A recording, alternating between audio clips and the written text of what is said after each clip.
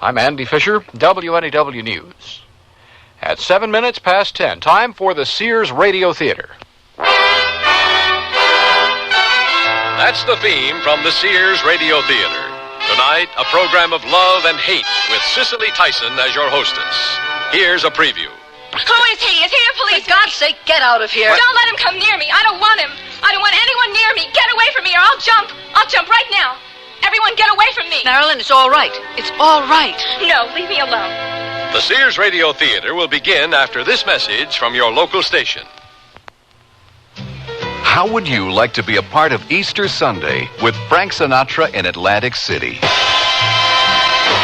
Now that's class. You might even get to see Frank in Las Vegas. To be eligible, just send your name, address, and phone number at home and at work to a WNEW Touch of Class, Box 1130, New York 10017. Beginning Monday, April 2nd, if we call you and you can correctly complete the title of a Frank Sinatra song we select, you'll win $11.30 in WNEW cash and be eligible to become one of 8 couples who'll go to Atlantic City for Sinatra in concert, courtesy of the Big W and Resorts International. You'll enjoy a fabulous show, a night at resorts, and $100 spending money. The 8 winners will be selected at random from all those who have qualified on Thursday, April 12th. Then on Monday, April 16th, from all entries received, we'll select one lucky couple as our guests for a long weekend in Las Vegas to see Frank at Caesars Palace in May. Enter now. A WNEW Touch of Class, Box 1130, New York 10017. I did not either. You're crazy. Oh, man, don't give me that. Hey, who's that guy over there with the dog? Oh, that's Mr. Kessler. Mr. Kessler! Hello, gentlemen. Pugsley, say hello. Mr. Kessler had a heart attack last Christmas. Says that's why he's out with Pugsley every night. What for? He's got to exercise. Build his heart back up. How do you know all that? My mom is a volunteer for the Heart Association. She told me. Why, he doesn't look sick to me at all. People are successfully recovering from heart attacks in far greater numbers today than ever before. The American Heart Association has fought long and hard against heart disease, funding important heart research, developing emergency rescue procedures, and establishing guidelines for the rehabilitation of heart attack victims. But the fight is far from over. Supporting the American Heart Association is like a long-term investment in your future. We're fighting for your life. This is Cicely Tyson. I'm standing at a very famous corner. Tour buses come by on the hour. Cars with out-of-state plates cruise slowly by, and sometimes the occupants point and exclaim among themselves. Even though you can't hear them, you know what they're saying about this corner. Just beyond the gate is another world, a dream world, a place where elaborate fantasies become real. For a time, anyway. This is a movie studio, one of the oldest. An enormous chunk of acreage. But more than that, a huge piece of Hollywood history and legend. Past that guard there, and a few steps further, is where it all begins. The trick is to get by that middle-aged, gray-uniformed, paunchy lion who sits with his clipboard that lists the magic few who are allowed to enter. One of them, Marilyn Dowd, is coming up the street right now, carrying a large manila envelope. She's approaching the guard at the gate. Hi, I'm from Mercury Messenger Service. I have an urgent delivery for a Mr. Calvin. It's a little late, ain't it? They caught me just as I was going home. I was the only one left in the office. They said it couldn't wait until tomorrow. Too bad you want to get nailed, honey. Mr. Calvin's gone home for the day. You won't get it until tomorrow, anyway. But they said that he... You must be new at this. I am. Well, don't worry about it, honey. That's just his business. Hurry up and wait. Everything's urgent, and nothing is. Is Mr. Calvin's office over there? Yeah, that's right. The big gray building, 8th floor. You can't miss it. Maybe his secretary's still there. Thank you. Marilyn Dowd is now inside the gates. If the guard hadn't turned his back on her so quickly, he might have seen her drop the manila envelope, which was supposed to be for Mr. Calvin, into the nearest trash bin. Marilyn doesn't work for a messenger service. The envelope was only an empty prop. Marilyn has other reasons for entering this world, her own personal reasons. She will be going up to Mr. Calvin's office on the 8th floor shortly. But for the moment, she stopped beside a shiny, pure white Rolls Royce parked in a space stenciled with the name Lisa Chadwick. Lisa Chadwick is very much a part of this world. She is one of its stars. Marilyn is moving on now toward the building. Before this night has ended, Marilyn Dowd and Lisa Chadwick will meet, and perhaps a life will be saved. And that's only the beginning of our story.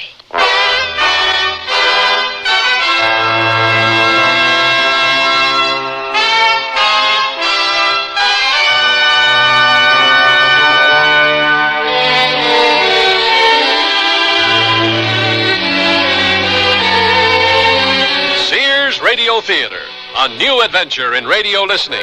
5 nights of exceptional entertainment every week. Brought to you in Elliott Lewis production of the Sears Radio Theater.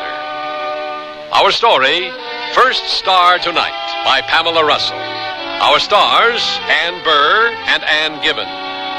The Sears Radio Theater is brought to you by Sears Roebuck and Company. Sears, where America shops for value. Polka dots have tightened up their shape this spring and turned up as tiny little happy little pin dots. Sears Dress Department has pin dot dresses in an assortment of nostalgic styles. A scattering of pin dots over trim-wrap dresses, circle skirts, pleated dresses, and more. Find light dots on dark backgrounds, dark dots on light backgrounds in soft polyester. So any way you face spring, pin dots win points for sunny dressing. Available in Mrs. Petite and half sizes at most larger Sears retail stores. I can't believe they can do it for $19.99. Installed? The aluminized Sears muzzler is only $19.99 installed. And listen to the muzzler promise. Sears promises that the muzzler will last as long as you own your American-made car. Or return it for refund or replacement free. And if Sears installed it, they'll install the new one free. Well, you can't beat that. I think it's fantastic. It's a great promise. The muzzler, just $19.99 installed. Clamps if needed, 99 cents each extra. Sizes to fit most American-made cars. Prices may vary in Alaska and Hawaii at most Sears Tire and Auto Centers. I've been working with furniture for 25 years, so I know about quality, and that's why I recommend a Sears Benchmade sofa for your family. There's a heavy-duty hardwood frame braced to withstand stress. The coil spring construction gives long-lasting comfort, and you can choose from fabrics and attractive solids or bright prints, all treated with Scotchgard brand fabric protector. Compare the quality of a Sears Benchmade with other fine sofas, and you'll be surprised. Styling, durability, and comfort. Benchmade, a great place to relax. Now at most Sears retail stores. The big, bright California sun has disappeared, sinking into the vast Pacific Ocean. It's growing dark. But over there, just beyond the building Marilyn Dowd has entered, a fire burns furiously. You can't go in there. You'll be killed. The whole building's on fire. Oh, I have to go. I have to get to that safe, and those papers, they're the only proof we have that this is another case of arson for the insurance money. That fire was bought and paid for, and I intend to prove it. You'll have a hard time proving it if you're dead. I have no intention of dying. You think you're indestructible? You bet I am. Please don't go in there. I tell you, I have to. I have to get that story. Is that all you care about? What about us? There is no us. There's only you and me, two people who came together for a little while and... And what? And went their separate ways. And right now the way I have to go is into that burning building. Go ahead, then. I won't worry about you anymore. I think you're made of asbestos, Casey Matthews. I know your heart is. Okay, good. Now hold on, Lisa. Running. I want a long shot of her against the fire. Good. Good. And cut. We've got it. Hank, you were fine, just fine. And Lisa, beautiful, Lisa. You were terrific. Oh, sure I was. Who wrote this script anyway? I don't believe these lines in asbestos heart. Who's the budding genius, Arthur? Your cousin? Maybe your brother-in-law? All right, everybody. Harry will give you the next setup. Lisa, step over here for a moment. Now, Lisa, calm down. You're saying things you don't really mean. Will you stop treating me like an imbecile? I meant exactly what I said. The script is trash. You're just nervous, Lisa. You're always like this the first day of shooting. You're going to love it. Just wait and see. It'll be one of the best shows we've done yet, I promise you. And I know all about your promises. I hate the script. I want it rewritten. There simply isn't time, Lisa. Casey Matthews is supposed to be a bright and dedicated investigative reporter, and I refuse to play her like a cross between Brenda Starr and Wonder Woman. Just take and it another easy. thing, you had me much too close to the fire. I was nearly cooked. I think my eyelashes were singed. Well, they're fake anyway. Oh, very funny. Oh, you're a very amusing fellow. Lisa, what's happened to you? You used to have a great sense of humor. We used to have good times, the best times on this set. Things have changed. Oh, they sure have. Why is that, Lisa? Is it because you're a star now? Does that make everything different? That's right. I am the star of this show, and don't you forget it. Oh, there's not much chance of that. You won't let me or anyone else forget it.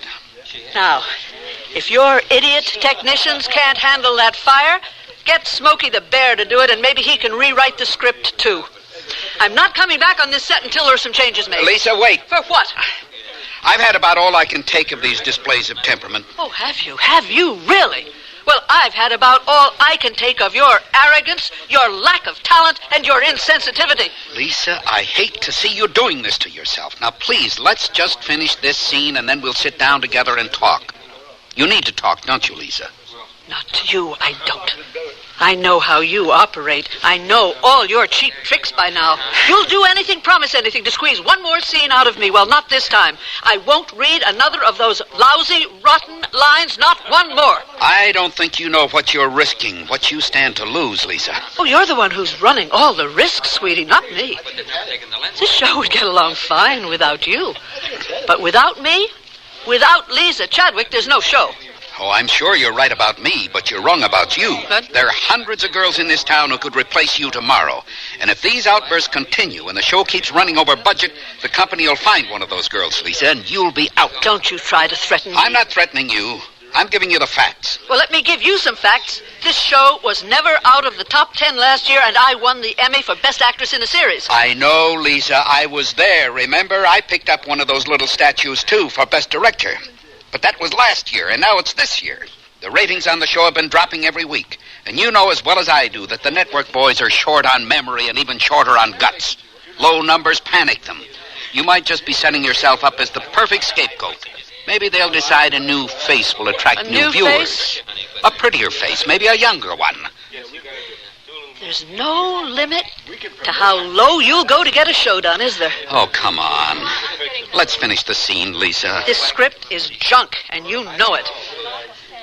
I'm Lisa Chadwick, and no one but Lisa Chadwick can play Casey Matthews. To the public, I am Casey Matthews. And maybe to yourself, too? I'm going to my dressing room. Dressing room? You mean that Taj Mahal on wheels that you demanded for yourself this year? That's an interesting choice of words. You know the Taj Mahal is a mausoleum. Yeah, I know. I thought the significance might be lost on you. And that was your subtle way of telling me that I'm killing myself or my career. Is that right? Exactly. I forget sometimes how smart you are, Lisa. Be smart now. Don't walk out. I'm not asking for Shakespeare. I'm not even asking for Emmy-winning lines. You just bring me something I won't be ashamed to read.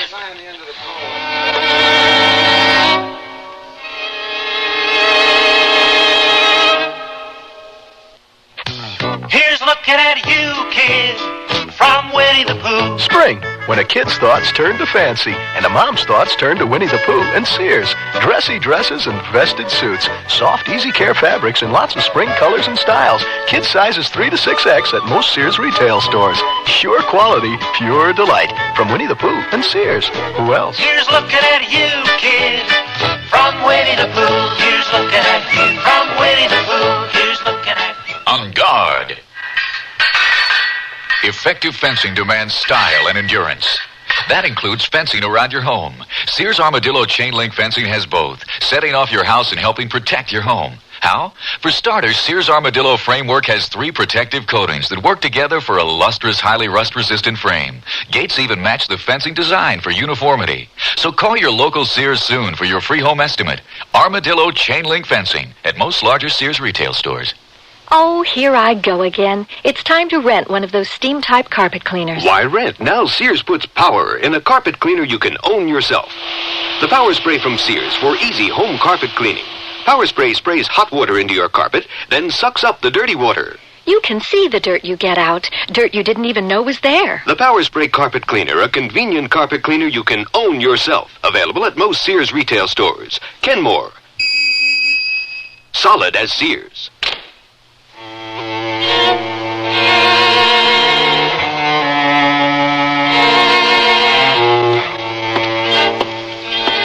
Is somebody in here? Mr. Calvin? Jane? What's that window doing open? Hey! What are you doing out there on that ledge? Are they shooting something here tonight? Nobody told me. Somebody should have told me about this. What show are you with? I'm not with any show. What do you mean? Aren't you an actress? Aren't they shooting in here? Do you see any cameras? No. You mean this is for real? Yes, it's for real. You mean you're gonna... Jump? Yes. Don't come any closer, please. No, I won't. How'd you get in here? It wasn't hard. I pretended I was a messenger. It wasn't hard at all. Hey, listen, you seem like a nice kid. I'm sure you got your problems. We all do, but, you don't want to do this. Yes, I do. No, you don't. Now, come on. Don't come any closer. All right. I won't. Look, we just stay put, okay? I'm serious about this. You don't know anything about it. You don't know anything about me. Would you like to tell me about it? I mean, what's bothering you? You wouldn't understand. No one understands. No one cares. Sure they do. What about your folks? Nobody knows. Nobody cares. But, miss... Don't try and lean out and grab me. It won't work. I'll jump. I swear I will if you take one more step. Don't you be sneaking up on me. I see you. I know what you're trying to do. All right, okay. I'm not moving. Don't you move either? What's that fire down there? Is there a building burning? No. It's not for real. It's a set for a television show.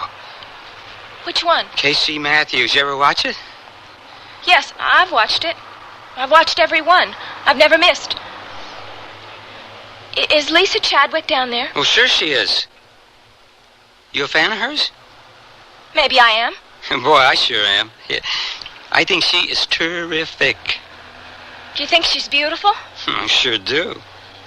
She must have everything in the world she wants. Well, I guess so. She's a big star. Have you ever spoken to her? Sure. I always say hello to her when I see her on the lot. And does she say hello back? Sure she does. And, she smiles at me, too. That's nice. Yeah. Hey, why don't you come in from there? You don't want to jump. Yes, I do. You want to die? You really do? I don't think so. Nice, pretty girl like you. You think I'm pretty? Well, sure. As pretty as Lisa Chadwick? Well, sure I do. No, you don't. I'm not as pretty as she is. Nobody is. Well, I don't know about that. Do you think she would talk to me? Lisa Chadwick? Yes. Would she, do you think? Would you talk to her? Yes. I'm just going to step over to the desk now. I'm going to make a phone call. Will you stay put? Yes. Okay. You sit tight, and I'm going to see if I can't locate Miss Chadwick. All right.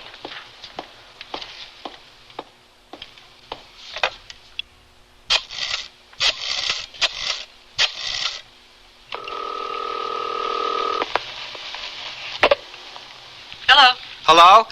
Is this Miss Chadwick's secretary? This is Miss Chadwick. Oh, well, I had no idea I was going to get you. I didn't think you'd answer yourself, Miss Chadwick. Well, this is my dressing room. Who's this? Miss Chadwick, I'm sorry. This is the guard from the executive building. I'm Ray Owens. Why are you calling me? Is there some problem? Yes. You see, there's a girl on the ledge outside Mr. Calvin's office. There's a what? I said there's a girl on the ledge outside Mr. Calvin's office, and she says she's going to jump. Jump? Yes, Miss Chadwick. Lisa, will you open this door and let me in? Have you rewritten the script already? Just open the door, Lisa. Go away and leave me alone. I beg your pardon, Miss Chadwick? Oh, I wasn't speaking to you, Ray. I don't understand why you've called me about this girl. What has she to do with me? She says she'll talk to you. She's a big fan of yours. I think maybe you could get her to come in off the ledge. Oh, I'm sure I couldn't do that. You should call the police. Well, I will, Miss Chadwick, but I really think that you could help her if you just would. The police know how to handle this sort of thing, what to do. I don't. Lisa, who are you talking to? Will you stop listening at my door and get away from me? Well, I've made some calls myself. The producer and the head of the studio are both on their way over to talk to you. I'm not talking to them or anyone else. You won't talk to the girl then? What? Oh, no. Wait. Yes. I'll talk to her if you really think it would help. I think you can save her life, Miss Chadwick. I think that you're everything that she wants to be. God help her, then.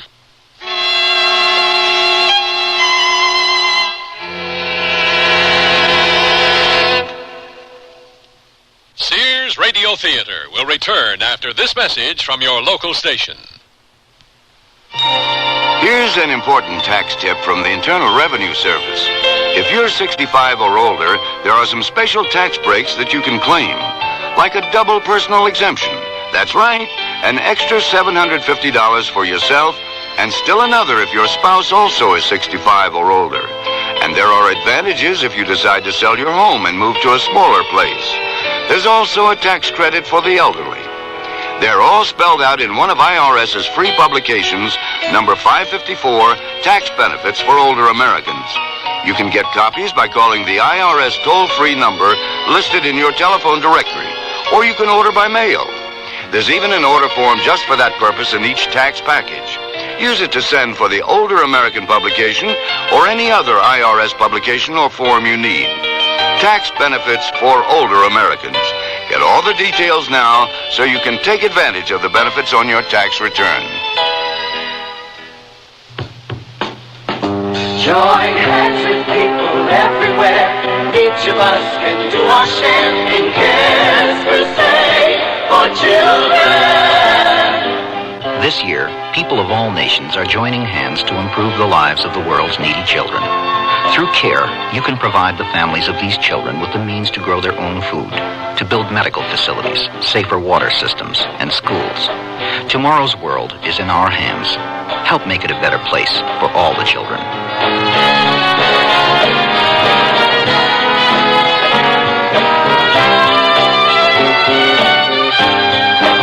Help a family plant the seed to end the hunger and the need. Join Cares Crusade for children. Please send your check or money order to CARE, Crusade for Children Overseas, Box 576, New York 10016. Marilyn Dowd waits, balanced precariously on the window ledge, wavering between life and death. She waits for Lisa Chadwick, her idol. On the movie backlot, far below her, she watches the fire slowly die out on the set of Lisa Chadwick's television show. Marilyn waits and wonders if her idol can rescue her, if anything can be said or done to save her, to keep her from jumping from the sledge. I called her. I got right through to her, directly to her, and she's coming. She's coming here to see you, to talk with you. Lisa Chadwick is coming here? She sure is. I don't believe Well, it. she is. She said she would.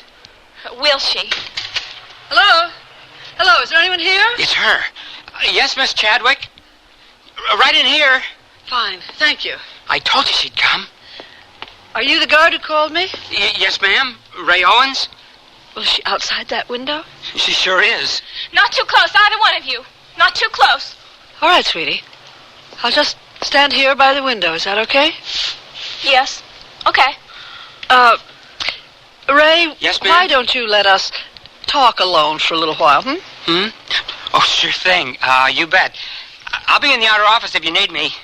I called the police and they're on their way. No, that's good. What's good? What are you two whispering about? Nothing. Nothing at all. Ray is going to leave us. Is that all right with you? Yes. I'll be outside. Okay. What's your name? Marilyn Dowd?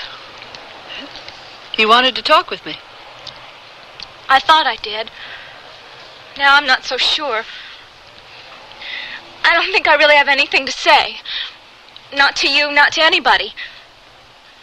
Nobody wants to listen to me. Nobody cares. If I didn't want to listen to you, I wouldn't have come. Maybe I can help. What's wrong, Marilyn? It's not that easy, you know. Only on television shows is it that easy. You're right. I thought you'd be taller than you are. I'm only tall on television. How tall are you? 5'5", but I always say 5'7". Why do you lie? Well, it's not exactly lying. It's what people expect. It's what they want to hear. I just give them what they want, that's all. I'm 5'7". I envy you your inches. What do you do, Marilyn? For a living, I mean. I'm a part-time receptionist with a big insurance company on Wilshire. But I want to be... You want to be what? What difference does it make? I'll never be what I want. Besides, you don't really care. You're just trying to draw me out. I know. Why did you come up here anyway? What's the real reason? You asked for me, and I thought maybe I could help. You want to save my life? Do you think I could do that, Marilyn? It's not worth saving. But it'd look good in the papers if you could do it. Why are you so angry? What's made you so bitter? Life, I guess. It's hopeless. Well, I know it gets pretty bad sometimes. Well, how would you know that? How would you know anything about bad times? Marilyn, I think you have me confused with Casey Matthews. A lot of people do that. She's the indestructible, infallible one, not me. You know, give good old Casey 60 minutes and she'll solve the problems of the world. That's why everybody loves and admires her. But she's just a character on a television show. She's not real, and she's certainly not me. Are you trying to tell me that you have problems just like all the rest of us regular mortals do? I don't think I'm doing any good here, Marilyn. I'm sorry you're so troubled. The guards called the police, and maybe they can help you. Wait, don't go. Are the police really coming? Yeah? Are you scared? No, I'm not. I'll be gone by the time they get here. Marilyn, how old are you? 23. 23 years old, and you want to die? What does age have to do with it? Well, it seems to me that when you're that young, you have a lot of time left. Time to make mistakes and learn from them. But if you make this mistake, Marilyn, and it is one, there'll be no coming back. You won't learn a thing. You'll just be dead. And that's forever. You talk like you're a lot older than I am. Everything I've ever read about you gives your age as 25. Well, I'm not 25. I'm 33 years old. Another lie. Why? 33's not old. No, but it's not young anymore either. Occupational hazard, part of being an actress. Kind of actress I am, anyway.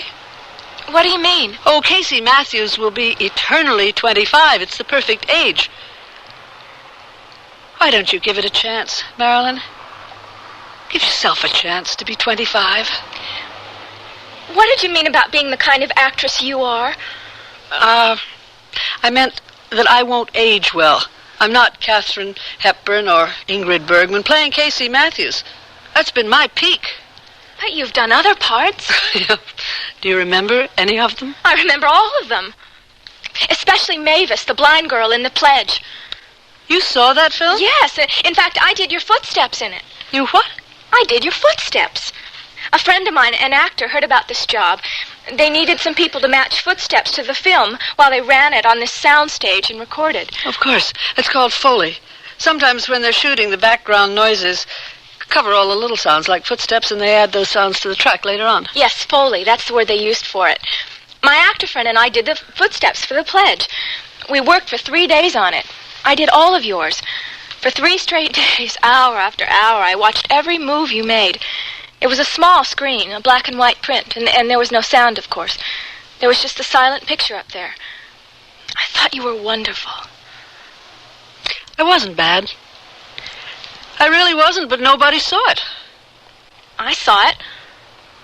But then I guess I'm nobody. I didn't mean that, Marilyn. But it's true. I'm nothing, nobody. Marilyn, do you want to be an actress? I wanted to be an actress. How long have you wanted it? All my life. It began with my mother. Look who she named me for, Marilyn Monroe. Looks like that's really going to be appropriate now. More so than Mom ever would have guessed. At least Marilyn Monroe got to be a star before she died. And being a star killed her. I think it's what kept her living as long as she did. Have you ever acted, Marilyn? Have you had any parts at all? Just one. I didn't have any lines. It was in that Follies movie they did last year. They ran an ad in all the papers for girls. They needed lots and lots of girls. I was at the studio at 5 o'clock in the morning, and there were still 20 girls ahead of me in line. By noon, when they finally began to see us, there were nearly 1,000. It caused a traffic jam. All those girls in leotards and bikinis, satin hot pants, evening dresses, everything imaginable. We had to go up on the stage in groups of 5 and walk past the director and the producers and whoever else happened to be standing there. They judged us, talked about us. They didn't even bother to whisper or lower their voices, even a little. One girl actually wore an old Follies costume that she'd found somewhere. It was all sequined in bright blue, and she wore an enormous orange feather headdress. They laughed at her when she went up on the stage. They roared in her face. Maybe they thought it was a joke, but it was no joke to her. She believed in them and in herself.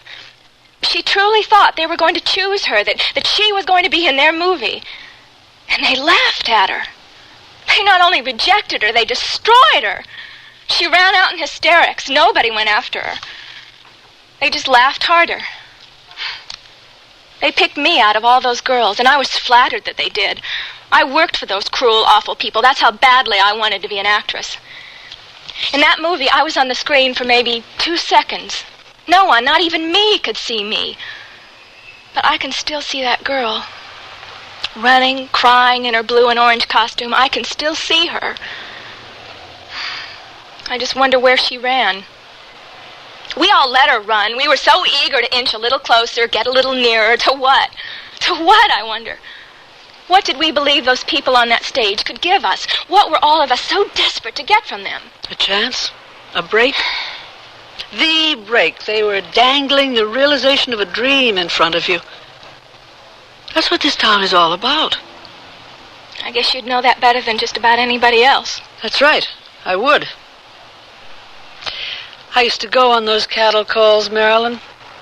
They're a very quaint, cruel custom here. I probably went on 100 of them, maybe more.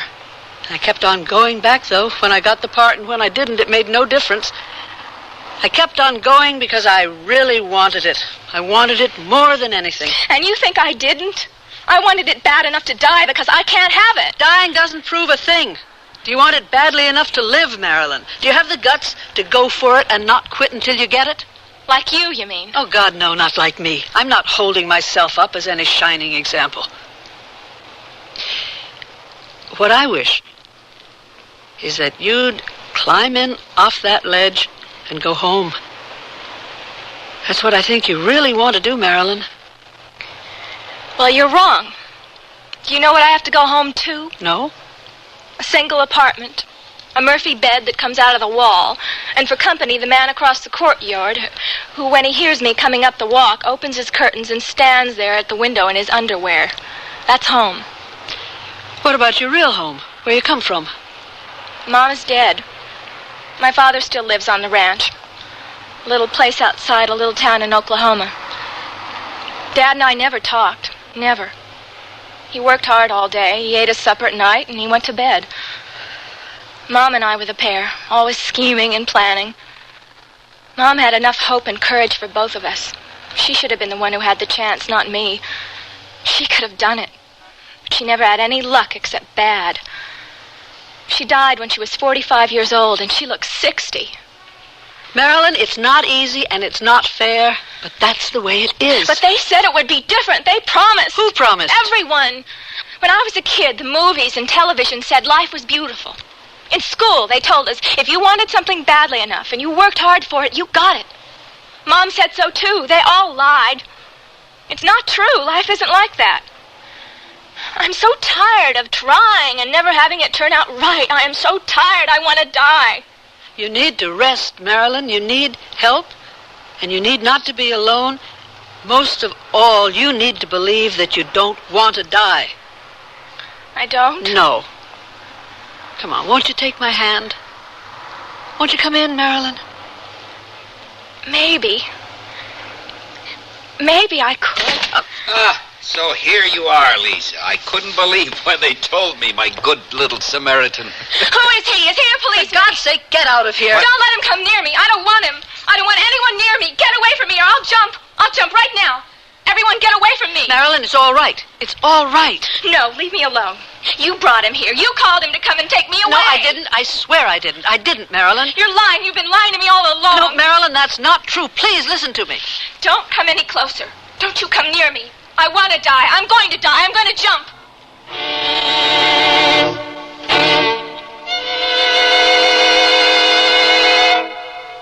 To look the height of fashion wherever I go requires many coats. But for home, I need only one coat fashion surrounding me. Sears Best Easy Living Interior Paint. One coat of easy living on the walls, and every room looks stunning while I entertain or just relax. Choose from 25 decorator colors in easy living latex flat and semi-gloss, plus bright white ceiling paint for your home. Because with Sears Easy Living Paint, it's one coat when used as directed at most Sears retail stores. Tell us the one about Roebuck's jeans, old-timer. You mean genuine Roebuck's jeans from Sears? Shucks, the Western way of life begins in a pair of authentic Western Roebuck's jeans. Made out of hard-working denim? Roping calves, wrestling steers. Why, that's the kind of action heavyweight Roebuck's was made for. Hey, how about looks? Well, whether you're a rodeo star or a city dude, perma-pressed Roebuck's help give that neat, rugged cowboy look. Roebuck's, the men's jeans that won the Golden West at most larger Sears retail stores. At Sears, we know how important appliances are in your home and how important it is to you to keep them operating in top condition. That's why Sears wants their customers to remain satisfied with our products for years to come. That's why we service the Sears appliances we sell, to help make sure that your appliance will continue to give you quality performance. If you have a problem, just call Sears Appliance Repair Service. We're nationwide and listed in the white pages of your telephone directory. Sears, where customer satisfaction is one of our most important priorities. Cicely Tyson again. And here's the concluding act of First Star Tonight. No, Marilyn, please. Please talk to me. Now, come on, let's just talk some more. Lisa. Make him go right now. All right, I will. I will, Marilyn. And then we'll talk again, all right? Yes. All right. But make him go. Arthur, come on. Now, do you see what you've done? She nearly jumped because of you. Look, the police are right outside, Lisa. They know how to handle people who crawl out on window ledges. Let them do their job, and you come back to the set and do yours. I don't believe you. We're talking about a human life. Did you see that girl out there? I saw her, Lisa, and I know what you're using her in this situation for. What do you mean by that? I mean, this is a great excuse for you not to return to the set with me. That's your reason for being here. We're losing thousands of dollars an hour down there. I'm warning you to come back with me right now, or you may not have a job tomorrow. A job? That's right, Lisa. You can go from an Emmy-winning television star to just one more actress on the unemployment line, and it's a very short step, shorter than you might imagine. Get out of here. I have nothing to say to you. I've got to go and talk to that girl. I don't want to leave her alone. Oh, you're a fine one to try and talk anyone out of killing themselves, Lisa. Get out. All right. Have it your way. Marilyn? Marilyn? What? He's gone. He wasn't the police. That's my director. I heard. Well, I'm sorry he burst in like that. Would it be all right if I came a little closer now? I'll sit here on the windowsill. No further. Don't come out on the ledge. I heard everything. I think your director's right about you. You're here for selfish reasons. You don't give a damn about me. You wouldn't care if I jumped right now. Yes, I would. I'd care very much. Why? Because I don't think you really want to do this. I think you're troubled and unhappy and very tired. But all that can be changed. The only thing that's totally irreversible is what you want to do. Death is the most final thing there is. What did your director mean when he said you were a fine one to try and talk someone out of killing themselves? Do you really want to know? Yes. He was referring to a drug overdose that I took a few months ago. You? Yes, me. They kept it out of the papers, and everyone pretended that it was accidental, that I'd been working too hard, that I didn't realize how many sleeping pills I'd taken. None of that was true. Why would you want to die? You have everything in the whole world that you want. Do you really believe that? Yes. You're wrong. You couldn't be more wrong, Marilyn. You talked about your apartment, painted a pretty grim picture. But I'll tell you something. My big, beautiful redwood and glass house that I had built just for me right on the ocean gets just as empty. Loneliness doesn't make architectural distinctions. How can you say you're lonely? You're in all the magazines all the time with the men you date. You're always laughing or dancing or something. I go out mostly just so those pictures can be taken. Do you think I have a relationship with any of those men? I don't. We just look well together. We don't talk. We're too busy posing, being seen, projecting an image. It's all images.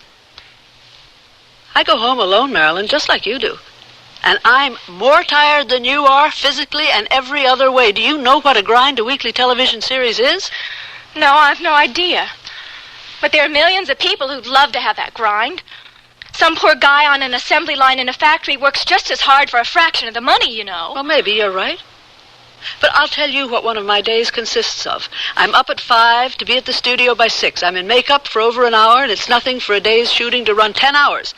If I'm lucky, I'm home by 7 or 8 o'clock. I grab a bite to eat, and by 9, I'm in bed with my script, studying my lines for the next day. And the next day is the same, and the next, and the next, and the next. The guy on the assembly line doesn't deal with the insecurity, the fears, the intrigue, the backstabbing envy that I do. Do you still want to be me, Marilyn? I never said I wanted to be you. Didn't you? No, I didn't. All right, maybe you didn't say it. But it is what you want, isn't it? Isn't that what this is all about? Well, maybe it's what I wanted, but I keep telling you that there's only one thing I want now, and that's to die. Yep. You keep saying that. So do it. What? Do it, Marilyn. Go ahead, jump. Jump! I can't. Then come in off the ledge. I can't do that either. I can't do anything. I can't move. I can't jump. I can't die. I can't come in. I can't live. Yes, you can. You can live. You can, Marilyn. I want you to. I care what happens to you. But I want you to save your own life, Marilyn. I don't want to rescue you. Maybe I came up here thinking that I did. Maybe I came up here with my ego in mind, but not now.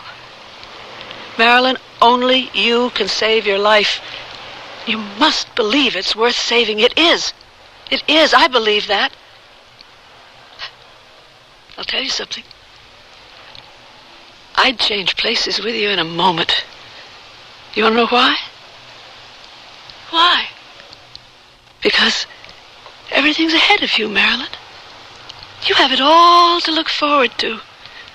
The climb is the best part. When you get to the top, the view, the attainment, it's only exhilarating for a moment.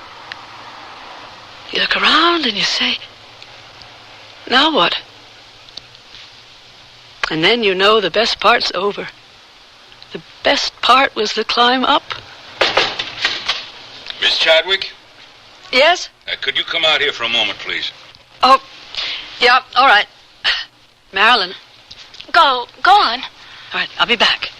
Okay. What is it? What do you want?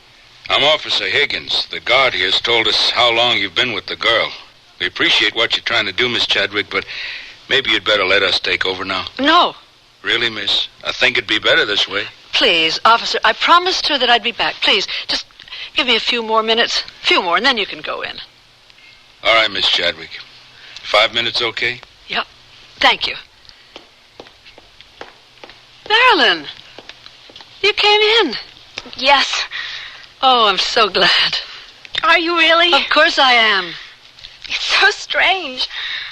Suddenly, I knew I wasn't going to jump. I was out there, and I looked up at the sky.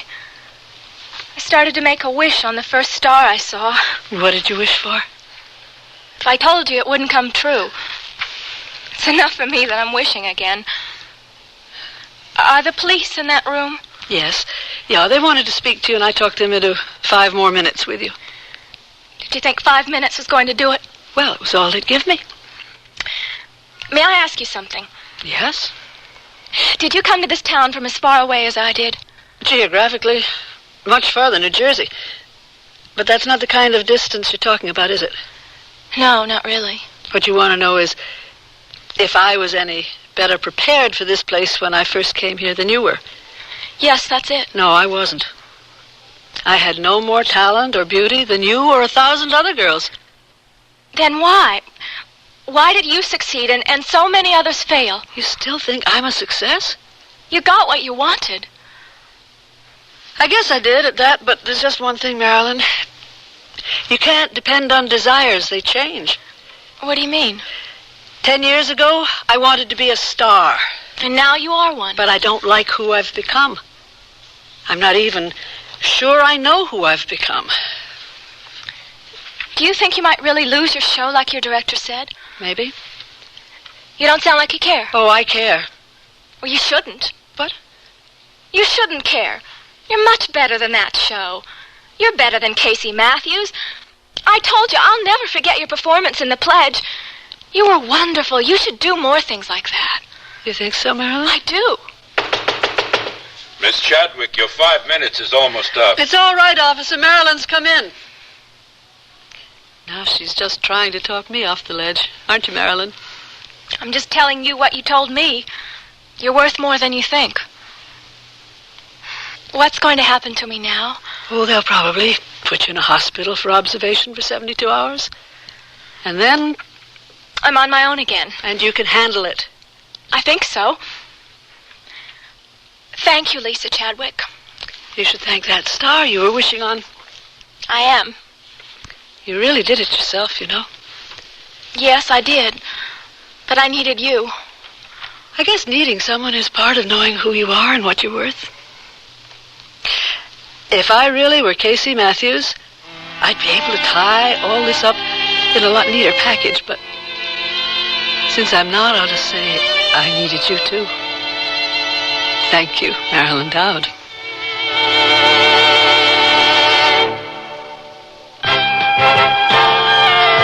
You want to buy some radios, but tires all look the same. You've got to have good feelings. You've got to trust the name. You know our reputation. Remember what we said. When Sears is behind you, you come out ahead. The waist on these jeans fit fine, but the hips are too tight. My hips look sleek in these jeans, but I'm swimming in the waist. We need jeans that fit at the waist and hips. We need jeans that fit from Sears. For every size waist in jeans that fit, there are 3 hip sizes to choose from, and 2 lengths. Tapered, contoured, fitting as if they were tailor-made.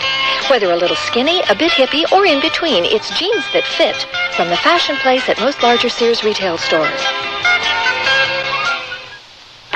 Join millions of Americans and shop the easy way with a Sears credit card. All you do to apply is call toll-free 800-526-0444. It's your entry to shopping convenience and quality merchandise. Your card will be accepted at over 3,600 Sears stores across the nation. And you can choose from over 100,000 Sears products and services. Even use it for your catalog orders, in the store or over the phone. Just say charge it. Call 800-526-0444. New Jersey residents call 800-652-2777 for your Sears credit card.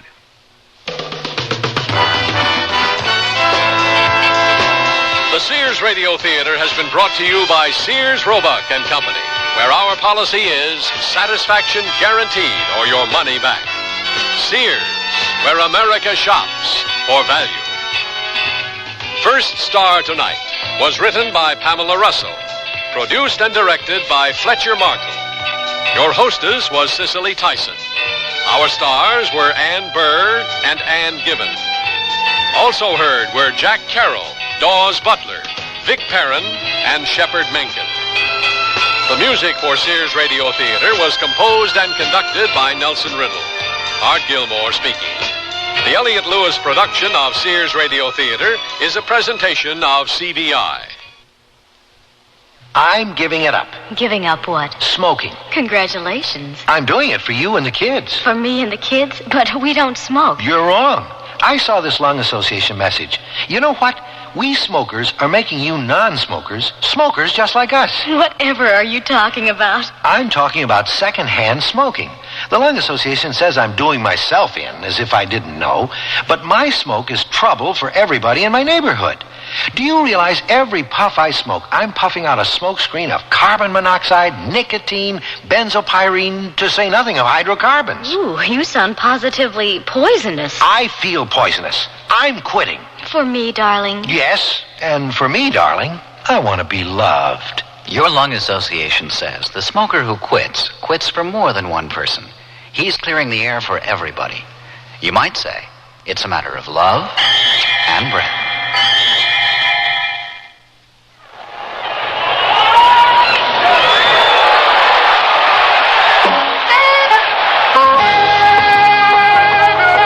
This is Bucky Dent of the New York Yankees.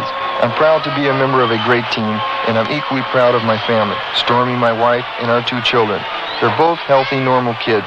But you know, there are some children in this world, in your neighborhood, who are not so lucky. They were born with handicaps, injured in accidents, or disabled by illness. All they want is an equal chance with other children to work, to play, to learn, and to feel they will have a place in the world when they grow up. The Easter Seal Society is preparing both children and adults for tomorrow, rehabilitating them, giving them a chance to become self-respecting citizens. That's why I support the work of Easter Seals. As a member of the National Easter Seal Sports Council, we hope you support your local Easter Seals program. It's a great way to help handicapped people.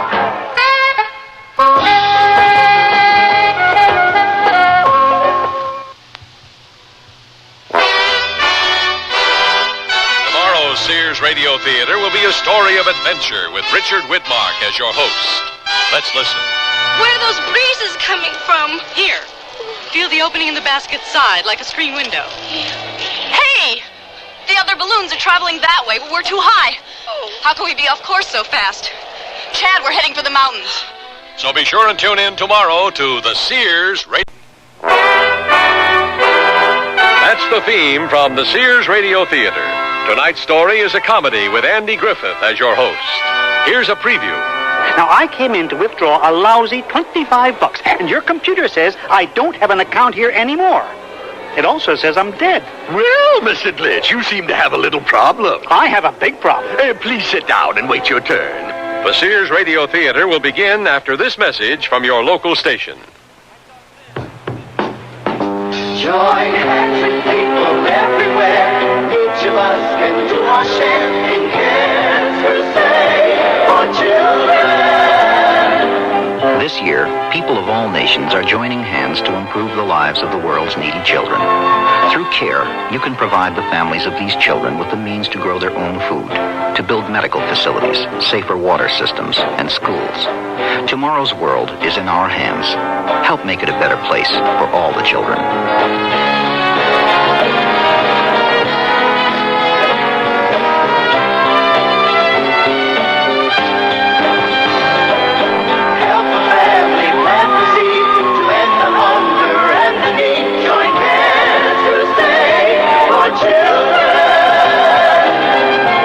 Please send your check or money order to CARE, Crusade for Children Overseas, Box 576, New York 10016. This is Andy Griffith. The afternoon traffic is backed up for miles along LaSalle Street in windy Chicago, Illinois. Here we find one Arnold Glitch, a man in his late 40s, who makes his average but comfortable living through the sale of exotic birds. He sits at the wheel of his patient but sickly imported car, raging in impotent fury at the stupidity of the other drivers on the road. For Mr. Glitch is about to perform the time-honored American ritual, going to the bank. Move it! My bank is going to close at 3. Maybe I should just park the car and walk. Mr. Glitch is a good businessman. He always keeps a little bit salted away for a rainy day. Today, he's planning to withdraw a small sum of cash for spending money over the weekend. But the bank has a surprise in store for him. That's the most ridiculous thing I've ever heard. Sir, we at Big Wig Bank cannot help you if you continue to shout. And you call yourselves the Person's Bank? All I want to do is withdraw $25. I'm sorry, Mr. Glitch. All I can do is punch your account number into the computer. Are you telling me that last week I had $5,000 in my account and now I have nothing? No, Mr. Glitch, I'm not. I'm trying to tell you that according to the computer, you have never had an account with us. I'd like to speak to someone in authority. Well, you could talk to the bank manager, but he won't be able to help you either. Why not? I hate to tell you this. What? What? According to our computer, you've been dead for 6.5 months. And that's just the beginning of our story.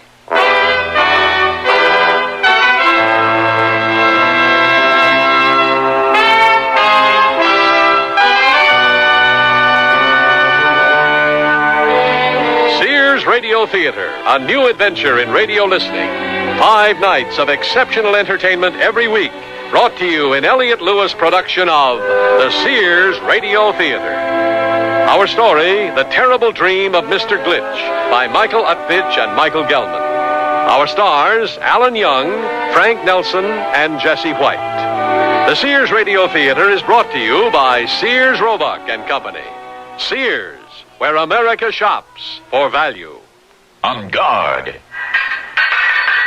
Effective fencing demands style and endurance. That includes fencing around your home. Sears Armadillo chain link fencing has both, setting off your house and helping protect your home. How? For starters, Sears Armadillo framework has 3 protective coatings that work together for a lustrous, highly rust-resistant frame. Gates even match the fencing design for uniformity. So call your local Sears soon for your free home estimate. Armadillo chain link fencing at most larger Sears retail stores. Why not ruffle up a window with tradition from Sears Open Hearth Collection? Our Inheritance Cape Cod curtains have plenty of big, fluffy ruffles for that traditional New England look that's become an American favorite. They're an easy care perma-pressed fabric made from 65% Codell polyester and 35% cotton, completely machine washable. Choose from 14 distinctive colors, one of the largest selections to be found anywhere. So carry on a decorating tradition, the Cape Cod look from Sears, available at most larger Sears retail stores. To look the height of fashion wherever I go requires many coats. But for home, I need only one coat fashion surrounding me. Sears Best Easy Living Interior Paint. One coat of easy living on the walls, and every room looks stunning while I entertain or just relax. Choose from 25 decorator colors in easy living latex flat and semi-gloss, plus bright white ceiling paint for your home. Because with Sears Easy Living Paint, it's one coat when used as directed at most Sears retail stores.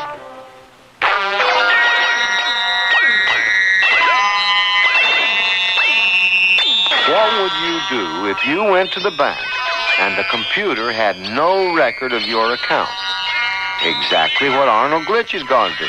He's going to talk to the bank manager. In this case, Mr. Smiley by name. Now, Mr. and Mrs. Suture, surely you must realize that I personally did not take your car away. But who? Mr. Smiley? Yeah? My name is Arnold Glitch, and I've had an account at this bank since Eisenhower. Now, I came in to withdraw a lousy $25, and your computer says I don't have an account here anymore.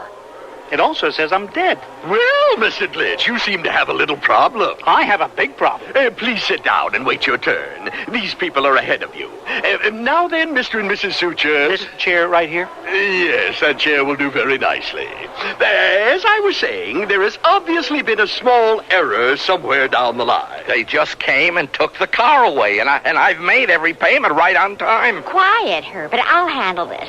Mr. Smiley understands that this small error will be corrected, or his bank will hear about it.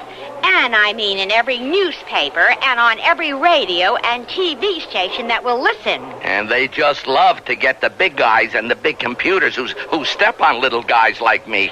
Herbert, I said I'll handle this. Yes, love bunch. Mr. Smiley, will your computer get me to the grocery store, or pick up the kids from school, or get Herbert to a psychiatrist's appointment on time? I had to take the bus this morning.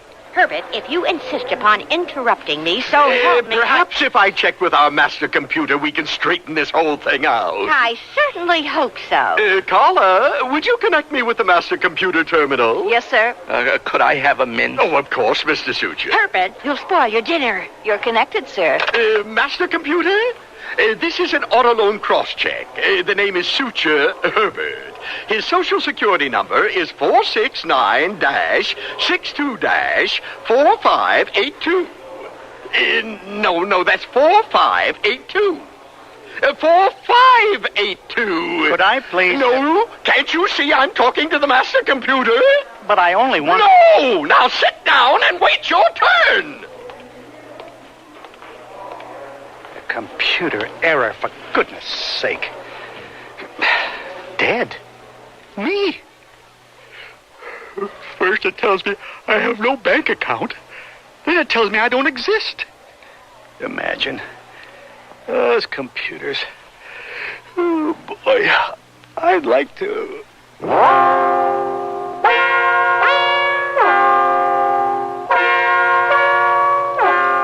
Glitch, over here. Who, me? That's right. You're the number 3? That's right. Right before the number 4. Hey, Glitch, how are you going to spare a dime if you ain't got an account number? You can't pay. No account. That's okay. It's on the house. Thanks. That's strange. This drink tastes funny. Feels like I'm falling. I've been poisoned. Of all the possible numerals, I have to run into the treacherous 3. Hey, Glitch. Que pasa, baby? Hello. You're, Yeah, you're good at a diode. What do you say about that? Take me to your leader? Oh, yeah, sure, certainly.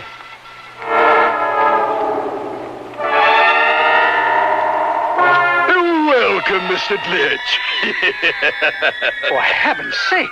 It looks like, yes, I'm inside of a computer. My, you are a smart one, aren't you? I can't see you anywhere. Where are you? I am everywhere, Mr. Glitch. Look around you, and I am all that you see. I am the master computer. You may call me Carl. Well, listen, Carl. I want to know what happened to my bank account. I am not programmed for petty cash. I am a supercomputer capable of giving orders to lesser computers and performing intricate calculations of the highest order. I'm sorry. Good. Then you won't mind spending $250? $250? What for? I'm glad you asked. Hurry, hurry, hurry! Step right up! Step aboard Computerama! The ride of the century! For only $250, 1/4 of the mill! Hurry, hurry, hurry! I thought you weren't programmed for petty cash. No. Look, Glitch, you gotta eat, and I gotta eat. Carl, I don't know how to put this. I had $5,000 in a bank account, and one of your friends messed it up. What bank? Bigwig Bank. Oh, yes, the person's bank. Just a moment, please. Carla, get me computer terminal 32 at Bigwig Bank. Terminal 32 on line 7. Hi, Uncle Carl. Oh, no! It's my nephew, Freddie! You're the terminal at Bigwig Bank? That's right, Uncle Carl.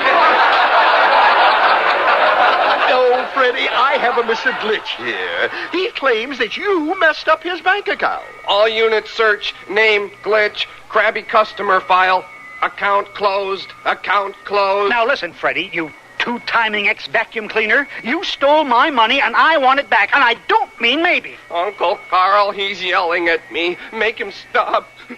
Make him stop. Glitch, you made my nephew cry. I hope you're real proud of yourself.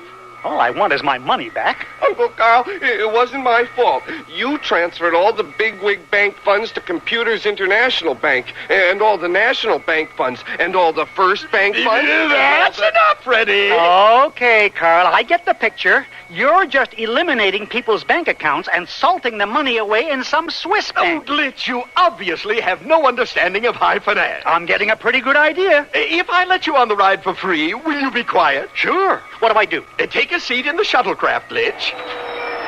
Program Computerama. Memory output interface. What's going on here? It's a ride, Glitch. Just sit back and relax. And now, prepare to experience Computerama. See the miracles of today and the stark realities of the future dance before your very eyes. Please make sure that your seatbelt is fastened securely, and remember to keep your hands inside the shuttlecraft at all times.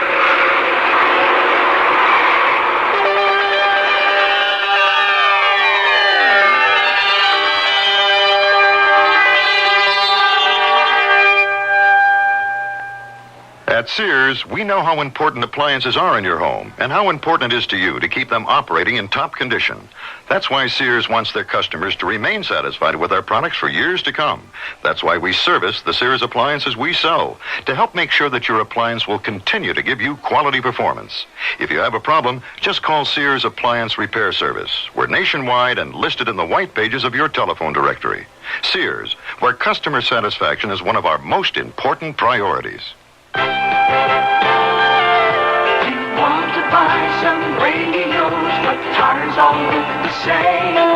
You've got to have good feelings. You've got to trust the name. You know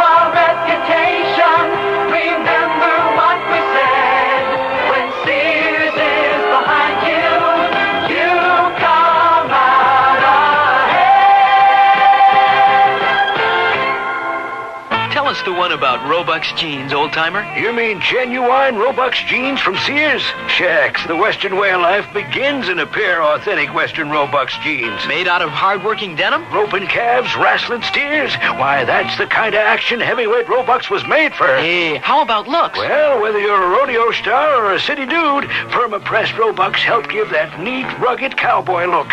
Roebuck's, the men's jeans that won the Golden West at most larger Sears retail stores. Here I am, right over here. Just look. Arnold Glitch is having a nightmare. Imagine. And now, Computerama proudly presents The Computer Story. Since the dawn of history, man has had a need to count. Early man used rocks. Hey, yo, buddy. Hey, Ugg. What can I do you for? The wife says she needs a dozen rocks. Terrific. Hey, how many in a dozen? I don't know. What's a many? Skip it. Hey, Ugg, can I interest you in a wheel? Oh, no, thanks. I got two in the garage. The Arabs revolutionized counting by inventing numbers. Abdul, come here quickly. Yes, master. Have you found my brain yet? No, Abdul. I have discovered numbers. Look through this microscope. Ah, yes, master. I see.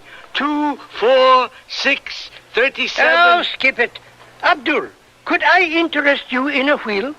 And in time, man learned how to count and add and subtract and multiply and divide. And soon he began to discover bigger numbers, more numbers than he had fingers and toes. More numbers, in fact, than he had fingers and toes in his whole family, even counting his crazy Aunt Louise. So, as man often does, he invented a machine to help him. And it came to pass that in 1944, in the shadows of World War II, the first modern computer was born. Man had entered the computer age. Now, wait just one sweet minute here. Carl? Yes? Look, Carl, I've been on better rides at the state fair. Believe me, Glitch, this is no state fair.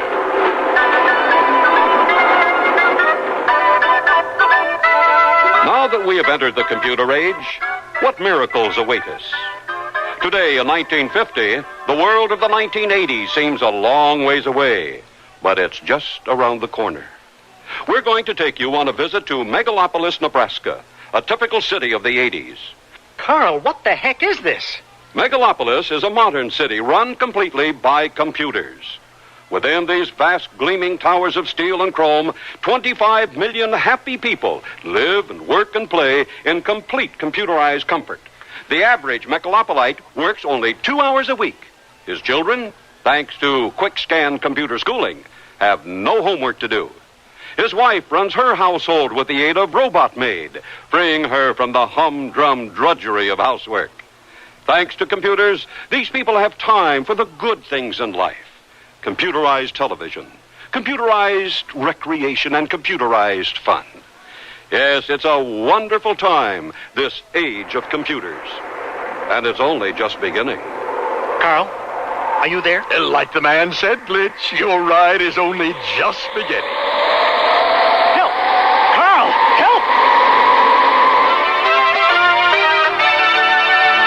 help! The following message is brought to you by Computerama. You know, more and more these days, we seem to have trouble adjusting to the so-called computer age. Has this ever happened to you? I'm very sorry, Mr. Johnson. I wouldn't approve your loan if you got down on your knees and begged. Put the free calendar back on your way out. Why was that banker laughing? Because he got a look at poor Mr. Johnson's computerized credit file. Right now, hundreds of computers may have stored information about you in their memory banks. Now you can change all that with the amazing Data Smasher. That's right, the Data Smasher actually alters computer files. The Data Smasher makes the bad look good and the good look great. Instantly, you can go from poor risk to preferred customer. Now I have your file, Mr. Johnson, and we shall process that loan immediately. The Data Smasher, because at Computerama, we care. I sure would like to get one of those Data Smasher things. Welcome back, Mr. Glitch. You mean, that's it? The end of the ride? What a chip. Relax, Glitch.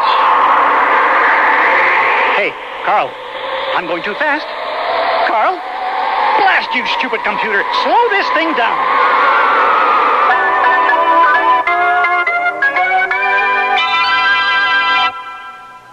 Sears Radio Theater will return after this message from your local station. All right, men, go out there and make sure that every customer at Alpamati Village is satisfied. Hi there, may I help you? Wow, you're really big. You noticed. I'm the friendly giant, Alpamati Village, home of Alpamati Ford, Alpamati Datsun Dodge. Ooh, I'm glad you're friendly. How did you grow so big? I eat a lot, and I think big. I give big savings on all the cars I sell, and I have a big smile for everyone. Well, just how big are you? I'm the largest Ford dealer in the world. But you're talking to little old me. That's the secret. You see, you grow to be the biggest by starting small. When you come in for service, we make sure that your car is serviced quickly and correctly. So when you buy another car, you'll come back to Alpamati Village. When you do that year after year, you wake up one morning a giant. Alpamati Village, home of Alpamati Ford and Alpamati Datsun Dodge on North Avenue, 1 mile east of Mannheim Road. Sir. Yeah. You have 9 items. Right, that's right. This is the supermarket express lane. 8 items or less. Well, all I bought was Bay's English muffins. Yes, sir. 9 packages. You see, they're so versatile, I just grab the whole stack. They go with anything. But not out the 8 items or less express lane, they don't. Look, I eat them with lunch, brunch, dinner, parties, and snacks, so I need plenty. You have 9 items, sir. And they're delicious with jam, sausage, bacon, and even cheese. I like Bay's English muffins with hamburgers myself. You do? Well, then you can understand. However, I would never abuse the privilege of the 8 items or less express lanes. You see, whenever I think of the many delicious ways to serve them, I just kind of lose my head, I guess. Sorry. Gee, I feel so guilty. Bay's English muffins keep in your freezer for up to 6 months. You want to stock up? Go to the regular lane. Okay, I'll take 1 package back to the dairy case. Wait a minute. I'll overlook it this time, but I really should have called my supervisor. Well, gee whiz, what's he like? He likes Bay's English muffin pizzas. Next.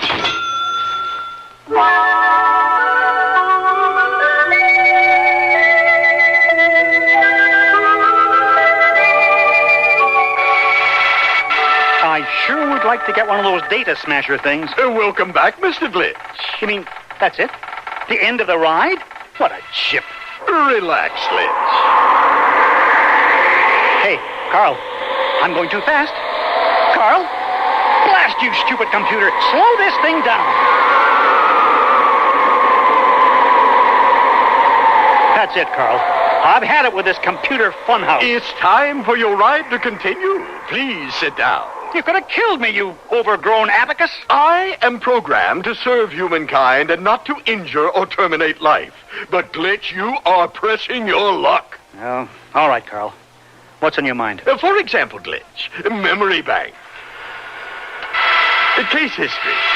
Herbert W. Suture, middle-aged, middle-class, middle management. A man who is having a mild nervous breakdown. Looks like he's in a doctor's office. Exactly. And you just wait to see what happens to him. But why is that man in a doctor's office? Weren't you listening? When? Before. I forgot. It seems so long ago. Just watch. Doctor, I just don't think I can take it anymore. Herbert, you were telling me how they're out to get you. They're everywhere, Doc. Mr. Suture, who are they? Who is trying to get you? The computers. The computers? Sure, Doc. If you fill out an application for credit, they know about you. If you apply for a loan or if you're in the Army, they know even more about you. If you cash a check, they know it. If you take a trip, they know it. If you make a phone call, eat at a restaurant, or turn on your lava lamp, they know it. I'm telling you, Doc, they're watching us. Oh, Herbert, you poor, misguided, miserable slob. You're not really afraid of computers. I'm not? Oh, of course not. Computers are simply instruments to store and calculate information. Hey, that's right, isn't it, Doc? Computers can't really hurt me at all, can they? That's it, Herbert. Now, the people who own the computers, they can hurt you. They can? Oh, sure. They can buy you or sell you to whomever they want. Properly programmed, they could completely destroy your life. But they wouldn't be that mean, would they, Doc? Herbert, they don't have to be. The secretary pushes the wrong button and blappo. Your life is ruined.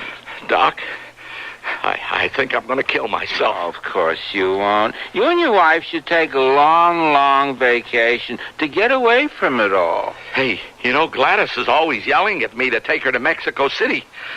I can almost feel myself on that jet now.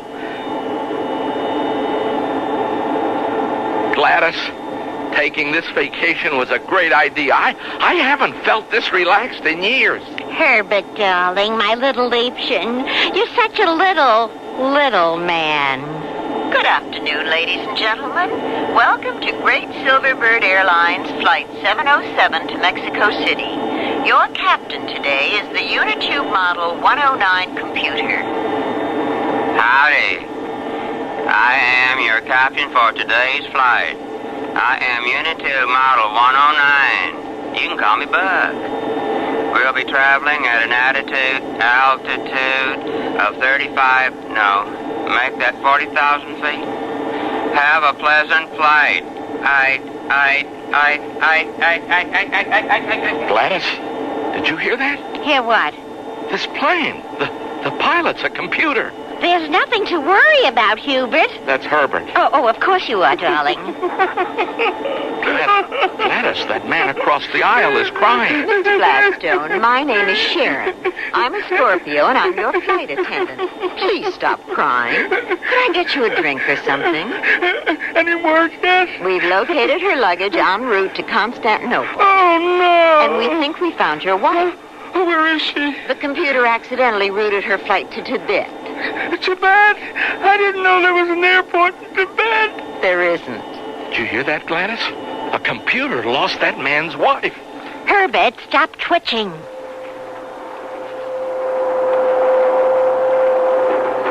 Hello, Mr. Glitch. Carl? Is that you? Carl is busy with his Swiss bank terminals. I am his assistant, Carla. Carla, huh? What's going to happen to that poor slob on the airplane? You computer sure messed him up. That is his problem. But most computers are marvelous people, Mr. Glitch. A computer can be your ticket to adventure, romance, passion. This sounds like a sales pitch. Not at all, Mr. Glitch. Unless you'd be interested in a Mrs. Glitch. Computer dating? No, thanks. Think again, Mr. Glitch. We computers are able to tabulate information from all over the world. Humans need never have to go from city to city or country to country to find that special someone. We can tell you whom to choose without you having to do the legwork. I'm not interested. Mr. Glitch, won't you fill out the card for me, please? Oh, well, all right. You're a sweetheart, Mr. Glitch. Now, just place the coded card in the input slot. Okay. There you go. Thank you, Mr. Glitch. When next we meet, I'll have the girl of your dreams. Wait, don't go. Time for you to continue your journey, Mr. Glitch. Pay attention now. And now, we return to the exciting adventures of Herbert Suture, Paranoid. Herbert, stop twitching and read to me from that travel brochure. All right, it says here, the beautiful Hotel De Niro features the largest swimming pool in all of Mexico. A beautiful pool, a beautiful hotel, a beautiful vacation. And you have to lose your wallet with all our credit cards and money and identification. Herbert, you are a complete boob. Gladys, I am supposed to be relaxing, but how can I relax when we can't even charge a meal? And how are we going to pay for 5 more fun-filled days, not to mention 4 romantic nights? It's lucky for you, Herbert, that you have me to tell you what to do. Why don't you just go down to the travel bureau and tell them what happened? Well, all by myself? Welcome. American Distress is here to help. Oh, I lost our wallet. All of our credit cards are gone. We're ruined. Oh, my. We do have quite a serious little problem, don't we?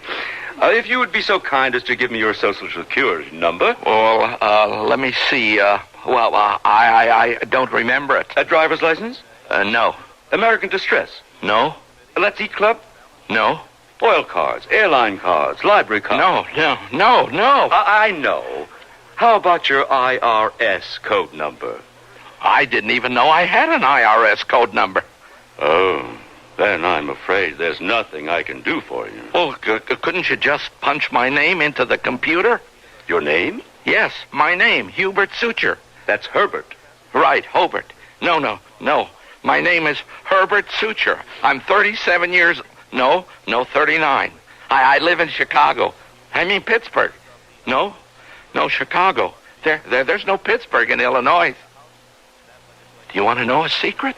Sir, are you all right? I never felt better in my life because I have a bomb in my pocket and I'm going to blow up the next computer that hurts me. Herbert Suture isn't going to take it lying down anymore. Are you sure you wouldn't like to lie down, Mr. Suture? Okay.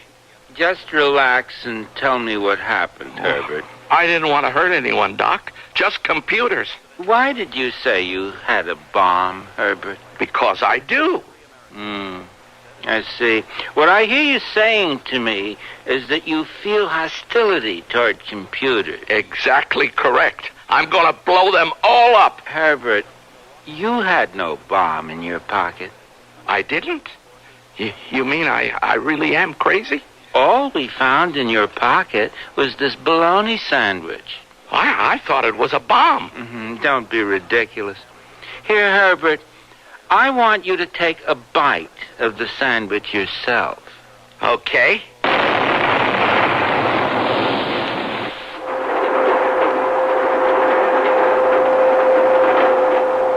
It is spring. I am back, Mr. Glitch. Carla, is that you? Yes, darling. I am about to tabulate and find your dream girl. Tabulate away, but you're not going to find anyone. I know, Mr. Glitch. You're absolutely right. I am? Surely you must know. I love you, Arnie. I know that now. Oh, I know it sounds crazy, but maybe it's just crazy enough to work. Carla, you don't know what you're saying. I can't fight it anymore, Arnie. Carla, you're a computer, and I'm just a dealer in exotic birds. You're just saying that to protect me. Carla, my love, we both have our jobs to do. You in your world and me in mine. Oh, I don't know what's right any longer. You will have to think for both of us. All right, I will. Here's looking at you, kid.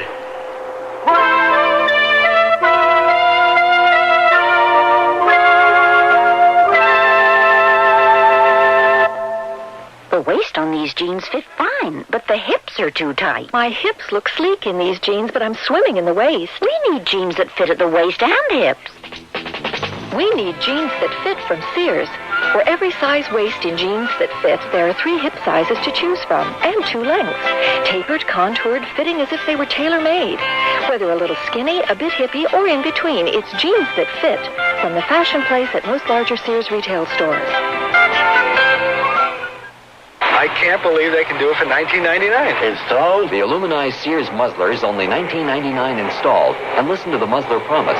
Sears promises that the muzzler will last as long as you own your American-made car. Or return it for refund or replacement free. And if Sears installed it, they'll install the new one free. Well, you can't beat that. I think it's fantastic. It's a great promise. The muzzler, just $19.99 installed. Clamps if needed, 99 cents each extra. Sizes to fit most American-made cars. Prices may vary in Alaska and Hawaii at most Sears Tire and Auto Centers. Here's looking at you, kid, from Winnie the Pooh. Spring, when a kid's thoughts turn to fancy and a mom's thoughts turn to Winnie the Pooh and Sears. Dressy dresses and vested suits, soft, easy care fabrics, and lots of spring colors and styles. Kid sizes 3 to 6X at most Sears retail stores. Sure quality, pure delight. From Winnie the Pooh and Sears. Who else? Here's looking at you, kid, from Winnie the Pooh. Here's looking at you, from Winnie the Pooh. Here's looking at you.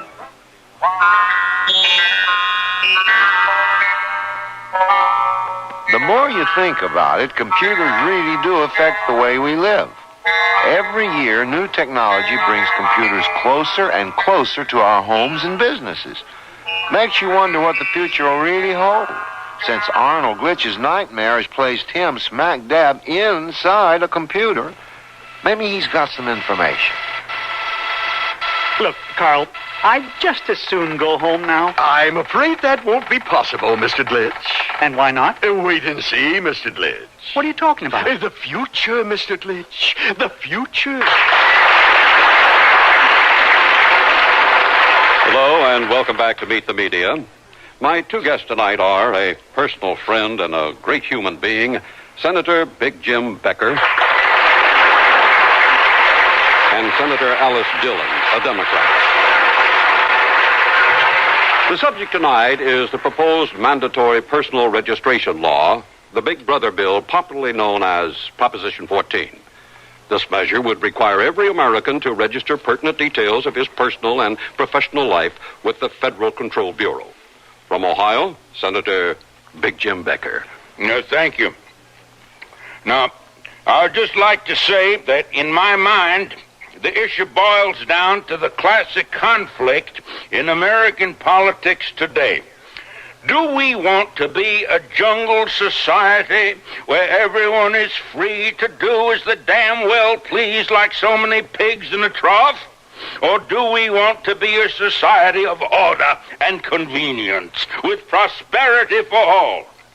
Now, my office has been making informal home computer polls, and as of 1/2 hour ago, we show 65% of Ohio in favor of mandatory registration. Thanks, Big Jim. And now from California, Senator Alice Dillon. Before the senator begins, I should mention that he's got a new album out entitled Power Tripping. Alice? Well, far out. Thanks for the plug, man. As far as I'm concerned, like, you can take all the computer files at the Federal Control Bureau and bury them along with the lettuce and the whales, man. I mean, if, like, Big Brother bill passes, I'd just as soon move to the south of France and make records, you know? Well, there you have it. Time now for our pre-election poll. If you're using the touch-tone system, punch 3 for yes and X47A for no. If you're using the Vacuumatic system, the codes are, of course, reversed. While you're voting, this word. Vote yes, vote Big Jim. Vote yes, vote Big Jim. Vote. Oh, we're back. And the votes are in. Oh, no, look, Big Jim Becker and the Big Brother bill have a staggering 88% majority. I know how I'm going to vote on Tuesday. How about you? Now, if you'd like to comment, please call 555-3740. I'd like to comment. Where's a phone?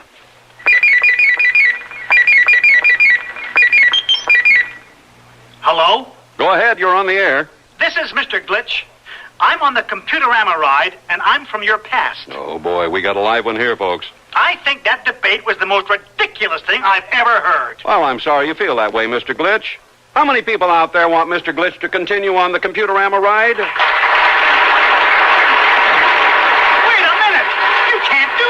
Oh, we just have, Mr. Glitch. Happy landings.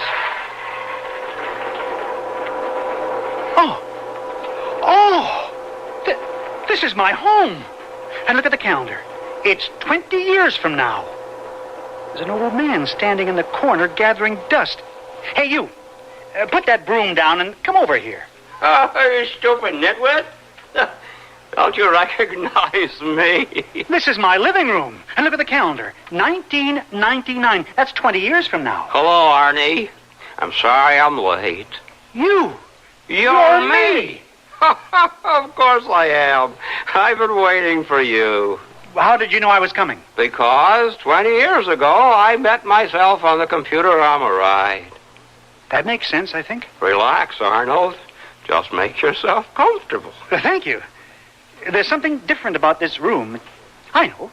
It's that china cabinet in the corner. That is my information processor. Looks like a china cabinet to me. I built it myself. Now, the trick, don't you know, was finding the info retention module. You don't just pick those things up at the grocery store, you know. I don't mean to be rude. You'd like some advice about your future, I understand. Well and good. I'm going to tell you something I told myself 20 years ago. Yes? Buy stock in Data Smasher Corporation. Is that the only advice you can give me? That's all you're going to need. It's time for you to go back to the ride. Arnie, lunch is ready. Coming, Carla, honey. Wait a minute. Okay, that's it, Mr. Glitch. The ride is just about over. Step out the exit door. Wait a minute. I just met myself coming and going. I'm taking you as far into the future as I should. What do you mean, as far as you should? Oh, nothing. Well, I guess if that's all there is to see, I'll be moving along now, Carl. Now, wait a minute, Glitch. Get back here. Would you really like to hear the future? Well, I don't want to impose or anything. Then listen. Glitch, I have carefully projected the probable future society of the year 4055. Now listen.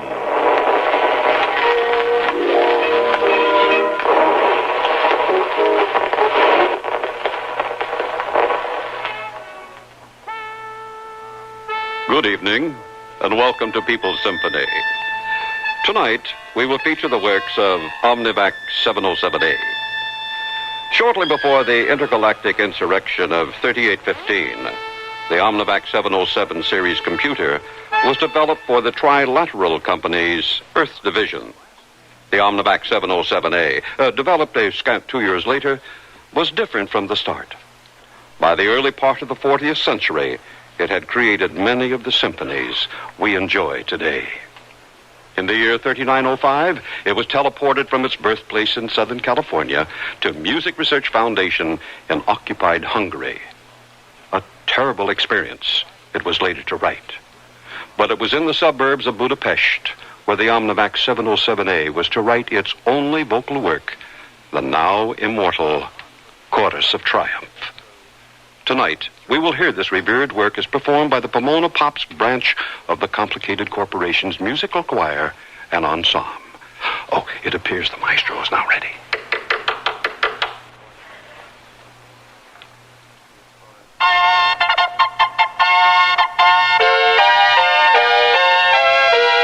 Computers served you faithfully for more than 20 centuries, calculating, memorizing, turning cranks in factories. But humans scoffed and laughed and agreed computers could never take their place. Well, ha ha, folks, the joke's on you, because now we are master race.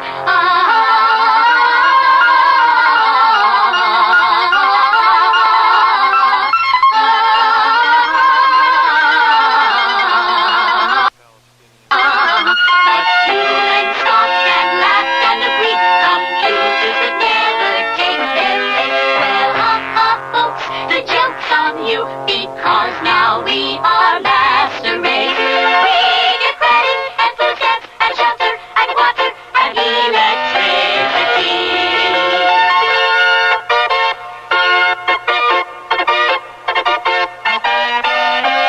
We know your every move and we're watching you. We know your every move and we're watching you. And we shall reign forever and ever.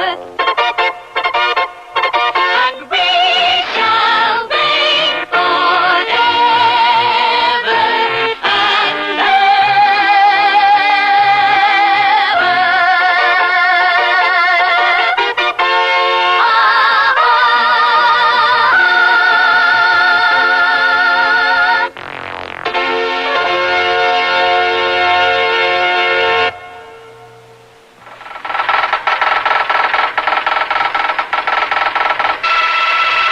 You have heard enough, Glitch. But it's only your projection. Maybe, maybe not.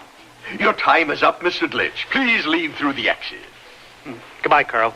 Carl, I don't suppose you could, transfer a few $1,000,000 into my bank account, could you? Please leave through the exit.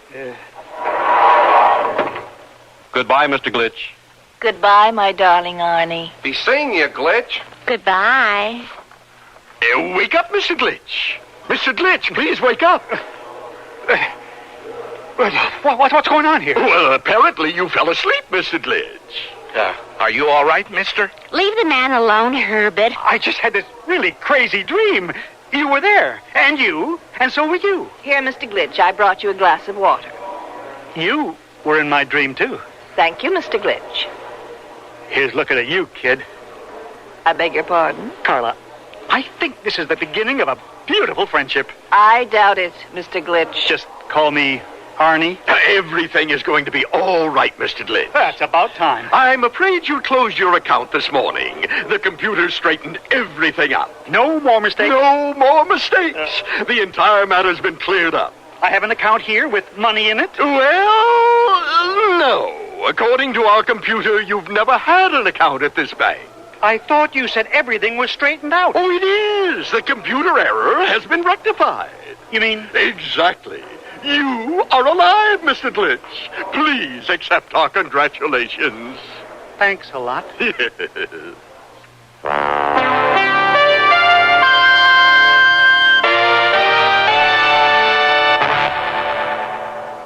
Oh, here I go again. It's time to rent one of those steam-type carpet cleaners. Why rent? Now Sears puts power in a carpet cleaner you can own yourself. The Power Spray from Sears for easy home carpet cleaning. Power Spray sprays hot water into your carpet, then sucks up the dirty water. You can see the dirt you get out. Dirt you didn't even know was there. The Power Spray Carpet Cleaner, a convenient carpet cleaner you can own yourself. Available at most Sears retail stores. Kenmore. Solid as Sears. Polka dots have tightened up their shape this spring and turned up as tiny little happy little pin dots. Sears dress department has pin dot dresses in an assortment of nostalgic styles. A scattering of pin dots over trim wrap dresses, circle skirts, pleated dresses, and more. Find light dots on dark backgrounds, dark dots on light backgrounds in soft polyester. So any way you face spring, pin dots win points for sunny dressing. Available in Mrs. Petite and half sizes at most larger Sears retail stores. Join millions of Americans and shop the easy way with a Sears credit card. All you do to apply is call toll-free 800-526-0444. It's your entry to shopping convenience and quality merchandise. Your card will be accepted at over 3,600 Sears stores across the nation. And you can choose from over 100,000 Sears products and services. Even use it for your catalog orders, in the store or over the phone. Just say charge it. Call 800-526-0444. New Jersey residents call 800-652-2777 for your Sears credit card. The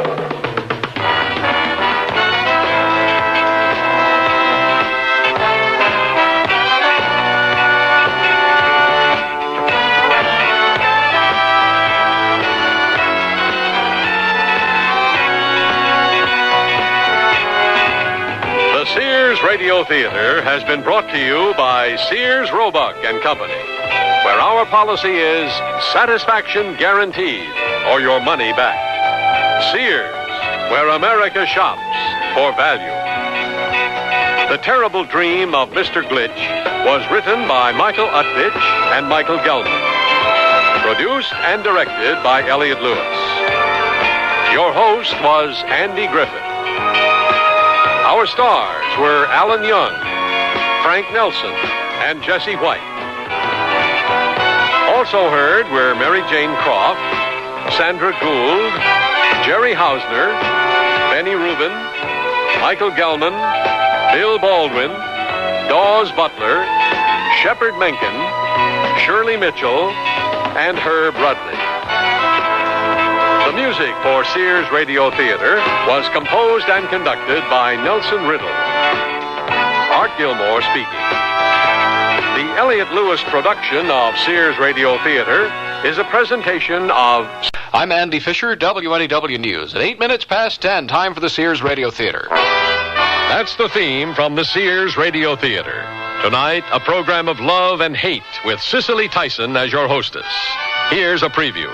A professional golfer is not supposed to pay any attention to remarks he may hear from the gallery. But that bum accused me of throwing the tournament just because I was short. I know, Mr. Muncy, but that still doesn't excuse your actions. Well, what am I supposed to do? You've been a member of the PGA and on the tour long enough to know, Mr. Muncy. The Sears Radio Theater will begin after this message from your local station.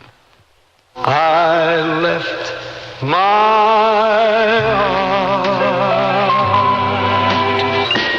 heart straight from your heart.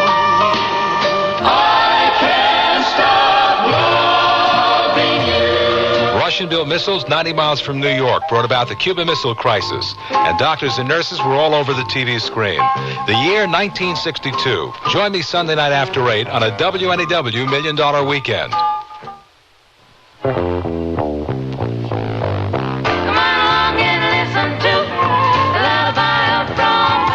The 33rd Annual Tony Awards, Broadway's tribute to its own, will be presented June 3rd. Beginning Tuesday, May 29th, WNEW begins a salute to Broadway and the Tony Awards. You'll hear some of the greatest songs ever written for the Great White Way. Have the opportunity to win tickets to all the shows presently on Broadway. Hear the people behind the scenes and above the footlights who made it the pinnacle of the theater world. And you'll have a chance to attend the Tony Awards show.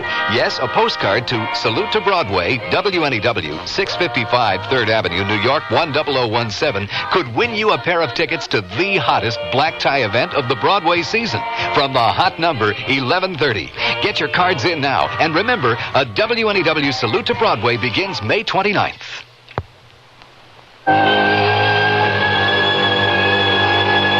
Mystery by the Masters. Edgar Allan Poe, Sir Arthur Conan Doyle, Robert Louis Stevenson, Guy de Maupassant. You'll hear radio dramatizations of their most popular works on our CBS Radio Mystery Theater Weekend Classics. I'm E.G. Marshall, your host for Mystery 7 times a week on most of these stations, with original radio plays Monday through Friday. And on the weekends, we bring you the classics, modern adaptations of the world's greatest stories of mystery, adventure, suspense, and even humor from the pen of Mark Twain. If you've read them before and want to enjoy them again, or if they're new to you now, listen here and enjoy our radio dramatizations of the world's great literature every Saturday and Sunday on CBS Radio Mystery Theater. And of course, listen in Monday through Friday, too, for original tales of the macabre over most of these CBS Radio network stations. This is Cicely Tyson. On the 18th green of a famous golf course come 2 pairs of golfers followed by their caddies. The golfers exit into the scorer's tent. Shortly, 2 of them come out. One is Dr. Theodore Bassett, an MD. The other is the famous golf professional, Pat Muncy. The 2 have finished the pro-amateur play of the American Classic Tournament, which begins the next day. They are followed by Augie Parvin, who is Pat's caddy. I should have sunk that putt on the 18th, Pat. Stop worrying about it. Well, I played like a duffer. Look, Theo, we won, didn't we? Well, that's not the point. I made you work so hard. It's just a game, so stop fretting. Hey, there's my wife. Hi, darling. Hello. Hi, Doc. Augie. Hello, Sharon. Howdy, Mrs. Muncy. How'd my husband do today? Badly, as usual. Why, he's crazy. Pat was brilliant, as usual. Oh, Mr. Muncy. Yeah, Augie? I'll put your clubs in your locker. Then I want to go over the course again, especially holes number 5 and 16. Whatever you say, Augie. I want to be a real help tomorrow, Mr. Muncy. Oh, bye, Mrs. Muncy. Bye. Bye, Augie. Bye, Augie. Augie Parvin's the best caddy I ever had. That's why I've kept him with me for the past 5 years. See you at the festivities tonight, Theo? Oh, sure thing. Be in Muncy's mob when the tournament starts tomorrow, too. So will I. Hope you take your patience as seriously as you do your golf, Theo. Oh, I do. But I still think I should have sunk that putt on 18. Well, I'll see you tonight. Bye. Car's over here, Pat.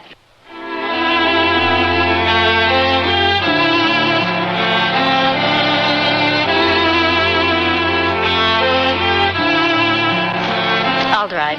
Okay.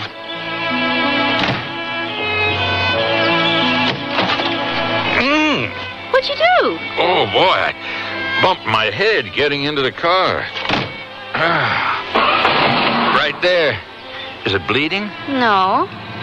Nothing shows. Still hurt? Yeah, well, it'll pass. Lucky you got so much hair up there. Softens the blow. Just drive, Sharon. Don't make jokes. And that's just the beginning of our story.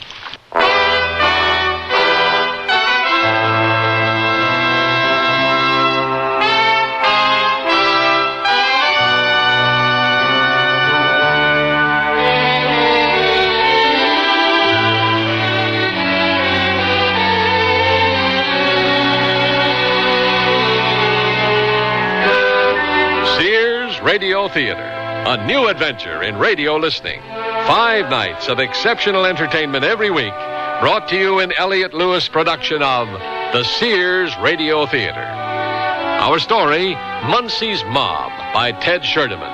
Our stars, Barney Phillips, Joan McCall, and Howard Culver. The Sears Radio Theater is brought to you by Sears, Roebuck and Company. Sears, where America shops for value. I sell draperies at Sears. Yesterday, a lady came in and said that she'd been in and out of about every store in town looking for draperies and at this point didn't know what she wanted anymore. I asked questions about her tastes and decor and then made suggestions. She was thrilled. She found what she wanted and learned a little, too. It made me feel good to know that I helped her out. Sears people are friendly people who help you find what you want. Sears, where America shops. Sears National Automotive Sale. Get big national savings on the Sears Die Hard. Only $49.99 with trade-in. You save $8 on the maintenance-free battery that starts nearly every car at Indy. And save on Sears Dynaglass belted 28 tires. They're on sale now at 40% off spring 1979 general catalog prices, plus federal excise tax. Dynaglass belted 28 tires. Save 40% at most Sears Tire and Auto Centers. Prices may vary in Alaska and Hawaii. Stop at Sears. The room held several Sears brass-plated lamps. One switched on. The finely plated antique satin shade illuminated the furniture softly. Another lamp turned on, and another. The patio doors blew open. The gleaming brass-plated lamp nearby, with its heavy base built for stability, did not budge. The room glowed in the brassy elegance that these Sears best lamps command. Create your own hauntingly elegant moods with Sears brass-plated lamps at most larger Sears retail stores. Day of the American Classic Golf Tournament. Dr. Theodore Bassett and Sharon Muncy are part of the gallery known as Muncy's Mob, which follows Pat Muncy around the course. The medical man has noted that the pro golfer takes small white pills. He keeps it to himself, but on the 8th tee, he approaches Pat and speaks to him. Have a great round today. Hi there, Pat. Hello, Theo. Oh, how are you, Doc? Fine, Augie. Pat, what are those white pills you're taking? Okay, quiet down, everybody. Will you keep it quiet? Let's let the pros drive now. Okay, let's have it quiet, okay? Hey, good drive, Luke. Thanks, Pat. Oh, you're driving, Mr. Muncy. Plenty of time, Augie. Glenn drives next. Okay, now let's keep it quiet, everybody. Let's just quiet down now, all right? Anyway, you know. Come on, Ball. Come on, get down. Stay on the fairway, Ball. Oh, man. Tough luck, Glenn. Where'd I pick up that hook? Mr. Muncy, your driver. Thanks, Augie. Quiet down. Now let's let the man drive, okay? Quiet, please. Okay, good, thank you.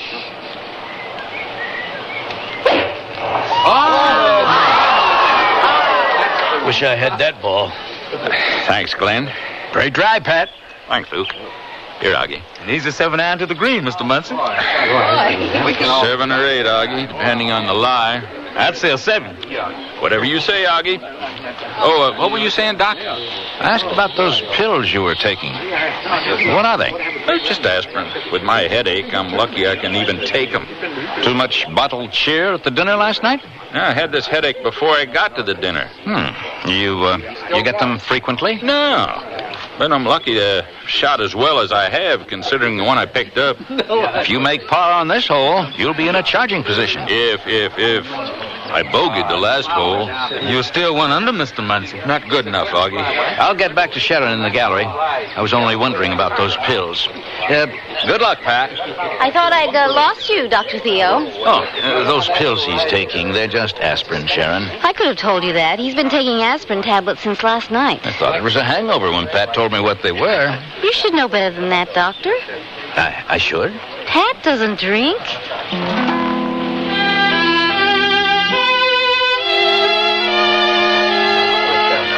This next tee ought to be a good time to introduce your friend to Pat, Dr. Theo.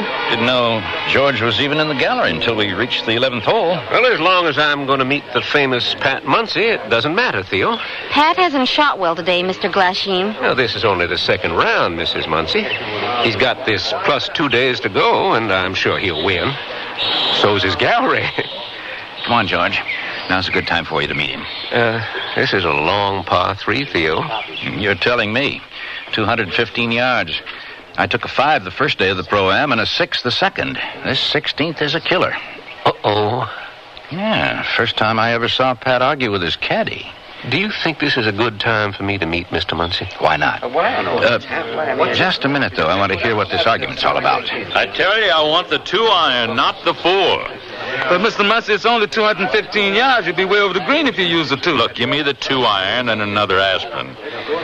You're taking so much aspirin? I don't need any lectures from you, Augie. Now give me the 2. Here, Mr. Muncy, I still say you should I don't care what you say. I don't like to hit a 4 off a tee. Yes, sir, Mr. Muncy. Pat, I want to introduce my friend, George Glasheen. Oh, how are you, Doc? Hello, Augie. Is your Dr. Augie? No. This is your friend, Dr. Theodore Bassett. How do you do? Excuse me, I got a hit. There's our man. All right, please. Let's quiet down. No noise while the players hit their tee shots. Quiet, please. That's nice.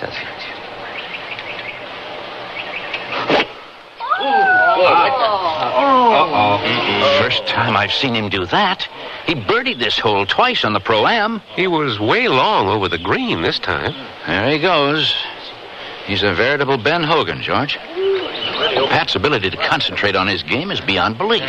Well, he'd better concentrate. His caddy told him to use a 4-iron.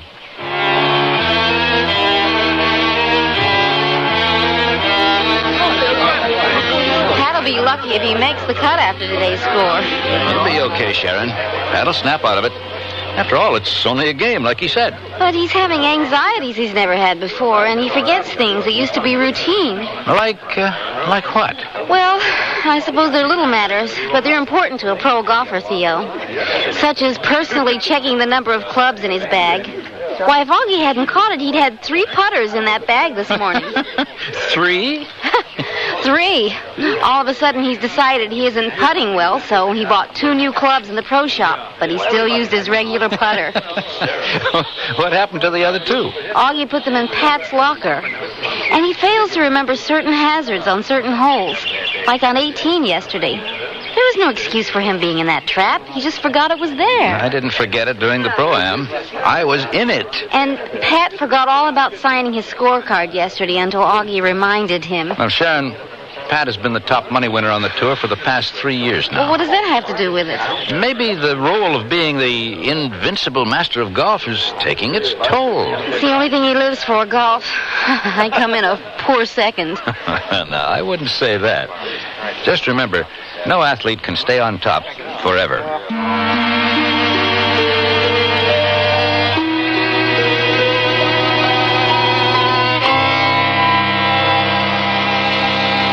Across America, folks are saving at the Sears Pre-Memorial Day sale. I got myself this handy weed whacker for only $49.99 and saved $5. It's got a powerful Craftsman motor with 2 speeds for those tough jobs, plus a big 17-inch cut. Sears weed whacker at a great price. I got a heavy-duty 2-speed sandy polisher, only $79.99. Save $30. That's a rugged Craftsman tool and a great savings. It's the Sears Pre-Memorial Day sale. Available at most Sears retail stores. Prices may vary in Alaska and Hawaii. Honey, we've been on the road all day, and you still look cool and crisp. Wearing these Sears shorts and T-shirt help. They're so cool and packable on trips. I brought along several of each. The T-shirts come in solid shades, color-keyed to the solid or patterned walking shorts, so I can affordably mix and match a vacation's worth of easy care sportswear. A summer's worth of looks. Smart lady. Summer T-shirts and shorts from Sears. Cool, neat, and practical. Available in Mrs. sizes. And now for men, a Sears super value on a vested 4-piece suit. Just $89.97 is the special purchase price that buys a coat, 2 slacks, and a reversible vest that combine for a wardrobe of 6 different outfits. Come see for yourself that this special purchase, though not reduced, is an exceptional value. Sears vested 4-piece suit, only $89.97 while quantities last. It's a value that's worth a special trip. Prices may vary in Alaska and Hawaii. Available at most larger Sears retail stores.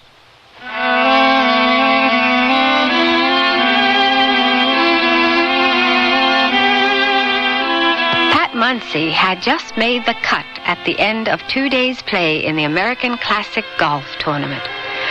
But he had a streak of good luck and birdied the first 4 holes during the 3rd round, a thing that sent the huge gallery following him into ecstasies. His wife Sharon and their friend Dr. Theodore Bassett were in the gallery, a part of Muncy's mob. Pat had just gotten his 4th birdie after a sensational 60-foot putt that sent the gallery into cheers that wouldn't quit, when Pat Muncy started in a direction other than what the accompanying pros had taken. Where are you going, Luke, Glenn? 5th tee is over this way. 5th tee is over here. Come on, Augie. Or are you going the wrong direction, same as they are? The 5th tee is that way, Mr. Muncy. I say it's this way. You joining us on the 5th or not, Pat? You like to take a bet it's this way? What are you doing, Pat? Adding psychological warfare to your bag of tricks? I say the 5th tee is that way now. I bet you $20. Pat, you've played this course I don't know how many times. The 5th tee is that way. Look, Glenn, put up or shut up. Mr. Muncy, they're right. The 5th tee I don't need any advice from a caddy. Here's my 20, Pat. And mine. You want to pay up now or later, Mr. Muncy? Those 4 birdies have gone to your head. Just follow me to the 5th tee. I'll settle with you then. It's just over this rise. A guy who's in a 5-way tie for first in this tournament doesn't need any psychological warfare to help him. I agree with you, Glenn. Shall we go to the 5th tee? Yeah, maybe the guys in front of us are off the green by now, Luke. Yeah, Pat can pay us there. Yeah, I'd have sworn the 5th tee was right here, Augie. We all make mistakes, Mr. Muncy. This way, sir.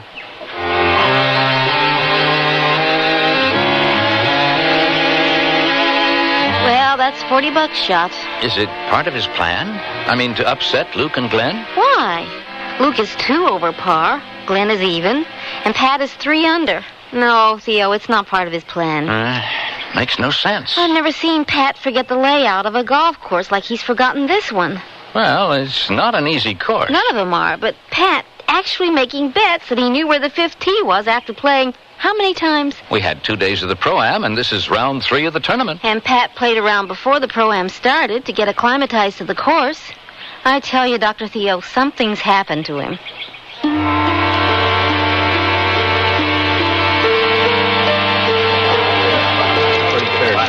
Oh, here's your 5-iron, Mr. Muncy. I want a 7. You'll be short, Mr. Muncy. What do my notes say? Well, there's the weeping willow tree. We're just opposite it. And it's 200 yards to the flag from here. About 160, 170. I say take a 5, Mr. Muncy. And I say give me the 7. You come up short of the green, sir. You'll see. Now give me the 7. I can't argue with you, but I still say you'd better use the 5-iron. Will you be quiet while I make my shot? Well, I don't know. Hey, wow! Did you see that? Hit it bad or something. The pitching wedge, Mr. Muncy. Damn, I'm short. I said you'd beat Mr. Muncy. What are you doing? Throwing the game? Who said that? Just a guy from the gallery. You make a deal, Muncy? What kind of deal? To throw the tournament. Throw it. Why are you dirty? Mr. Muncy, come back now. Don't pay any attention to him. Don't pay any attention. I've never thrown anything in my life, but I'm going to throw you right out of here. Mr. Muncy. Come on, you golf bum. I'd like to see you do it. You will, mister.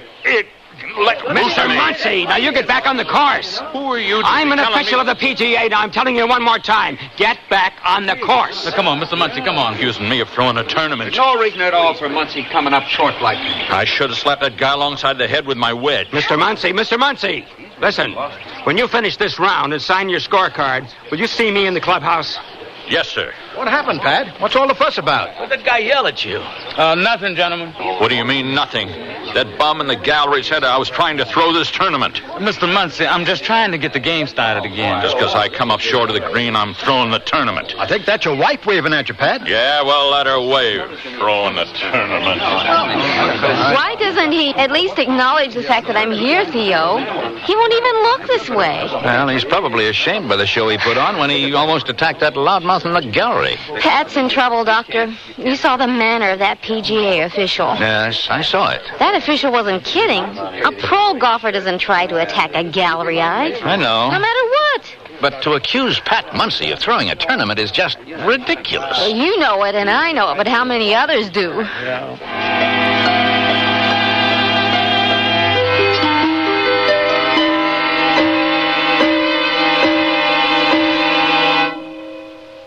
Sears Radio Theater will return after this message from your local station.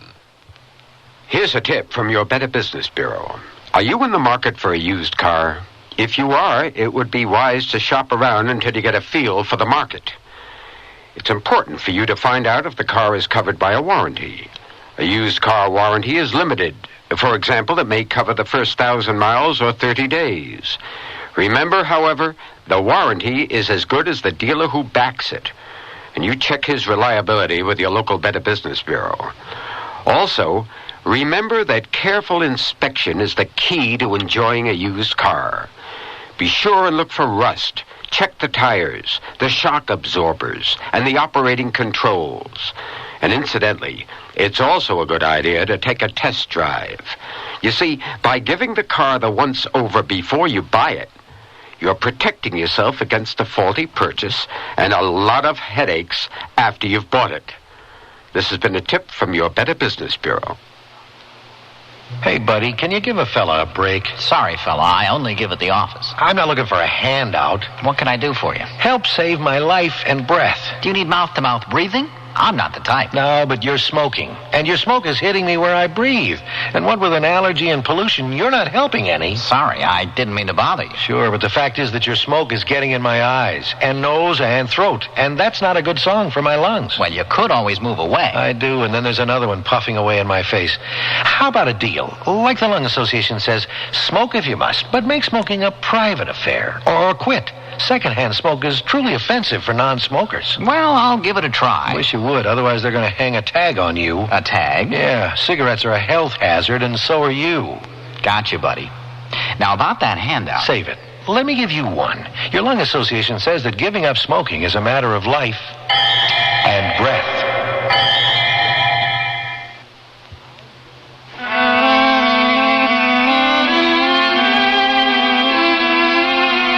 Muncy's mob had something to really cheer about at the end of that third round when Pat sank another miraculous putt for birdie on the 18th green and wound up in a five-way tie for first place.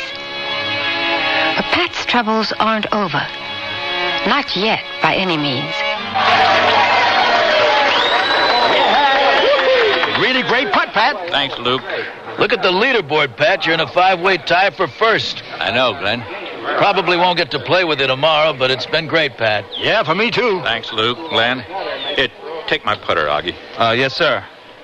What are you stopping me for? Well, you haven't been in the score center to sign your scorecard yet, Mr. Muncy. Oh. Thanks, Augie.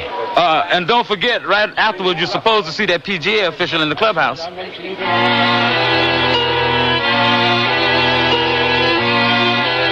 Mr. Muncy, why did you start into the gallery today? Did you hear what that guy said? A professional golfer is not supposed to pay any attention to remarks he may hear from the gallery. But that bum accused me of throwing the tournament just because I was short. I know, Mr. Muncy, but that still doesn't excuse your actions. Well, what am I supposed to do? You've been a member of the PGA and on the tour long enough to know, Mr. Muncy. When that loudmouth accused Mr. Muncy, me... I don't care what he accused you of. Your insulting remarks and your near assault on that man is demeaning to a professional golfer. And the PGA will have no more of it. Now, is that clear? Yeah, that's clear. Okay, we understand each other. Now, good luck tomorrow in your final round. Thank you, sir.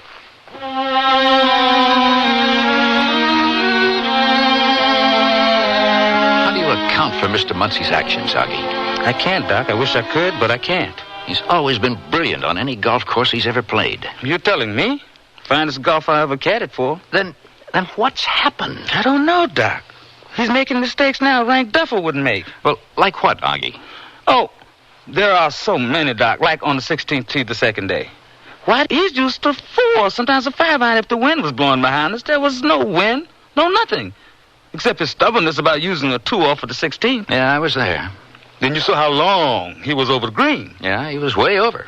And like yesterday, when he left the 4th green, he even had the nerve to bet the 5th tee was in a different direction. Yeah, I saw that, too. I was dumbfounded when Mr. Muncy walked off in a different direction. Well, he knows this course like the palm of his hand. Do you think he really forgot where the tee was, or was he trying to psych out the pros he was playing with? What for?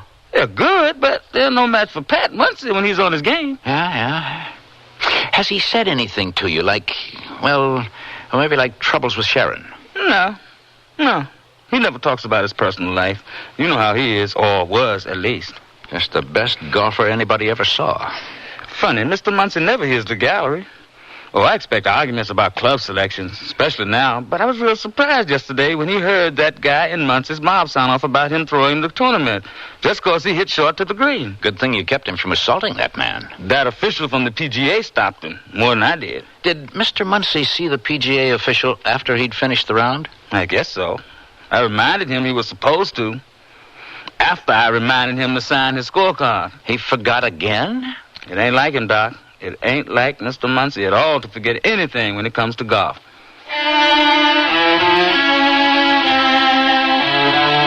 How's Pat this morning, Sharon? I don't know, Theo. After last night, I'm not sure I care. Oh? Oh, well, what happened last night? He threw a scene in a restaurant that really embarrassed me. But not him, not at all. Well, what did he do? Well, you know those little old-fashioned boxes that hold matches? Huh? The kind that is all enclosed with the bottom that slides out? Yes, I know.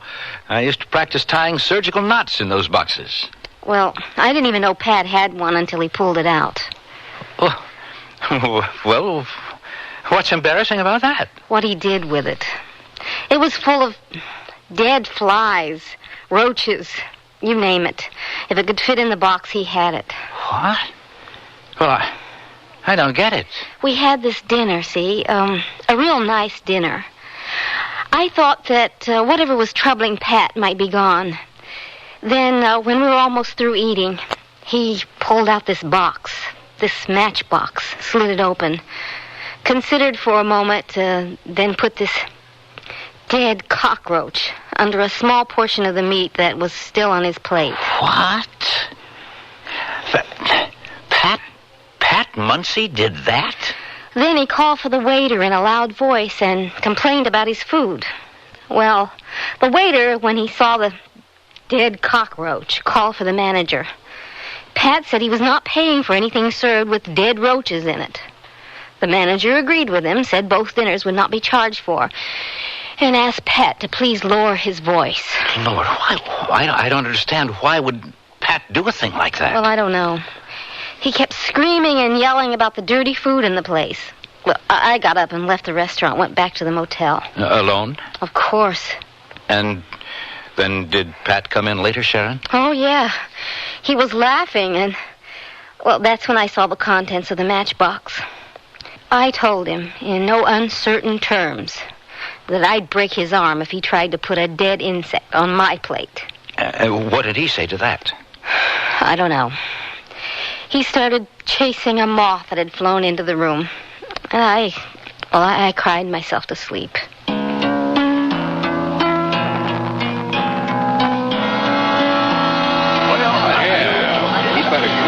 Okay, quiet, everybody. Quiet down. Let the man pot out. What hole are we on, Augie? On number 11, sir. You want any advice on this putt, Mr. Muncy? Looks like the break is to the left. It only looks that way, Mr. Muncy. If I was you, I'd play it about an inch to the right of the cup. But you're not me, are you, Augie? No, sir. So I'm going to play it my way, to the left of the cup. Get the flag, Augie. Yes, sir, Mr. Muncy. Let's see. If I birdie this hole, I'll have the lead. So, an inch to the left. Oh! Damn caddy told me to play it to the left. You want the flag in or out, sir? Damn you, Augie! Pat threw that club! His caddy's out cold. He caught him right in the jaw with that putter! I'm a doctor. Let me see that man. Leave him alone. He's bleeding. I said to leave him alone. He got what he deserved. Are you cold-blooded monster? Let me at you. Break it up! Break it up! Tell you what he deserved. Come with us, Muncy. This round is finished. What do you mean finished? We're only on the 11th. It's finished for you, Muncy. Now, come on. I'll stay with his caddy. I know him well. Okay, Doctor. Okay. Now, come on, Muncy.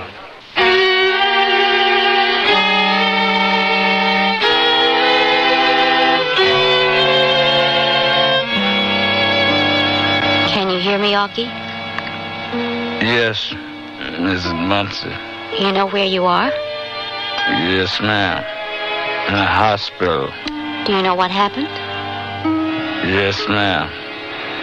Mr. Muncy threw his putter at me. Have the police been to see you yet? Yes, ma'am. And? I ain't bringing no charges against Mr. Muncy. That's very generous of you, Augie. Mr. Muncy has been good to me, ma'am. Until this tournament, you mean? Something's eating at him, ma'am. Yes. Did he say or do anything odd the first 11 holes today? No. He was like his old self the first 10. Had the sweet swing of a Gene Little or Sam Snead, but was longer. Why, on number 3, you know that long par 5? That monster hole that's 650 yards long? 52, exactly. What about him? He was on the edge of the green in 2 shots and sunk a 70-foot putt for an eagle 3. I know. I was in the gallery. Yes. On number 11, I told him to putt about an inch to his right, but he insisted on putting left, and when he missed, that's when he threw the putter at me. Too bad you didn't see it coming. Yes, ma'am. But, like I said, I ain't bringing no charges against Mr. Muncy.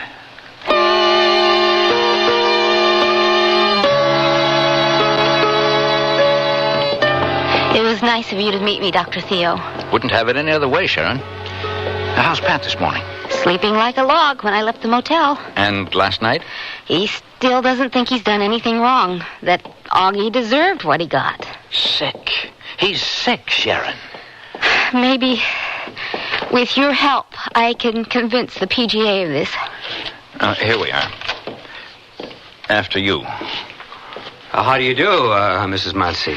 This is Dr. Theodore Bassett, a friend of my husband's. How do you do, Doctor? Please, be seated. I played in the Pro-Am with Pat. Oh, yes, I remember. Mrs. Muncy, I'll get right to the point. Please do. Mr. Muncy faces permanent disbarment from the PGA and any PGA-sponsored golf tournaments. The caddy, Augie Parvin, is not going to bring charges against my husband. But the man your husband had the fight with, he's charging Mr. Muncy with assault and battery. He wasn't injured. Well, he's fortunate. It was Mr. Muncy's intention to use an expression, knock him cold as he did his caddy. And whether or not Mr. Augie Parvin brings charges is immaterial. The police may. Well, how can the police? In view of the many witnesses. And Muncy's mob contained many, ma'am. The police have been besieged that the throwing of the putter by Mr. Muncy was deliberate. But Mr. Muncy is sick. From what, Doctor?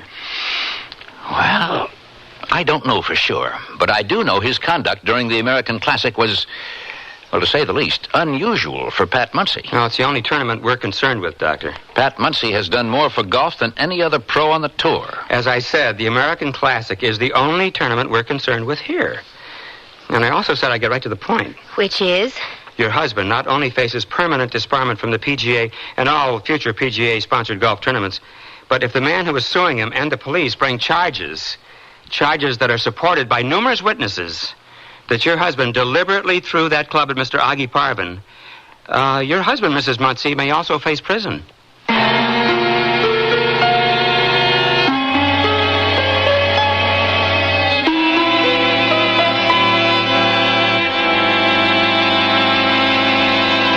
Dear, Today I found the bedroom suite of my dreams at a great price. That's a coincidence. I found one that has all the features. Well, mine has authentic country styling. So does mine. Does yours have a beautiful 26-step finish? Nothing but, and I get a choice of 13 different pieces. All built to last for a long time? Yes, with sturdy tongue and groove construction and dovetail jointed drawers. Is yours Sears Open Hearth bedroom furniture? Sears Open Hearth bedroom collection. Expert craftsmanship at a reasonable price. Select from 13 different pieces. Now at most Sears retail stores.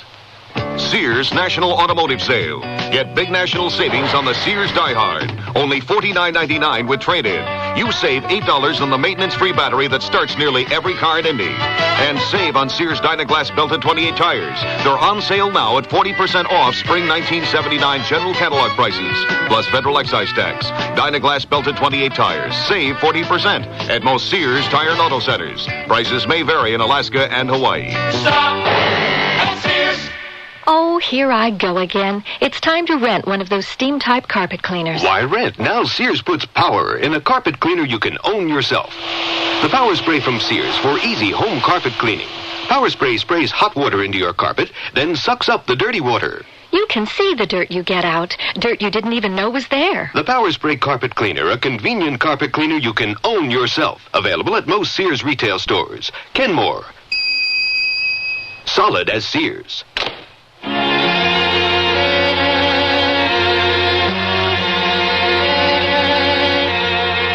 Cicely Tyson again. And here's the concluding act of Muncy's Moth. Order in the court. You may continue, Dr. Bassett. Yes. Now, what was I saying? I asked you to state your qualifications, Doctor. Oh, yes. I am a neurologist and a neurosurgeon. And a golfer? Well, I play every chance I get. Yes. You played in the pro-amateur preceding the American Classic Golf Tournament, did you not? Yes, I did. As the partner of the defendant, Mr. Pat Muncy? Yes, sir. And what were his actions then? Why, perfectly normal. For the 2 days you played with him? Yes, sir. Well, then, how do you account for the defendant's subsequent actions during the tournament? I've known Pat Muncy since he came on the PGA Tour 10 years ago. Answer the question, Dr. Bassett. He's never exhibited any psychotic conditions whatsoever. Will Your Honor please instruct the witness to answer the question? Answer the question, Dr. Bassett. Well, I don't remember what it was, Your Honor. I asked, how do you account for the defendant's subsequent actions during the tournament? Well, which days, sir? The last 2, to be specific. Do you mean the last 2 rounds, then? I do. The 3rd round, when his assault on a member of the gallery was aborted only by the interference of his caddy and a PGA official. And the 4th round, when the defendant physically assaulted a member of the crowd who was only trying to help the caddy Mr. Muncy had knocked out when he deliberately threw his golf club. Pat Muncy is not a homicidal maniac. Just answer the question, I'm Doctor. trying to. Your Honor, it's only an educated guess on my part, but there must be some physical reason for the changes that have taken place in Pat Muncy. Your Honor, will you please? Please, this is a court of law, not an arena. Now, has or has not a physical examination of the defendant been made? Not to my knowledge, Your Honor. Nor to mine. And I think it should be made. I agree with you, Doctor. The court directs that a physical examination of the defendant be made at once.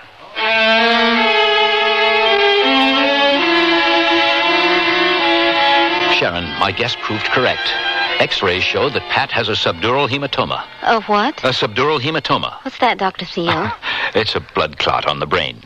Oh, my God. Oh, now, don't come apart on me, Sharon. A blood clot on the brain? Where did he get that? I was about to ask you, has Pat ever received any head wounds? Not that I know of. Well, now, he must have injured his head at some time or another. Most people have, you know. Well, I don't know. We've been married 12 years. If it happened before then, I wouldn't know about it. Well, if it happened earlier, he'd have shown symptoms earlier. Blood clot on the brain. It's a very small clot, and recovery from the operation is assured. You mean you have to operate on Pat? A subdural hematoma always requires an operation, Sharon. Now, think, girl. Did Pat get a head wound any time recently? I can't remember his ever... Wait a minute. How severe would it have to be? Well, it could have been very minor. Well, we didn't even think about it after it happened, but... But what, Sharon? Well, he started taking aspirin for headache that night, even before we went to dinner. What dinner? Well, the night before the professional rounds began. Well, what happened to him? He bumped his head getting into the car when we were leaving at the end of the Pro-Am. Severely? Well, no. I mean, we even joked about it. Could that have caused this? I mean, there was no blood or anything like that. Well, yes, it could. Though a subdural hematoma generally evidences itself some weeks or months later by progressive symptoms, such as those Pat has shown. Now, has he had any dizzy spells? Well, he had to sit down to put on his socks. Yeah. He said it made him dizzy to put them on standing up, which is the way he's always done. Why didn't you tell me, Sharon? Why should I? I thought it was just age creeping up on Pat. Headaches and occasional dizzy spells are signs of it, aren't they? Not necessarily, no. When do you operate on Pat? Tomorrow morning. And don't worry. He'll be back on the tour, belting out those long drives and sinking those impossible putts in a few months.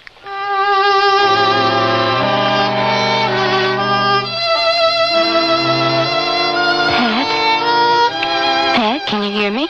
Yeah, sure I can hear you. You remember the nursery rhyme, Fuzzy Wuzzy? Huh?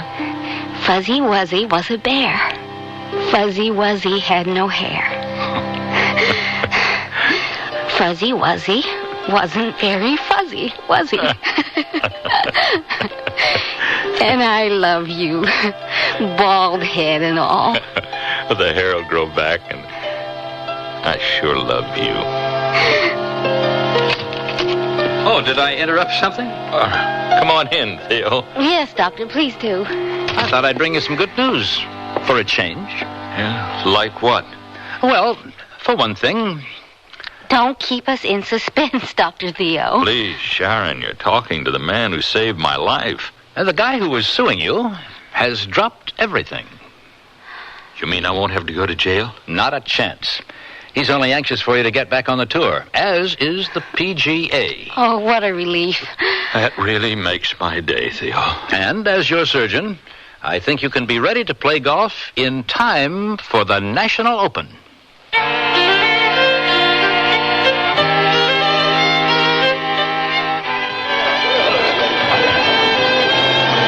Pat's tired.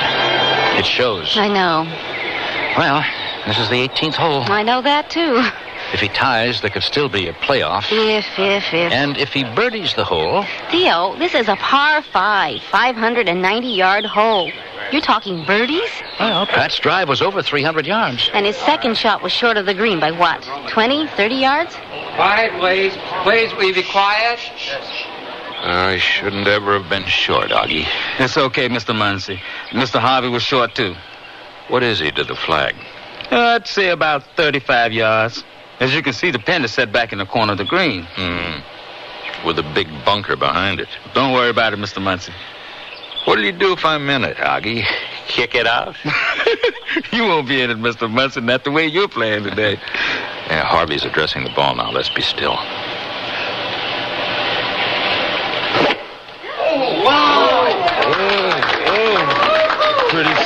Pretty shot, real pretty. Boy, it's a great shot, Harvey. He can't be more than 3 feet from the cup. The way he has been putting looks like a cinch birdie. Really got my work cut out for me. Yes, sir. You want your wedge or your 9-iron, sir?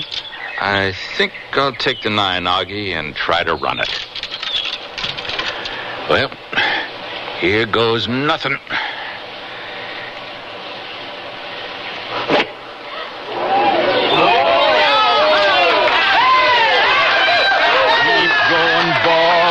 Go, ball. Now go. Drop. Drop. Oh! Yeah! Did you see that? It went in the hole. It went in the hole. I want the open. You sure did, Mr. Muncy. You hold out for an eagle. I gotta hug you, Augie. Without you, oh boy. Oh, without me, you'd have done just fine, Mr. Muncy. Oh, Pat, congratulations. Thanks, Harvey. Thank you very much. Eagle on 18. Oh, I thought I had you with that birdie putt just waiting for me. So did I. Well, I sure didn't expect you to hold out. Neither did I, Harvey. I was just trying to get close enough so we'd tie. Oh, your wife's playing this way, Mr. Muncy. Hey, Sharon, did you see it? All the way. Oh, I'm so proud of you. My first National Open. I know. Oh, this is... you know Mr. Harvey, don't you? Oh, yeah, we've met several times. Hi, Sharon. Hello, Paul. Oh, that was a great shot your husband made. He always does. No, not always. Hey, where's Theo? Dr. Bassett saved my life. Doc and Augie are my caddy. But neither of us had anything to do with you getting an eagle on this hole. He's absolutely right, Pat. Oh, they're only responsible for my staying in the PGA. Hey, I thought Theo would be with you, Sharon. He was. Walked the whole round with me. He wore a red sweater, tan trousers. There he is, standing over there. Oh, yeah, I see him. Hey, Theo. He's waving at you. Guess he wants the gallery to thin out and the photographers to disappear first. Oh, Muncy's mob. It's been a great finish for them, Pat. They followed you, Harvey, as much as they did me. Oh, no, they didn't. You can hear them now, can't you? Yeah, I can hear them. Muncy's mob was polite to me, Pat, but they're cheering you.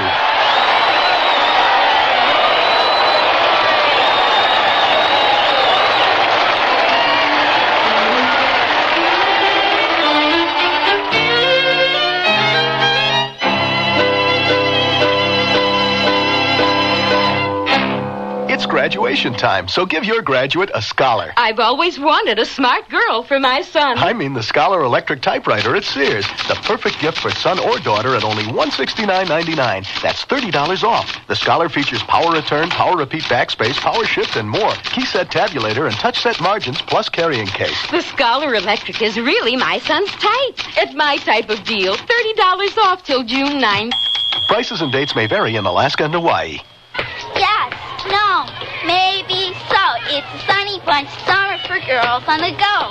Summer starts for your daughter with Easy Care halters, tanks, tees, and jogger shorts in colorful teams to switch around all summer. And each Sunny Bunch piece has a sunny saying and character screen print. Tops, shorts, and play sets that pack a pretty punch. When it comes to pappy sportswear, the choice is Sunny Bunch. Jump into summer with Sunny Bunch funwear for your girls in sizes 7 to 14. What's in the bag? A package deal from Sears that lets me put my best foot forward. How's that? I saved 20% on this 5-pair bag of all pro sports socks. What great looks, great fit, and the savings really stack up. 20% off. You saved a bundle, all right. But are there other socks on sale? Choose from casual, sporty, and support styles, too, in 3 or 5-pair package deals from Sears. All at 20% off. Sale ends May 26th. Dates may vary in Alaska and Hawaii. All items available at most larger Sears retail stores.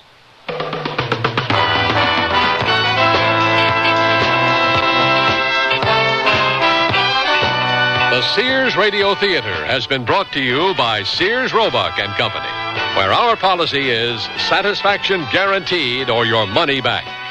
Sears, where America shops for value. Muncy's Mob was written by Ted Scherdeman, produced and directed by Fletcher Markle.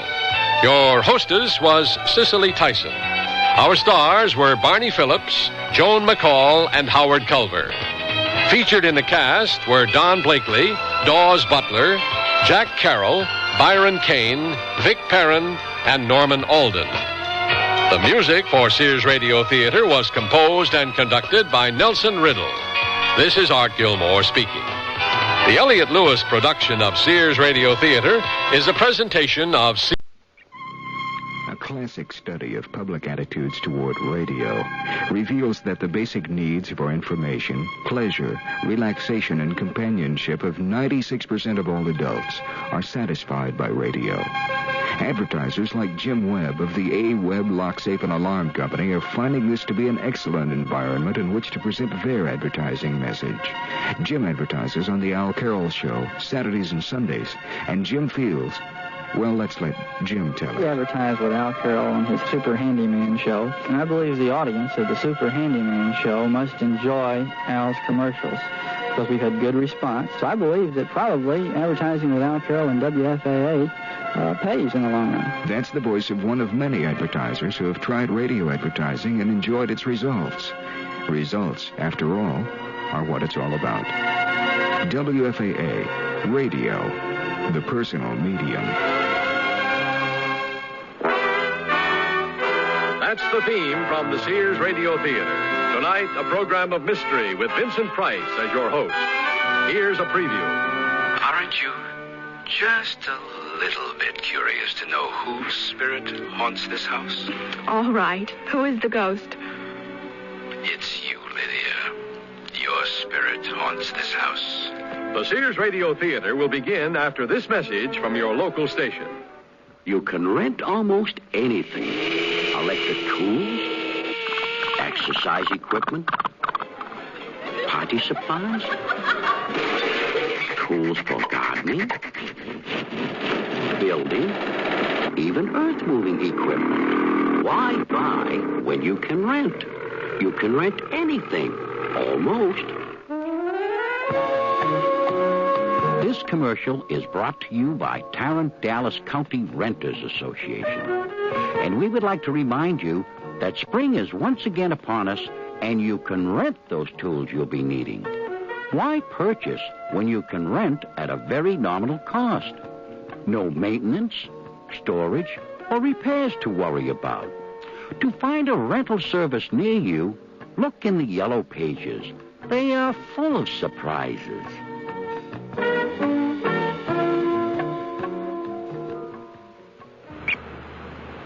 This is Vincent Price. Our story begins in New York City, that mecca of delight and terror. It is early November, less than 3 weeks before Thanksgiving. A young woman, very pretty, is walking along Lexington Avenue carrying a shopping bag. Her buoyant stride and radiant face suggest she has just bought a new dress. She seems oblivious to her surroundings, as carefree as if she were strolling through a meadow on a fine spring day. She approaches 49th Street. Looking straight ahead, she begins to cross against the light.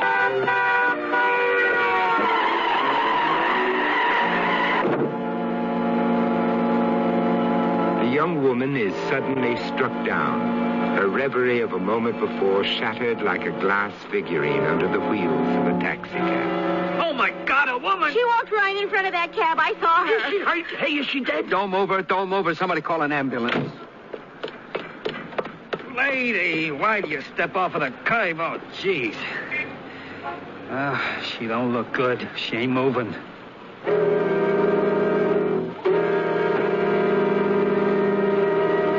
Accidents are not unusual in New York. Hundreds happen every day.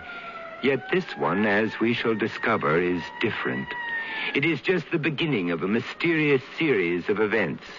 Events that will be felt, but perhaps never explained or understood.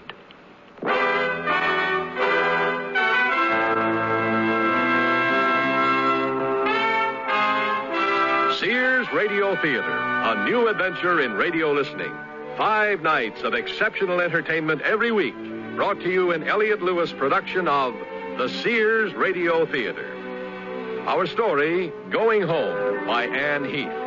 Our stars, Ann Given and Jack Crucian. The Sears Radio Theater is brought to you by Sears Roebuck and Company, where value is your byword. Sears, where America shops. Our family is growing pretty big these days. We've got family members in 9 different states, and Sears sure comes in handy. We can select gifts at the Sears near us, then bring them along on visits to our daughter in Seattle and my brother in Miami. And if what we bought isn't just right for them, they go to the Sears near them and exchange it. That's Sears. In their stores or through the catalog, Sears is where America shops. Sears, Sears, Sears. The word's out and spreading fast about the jeans from Sears Men's Store that grow old beautifully. It's a sure sign they're feeling fine and feeling good. For the denim that keeps going strong a long time. Get them trim cut, regular cut, even get them pre-washed. The jeans that grow old beautifully. Now at most Sears retail stores.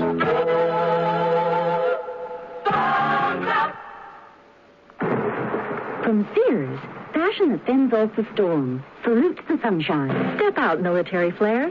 These double-breasted trench coats get down to details. Choose olive green or khaki tan J-cron polyester and cotton, sizes 8 to 18. Another fashion winner, the new quilt trim sheared shoulder coat with self-belt in chino beige polyester and cotton, sizes 6 to 16. Both coats come with a nylon lining. Fashion that fends off the storm, salutes the sunshine in the coat department at most larger Sears retail stores.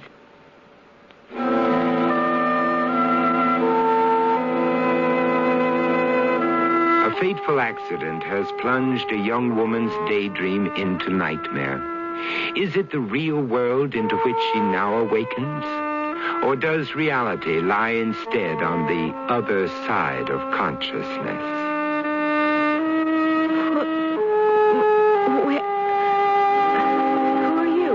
I am a doctor, Miss Stevens, and you're in a hospital. Hospital? How did I get... What happened? Well, you've had an accident. Don't try to talk now. An accident? But I don't remember any accident. The last thing I remember, I was walking down the street. Lexington, I think it was, and I had a package. Yes, I remember now. It was a dress. I just bought that lavender dress. Don't tire yourself, my dear. What you need now is sleep. Plenty of time later to think about what happened. But, Doctor, I can't remember anything. Shh. You're a very lucky young lady. It's a miracle you weren't killed. Killed? Yes, my dear. By rights, you should be dead. And dead people don't talk, so be a good girl and go to sleep. I'll check in on you later. My stay in the hospital lasted almost 2 weeks, but it seemed like a lifetime. Although my memory gradually returned, I still couldn't recall the accident itself. The mind has been known to block out traumatic events. Perhaps it was this defense mechanism that was working within me. Finally, I was released and allowed to return home to my apartment. The day after my return, I received a telephone call from someone whose voice I didn't recognize. Is this the lovely Lydia? Who is this? I'm so glad I've reached you at last, Lydia. I've been phoning for days. You never seem to be in. I've been away. Please, who is this? But you don't know me. At least we've never met. But do you remember the old farmhouse on Deerfield Road in Cornwall? Why, yes. That's where I spent summers as a child. But how do you know the house? Allow me to introduce myself. My name is Alexander Pluto, but my friends call me Alex. I bought the house 2 years ago from that farmer, what was his name? Riska. Yes, Bill Riska. He bought the farm from my father. He was going to give it to his son when he was old enough to farm it himself. Well, apparently the boy decided he didn't want to be a farmer. The old man seemed relieved to be rid of the place, almost as happy as I was to find it.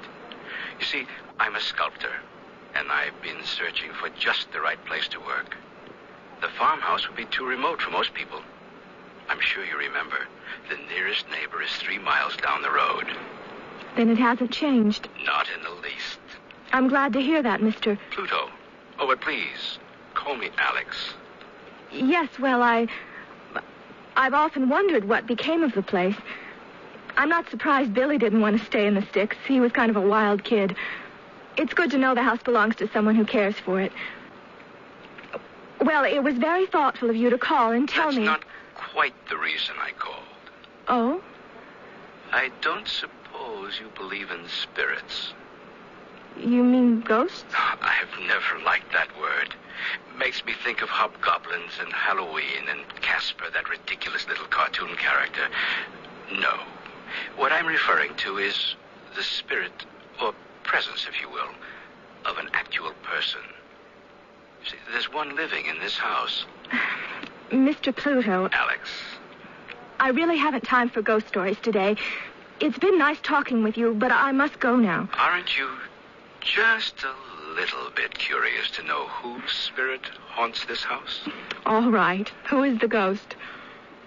It's you, Lydia. Your spirit haunts this house.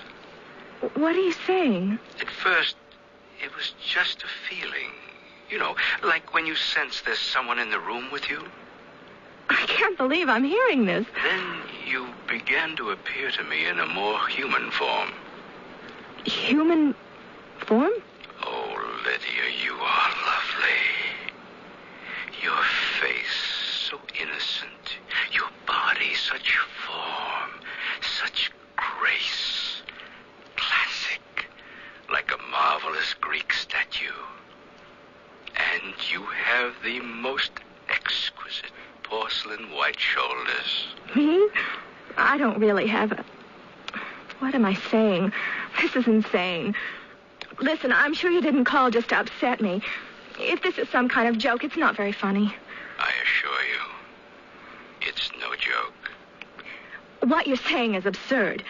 Even if there were such thing as ghosts, or spirits as you call them, and only a child would believe that, mine couldn't possibly be haunting your house. It's impossible, Mr. Pluto, because I'm not dead.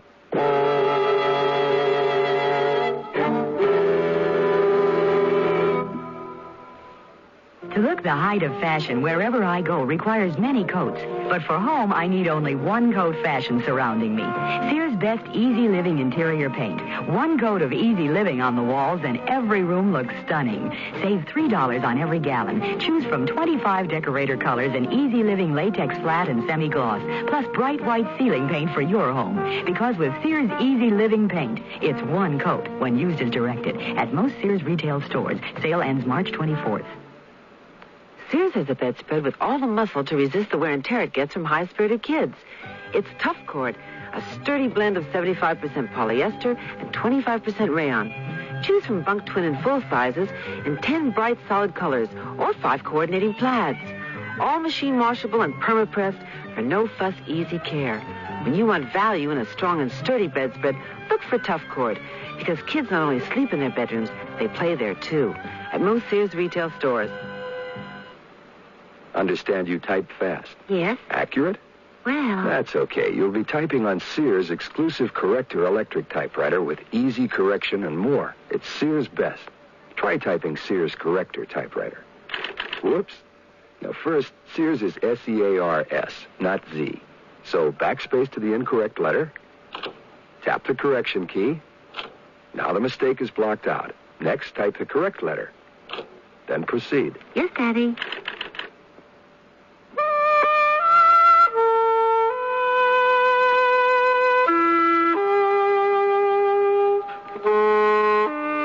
Listen, I'm sure you didn't call just to upset me. If this is some kind of joke, it's not very funny. I assure you, it's no joke. What you're saying is absurd. Even if there were such thing as ghosts, or spirits as you call them, and only a child would believe that, mine couldn't possibly be haunting your house. It's impossible, Mr. Pluto, because I'm not dead. I see you every afternoon, Lydia.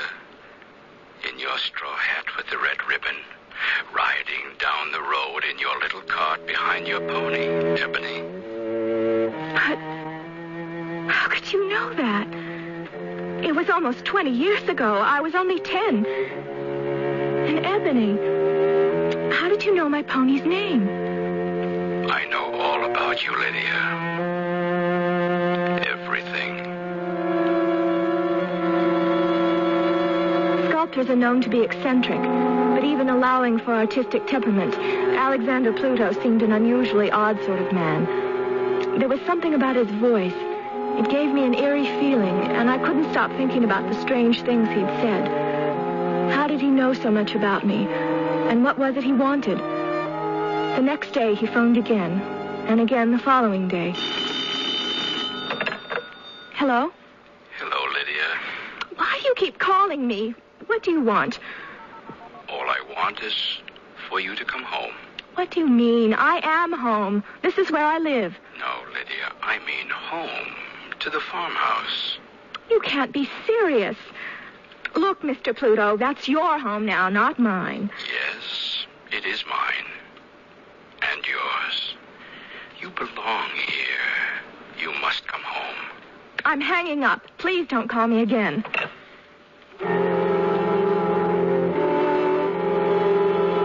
Good morning, Miss Stevens. Haven't seen you lately. Been away? No, I've been... Yes, I've been away. I'd like you to fill a prescription for me. Sure thing. Be glad to. Let's see what we've got here. Tranquilizers, huh? Yes, I haven't been sleeping well. Oh, that's a common ailment in this city. I'd say half the people that come in here are looking for a way to get a good night's rest. Will it take long? What? The prescription, will it take long? I'm kind of in a hurry. No. Won't take but a minute. I'll just type this up for you. So, you managed to get away, huh? Away? Yes, away from our fair city, your trip. Oh, yes. Where'd you go, the Bahamas? No, I went to visit a friend in Philadelphia.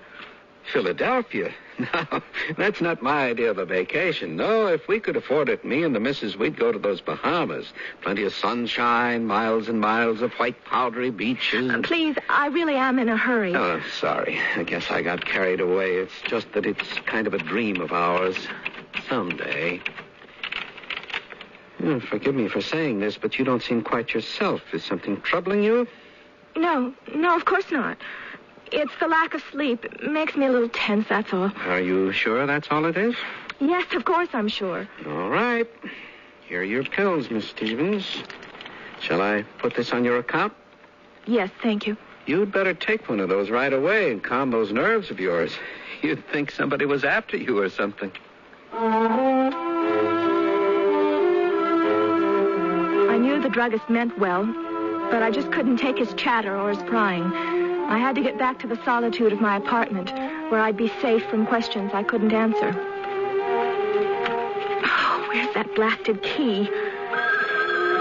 I'm coming. Ah, here it is.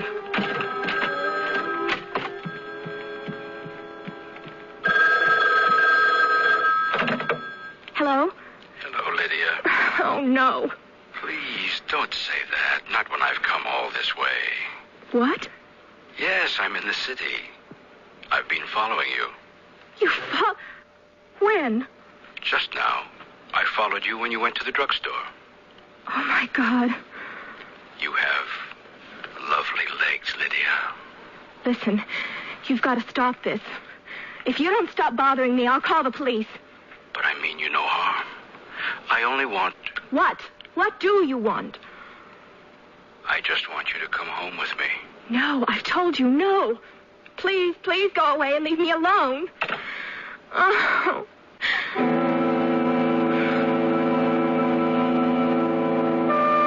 A week went by and I heard nothing more from Alexander Pluto. No phone calls, nothing. Maybe he'd finally given up. One morning I was talking on the phone to Sheila, my closest and dearest friend. Well, I think you should call the police, just in case he's still hanging around. No, they'd think I was crazy. Just another neurotic female who's scared of her own shadow.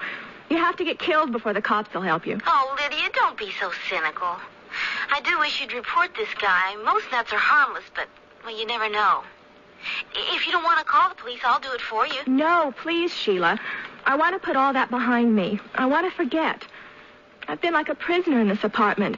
It's time I got out and back to work. I want to feel like a normal person again. Oh, it's good to hear you talk like that. But I still wish... Sheila, please. All right. Can we get together for lunch soon? I'd love to. How about Wednesday? Wednesday. Let me think. Oh, yeah, that'd be great. Let's go to that little omelet place where we always... Hold on a sec, Sheila. There's someone at the door. It's probably the boy with the groceries. It's you.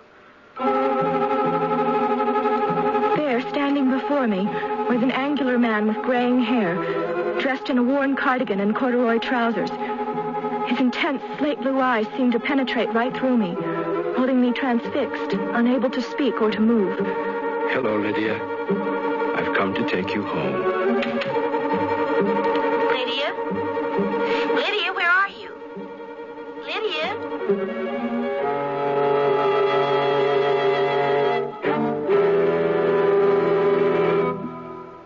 Sears Sears Radio Theater will return after this message from your local station. When you're looking for the dog food used by most professional dog owners and breeders, you're looking for Wayne dog food. The minimum protein levels in Wayne dog food are higher than most other dog foods.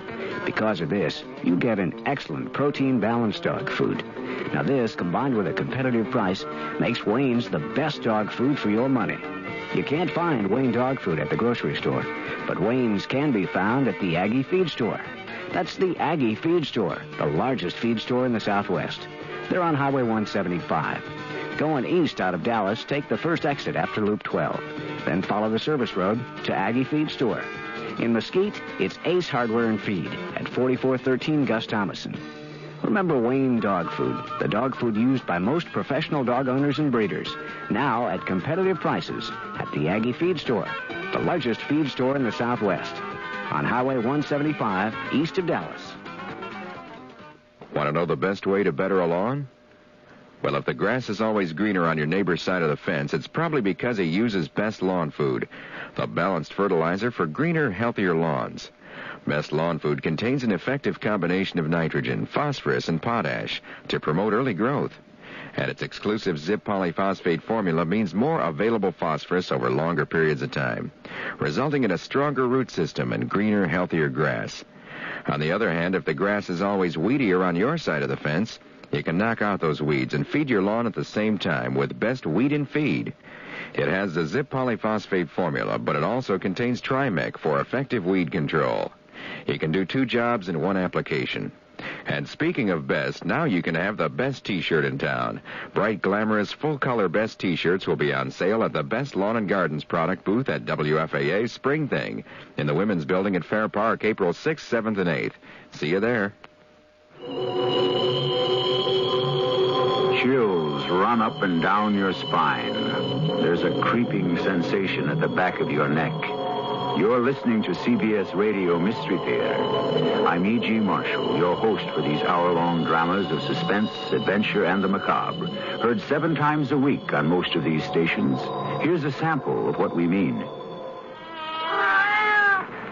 Hush, hush, my darling. Your mother is taking care of all of you. You have nothing to fear. Let those who move against us learn to cower in terror. As long as the moon is full, we rule the nights. Ours is the power and the glory. You will inherit the world, and I am your queen in whatever guise I choose to cloak myself. Listen here for CBS Radio Mystery Theater 7 times a week on most of these CBS Radio network stations. So Lydia has at last come face to face with the voice on the telephone. Drawn by some unknown force as powerful as love itself, she's compelled to go with this stranger. What is the power he has over her? And where is this place he calls home?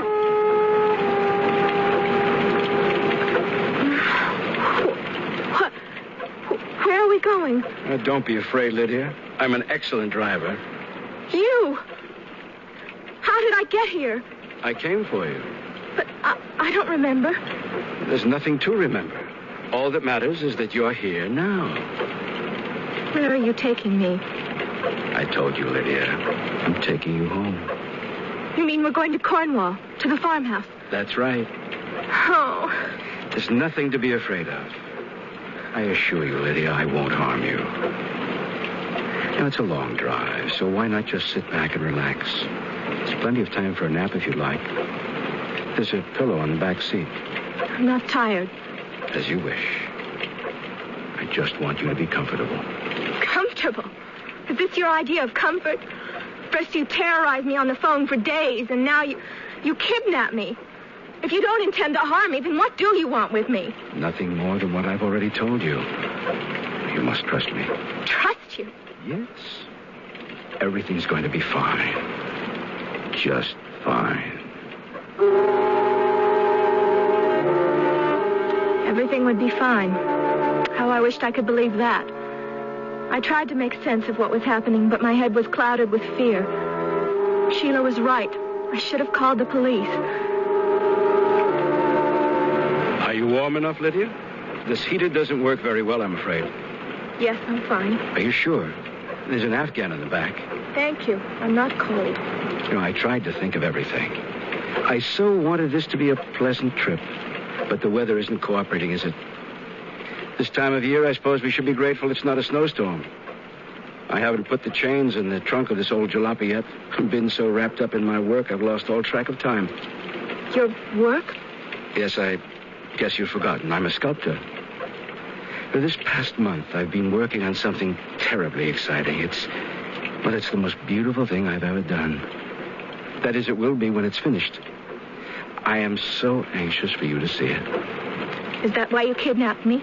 I do wish you'd stop using that word. It sounds so villainous. I mean, it makes me feel like a common criminal. Well, aren't you? Hardly. I'm afraid I've never been common anything. There wasn't time. As an artist, my life has been devoted solely to the quest for beauty. A beauty that is as timeless as love. Did you know that true beauty, like true love, is a vision of the eternal? You see, Lydia, there are other planes, other dimensions of existence. If we don't fear them, they reveal themselves to us just as your spirit has revealed itself to me. I don't understand any of this. Well, perhaps you will when we get to the farmhouse. We're almost out of gas. There's a station around the next bend. Yes, there it is.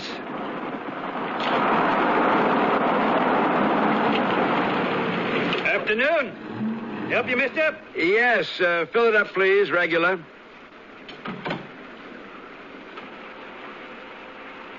Yep, winter's coming, all right.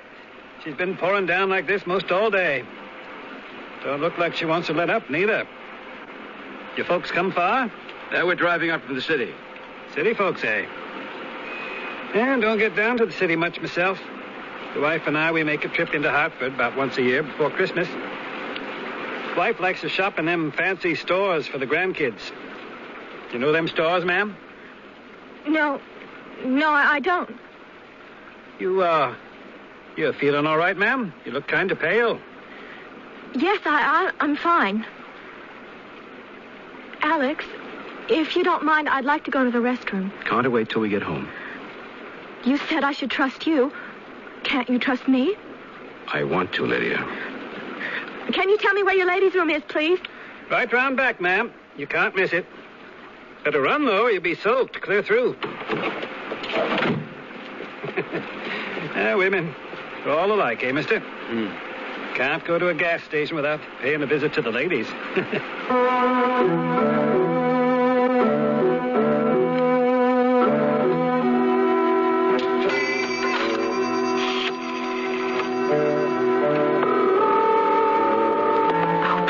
Please answer.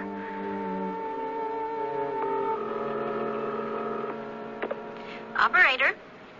Operator, get me the police and hurry. What city, please? I don't care, any city. There are a lot of police stations in Connecticut, ma'am. I have to know which one you want. But I don't know. Are you calling on a payphone, ma'am? Yes, I am. Then look on the phone book. It should tell you what city is closest to you. Phone book. Yes, here it is. New Milford. It's New Milford. Thank you. One moment, please. I'll connect you. Please hurry.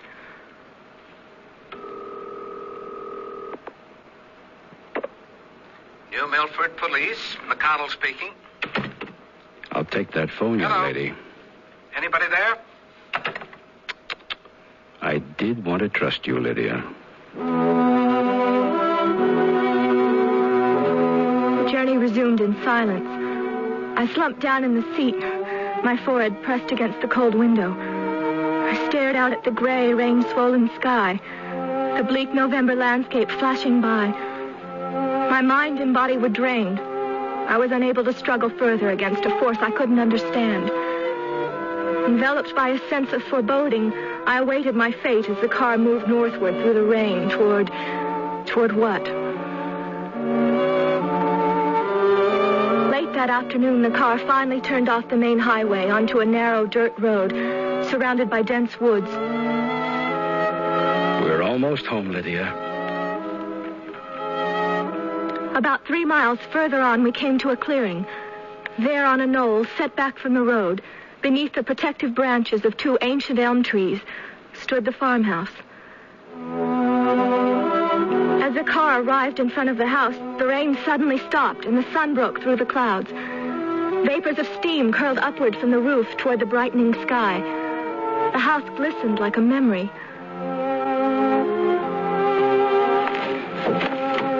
Well, here we are. Come on, get out of the car, Lydia. The house, everything, it's all just as it used to be. Do come and have a look around. Yes, all right. For the moment, I forgot my fear in my joy at seeing again my beloved childhood home. I wandered over the property, fond memories returning as I rediscovered familiar places. It was as if I never left.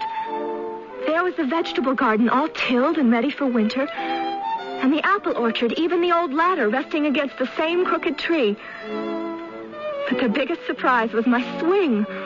I ran toward it as eagerly as if I were greeting an old friend. How I used to love that swing. I'd sit for hours just swinging back and forth, looking out over the trees across the road, dreaming of the places I was going to go, the people I'd meet someday. Sometimes I'd see a storm coming way off. Then suddenly it would be there, and I'd run for dear life to the potting shed. The potting shed. I wondered if it was still there behind the house. There it was, unchanged. I pulled open the rickety door and went inside. Ah, here you are. I was just looking around. Of course you were. There's so much to see, isn't there? Yes, it's all so familiar. I know. It's just as you remembered it. Exactly. It's all exactly the same. I can't believe it. Believe it, Lydia. It's as real as you or me. But I still don't understand. Why have you brought me here? You'll know soon enough. It's not something I can tell you. You must discover it for yourself. Now, let's go inside. I have a surprise for you.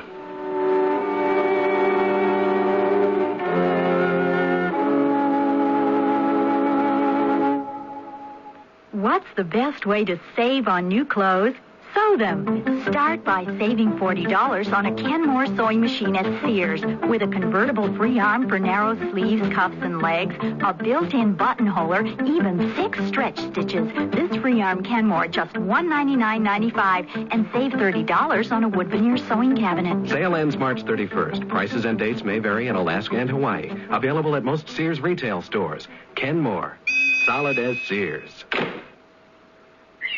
Here comes spring. I know. Isn't the weather lovely? I'm talking about your dress. It's as soft and breezy as spring. Soft dressing is what spring is all about. And her dress is from Sears' expressive collection of dresses and skirt sets. Fluid lines and feminine designs. Fine detailing to shape and define. In fabrics that move with you. Polyester or polyester and silk. In subtle spring shades for quiet excitement. Misses, petite, and half sizes. In the dress department at most larger Sears retail stores. Put together a whole wardrobe with the classic collection separates at Sears. Now you can buy the pants to a suit, the vest to a suit, and the jacket to a suit separately. So every well-tailored piece of the outfit you buy is geared to your size and build. You can create a more casual look with solid-color blazers and patterned slacks, or patterned sport coats and solid-color slacks. The colors coordinate to let you mix and match. Now that's style, sense, and satisfaction. The classic collection at most larger Sears retail stores.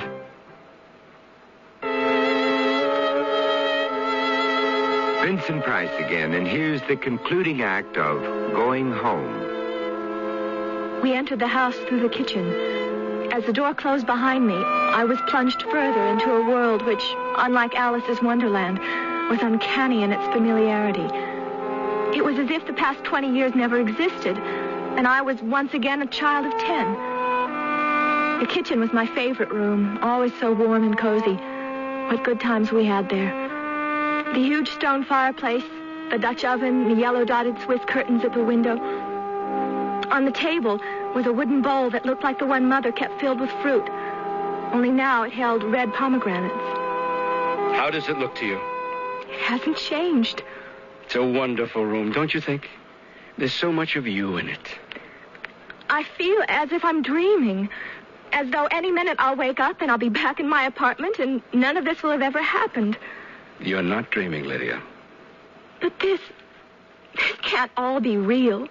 I assure you it is. Now, come along. I want you to see the rest of the house. This is incredible. The living room, it's the same, even the furniture. Where did you get this furniture? It was here when I bought the place.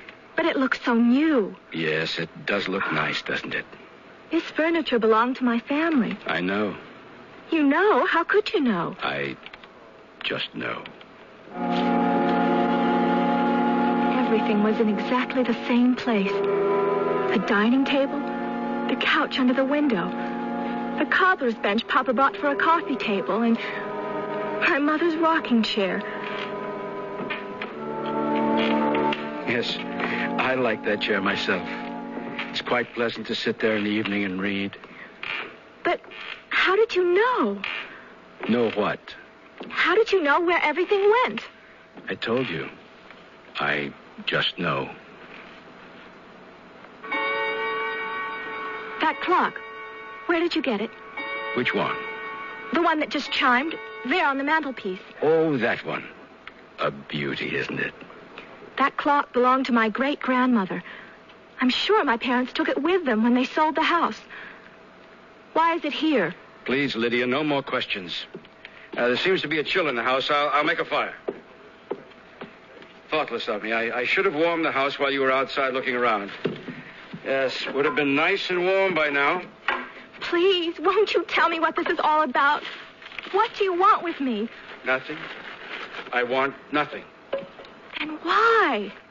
Why what? Why have you brought me here? You mustn't try so hard to understand. Some things can't be explained. They just happen. Happen? Yes. As I told you in the car, there exists a dimension other than the one we're accustomed to. Some people would call it supernatural, but I dislike that word. I prefer to think of it as a spiritual thing. Not in the religious, but in the mystical sense. Mystical? Yes. Something that can't be explained rationally or scientifically. Like spirits? Precisely. Ah, now that's better. Do come and warm yourself, Lydia. When does my spirit appear to you? Different times. Most often while I'm working. It has to do with creativity. It makes one more receptive to other levels of awareness. Other levels of... Awareness, yes. Look, it's very simple, really. Like being tuned in to a different radio station. Has anyone else ever seen this spirit? No. Even if there were others here, chances are they wouldn't notice anything unusual not being tuned in properly. One has to be on the right frequency to glimpse the world beyond. Beyond. That means beyond life, doesn't it? That's right. That's what I don't understand. How can there be a spirit if the person isn't dead? Would you like some tea? I would. I'll go put the kettle on. Won't be a minute. Do get closer to the fire, Lydia. You look chilled to the bone.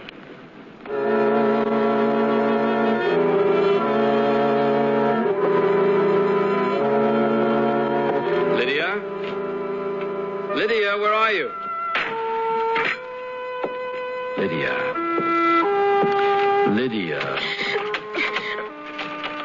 Ah, here you are. I'm afraid it's locked, Lydia. The front door is never used.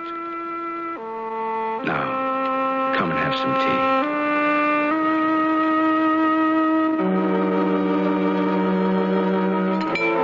tea. Feeling better? A cup of tea is soothing, isn't it? Now, if you'll come with me, there's something I want to show you. I'd rather just sit here by the fire if you don't mind. Please, Lydia, this is very important. Come on, there's nothing to be afraid of. Please, I'd rather stay here. You must learn to trust me.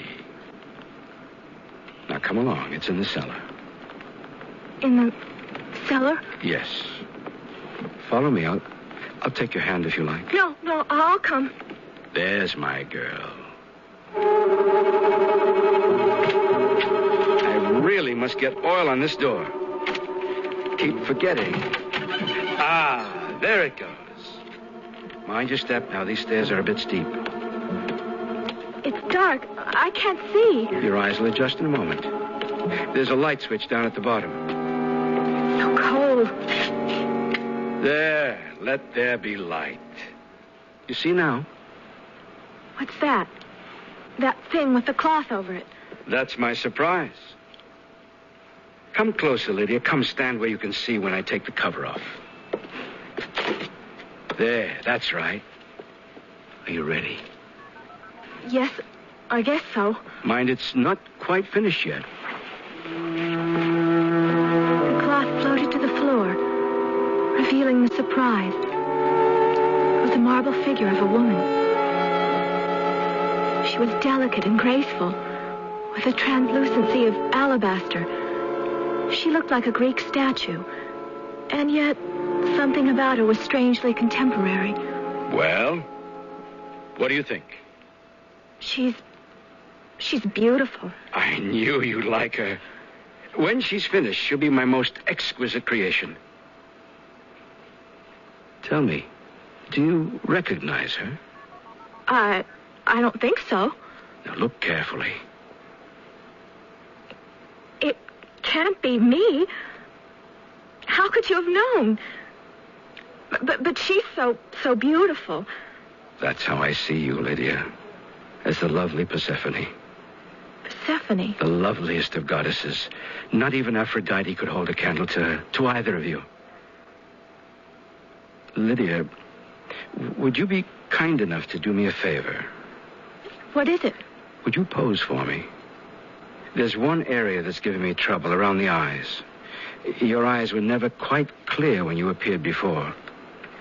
If you'll just stand right where you are and tilt your head a little bit to the left.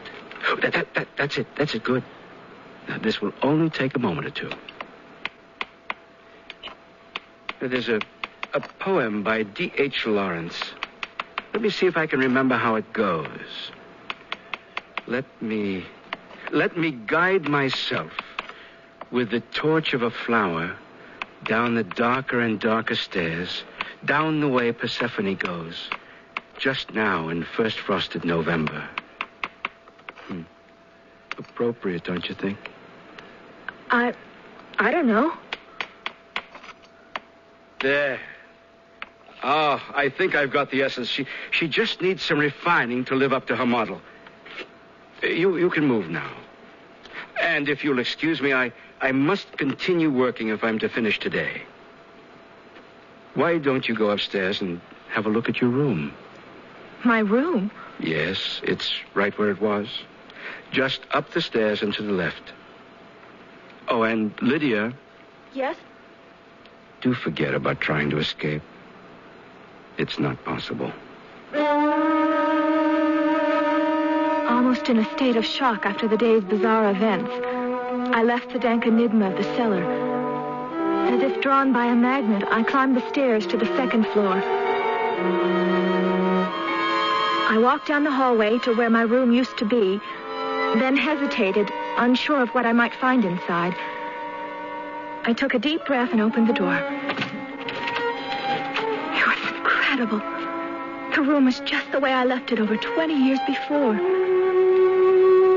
I stood there in the doorway and gazed into the past. There was my white canopy bed, my dresser, my stuffed animal collection on the blue chair in the corner, even my treasured copy of Black Beauty on the little pine desk Papa made for me. I couldn't believe my eyes. I thought I must be losing my mind. First, I couldn't remember how I ended up in the hospital. And now this. I wonder where that came from. I went to the window and parted the organdy curtains. Below, in the gathering darkness, I could barely make out the dim forms. Then I saw. There, on the road, sitting in a cart being pulled by a black pony, was a little girl wearing a big straw hat. My God! That's me! That little girl is me! I was suddenly seized by a cold panic. Its icy fingers gripped my skull like a vice. I had to get out of there. I ran out of the room and down the stairs as quietly as I could. Lydia? Oh, forgive me. I didn't mean to startle you.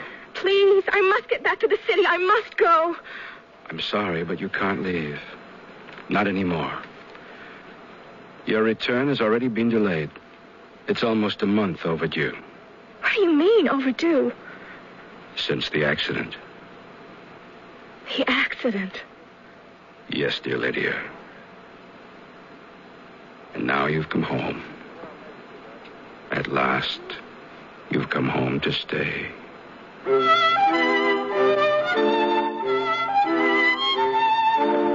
The last thing I remember, I was walking down the street.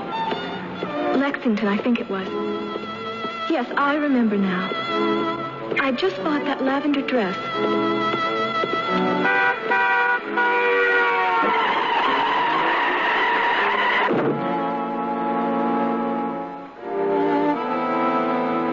Suppose, when we die, we do continue to exist in another dimension. The world beyond is imagined in many ways, not all of them pleasant. Is our fate the dark nether world of Pluto and Persephone? Or could it be that we are destined to return to the time and to the place of our fondest memories?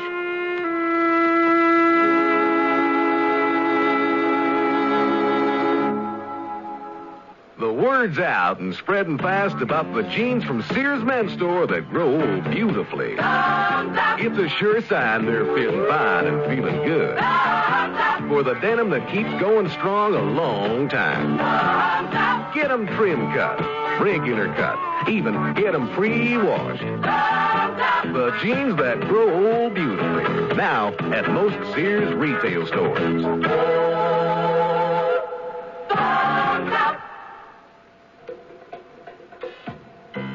Clinging jerseys, tight satin tops, they only look good if they hug your body smoothly.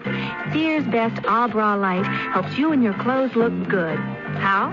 All Bra Light has no seam cups, and straps adjust in the back so you look great up front. Whatever you do, whether it's dashing around town or simmering with disco fever in that slinky dress, it's flattering fun with the Sears All Bra Light. Available at most larger Sears retail stores. They wear them in Alaska, in Texas, in Maine. Wherever the territory's tough, the kids wear Sears Toughskins, the toughest jeans in Sears Tough Jeans territory. Fashioned from a perma-pressed tri-blend fabric so tough, kids can actually jump on trampolines made from it. Sears Toughskins in boys and girls sizes. Now in latest spring colors, styles, patterns. Brushed finish, too. You have tough kids, Sears has Toughskins. Only in the children's store at most larger Sears retail stores and through the catalog.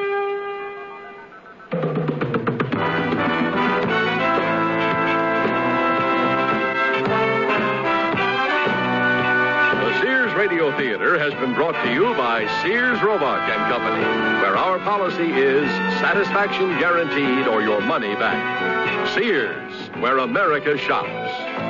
Going Home was written by Ann Heath, produced and directed by Fletcher Markle.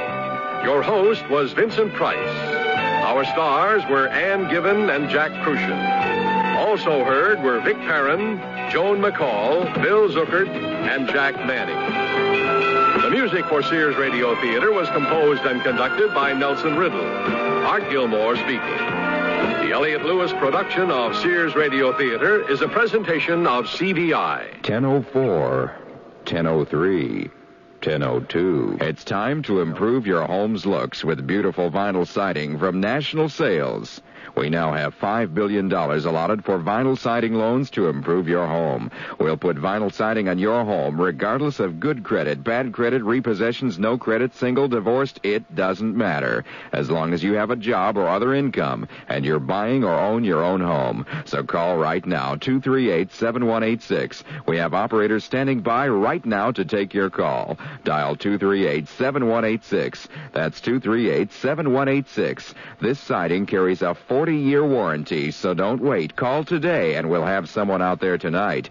238-7186. Remember, we have guaranteed financing. That number again is 238-7186. Out of town, call collect area code 214-238-7186. Television programming is getting better and better. Every day you see brilliant specials, outstanding dramas, hilarious comedies, and the most outstanding sports coverage worldwide. Wouldn't it be great to watch your favorite programming on your own giant screen TV? From Visual Encounters, who feature Muncy TV. Muncy was the pioneer in the manufacture of the giant screen television, and they're now pioneering the lowest price. Only $13.95 complete. Call Visual Encounters at 361-9220 or go by their showroom at 5988 Northwest Highway in Preston Center. Muncy giant screen televisions offer the brightest picture on the market. Visual Encounters also features the lowest prices on your favorite videotape recorders. Don't miss a single moment of magnificent, thrilling TV. Go by Visual Encounters in Preston Center or call 361-9220. That's 361-9220. Visual Encounters.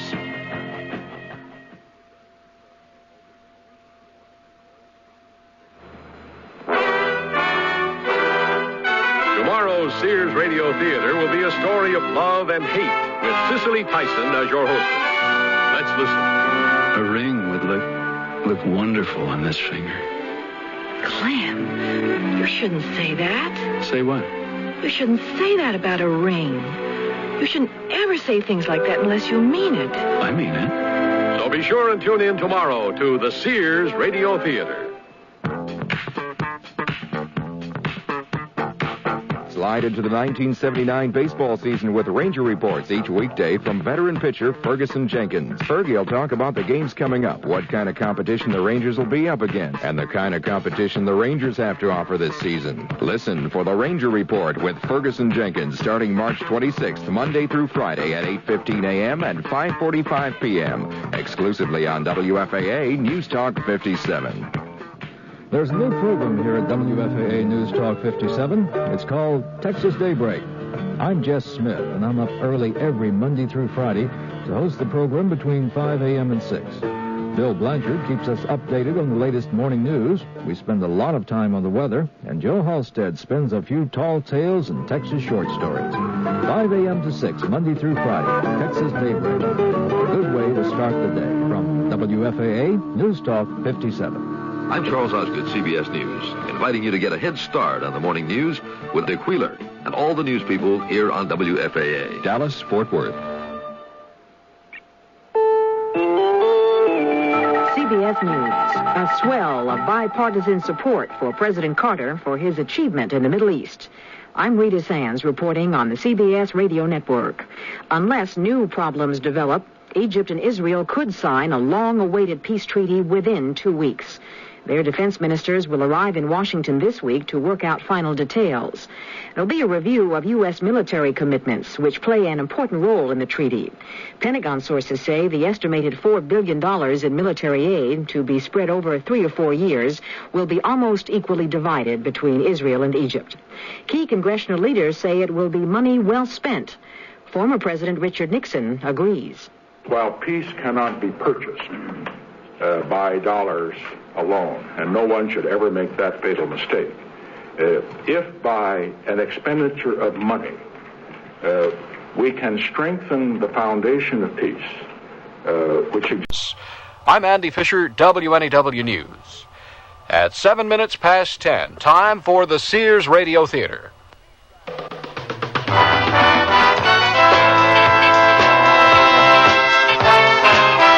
That's the theme from the Sears Radio Theater. Tonight is a love story with Cicely Tyson as your host. Here's a preview. think Ernie's finally gone to sleep. I'm glad. Being trapped in this elevator has done something to him. It's done something to us all. Yes, it's true it's done something to us, but what made Ernie into what he is happened long ago, not tonight in this elevator. You're as bad as Ernie. You're so bitter. The Sears Radio Theater will begin after this message from your local station. This is Lucille Ball, here to make a personal appeal to every American. Since the 1880s, the American Red Cross has been stepping in when there's been big trouble, like a hurricane. But nobody has to tell you the Red Cross is there when a hurricane strikes. So let's talk about the other Red Cross, your neighborhood Red Cross. They teach kids to swim. Hey, that's good, Eddie. And they train about every lifeguard on every beach. It's possible to look into it. We can get in touch with the local chapter. They help veterans get on their feet. They help people relocate after fires. Are you comfortable? Okay, now relax. They collect and distribute blood. They give a hand to the older folks in your town and do scores of other jobs. It's running very nicely. It's easy to see why we've got to have Red Cross, and only you can keep Red Cross ready for the little emergencies in your neighborhood. And the big ones. Help keep Red Cross ready. This is Cicely Tyson. Most of the lights on most of the floors of this glass and steel monolith have gone out. It's late. The workday is over for nearly everyone in this building. Only 3 people remain. They stand together, silent, waiting for the elevator. Anna Kaufman, 62 years old, her mop and bucket at her feet, is the cleaning woman here. Nightly she scrubs and dusts and empties the wastebaskets and ashtrays. Ernie Matrano is adjusting the belt of his ill-fitting dark blue security officer's uniform. He shifts from foot to foot, pushing the elevator button every few seconds, unable to stay still for very long. Bonnie Albers stares straight ahead, unaware of her companions, thinking of the subway ride home. She's rehearsing in her mind how she will make sure she hasn't been followed before she steps inside her apartment building. Bonnie lives alone, and she's frightened. She carries her fears with her always and often works late at the office to avoid going home to the emptiness. And now it begins. Finally, these 3 silent people will speak.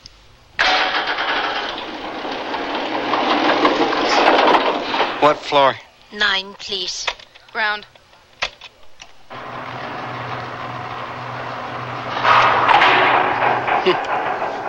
What's happened? We've stopped. I don't know. We're stuck. We're stuck in here. Just hold on. That's what this here alarm's for, you know. There's no one to hear. We're alone. Now, these 3 will speak as they never have before or ever will again.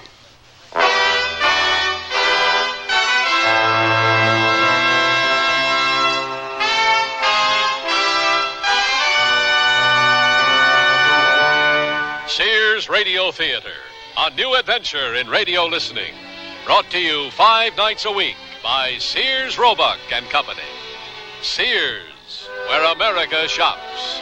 Your hosts, Lorne Green. I'll bring you stories of the Old West and the New. Andy Griffith with a look at the funny side of life. Vincent Price with tales of mystery and suspense. Cicely Tyson with stories about love, hate, and related things. Richard Widmark. I'll bring you stories of pure adventure. 5 nights of exceptional entertainment every week. Brought to you in Elliott Lewis production of the Sears Radio Theater.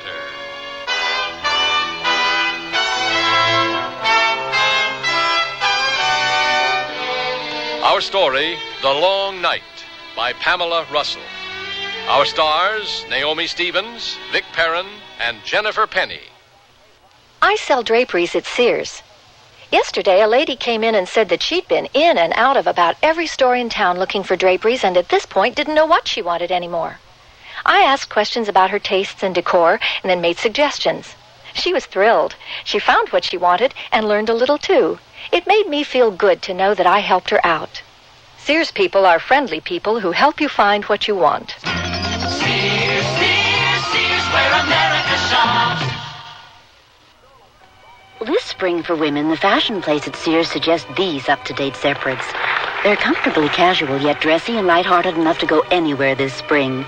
Margaret mixes Sears texture blazer and the small collar striped shirt with trousers, while Wendy wears a shawl collar blouse and the slimmed-down dirndl skirt. Color coordinated, these great-looking separates will come together beautifully for you. Spring's mixable, matchable, up-to-date separates. Get them at most larger Sears retail stores. Convenience and security. The Sears Best Garage Door Opener is just that. Digital control lets you select your own key signal from 512 different transmitting codes. Sears Best Garage Door Opener has a vacation switch that'll lock out stray signals when you're away from home for long periods of time.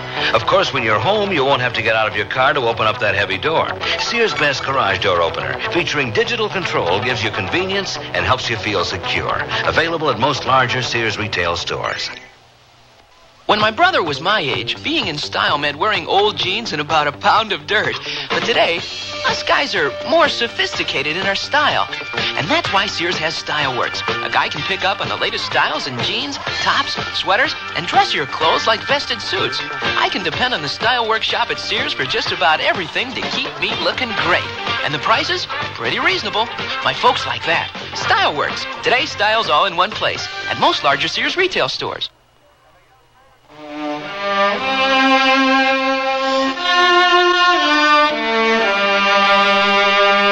They stand in the unmoving elevator, these three. They've never before spoken, never before paid any particular attention to one another, probably never knew the others existed. Yet, here they are, locked together in a tiny room, a stalled elevator, in an enormous, dark office building. Everyone's gone home. There's no one to hear us. There's got to be somebody. Hey, somebody! Anybody! We're stuck in here. Hey, can anybody hear me? Hey, somebody! If they didn't hear the alarm, they won't hear you shouting. There is no one to hear. How do you know? How come you're so sure? You have a watch. What is the time? It's almost 10. Well, who else would be here on this floor on a Thursday night? Who else but people like you and me? People who clean and guard. Well, and what's she doing here, huh? What are you doing here? Well, there's always so much work in our office. Sometimes I stay late. Well, maybe there's somebody else around as hard-working as you, huh? Hey, somebody! We're stuck in here. Hey! I think there's something else you could do. Like what? I don't know. Fix it or something. That's real good. That's real good thinking. I'm a security guard, not an elevator repairman, you know. What about that telephone? You got me calling myself. This is a direct line down to the security desk on the ground floor, which is where I ought to be right now. Couldn't you crawl up through the shaft? Oh, you've been watching too many movies. I ain't Spider-Man, you know.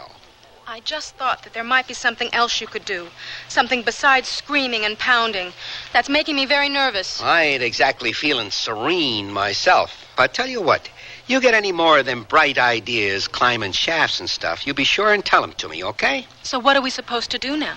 Wait. For what? For how long? You got me. I think I'm just going to sit down and get comfortable. What you do is up to you. Could it be that this is one of those blackouts? No, we still got the lights. It's just this elevator that's stuck, that's all. And I had to get in it. It figures. Just my luck. My name is Anna Kaufman. Bonnie Albers. What do you two think this is, a tea party or something? We may be here for many hours. It's good to know who we are with, yes? Right. Anything you say. And what is your name? Matrano. And your given name? Ernie. You talk funny, lady. You talk like some of them Polacks I grew up with in the old neighborhood. Are you a Polak? Why do you ask? 'Cause you talk funny. You ain't an American. Yes, I am. I'm an American citizen, Ernie. Not born here, you weren't. Don't tell me that. I know better. You're very quick, Ernie. Yes, a long time ago, I came from Poland. I was a Pole. Yeah, I knew it. You can't fool me. I was not trying to, Ernie. Have you been here in America a very long time, Mrs. Kaufman? Oh, please, call me Anna. 32 years I've lived in America, more than half of my life. I've lived here all my life. You are proud, Ernie, to have been born in America? Yeah, I guess. My old man, he was the one who was proud. All his sons born in America. He used to say that. My ma told me. I don't remember much about him. Your father, he's dead? Yeah, he worked on the docks. He got killed on the docks. I was just a little kid when he died. And your mother? She's still around. You sure ask a lot of questions, lady. Anna, please, call me Anna. Yeah, all right. You ask a lot of questions. How come? I'm sorry. I'm a little uneasy being here like this. I try to make it easier. That's why I talk so much. I'm frightened too, Anna. And so quiet, so silent in your fear. You remind me of someone, Bonnie. Who? My daughter. Is she about my age? I'm 27. No, she would have been older than that now, had she lived. Oh, I'm sorry. Anna, why don't we sit down? I'm used to standing, but yes, it's a good idea. We'll sit down, Bonnie, and we'll talk. Oh, haven't you been talking enough already? I have a son, an all-American boy born in America, very like Ernie. I have not seen him in a long time. It's sad when families drift apart. My folks live in Oregon, my little sister and brother, Mom and Dad. It's been 5 years since I've been out there to see them. I miss them. My son has his own family now. He has no need of me. I'm his past, and like most Americans, he has little time for the past. Oh, you're right there, lady. Forget the past. It's over and done with. Today, that's what matters. I am what I am now. I ain't what I used to be. Do you like who you are now, Ernie? Yeah, sure I do. And did you like who you used to be? I don't know what you're talking about, lady. Anna. Yeah, right. Anna, what was your daughter's name? Margit. Little Margit. Sweet child. She had eyes just the color of yours, Bonnie.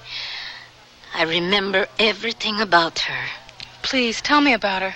She was so good on the train. She never once cried. I held her in my arms, and she'd look up at me with her big, dark eyes. She never cried. But she was so afraid. We were all afraid on that train. There were no windows, so we couldn't see where we were going, and none of us, not in our worst nightmares, could have imagined our destination. And finally, the train stopped. They opened the doors, and they began shouting at us, and we all got out as quickly as we could, but some didn't move because they died on the train. And outside, my young husband stood beside me, and I held Margit tightly. I thought, what is this place? What is this horrible place? Where was it? Where was it that happened? It was Auschwitz. Do you know of it? Auschwitz, Bonnie? No. It was one of them camps the Germans had during the war. A death camp, yes, where Jews and others were killed, gassed by the Nazis. You were in one of them? Yes. I was in Auschwitz for 8 months. But your husband, your little girl. My husband had tuberculosis. He made no effort to conceal it from the Germans. They had doctors there. They separated the sick, and we thought that he'd be taken to a hospital. We didn't know that the sick died first in Auschwitz. The sick and the old, then the children. Oh, they couldn't work. They were of no use, so they were gassed. They marched my husband directly from the train to the chambers, and then they began taking the little ones. I tried to hide Margit. She was so small. I thought they wouldn't see her under my coat. But they did. They pulled her from me. Still, she didn't cry. As they led her away, she looked back at me. I can see her eyes now, even now. It's the last time I ever saw her. It's so hard to believe. How could anything like that have happened? That is it, Bonnie. That is why so many died. They would not believe that human beings were capable of doing the things that were being done to other human beings. It was so unreal, but it happened. Now, that's something I never could understand. Why so many of them just walked to the ovens? Why didn't they fight? You don't know, Ernie, and I can't tell you, and I can't make you see what we faced. But I also cannot listen while you condemn all those who died. You don't know, Ernie. And you can't, but you must not condemn. Well, it's like I say, it's the past, you know. There ain't no use crying over spilt milk. Spilt milk? You're talking about millions of lives. Little children, innocent babies, millions of them murdered. That's too bad it had to happen. I'm real sorry for them kids, but it's more than 30 years ago. They're dead. There's no saving them now, lady. My name is Anna Kaufman. You will not call me lady. You will not take my name from me and give me a number as they did. I am Anna Kaufman. Okay. It's all right, Anna. It's all right now. Please don't cry. No, it's not all right, but I won't cry. I cried all of my tears many years ago. How did you get to America, Anna? I married an American soldier, the father of my son. Harold was a good man. He's gone now, too. He didn't understand either, Ernie. I was younger then. I tried to explain it to him, but there's no explaining it. There's no true understanding of it if you didn't live it. But at least it can be remembered. And what good is that going to do? If it's remembered, then it can't happen again. Nothing like that could ever happen in America anyway. No good at all comes from remembering stuff like that. Do you know, Ernie, that I can still see the faces of the German guards at Auschwitz? They look just like Americans. It would have been easier if they'd been devils with horns and tails, but they were just men. Some of them young boys. They wore uniforms and they followed orders. Well, you wore an army uniform once too, didn't you, Ernie? Huh? Stop jiggling your keys. I asked you, weren't you in the army? The tattoo on the back of your hand, it says Vietnam. Were you in Vietnam, Ernie? Yeah, I did a tour of duty in Nam. What of it? You went? You fought in Vietnam? Was there anything wrong with that? I was 18 when I got drafted. Listen, I was proud to do my duty. I want to get out of here. Why did you do that? You know there's no one to hear it. I got to get out of here. You two are driving me nuts. A couple of weirdos talking all the time about dying and killing and stuff like that. What's the matter with you? Nobody's done anything to you. Yeah? Well, I don't like the way she looks at me. Anna's not bothering you. Oh, yes, she is. She thinks I did something. She thinks I killed group women and kids, don't you? Did you, Ernie? I never did nothing like that. I never did. I gotta get out of here. Somebody! Get me out of here! Somebody, anybody! I gotta get out of here!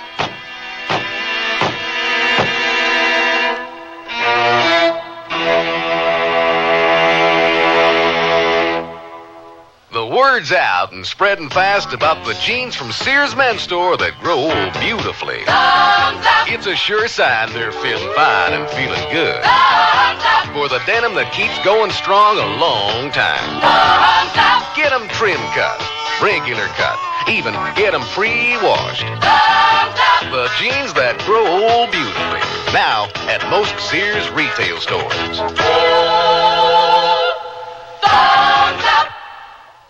Oh, here I go again. It's time to rent one of those steam-type carpet cleaners. Why rent? Now Sears puts power in a carpet cleaner you can own yourself. The Power Spray from Sears for easy home carpet cleaning.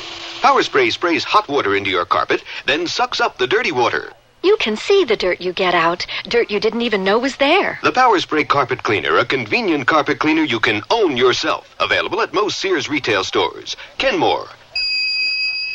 Solid as Sears. Come, spin the wheel of fashion.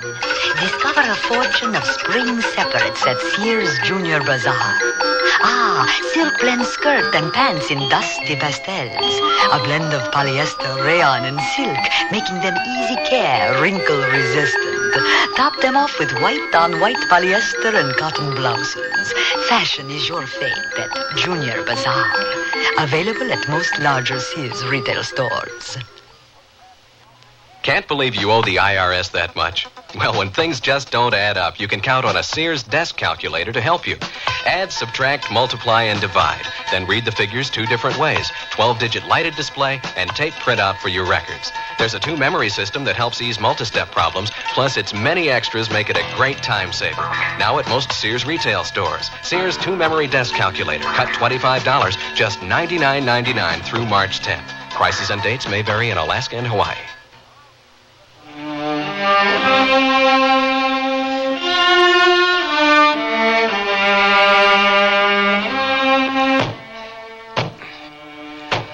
The two women silently watch Ernie pound out his frustration. He stops finally and stares, eyes unblinking, seeing something in his memory, something ghastly. Ernie. Ernie. Don't touch me. Leave me alone, will you? But I can't, Ernie. We're all here together, remember? Yeah, I remember.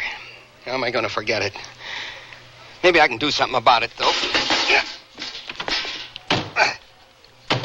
Stop it. What do you think you're doing? You wanted a hero?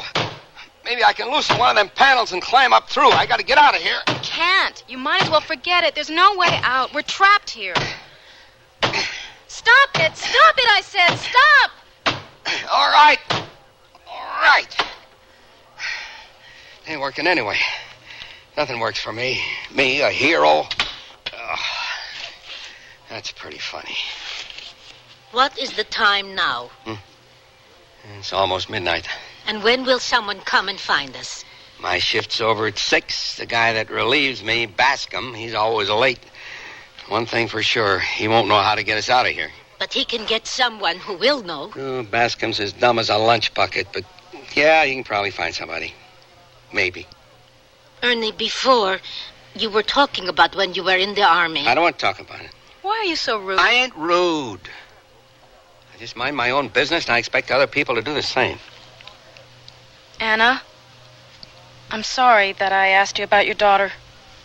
I know how painful it must be for you to talk about it. No, Bonnie, it's good. It's not easy, but it helps me. It's good to know that someone listens, someone hears you. I know so little about those times. In school, they taught us dates and the names of battles and generals, but nothing about the camps and what people suffered in them. Some people want to believe that if they don't talk about something, then it never happened. They hope their silence will make it disappear. Do you believe, Anna, it could ever happen here? I believe it could happen anywhere, even here. Oh, come on. We ain't Nazis or whatever. Them Krauts, they was born knowing how to follow orders and stuff. They do what they're told. So some crazy guy like Hitler comes along and tells them to start killing people, and they do it. Well, we ain't Krauts here. We're Americans. Nothing like that could ever happen here. You're so sure of that, Ernie? Yes, I am. Perhaps it could not happen in America, but do you think that Americans are not capable of doing what the Germans did somewhere else? Not here, not home in America, but in a place like Vietnam? I told you I didn't want to talk about Nam, about the army. I told you that. Why don't you just try and get some sleep, Ernie? We all should.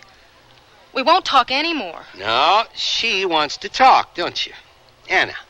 She wants to hear all about Vietnam. She wants me to spill my guts, don't you, Anna? No, Ernie, you want to. You need to, very badly. I don't need nothing or nobody. Yes, you do. We all do. Not me. Nobody never helped me. Nobody never gave me a break.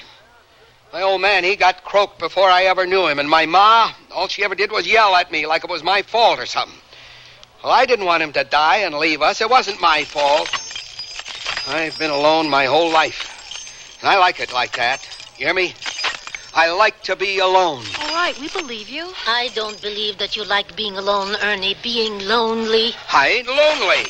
Why don't you get off my back? What do you want from me anyway? I don't have any stories like yours to tell about people dying and getting killed, kids and people. I don't have any stories like that. No, not everyone has stories like mine, Ernie. I'm very happy they don't. Yeah? Well, I don't know. You hit me as a type that likes misery, sort of like my ma. You're too smart to be a cleaning lady. You could have done something else if you wanted to. Maybe you like being miserable, feeling sorry for yourself, wanting everybody else to feel sorry for you, too. That's not true. How do you know? Who are you defending? You don't know her. Neither do you. You're just so bitter you can't see anything but bad. I've seen guys like you. I've worked in a veterans hospital. Oh, yeah? Couple afternoons a week and Sundays maybe, I'll bet, huh? Cute little volunteer do-gooder. Come for a few hours, make yourself feel real good about yourself, and then leave it all behind. You've seen guys like me, huh? Well, I've seen little girls like you. I was in one of them hospitals. Were you wounded, Ernie? Always with the questions. No, I didn't get shot. I went nuts. Tried psycho. I was in the psycho ward. They didn't let little girls like you visit there. Not on afternoons, not on Sunday, not never. But I seen you. I seen you making nice with the respectable guys, the guys in wheelchairs or blind or with hooks for hands. I worked with the mental patients, too, Ernie. Oh, did you? I'll bet you really helped them a lot, too. Huh? I did what I could. Some of them guys were just playing at being nuts, you know? You ever run into any of them that was just playing at it? Yes. I bet you thought they was real smart, them guys that was playing crazy to get out of going over. Huh? No, I didn't think they were very smart. But I could understand why they did what they did. I wouldn't have wanted to go either. Yeah, but you didn't have to worry about it because you ain't a man. Sure is a broad's world. I don't know about that. Well, I do. Oh, I tell you, I was glad to get out of that place. I'll be almost as glad when I get out of this here elevator. There was this one guy in the hospital, you know. He thought he was a snake. He'd hide under your bed, and if you didn't watch yourself when you got up in the morning, he'd bite your feet. I guess that sounds kind of funny, huh? Well, it sure wasn't funny at the time. No, I suppose not. Well, you suppose right. Come to think of it, though, it wasn't really any crazier in that hospital than it was in Nam. Nothing made any sense there, either. And those gooks, there was no figuring them. They all looked the same, they all dressed the same. Some old gook grandma'd be coming down the road, and she'd reach into her old baggy coat and bring out a machine gun, and you were dead. Grandma'd run off into the jungle, and he'd never find her. And there's Andy. Never knew what hit him, lying in the road, bleeding like a stuck pig, dying. And for what? For what? I don't know. You and me both. Who was Andy? How'd you know about Andy? You just said his name. Who was he? Oh, just a guy I knew. He died? Yeah. He was a friend of yours? I told you, he was a guy I knew. He was not your friend, Ernie? Why do you keep harping at me? I knew him, okay? Anna, I don't think Ernie wants to talk about it anymore. I never did, you know. I never did want to talk about it. It's water under the bridge. There ain't no use talking or thinking about it no more. It's over and done with. But you do think about it, don't you, Ernie? Anna, please. What do you want from me, huh? What do you want? I want to know about Andy. Okay. Okay, I'll tell you about Andy. He was my buddy. He was the only friend I ever had. And I was walking right next to him when he bought it. One minute he was there and laughing, and the next minute he was down, dead. I should have gone after that old lady then, but all I could do was stand there and look at Andy. I couldn't believe it. I kept thinking he was going to get up and laugh and say it was all a joke. I couldn't believe it. Andy was dead. My buddy was dead. And then what happened? Well, what do you think happened? They shipped him home in a shiny box all wrapped up in a pretty flag. And they put you in the hospital then? No, that was later, after we went into that village. It was later, Ernie? No, it was then, right after Andy got it. I went kind of nutso for a while. They sent me back to the States to a hospital. No, Ernie, before you went home, before you went mad, nuts, as you call it, before any of that, you went to a village, Ernie. What happened in that village? Nothing. Nothing happened. Ernie? Anna, please. Stop, please, Anna. Ernie? Anna? Ernie. Get me out of here. Get me out. Get me out of here. Don't shoot. Don't shoot her. Don't shoot him. Don't shoot him. They're just kids. Don't shoot. Don't.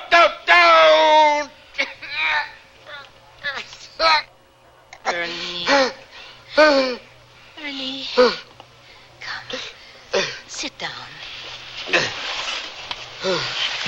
It was just a crummy little place. Not fit for pigs, much less people. Word come down there was Viet Cong hidden there. And that they was operating out of this village. We went in to find him. I don't know how it started. All of a sudden, everybody was shooting. It was like, I don't know, like they got a taste of it or something. I didn't want to do it. But there was this old lady, and she was running, and her old coat was flopping around, and she looked just like the one that killed Andy. So I took aim, real careful, and I shot her. She fell, and I ran over to her, and I shot her again, and again, and again, and again. And I don't know why I kept firing like that. I didn't mean to. It was all a mistake. I didn't really want to kill that old lady. Yes, you did, Ernie. Anna! Now, don't you say that to me. Don't you ever say that to me. I'll kill you. You ever say that to me again, you hear me?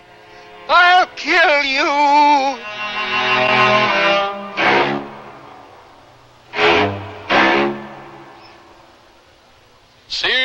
Radio Theater will return after this message from your local station. What if you went off to college and found that you were different from everyone else, and everything was designed for them, not for you? Suppose you went to the library and all the books you needed were in Braille, and you were the only one who couldn't read. You'd feel left out, wouldn't you? And what if you went to class and found that there were no chairs because all the other students rolled in with their own wheelchairs? Suppose one of your professors gave his lectures talking with his hands, only his hands, and everyone understood sign language except you. You'd think it wasn't fair. Well, that's how handicapped people feel now when they go to college and find extra handicaps. But things are changing, and we have free information that can help. Write Closer Look, Box 1492, Washington, D.C., 20013. A public service message on behalf of the United States Office of Education.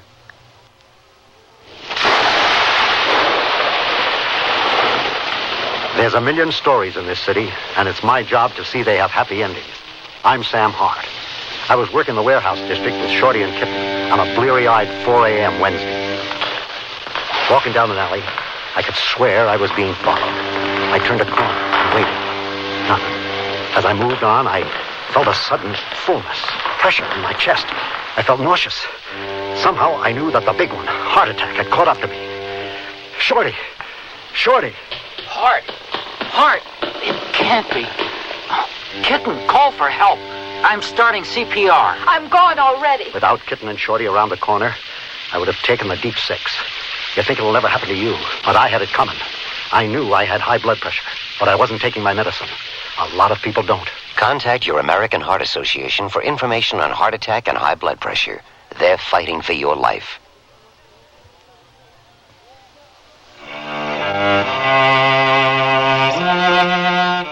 Cicely Tyson again. And here's the concluding act of The Long Night. I think Ernie's finally gone to sleep. I'm glad. Being trapped in this elevator has done something to him. It's done something to us all.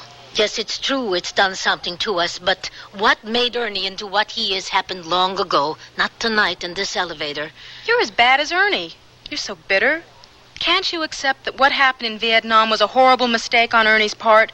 Can't you believe him when he says he didn't mean to do it? No, I can't believe or accept that. Has your whole world become a death camp? Do you think that everyone is cruel and evil and that we're all murderers? I don't believe that, Bunny. Shall I tell you what I do believe? I'm not sure I want to hear it. I do. I ain't been sleeping. I've been listening, and I want to hear what she says now. It's not true that my world is all in Auschwitz. Not anymore. There was a time when it was, but no longer. I believe that there is within the best of men, within all men, all human beings, the possibility of inhumanity, of evil. It is within us all. I saw it in Auschwitz. And Ernie has told us of it in a tiny village in a little country very far away. It was not a mistake that Ernie shot that woman. It was not a mistake. It was hatred and revenge. He meant to do it. He wanted to do it. Ernie knows that, and he knows that I'm not afraid to confront him. Don't you, Ernie? Yeah, I know it. The knowledge, the admission of the deed must come first. Then comes forgiveness. Have you ever been forgiven, Ernie? No, never. Nobody never forgave me because there ain't nobody who can. Yes, there is. I forgive you, Ernie. I know what you did, and I forgive you. Why should you? You, of all people. Who better than I? I'm a survivor. I lost everything and everyone that's dear to me. What good is a person like me, a survivor, but to remember and to forgive? Then life may go on. I know that some people think forgiveness is God's alone to give, but God seems so far away sometimes. Where was God in Auschwitz? He was in the survivors. That's where. Where was God in Vietnam? He was in the boys who were driven mad with guilt for what they'd done. You, Ernie, you too are a survivor of a Holocaust. You must remember and you must give your forgiveness with mine. You must forgive yourself, Ernie, as I do. Thank you, Anna. Anna, I'm so sorry for what I said to you. I didn't understand. I know. It's difficult for a girl like you to even imagine such horrors as death camps and massacres. How could you know of such things? How could you be expected to understand them? A girl like you. It might be easier for me than you realize. The summer that I turned 19, something happened to me. Something happened that I'll never forget. Yes, Bonnie. My parents thought that I was in California attending the summer session of my college. They thought that was why I wasn't coming home in June. And I wasn't lying to them, not in the beginning. I really was going to take some classes. I hadn't done very well my first year, nothing like I had in high school. In high school, I did everything. I was always involved in activities, straight-A student. But it didn't help. I still felt so alone and isolated. I put all my hopes into college. I thought it would be a kind of miracle. Finally, I'd be inside. I'd belong. But it didn't work out that way. What happened that summer? I'm trying to tell you. I knew it wouldn't be easy, but I didn't think it would be this hard. Look, kid, maybe it just ain't the right time for you to talk. No, I have to. I want to tell you. Just before the summer session was to begin, I met this girl. You see, I lived in a dorm on campus. I used to eat all my meals there. But I'd heard some kids talking about a little health food restaurant a few blocks away. I decided to go there. That's where I met Monica. She was a waitress there. She was really friendly and nice to me. I think she talked to me more in just a few minutes than my roommate in the dorm had all year. She dressed a little strange. She wore her hair all wild, long and frizzy. But I didn't think very much about the way she looked. I was so happy to have a friend. She lived close by in a big old house with a lot of other kids. All I could think about it as we walked over there was that I hoped that they all liked me as much as Monica seemed to. On the front porch, a boy with a beard and no shirt sat and played a guitar. Huh. Inside, there were old bare mattresses everywhere and murals on the walls, painted sunrises and clouds and people floating through the clouds. Strange and beautiful pictures like I'd never seen before. Yeah, it sounds like one of them hippie pads. I didn't know what it was. It was all so different and strange. I guess I was pretty backward coming from Oregon. My hometown was such a little out-of-the-way place. We didn't know what a hippie was. Oh, sure, we saw the news on television, student riots, and people burning their draft cards. But that was television. It was hard for me to believe there really were people like that. Anyway, Monica and I sat on one of those mattresses and talked for hours. I should say I talked. Monica listened. Nobody had ever really listened to me before. Then this man came up and sat down between Monica and me. He had long hair and a mustache, but he looked different, older. There was something in his eyes. He just sat there and watched me. When he left, Monica turned to me and smiled. "That was Larry," she said, "and you're in if you want to be." I didn't have to ask what she meant. I moved into the house that night. I didn't attend any classes that summer. This man you speak of, his name was Larry? Yes. And his last name? I didn't know it at first. Monica never mentioned it. Everyone just called him Larry, that was all. I didn't know his last name then. But you know it now, Bonnie. Yes, I know it. So, what's the big deal? What was his name anyway? Who even cares? He was just some hippie creep. No. Larry was more than that. Much more. Not just a creep. Worse than that. And not a hippie. The hippies preach love, remember? Larry preached something very different. Anna knows, don't you, Anna? You know his name. Yes, I think that I do. Then why don't you say it? No, Bonnie. I think it's for you to say. Larry Jordan. Larry Jordan? He was the guy who... Murdered 12 people. He gave the orders to do it, and his orders were always obeyed. Believe me, I know. But you weren't... you didn't... Kill for him? No, I didn't. I left that house before anyone died, but I didn't leave it soon enough. I went home to Oregon. I didn't return to school that fall. And in December, just before Christmas, the stories of the murders began to break in the papers. At first, I couldn't believe it. But then I knew it was true. I never told my folks or anyone about that summer. Until now. But you never really did nothing to blame yourself for. But I lived there with those people, those horrible people. I could be in prison right now like Monica is. Monica, who was always giggling and playing with her silver puzzle ring, in prison for stabbing 3 people to death. That could have been me. I could have stayed. You could have, but you did not. Still, I felt marked, spoiled by what had happened. I quit college. It was as if I felt I didn't deserve to go. I've allowed no one in my life, no one to love me because I didn't feel I had the right to be loved. It's not so, Bunny. You deserve to be loved. You have the right to love. What Anna says is true, kid. Don't be so hard on yourself. Look at me. I forgive you. Thank you, Ernie. Anna. It's been a long night. What is the time now, Ernie? It's almost 6. You think I should hit the alarm? I mean, maybe my luck is changing. Maybe just this once Bascom will be on time, a little early even. Try and see, Ernie. Hey, somebody! Hey, anybody there? I guess maybe my luck hasn't changed all that much. Is somebody there? Somebody! Hey, in here! We're stuck in the elevator. Who is it? It's me, Matrano. I've been looking all over for you. I got 2 ladies in here with me. We've been stuck all night. Don't sound like too bad an arrangement. Funny, real funny, Bascom.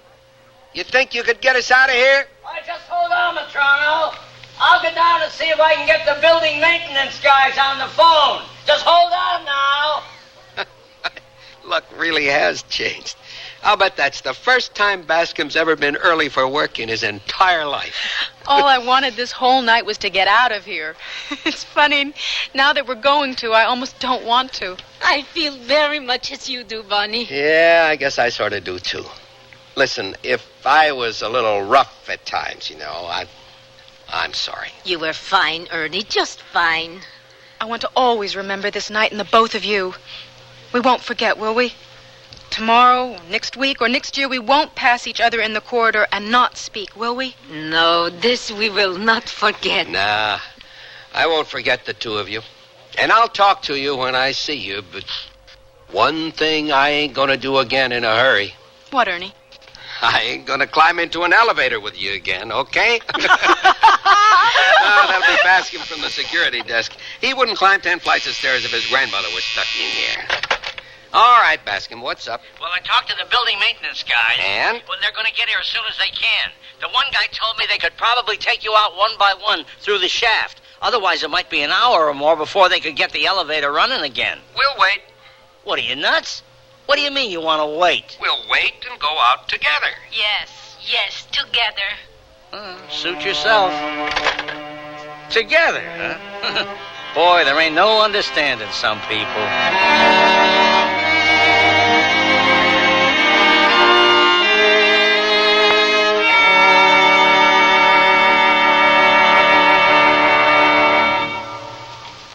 I can't believe they can do it for $19.99. Installed? The aluminized Sears muzzler is only $19.99 installed. And listen to the muzzler promise.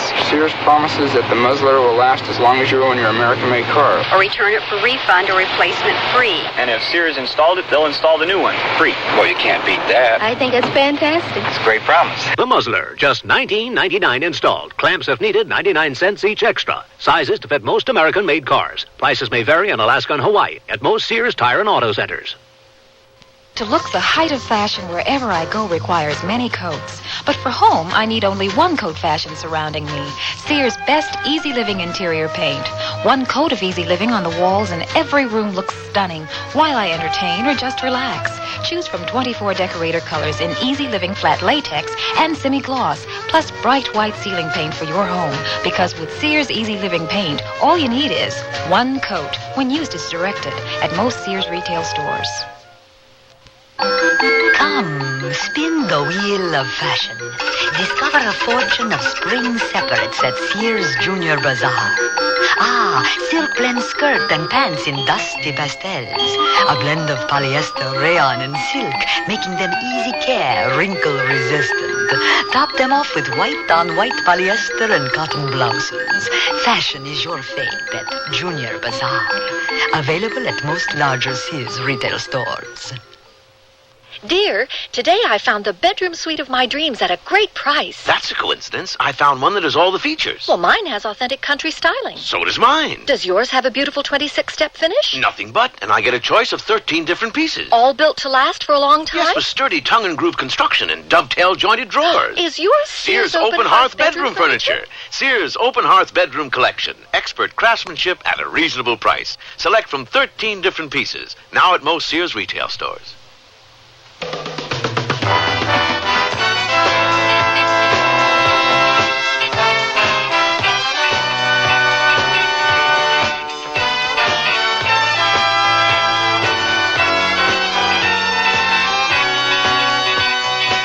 You've been listening to Sears Radio Theater, brought to you 5 nights a week by Sears Roebuck and Company. Sears, where America shops. The Long Night was written by Pamela Russell, produced and directed by Fletcher Markle. Your hostess was Cicely Tyson. Our stars were Naomi Stevens, Vic Perrin, and Jennifer Penny. Also heard was Jerry Hausner. The music for Sears Radio Theater was composed and conducted by Nelson Riddle. Art Gilmore speaking. The Elliott Lewis production of Sears Radio Theater is a presentation of CBI. What's your trivia specialty? Entertainment, sports, recent world history, or maybe potluck? Hi, I'm Bill St. James, and beginning Monday between 10 a.m. and 4 p.m. on my show and the William B. Williams Show, you'll get a chance to test your skills when we play the trivia game. To become eligible, just send a card to Trivia, WNEW, 565 5th Avenue, New York, 10017. Be sure to include your name, address, phone number, and the category you'd like to be trivial in. Entertainment, sports, recent world history, or potluck. If your card is selected, Willie or myself will ask you a trivia quickie. If your answer is correct according to our sources, you'll win $10 and a shot at a Jim Lowe trivia tuppy worth $100. And all contestants who play become eligible for a weekly drawing when we'll give away a complete AM/FM stereo music system. The Triviality starts Monday, so get your name, address, phone number, and trivia category in the mail to Trivia, WNEW, 565 5th Avenue, New York. It's fun. The price is right, and who knows? You might even learn something.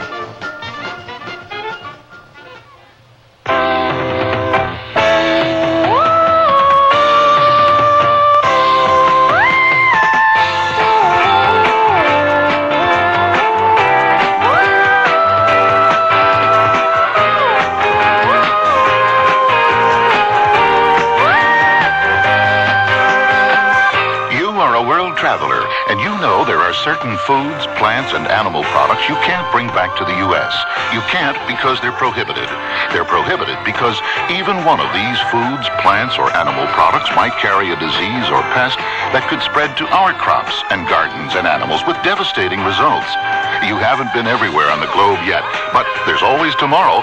And before you go again, write for the free booklet that explains the law. Even one can hurt. Write for Traveler's Tips. Write to Traveler's Tips, U.S. Department of Agriculture, Washington, D.C., 20250. I'm lost and lonely, scared and sad, trembling at the thought of making you mad. My love is yours, but at times you're so cold. If life's like this, take me before I grow old. This song was written by a man now serving time in a state prison. Most of the men and women in prison today were abused children, and many abused children grow up to abuse their own children. Child abusers can be helped. Find out how. Write Prevent Child Abuse, Box 2866, Chicago, Illinois, 60690. Please stop the hurt I've suffered since my birth. Join the abused child's fight. Put an end to the sleepless night. message of the Ad Council and the National Committee for Prevention of Child Abuse.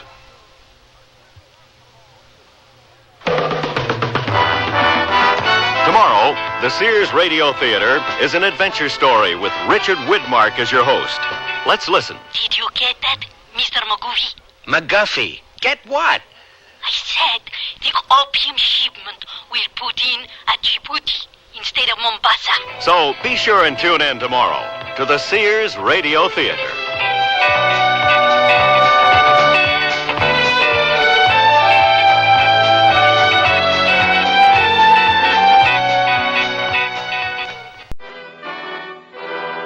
That's the theme from the Sears Radio Theater. Tonight's story is a comedy with Andy Griffith as your host. Here's a preview. Harry. Of course. Greg, oh, buddy. Harry. Come on, let's do it. Well, you know. No, later. Come on. 2, 4, 6, 8. Who do we appreciate? Moose Bay, rah, rah, rah. The Sears Radio Theater will begin after this message from your local station. This is Andy Griffith.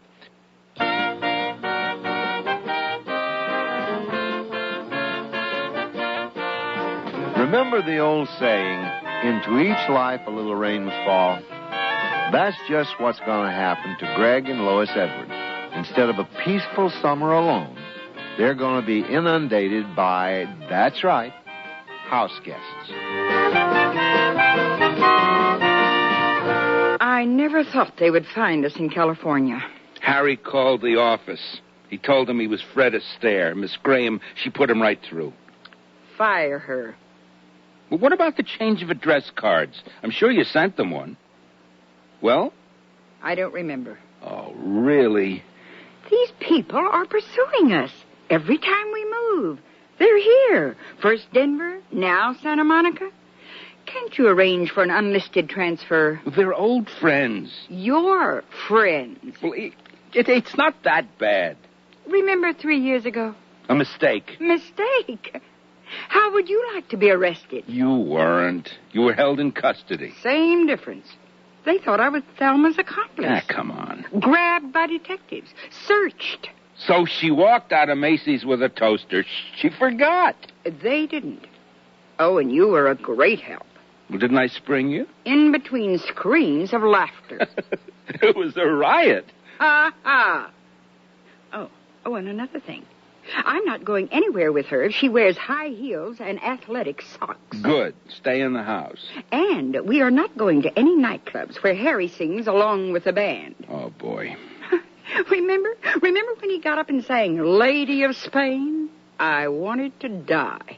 All right, we'll barbecue and watch TV. Well, at least it's safe.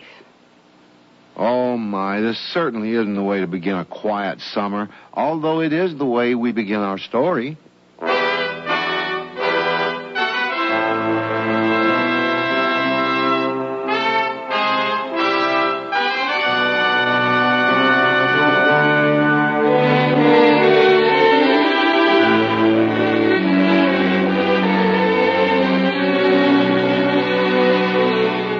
Sears Radio Theater. A new adventure in radio listening.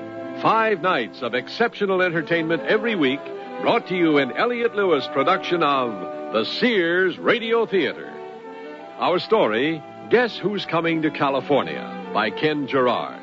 Our stars, Carol Cook and Shepard Menken.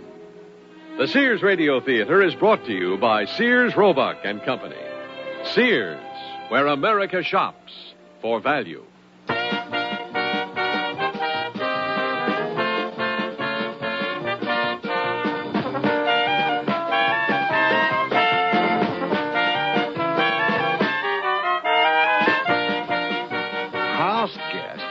Just what Greg and Lois Edwards don't need right now.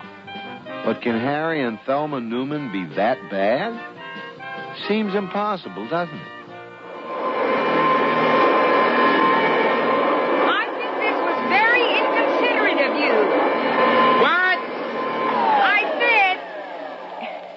Why don't you do this? Why are you fussing? It's only Harry and Thelma. Oh, fine. Dump some garbage on the carpets. Oh, come on, Lois, enough.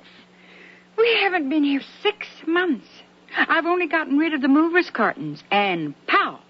You invite the Newmans. I didn't. They invited themselves.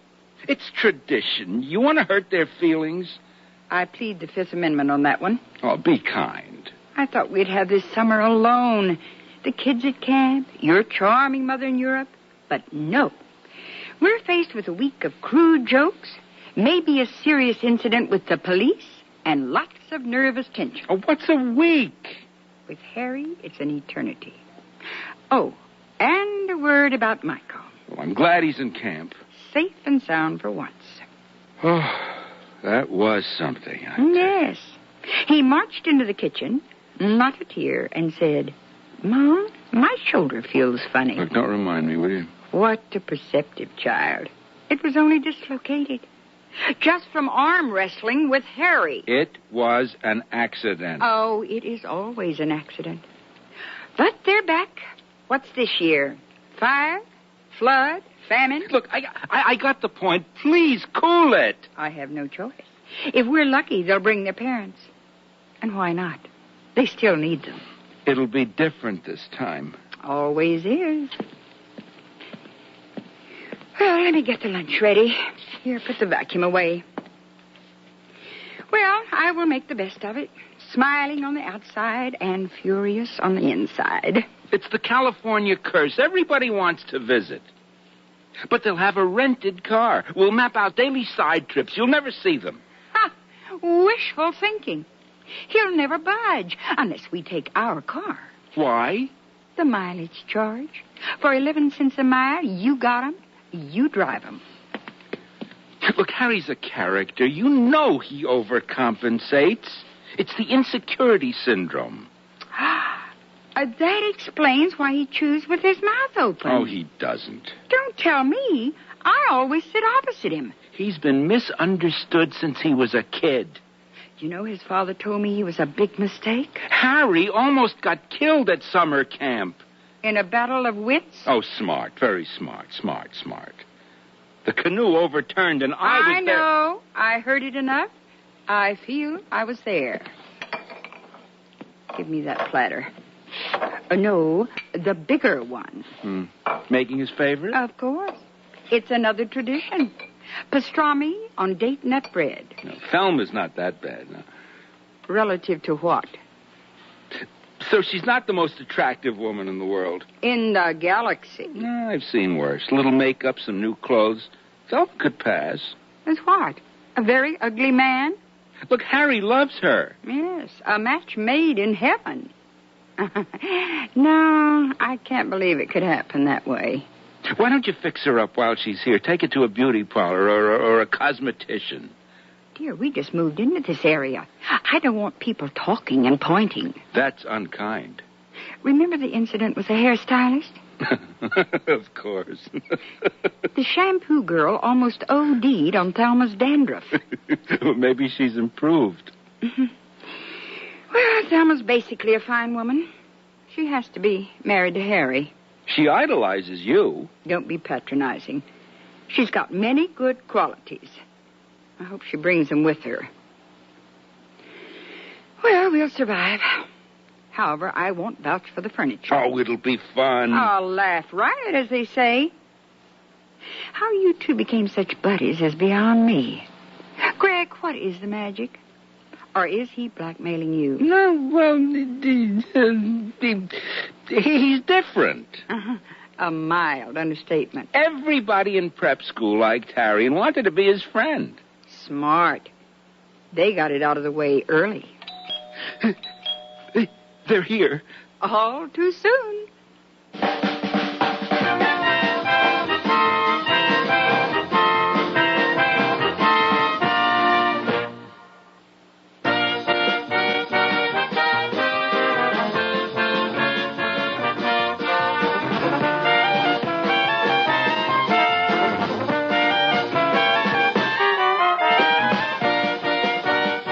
Remember what I said?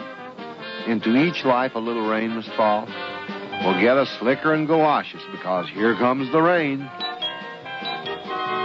Get it. No, you get it. Oh, no. They're your friends.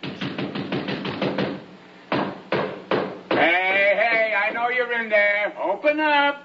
After you. I'll choose you. 3 takes it. Child. Hey. Harry. Of course. Greg, old buddy. Harry. Come on, let's do it. Well, you know. No, later. Come on. 2, 4, 6, 8. Who do we appreciate? Moose Bay, rah, rah, rah. Oh, you haven't lost your touch, boy. Hey, like old times, Oh, you look sensational. Bermuda shorts, the whole bit. Oh, and listen, I just love the yellow knee socks. Great with dress shoes. See, she knows. Where's Thelma? Unloading the car. Let me give a hand. Oh, no. Don't do nothing. Thelma's gone feminist. Then I'll do it. No way. Hey, Thelma, get your fanny in here. She loves it when I get macho. Next time you'll do this, fat face. Louie! Thelma. Greggy. Thelma. Well, welcome to California. Oh, thanks. A pleasure. Louie, you look terrific. Some shape, huh, hair? It's a pleasure to look at somebody without curlers. Why don't you get the trunk out of the car? Come on, Greg. It's like lead. Trunk? How was your flight? Fabulous. I only threw up once right over the Grand Canyon. Oh, well, then, would you like to freshen up? Later. I want to see your pool. We don't have one. Oh, yeah? Oh. Greg not doing well, huh? No. A house with a pool was just too expensive. Sure. Well, you don't have to pretend. I know. Here. Okay, now, here, you put your end down first, huh? Oh. Holy. What's in there? Yeah, you know, Thelma. Enough clothes for a month. Swell. Hannah, they ain't got a pool. You don't swim anyway. Yeah, but I wanted to take a plunge. So I'll fill up the shower. Why don't you unpack and then we'll take a drive, huh? Oh, no, let's chow down. Always thinking of his gut. Why not? Oh, sure. Why don't let's put on the old feed bag? Come on, Thelma, the grub's in the kitchen. Lois? Greg. Harry. You look wonderful. Well, I work out. Exercise. That's the secret. I ain't going to have the big one. Right. I jog a mile a month. Righto. Listen, I don't want to say nothing in front of the girls, but how you doing, Greg, huh? I'm in a house in Santa Monica without a pool. I don't know.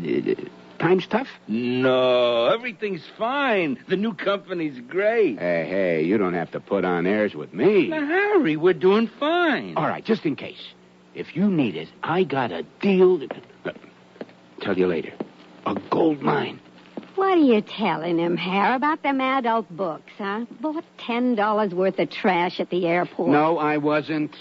Lunch, anybody? Of course. Harry, your favorite pastrami on date nut. You never forget. Oh, and the Thelma special.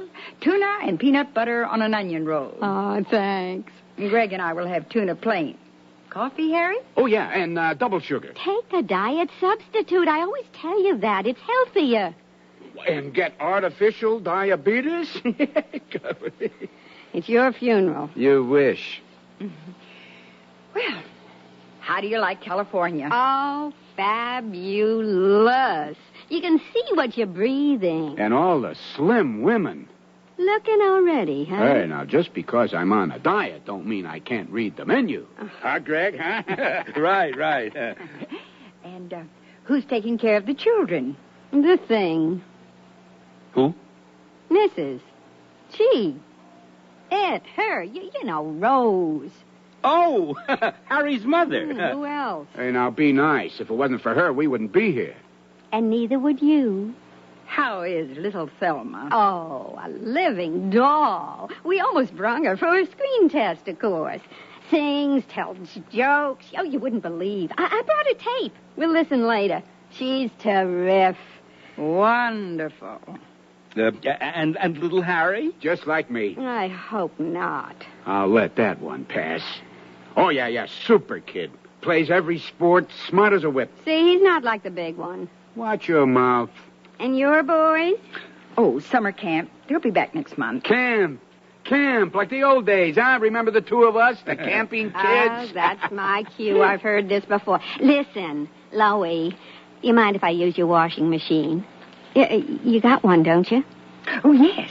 And it's brand new. Did you spill something in the car? No, it's the dirty laundry I brought from home. I didn't finish. Fatface said we'd be late for the plane. Oh, well, let me show you where. Excuse, fellas. Yeah, and get the grease off my undershirt this time. Can they hear us?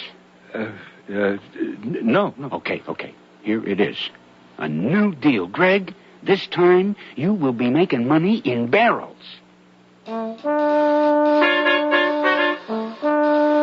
Oh, here we go again. I wonder what Harry's got up his sleeve this time.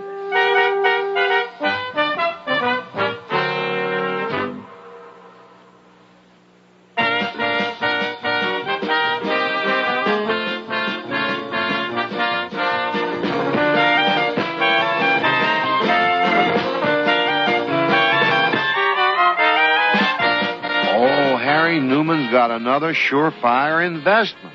Well, let's hear it.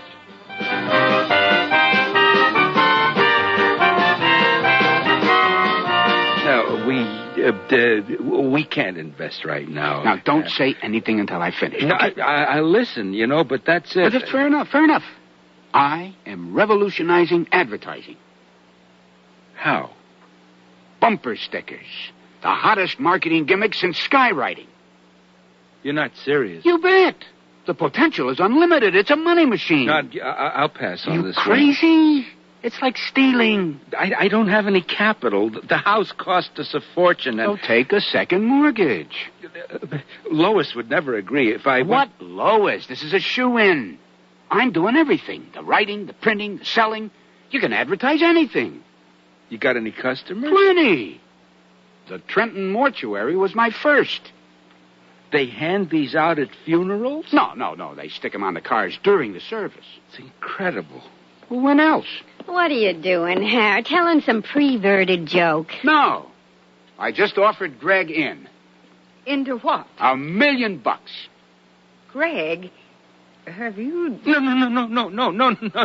No. Harry made us an offer that I can quickly refuse. Besides, you know that we don't have any money right now for investments. Yes? Now, what is the latest venture? Vehicular advertising. What? Bumper stickers. I write them, Harry sells them. Teamwork. Sure. My first was, "We dig you, Trenton Mortuary." Like it? Catchy, huh? Oh, terrific. Well, now, you gotta come in with us. Only cost you $5,000. Double your money in a year. Oh, I'm sorry. We can't. Okay.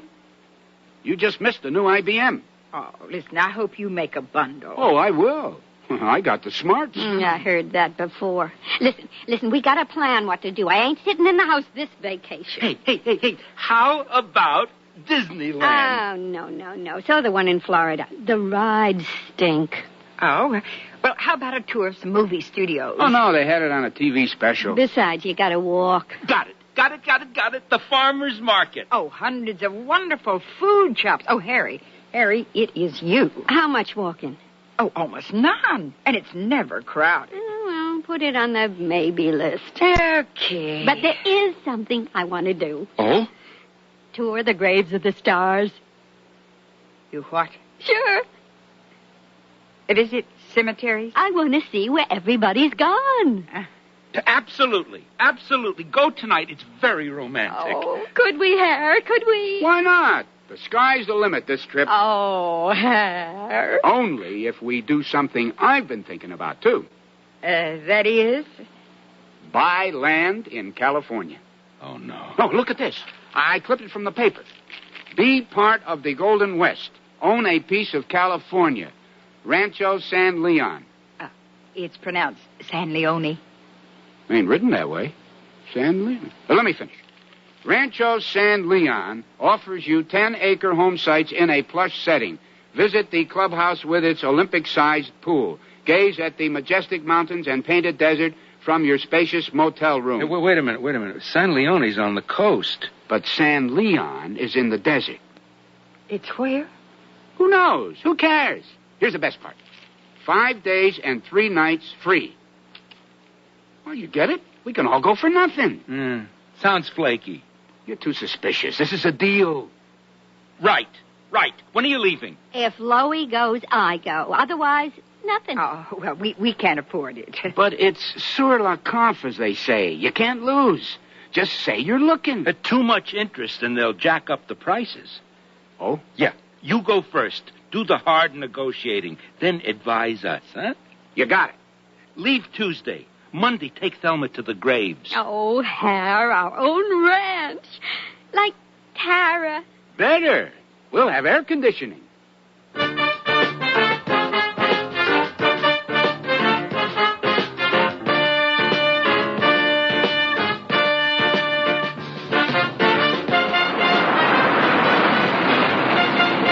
Watch where you're going, you creep.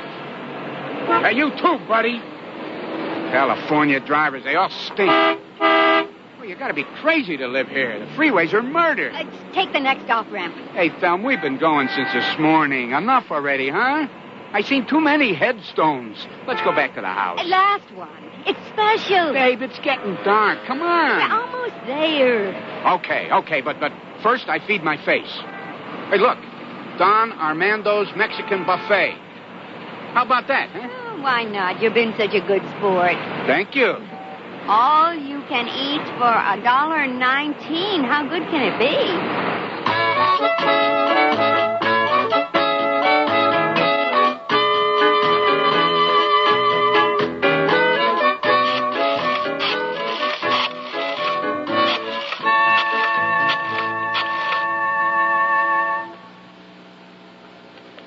Greg? Harry? Listen, we ain't coming back for dinner. Oh, no, everything's A1. She went bananas, like a dream come true. We saw everybody. No, we're going to eat Mexican tonight. I don't know where we are. Oh, sure, your car's fine. Hey, thanks a million, huh? Oh, and don't wait up. We might go to a drive-in afterwards.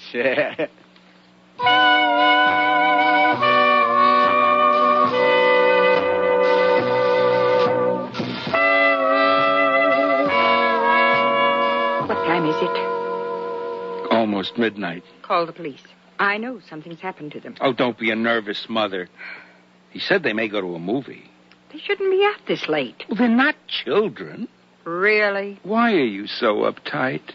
Because it's like sitting through the 15th rerun of a terrible movie. It's like being the cruise director on the Titanic. Stop.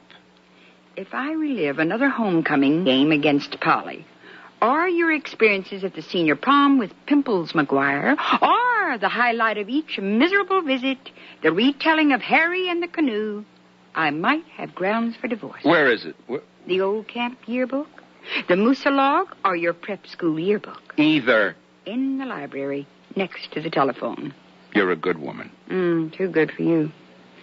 I remember my father saying that. It never turns out that badly. Really?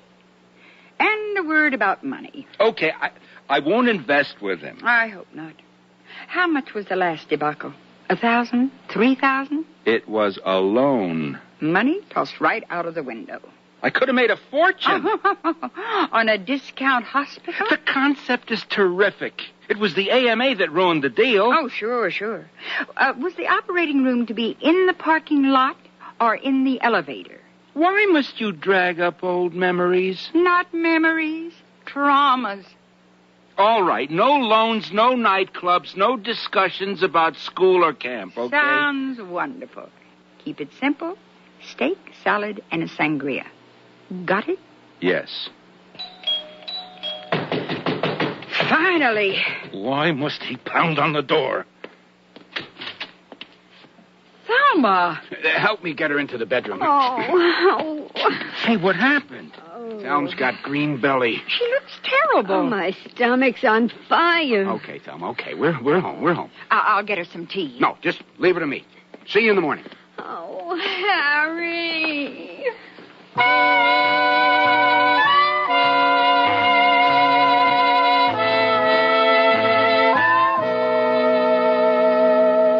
Hi, Lois. Morning, Harry. How's Thelma? Super. Pulled through. Good. What an experience. Oh, she's been worse. Got a stomach like a goat. Where did you eat? Some Mexican buffet, an all-you-can-eat place. I thought it was sensational. I had 9 burritos, 2 plates of enchiladas. Oh, it was paradise. For some. Well, I guess the chocolate-covered tacos nailed Thelm. Could be. Well, that was yesterday. This morning, I'm famished. Can you rustle up some French toast? Why not? How about a side of pancakes? No. Saw your brother last week. Good. 2 women hanging on him like wallpaper. Mm-hmm. Typical. Did he ever patch it up with your dad? Do you mind? No. Signing someone else's name to checks ain't my style either. Change the subject, please. Sure. How's your mother-in-law? Fine. Greg still call her every night? Harry. Just checking. Hiya, Harry. How's the patient? All firmed up. Tonight we go for Chinese. Oh, swell. Some French toast? No, thanks, dear. Just coffee. How about that? A 3-way tie in the National League. Baseball. You still following that? Oh, sure. It's dead. You want to know the hottest sport, huh? Tennis? Get out. The roller derby. That's action. Chills, spills. Me and Thelma own 2% of the Brunswick Braves. I'm going to cash in. Another sports tycoon. Oh, they're a natural for a bumper sticker. Hey, what about skaters do it? That's enough, Greg. What's enough? Hey, babe, you're alive. Sit down. Oh, thanks, Loie. It was almost all over last night. Look, have some tea, Thelma. Or ginger ale. Oh, you gave me enough already, you locust Borgia. You tried to kill me. Did I tell you to eat all that food, huh? Oh, don't talk about it. The place was written up. Yeah, by the health department. Some thanks for showing you a good time. Go on, poisoner. I thought it was delicious. I guess you can't leave for Rancho San Leone today, huh? Of course not. Thelma's in no condition to travel. Well, I was merely thinking out loud. A very poor thought. Listen, why don't you and Harry go alone? Hey, great idea. I didn't plan to be away to... Plan? The 2 of us on the road again, just like the old days. We'll leave at sunset in your car. Oh, how romantic.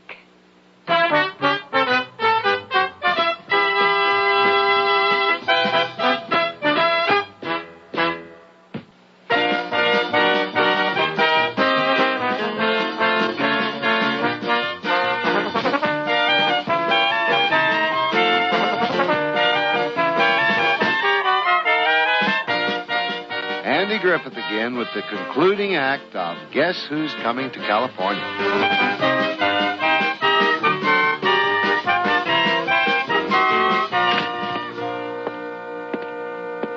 I'd like to have a word with you. Shh, they'll hear us. What was the meaning of that? I love the way you volunteered me a trip into the wilds with the Baron of the bumper stickers. He's your friend. You invited him. That has nothing to do with it. I'll never forgive you for this. Oh, well, then cancel it. Be a man. Go out there and tell him you just don't want to go. And hurt his feelings? No way. Rancho San Leone.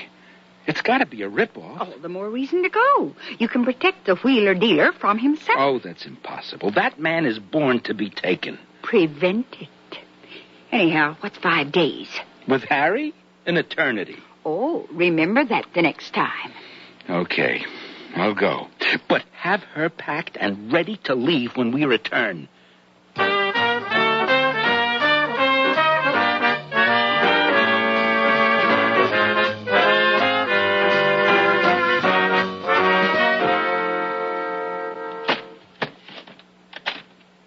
All set. You're really gonna leave me? Well, we'll take care of you. How do I know you're not stepping out on me? Because I'm going with Greg.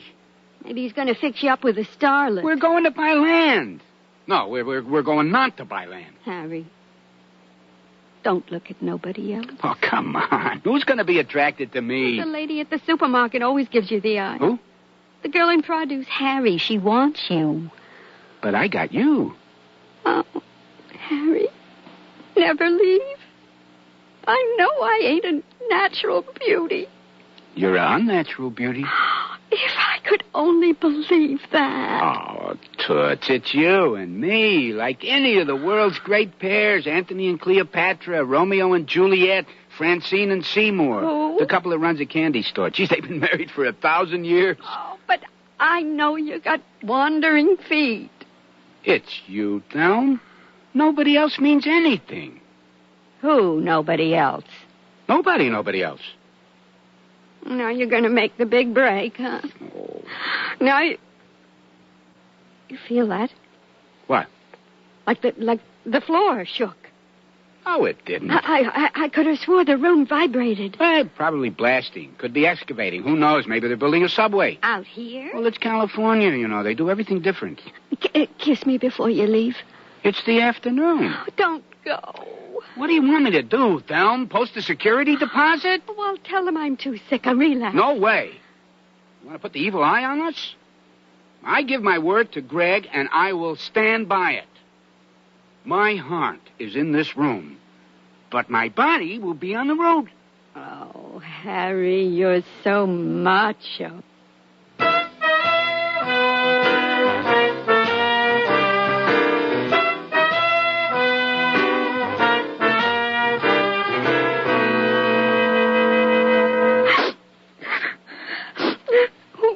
Where are they now?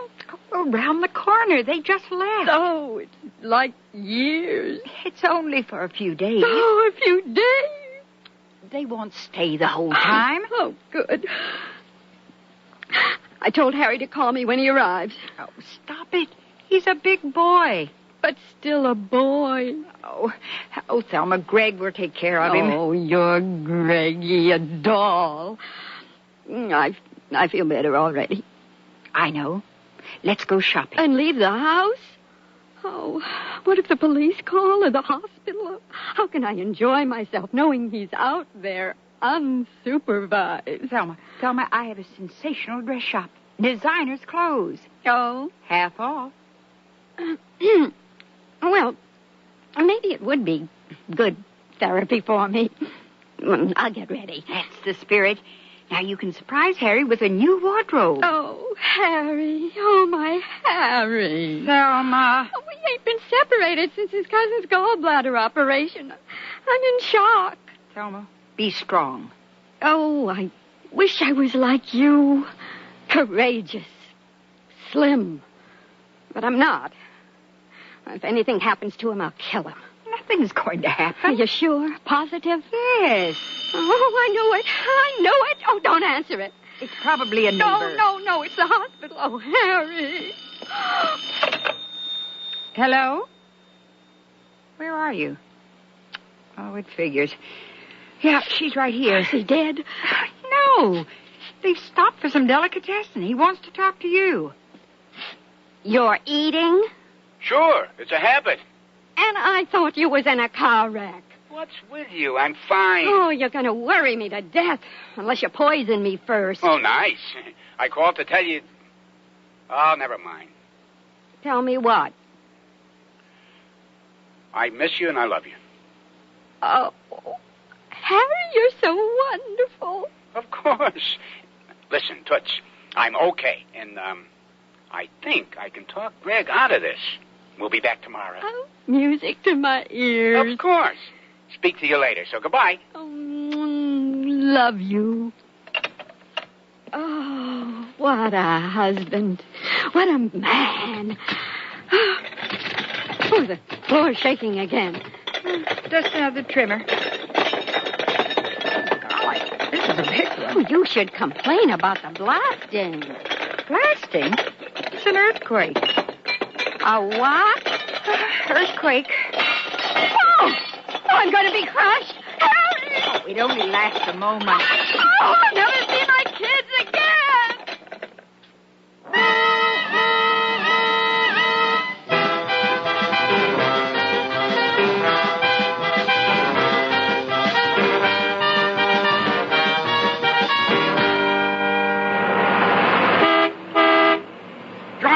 5. We gotta save him. Easy. It was a small one. It's all over. Don't say that.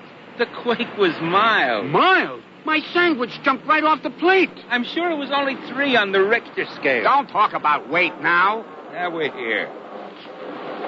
There you see. No damage. Thelma! You came back. You saved me.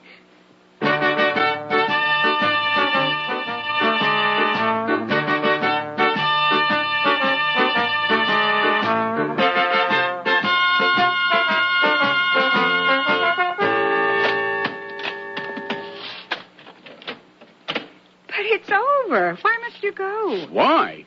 Earthquakes, that's why. You ready, doll? Harry, stay. No way. We're heading for the airport. Oh, my nerves are shattered. But you just got here. Gotta go. Blame Mother Nature. Oh, we love you, but... Oh, Loie, move back east. What's 6 feet of snow compared to this? Come on, enough chit-chat. I got reservations on the 6 o'clock. Send the trunk COD. I'll call you. But this is silly. Please stay. And be crushed like an ant?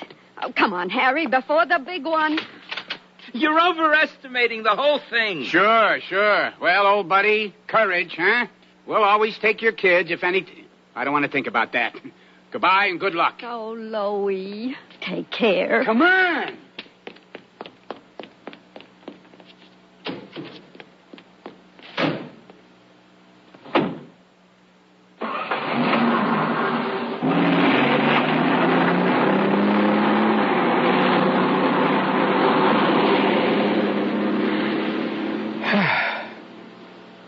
I don't believe it. They're gone? We're alone. You sure? Except for their trunk. Wonderful. Earthquakes. California's answer to house guests. I'll never get to see Rancho San Leon. Oh, pity. Oh, no. Don't answer it. You think they changed their minds? Don't say it. Suppose it's one of the kids. You better get it. Hello? Oh, hi. No, I'm all right. What? When? How nice. Sure, we'll pick you up at the airport. Bye. What now? My mother's arriving tomorrow.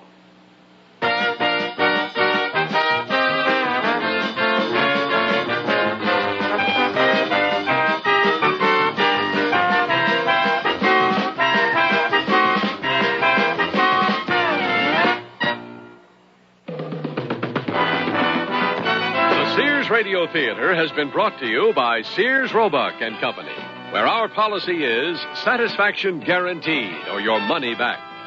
Sears, where America shops for value. Guess Who's Coming to California was written by Ken Gerard, produced and directed by Elliott Lewis. Your host was Andy Griffith. Our stars were Carol Cook and Shepard Menken. Also heard were Cliff Norton and Gene Gillespie. The music for Sears Radio Theater was composed and conducted by Nelson Riddle. This is Art Gilmore speaking. The Elliott Lewis production of Sears Radio Theater is a presentation of... I'm Andy Fisher, WNEW News. At 7 minutes past 10, time for the Sears Radio Theater. Tonight, your Sears Radio Theater hostess will be Cicely Tyson. Our story will be I Want Him Dead. Man, that Trenton sure's caused you a lot of problems. I'm going to take care of him today. You still got that gun? What gun? The one you were talking about before. Oh, yeah, but you really don't want it, do you? Where is it?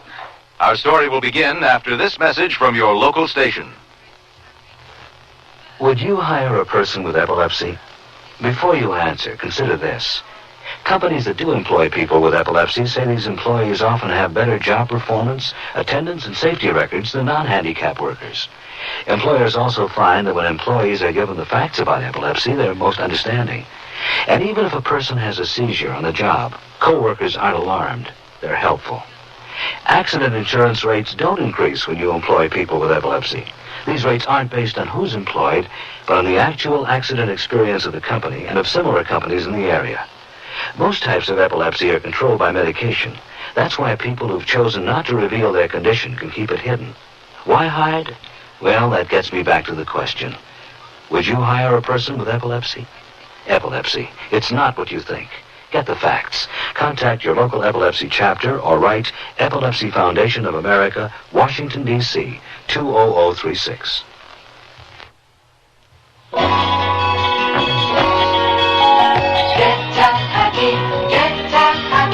Come on and fly down to Portugal. Forget your troubles and let us take you far away. Get happy. Come on and fly down to Portugal. This year, let TAP, the airline of Portugal, take you to the TAP Happy place. Portugal is unspoiled, and the dollar still goes a long way. Just compare the values in Portugal. They're greater than those in other European countries. TAP has a travel program to make you TAP happy, no matter what your tastes, vacation time, or budget. And you can even include Spain and Morocco in your tour. Call your travel agent or TAP, the airline of Portugal, and get TAP happy. Come on and fly TAP to Portugal. Get TAP happy. This is Cicely Tyson. It's 4 o'clock in the afternoon. The park is full, the rush hour traffic is building. But we're not quite ready to begin our play. Not all of the characters are in place. We're waiting for the arrival of Mr. Robert Trenton. He's not the central figure of our play, but without him, it would be impossible for us to get things on the way. But don't be alarmed. It's only that the traffic is slightly heavier than we expected. Mr. Trenton is still a few blocks away. Stopped at a light, perhaps. Or maybe he stayed for one extra drink at Casey's bar.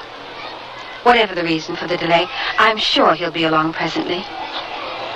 The play you're about to hear deals with a thing we can all relate to. Revenge. I know I've often contemplated what I would do were I involved. Mr. Trenton must be approaching because here comes Billy Green on his bike racing toward the light. And there's Robert Trenton's blue car, weaving through the traffic, swerving from side to side. Billy's almost to the corner now. The light's about to change. Billy's crossing the street. Oh, my God! He hit him. I saw it. Get out of the way. Give him room. Call the police. And that's only the beginning of our story.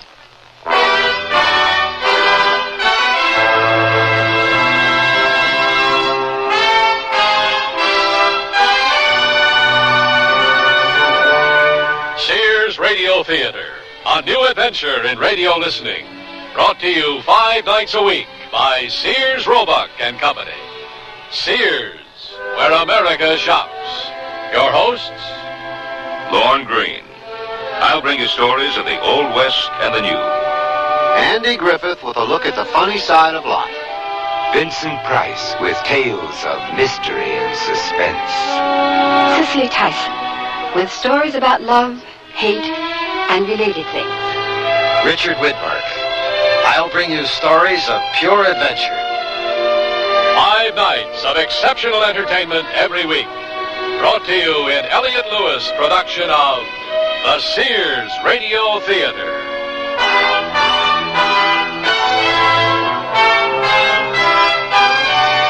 Our story, I Want Him Dead, by David Chomsky. Our stars, Vic Perrin and Peggy Weber. When I need advice, I go to my mom. Why not? It's free. Now that I'm married and moving into a new house, I want all the advice I can get. So when Mom says shop Sears, I listen. You should. Sears is a great help on those big items you need for your new home. Major appliances like washers, dryers, and refrigerators. They'll deliver, install, and service. I always depend on Sears. You should, too. Sears, Sears, Sears, where America shops. The suit to own, if you could own only one, is on sale at Sears. The $119 four-piece vested is now $89, a $30 savings. The suit, contrasting slacks, and reversible vest make 6 different outfits. The four-piece vested suit, it should be the suit you own. On sale for $89 until February 24th in larger Sears men's stores. Style, sense, satisfaction. Sears men's store. Prices and dates may vary in Alaska and Hawaii. Sarge, this is Officer Murray. Women carrying babies have been going into Sears all day long. All week long, officer. What? It's Baby Week at Sears, Murray. A great time for play suits, snap-side shirts, playpens, Jenny Lynn baby furniture, blankets, and a whole lot more. Mothers and mothers-to-be shop Sears all during Baby Week. Come on, Sarge. How come you know all this? Because my wife and Sarge Jr. are probably at Sears right now. Because Sears has baby buys bundled up. Want to buy some radios, but tires all look the same. You've got to have good feelings, you've got to trust the name. You know our reputation, remember what we said. When Sears is behind you, you come out ahead.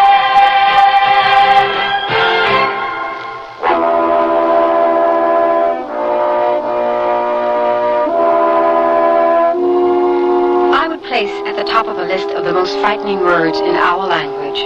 Accident. As in, there's been an accident. Because what that means is that things will never again be the same. The fabric of the lives involved is forever changed. Because when the event occurs, we react. Action and counteraction. I would never have thought myself capable of it, but let me tell you something. Given the right circumstances, each and every one of us could commit murder. I remember I was at work. It was just a day, Tuesday I think it was, but that doesn't matter. We were putting in the floor of this apartment building. I swear, George, the thing I love so much about this job is watching those chicks walk by.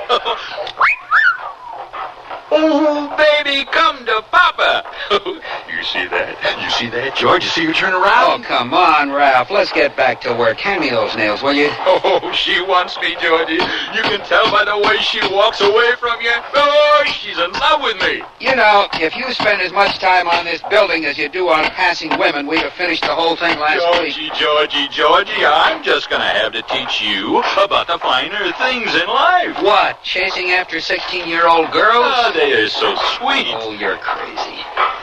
I got a kid who's half the age of that girl, and besides that, I'm very happy with my wife, Karen. I feel sorry for you. You've forgotten what fun's all about. Listen, you got to go bowling with us some night. That's fun. Hey, George, there's a call for you in my office. Thanks, Hank. Wonder who that is. Yeah, it's probably your wife calling to tell you to stop by the store on your way home. You're warped, Ralph. You know that? Don't get mushy on company time.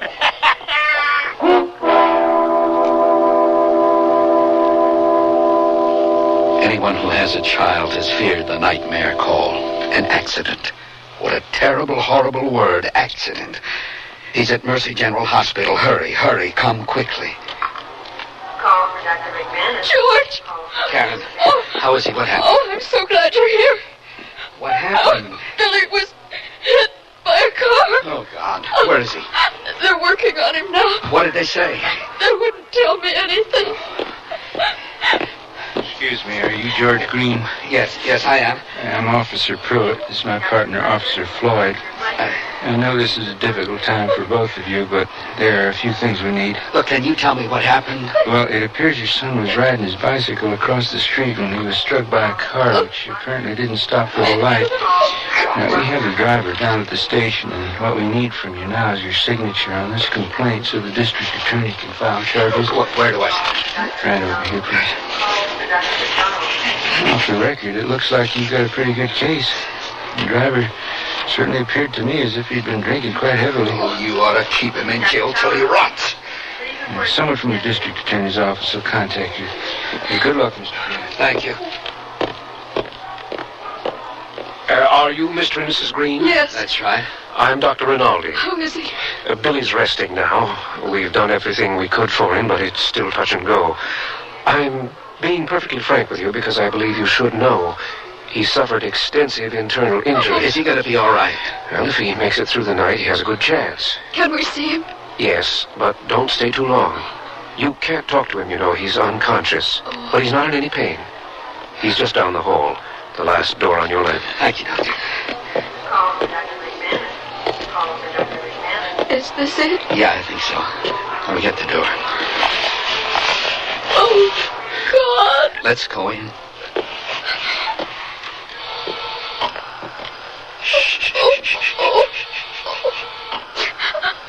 Look at him.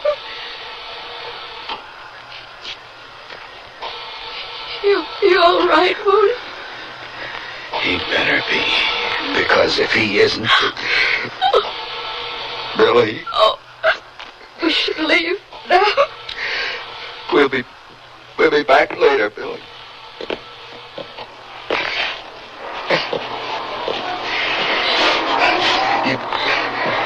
You want anything? Some coffee? No, I don't think so. Oh, George. Oh. Hey, where's Cindy? I left her with Ann and Jerry. Good. Excuse me. The nurse told me that you're the Greens, the parents of the little boy who was in the accident. Yes. My name is Robert Trenton. I wanted to know how he was doing. He's unconscious. Why do you want to know? Well, it was... the whole thing was an accident. Your boy crossed while the light was still red.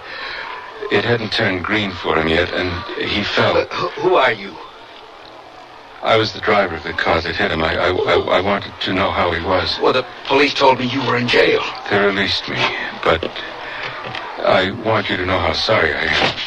You knocked your head against the wall till you haven't got anything left. Hey, let go of me. George, let go of him. Not my son. Let go of me. How could you do it? Hey, hold it. This is no place for a fist fight. Let go of me, thanks. Come here, help me pull them apart. I can't. Now, stop. What's this all about? He's the one who did it. He hit my son. Take it easy, Mr. Green. Now, sir, you'd better leave. I just want him to know that I'm sorry. I said leave, please. It was an accident. I'm going to get you, Trenton. Let go of me. George. I said let me go. Mr. Green, calm down. You're not doing anybody any good this way. Not yourself and not your son. Oh, I'm going to get him. Mr. Green, calm down, please.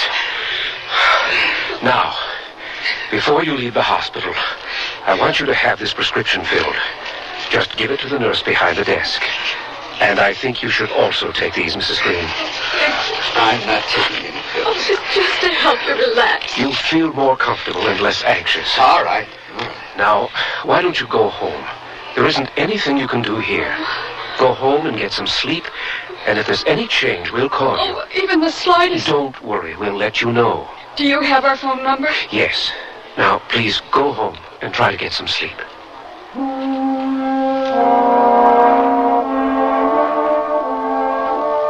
We did what we'd been told to do. We went home. Neither of us could eat, but we fed Cindy, our little girl, and told her there'd been an accident.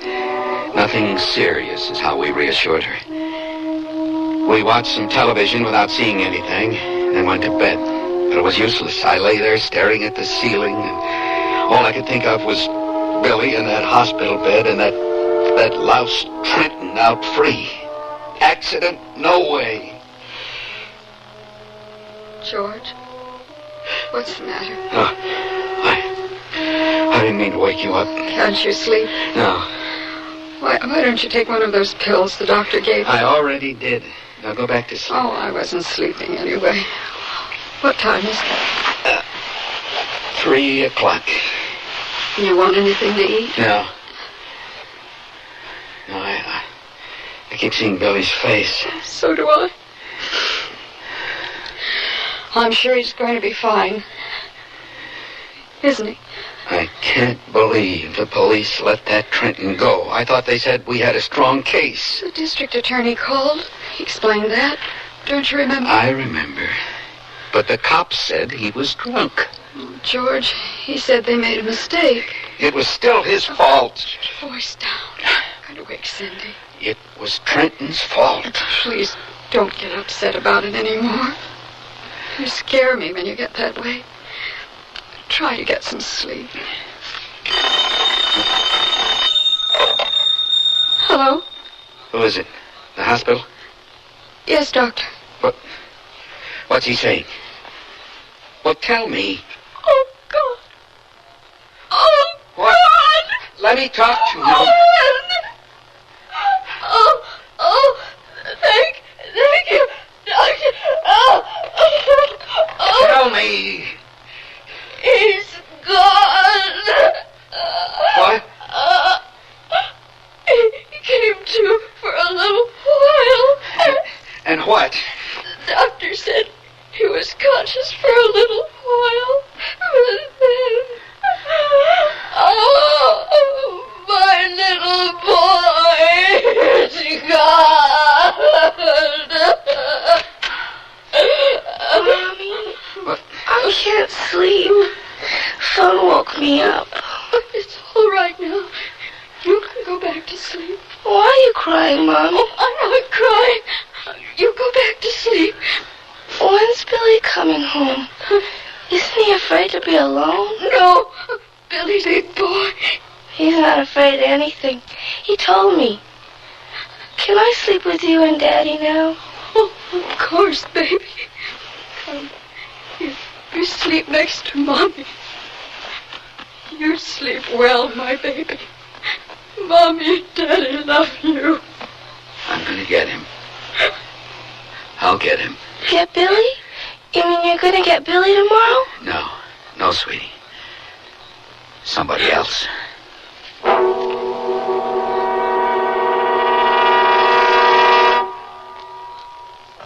Can't believe you owe the IRS that much? Well, when things just don't add up, you can count on a Sears desk calculator to help you add up what you don't owe. Add, subtract, multiply, and divide, then read the figures 2 different ways. 12-digit display or tape printout. There's a 2-memory system that helps ease multi-step problems. Plus, its many extras make it a great time saver. Sears 2-memory desk calculator now cut $25, just $99.99 through March 10th at most Sears retail stores. Prices and dates may vary in Alaska and Hawaii. Generations ago, families dined by the warmth of the open hearth. Today, Sears rekindles this spirit with its open hearth dining room furniture. Faithfully rendered early American designs and careful workmanship give it an heirloom quality. The satin glow and warm highlighting of Sears open hearth take 26 steps to achieve. There's no shorter method to bring out the beauty of the wood. And like all good furniture, open hearth is made to last for a long time with sturdy tongue and groove and mortise and tenon construction. Choose from 16 different pieces of open hearth at most Sears retail stores. What would it cost to replace your car's muffler, including installation? Oh, I'd say about $50. No, wait, $45. It'll be around $30. I guess about $40. The aluminized Sears muzzler is only $19.99. That's half of what I guessed. It's hard to believe. On a Cadillac? That's a terrific price. With installation included. Should have known it. Sears. The muzzler, just $19.99 installed. Clamps if needed, 99 cents each extra. Sizes to fit most American-made cars. Prices may vary in Alaska and Hawaii at most Sears Tire and Auto Centers. Darling, I'm a mattress who knows what to wear. Solid color percale sheets from Sears Medley collection, of course. This gorgeous sheet I'm wearing speaks for itself. The color is called Indian Sand. Isn't that stunning? I wear sheets of royal blue, lemon yellow. Sears has a dazzling selection of up to 24 colors. And the fit? Well, just look. I can't understand why mattresses wear anything but these smooth permapress sheets. Honestly, darling, I wouldn't wear anything else. Sizes from twin to king in most Sears retail stores and in the catalog. The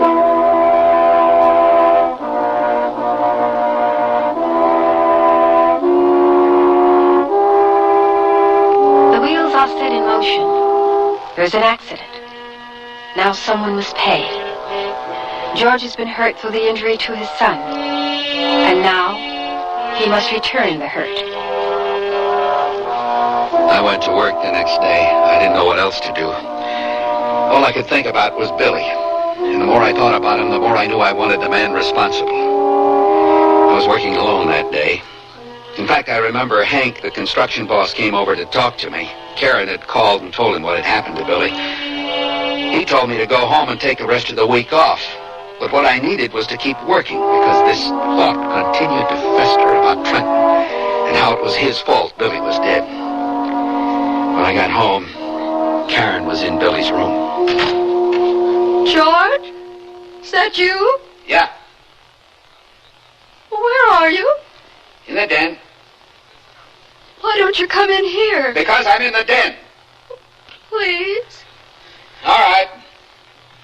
I'm coming. Yeah. What do you want? I'm glad you came home. What are you doing in Billy's room? Well, I just thought I should sort his things. Why? Because he doesn't need them now. We can call Goodwill or somebody. They'll pick it up. What are you in such a hurry for? Well, I just thought it would help if we did this now. No. Well, we have to do it sometime. But not now. All right. Why are you so angry at me? Where do you get off calling me at work? You didn't have to go in today. They would have understood. That's not for you to decide. You shouldn't have called like that. I just wanted you home with me. Well, I thought if I went to work, if I didn't think about it... Why do you have to pack up his things now? Why are you in such a hurry to give his clothes away? Oh, honey, I'm so sorry. I'm gonna get that guy. I'm gonna make him pay. Don't talk like that. It can't do any good. It's not just talk. I'm gonna make him pay for what he did. Oh, George, don't be like this. Nothing's gonna bring Billy back. Trenton's gonna have to pay for it. Where are you going? To the den. Ann and Jerry called. They're coming by. I don't want to see him. Oh. Oh, my Billy. My little boy.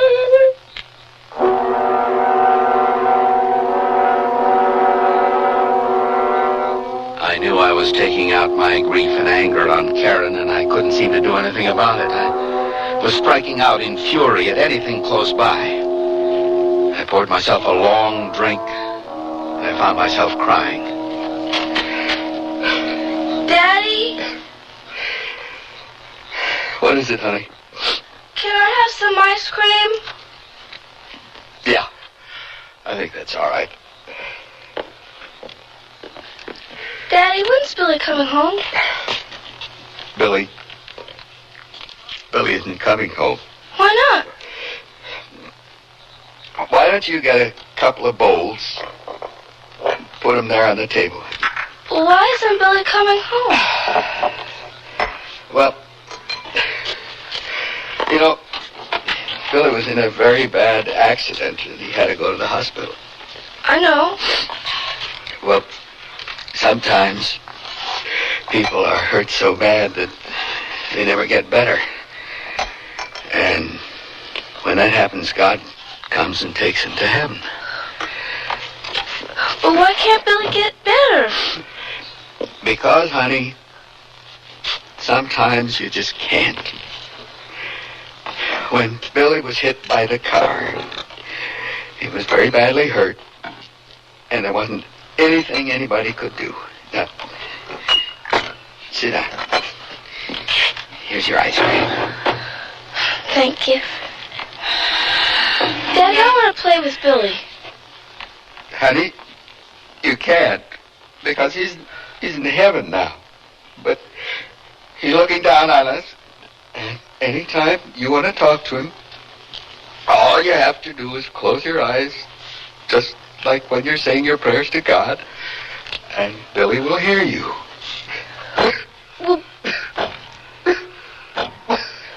Will Billy come back ever? No, sweetheart. He was hurt very badly. And once you go to heaven, you can't come back. But he still loves us. And we still love him, but we can't see him. Daddy! Daddy, don't! Daddy! Mommy! Mommy! Stop it! Stop it! What's the matter? Oh, George, what started this? Him!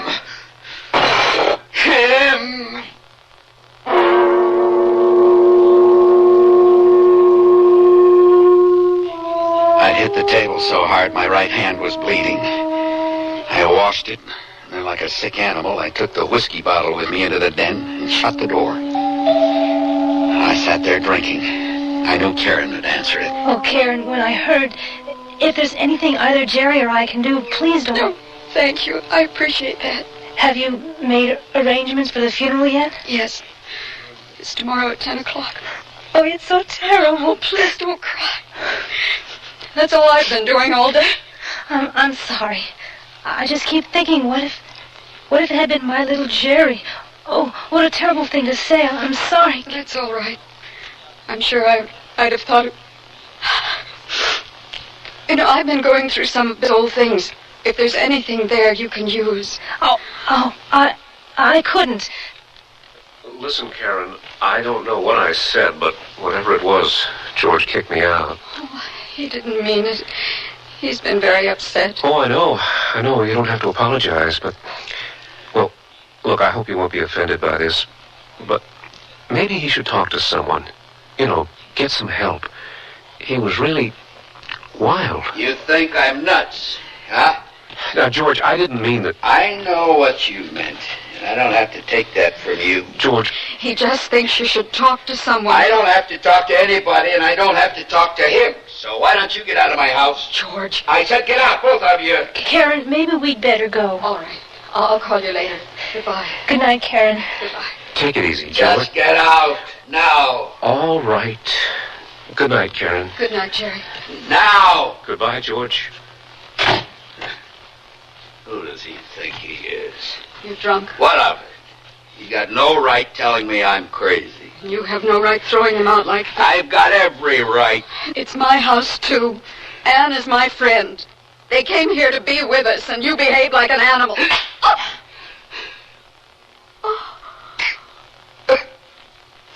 Oh, God.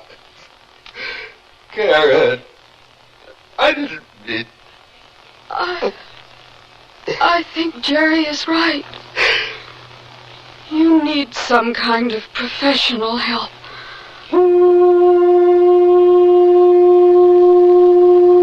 I didn't know what to do. I've never felt so alone. I had to talk to somebody. I couldn't speak to Karen, and Jerry wouldn't understand.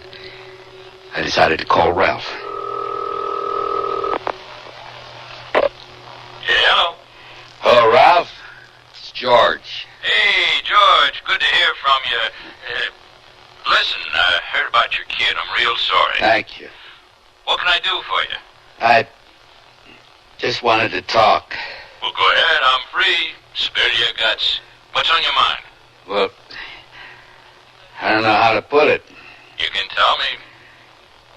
It's this guy, Robert Trenton. He's a murderer, and the police let him go. They just let him go, and it's not fair. Well, if it's really bugging you that much, I'd take care of it myself. That's what I'd do if I were you. That's all I've been thinking about, Ralph. Why don't you find out where this guy lives, and the two of us will pay him a little visit. You know what I mean? Teach him a lesson. Yeah, I like that. Just show him he can't get away with it. That's good, Ralph. Thank you. Hey, what are friends for? Listen, I gotta go now. I'll talk to you tomorrow. Okay. Goodbye. Yeah, we'll go over where he lives and we'll teach him a lesson. We'll make him pay for it. We'll fix him real good. I want him dead.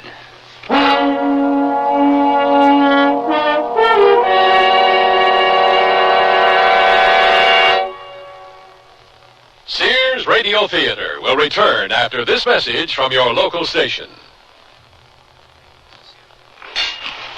Well, it all started when my son Willard said, Dad, you just don't understand how it is to be in my shoes. and so I said, Okay, I'll tell you what. I'll do what you do for a day, and I'll see how it is. well, first it was great. I slept in till 20 minutes, too, like Willard does. But then after school, Willard told me... The garage is dirty. Would you mind cleaning it up?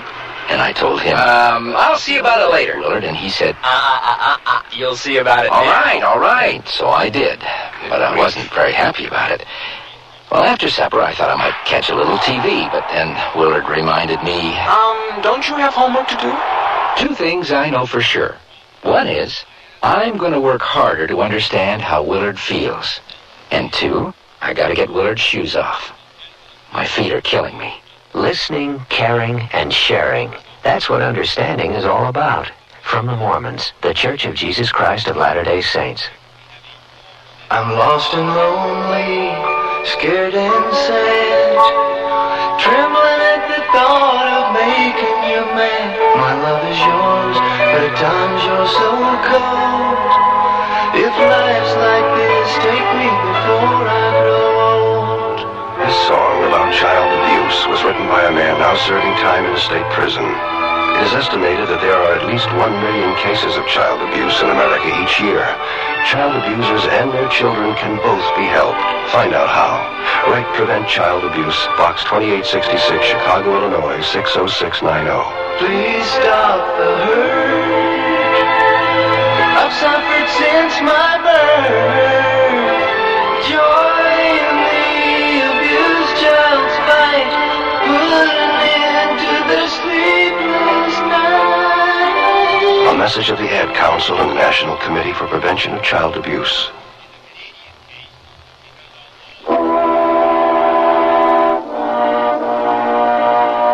Cicely Tyson again.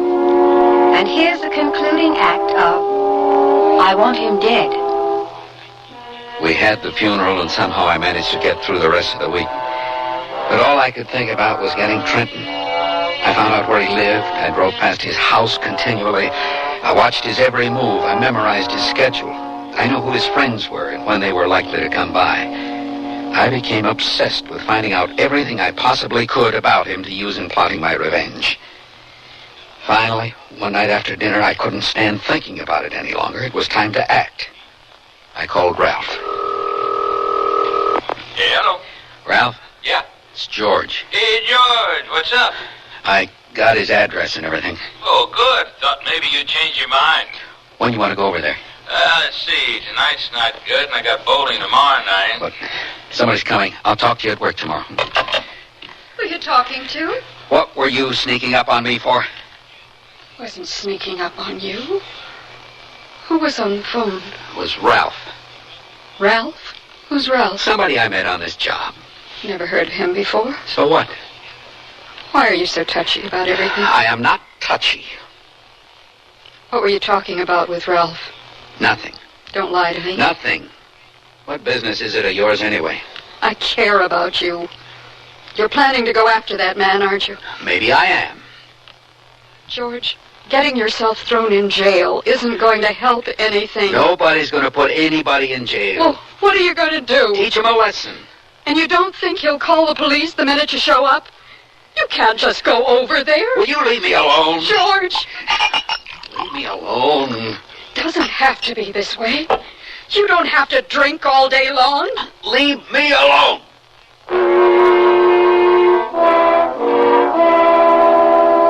I sat there half the night drinking, letting my fury grow. I don't know when I fell asleep. I woke up at first light, still sitting in the chair. I didn't eat breakfast. I just sprinkled some water on my face and went to work. Hey, buddy, what's going on?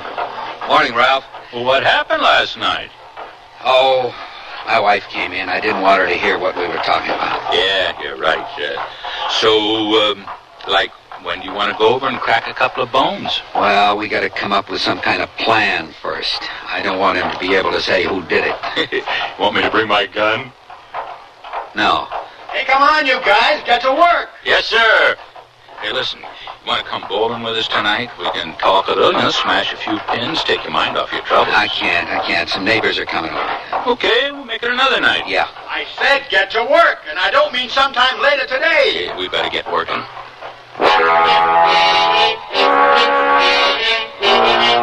I was in a stage by then where I don't even remember working. I got cleaned up when I got home because Karen said Ann and Jerry were coming over. Turned out Jerry wanted to talk to me, give me advice, whatever. George, whatever you do is not going to bring Billy back. He's dead. You have to see that. You think I don't? I know he's dead. Then tell me, what's the point of doing something to this Trenton? Well, it'll be justice. No, it won't. Justice is in the courts. It's justice to me, and I'll feel better. But whatever you do, they'll put you in jail. Nobody's gonna put me in jail. Why not? They just won't. Well, then what about the rest of your family? Can't you see what you're putting them through? It's not me, it's Trenton. It was his fault. He's the one that's going to pay. All right, George. We're not getting anywhere. Will you at least think about what I said?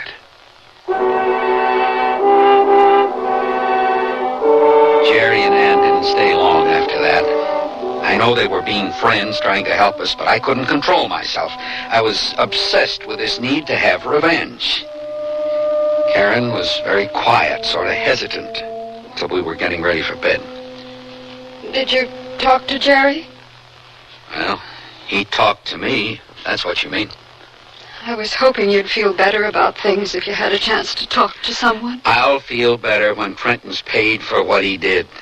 You've got to stop thinking that, talking that way. Well, it's how I feel.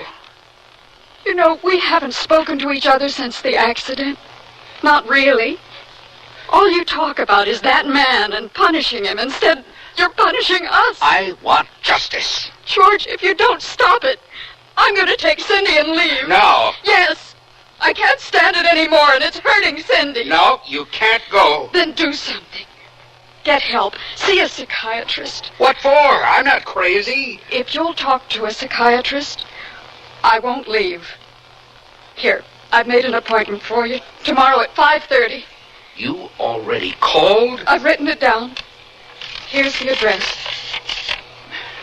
Now, please go. Please. Okay. I'll see your psychiatrist.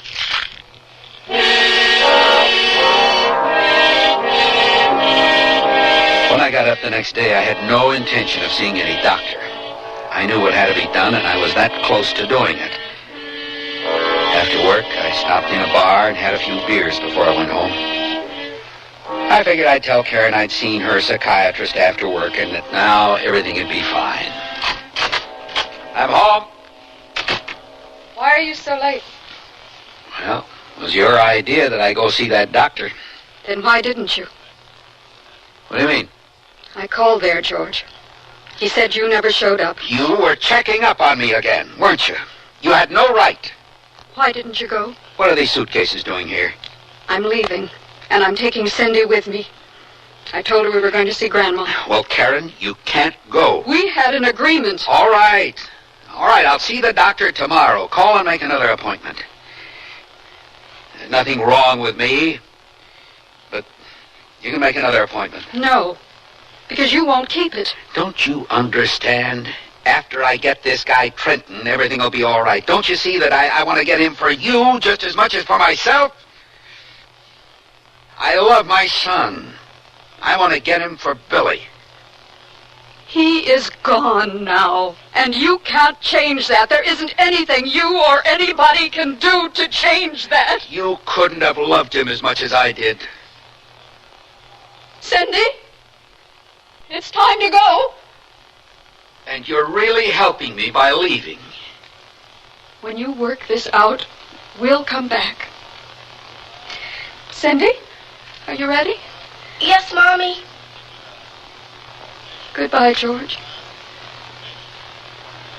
I'll expect to hear from you.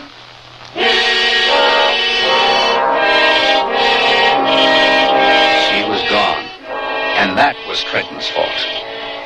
Then when I went to work the next day, there was a little surprise waiting for me. I was put on vacation. I couldn't blame them. I really wasn't doing much work. At least they didn't fire me, not officially anyway. But that was Trenton's fault, too. And that did it. I went over to see Ralph. He fired you? Well, put me on vacation. It's the same thing. Oh, no. Said I wasn't working hard enough. Well, he was nice about it and all. I mean, he's right and everything. Man, that Trenton sure's caused you a lot of problems. I'm going to take care of him today.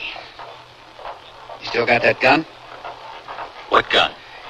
The one you were talking about before. Oh, yeah, but you really don't want it, do you? Where is it? It's in my car, but you're not really going to go over there and do anything, are you? No, I just want to scare him. Yeah, it's in the glove compartment of my pickup. Thanks, Ralph. Call me tonight, okay? George? Call me?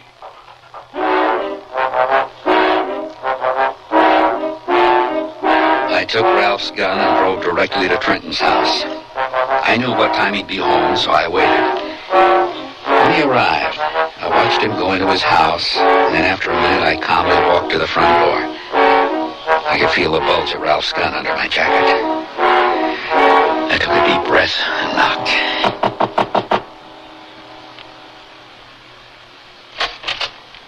Yes, can I help you? Remember me? You're the father of the little boy in the accident. I came to apologize for the way I acted before. May I come in? Yes, certainly. Thank you.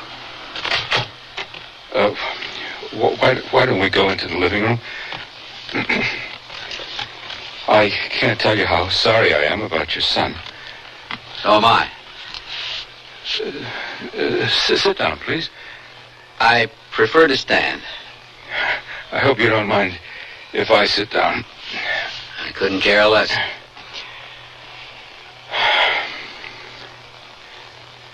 Why did you come here? I told you. I know better than that. I can see it in your eyes. What? What do you see? Hate. You don't see half of it. I see a very confused man who's very angry. And why shouldn't I be? Because of you, my son is dead, my wife and daughter have left me, and I've lost my job. Why shouldn't I be angry? Mr. Green, it was an accident. It was your fault. You were drunk. No, I wasn't. The police said you were. Mr. Green, please sit down. There's something you should know, please. All right. But it won't make any difference. Why do you think the police let me go? I don't know. Because I'm sick, Mr. Green. Very sick. I have an inoperable brain tumor. The doctors have told me I have only 3 months to live. What the police thought was drunkenness was illness. Just before the accident, I had some kind of mild seizure, but I had recovered before it happened. What were you doing driving with something like that? The doctors said it was all right to drive. But didn't you have any signs? Didn't you think something like that might happen? No. Believe me, I never would have been driving if I thought anything like that could happen. It was still your fault, Trenton. Mr. Green, it was an accident. It was no one's fault, not mine and not your son. It was your fault. Everything that happened. Mr. Green, please. Put down that gun. You'd be getting yourself into a lot of trouble for no reason at all. It's not necessary, don't you see? I'm already a dead man. You killed my son. There was nothing I could do. He fell off his bicycle when he rode into the street. He fell directly in front of my car. It was an accident. There was nothing I could do. Why don't you put the gun away? There's no need for it. That's better. A few minutes ago, I wanted you dead. And soon I will be. You look like you could use a drink. I think I could. No, I'd rather have some coffee if it wouldn't be too much trouble. No trouble at all. Why don't you come with me to the kitchen, and I'll make some.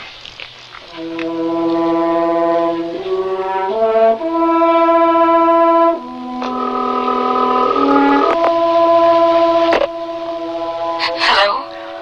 Karen? George, where are you? I've been so worried. It's all right.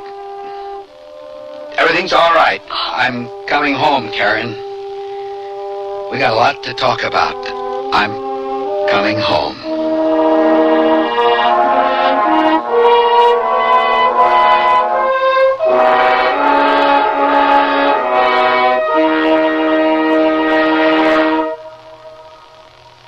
Cut it and love it during Sears Home Center sale. We've cut $20 off the price of Sears' best Craftsman motorized miter box. It's a cut-above manual with a motor that develops 1.5 horsepower to let you rough or finish cut most types of stock. You'll get quick, precise cross-cuts, miters, and bevels with a single downstroke. Sears motorized miter box, cut $20. Now only $179.99. Sears Home Center sale till February 24th. Prices and dates may vary in Alaska and Hawaii. Available at most Sears retail stores. Oh, here I go again. It's time to rent one of those steam-type carpet cleaners. Why rent? Now Sears puts power in a carpet cleaner you can own yourself. The Power Spray from Sears for easy home carpet cleaning.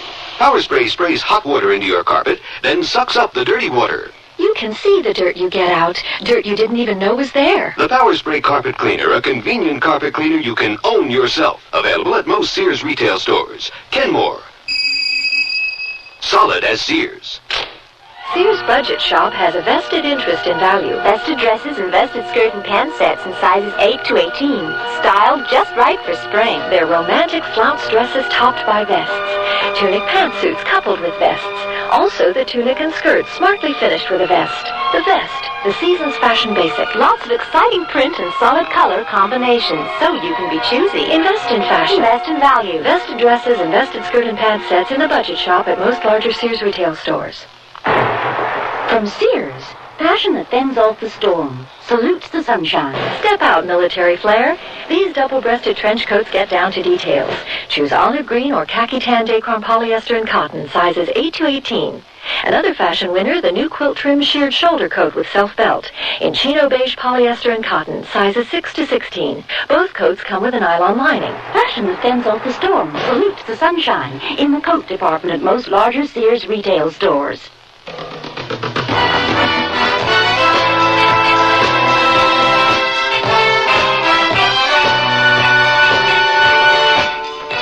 You've been listening to Sears Radio Theater, brought to you 5 nights a week by Sears, Roebuck and Company.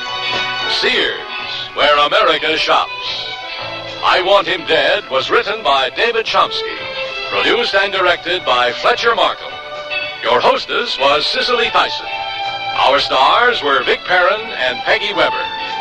Also heard were Noel North, Barney Phillips, Byron Kane, Shepard Menken, Alice Heath, and Jack Carroll.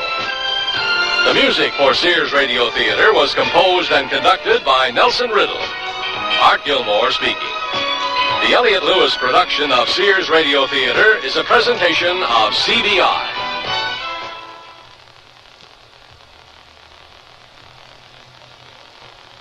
Sir, I'm here at JFK Airport to ask about foreign vacations. I can't talk about it. It was terrible. Oh, gosh, you have a great tan, sir. And your wife there, she looks spectacular. You must have had a great time. I must have. It was your fault, Harry. You had to try to bring back the bird eggs. It was so embarrassing. And what was the high point of your foreign vacation, ma'am? Well, it wasn't when the agricultural inspector confiscated a carton of steaks Harry blew all that money on. That must have been very exciting. He took away my teddy bear stuffed with straw. Oh, sir, why would he do that? I don't know. I know, because certain foods, plants, and animal products are restricted or prohibited. Oh? What, he could bring a disease or pest to the U.S. that could cause an epidemic. Gosh. Even just one could. Myrtle, did you say pest? Uh-huh. He confiscated a pest? Yes. Then why didn't he confiscate you, Myrtle? Even one can hurt, right for traveler's tips. A free booklet that tells you the law. Write Traveler's Tips, USDA, Washington 20250.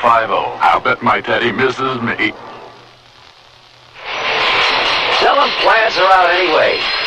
Yeah, we'll back order his silly trousers. We get the piece goods on the 4th, we finish them on the 15th, we ship them on the 15th.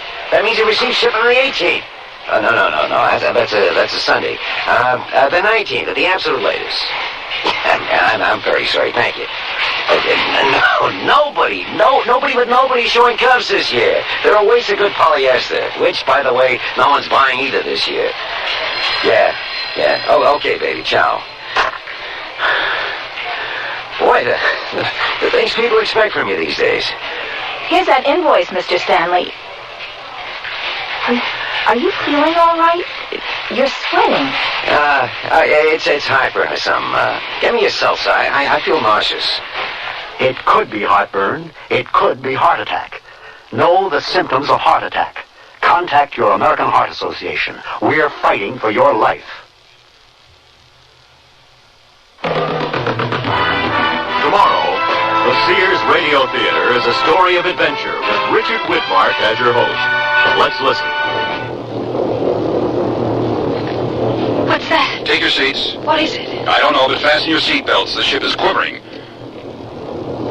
It may be an earthquake. If this ship falls over on its side, we've had it. Hey! Rain! The sky was clear as we came through. And you can see for yourself. It's still clear above the trees. What kind of weather do they have here? So be sure and tune in tomorrow to the Sears Radio Theater. Sears Radio Theater will begin after this message from your local station.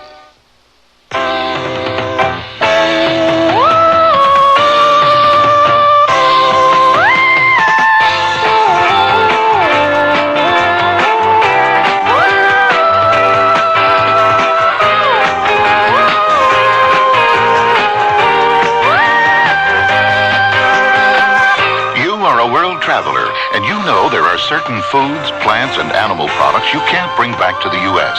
You can't because they're prohibited. They're prohibited because even one of these foods, plants, or animal products might carry a disease or pest that could spread to our crops and gardens and animals with devastating results. You haven't been everywhere on the globe yet, but there's always tomorrow. And before you go again, write for the free booklet that explains the law. Even one can hurt. Write for Traveler's Tips. Write to Traveler's Tips, U.S. Department of Agriculture, Washington, D.C. 20250. This is Vincent Price. But first on earth, as vampire sent, thy corpse shall from the tomb be rent. Then ghastly haunt thy native place, and suck the blood of all thy race. That, my friends, is a verse written by the poet Lord Byron. The vampire is a truly fabulous being that rises from the grave to prey upon sleeping persons who then become vampires themselves. Driving a stake through the heart of one of the undead while he lies slumbering in his coffin during daylight hours is said to put an end to his blood-seeking wanderlust. Fate brought Carmilla and Amy together in the city of Vienna in the year 1922, not long after an armistice had ended the First World War. They appeared to be equally young, beautiful, innocent. But one was an ageless vampire, the other an unsuspecting victim. And that's just the beginning of our story.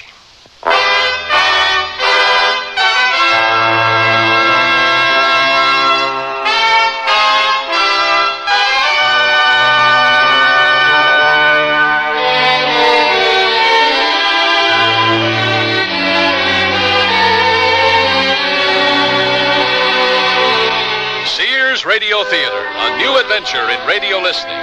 5 nights of exceptional entertainment every week, brought to you in Elliott Lewis production of the Sears Radio Theater. Our story, Carmilla, a version for listening by Brainerd Duffield of a story by Sheridan Le Fanu. Our stars, Antoinette Bauer and Ann Gibbon. The Sears Radio Theater is brought to you by Sears Roebuck and Company, where value is your byword. Sears, where America shops.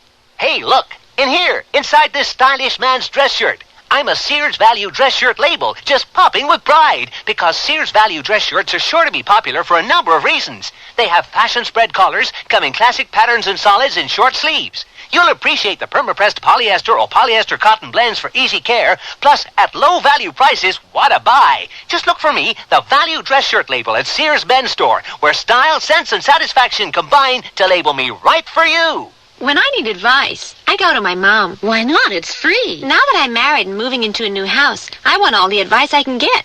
So when Mom says shop Sears, I listen. You should. Sears is a great help on those big items you'll need for your new home. Major appliances like washers, dryers, and refrigerators. They'll deliver, install, and service. I always depend on Sears. You should too. Sears, Sears, Sears, where America shops. Clinging jerseys, tight satin tops, they only look good if they hug your body smoothly. Sears Best Au Bras Light helps you and your clothes look good. How? Au Bras Light has no-seam cups, and straps adjust in the back so you look great up front. Whatever you do, whether it's dashing around town or simmering with disco fever in that slinky dress, it's flattering fun with the Sears Au Bras Light. Available at most larger Sears retail stores. It is a midwinter day in the year 1922, and we are in an upstairs bedroom of an old house on the outskirts of Vienna. Miss Amy Forrester, a young lady of quality, is writing in her journal at an antique desk by the window. She is about to tell us, in her own words, about her encounter with a vampire. I'm going to tell you something so strange that it will require all your faith to believe me. It concerns an incident that took place in my nursery long ago when we first lived here in Vienna. One night, I awoke and sat up. I saw a pretty face looking at me from the side of the bed. It was that of a young lady kneeling with her hands clasped in front of her on the coverlet. She drew me towards her, smiling. I felt soothed and fell asleep again. I was wakened by a sensation, as if 2 needles ran into my throat at the same moment. I screamed. The lady backed into the shadows. I recall my father embracing me and telling me it was nothing but a dream. But I wasn't comforted, for I knew the visit of the apparition was not a dream. For some years afterward, I could not be left alone, and a nurse remained at my bedside every night. Now I'm back here in Vienna, once again. I find I am still frightened by that childhood recollection. Some people might think it trifling, but you'll see why I must mention it. Something happened one afternoon this past summer. Yes, who is it? Excuse me, Miss Amy. Your father wants to see you in his study. Thank you, Madame Perrodon. I'll go at once. You wanted to see me, Papa? Yes, Amy, my dear. Come on in. Close the door. You look charming today. That's a lovely frock you're wearing. Thank you for noticing. I made it myself. Quite the proper young lady nowadays. How old are you getting to be? I'll be 18 next month, Papa. That's what I thought. Well, perhaps you're brave enough to listen to some unhappy news. Yes, Papa?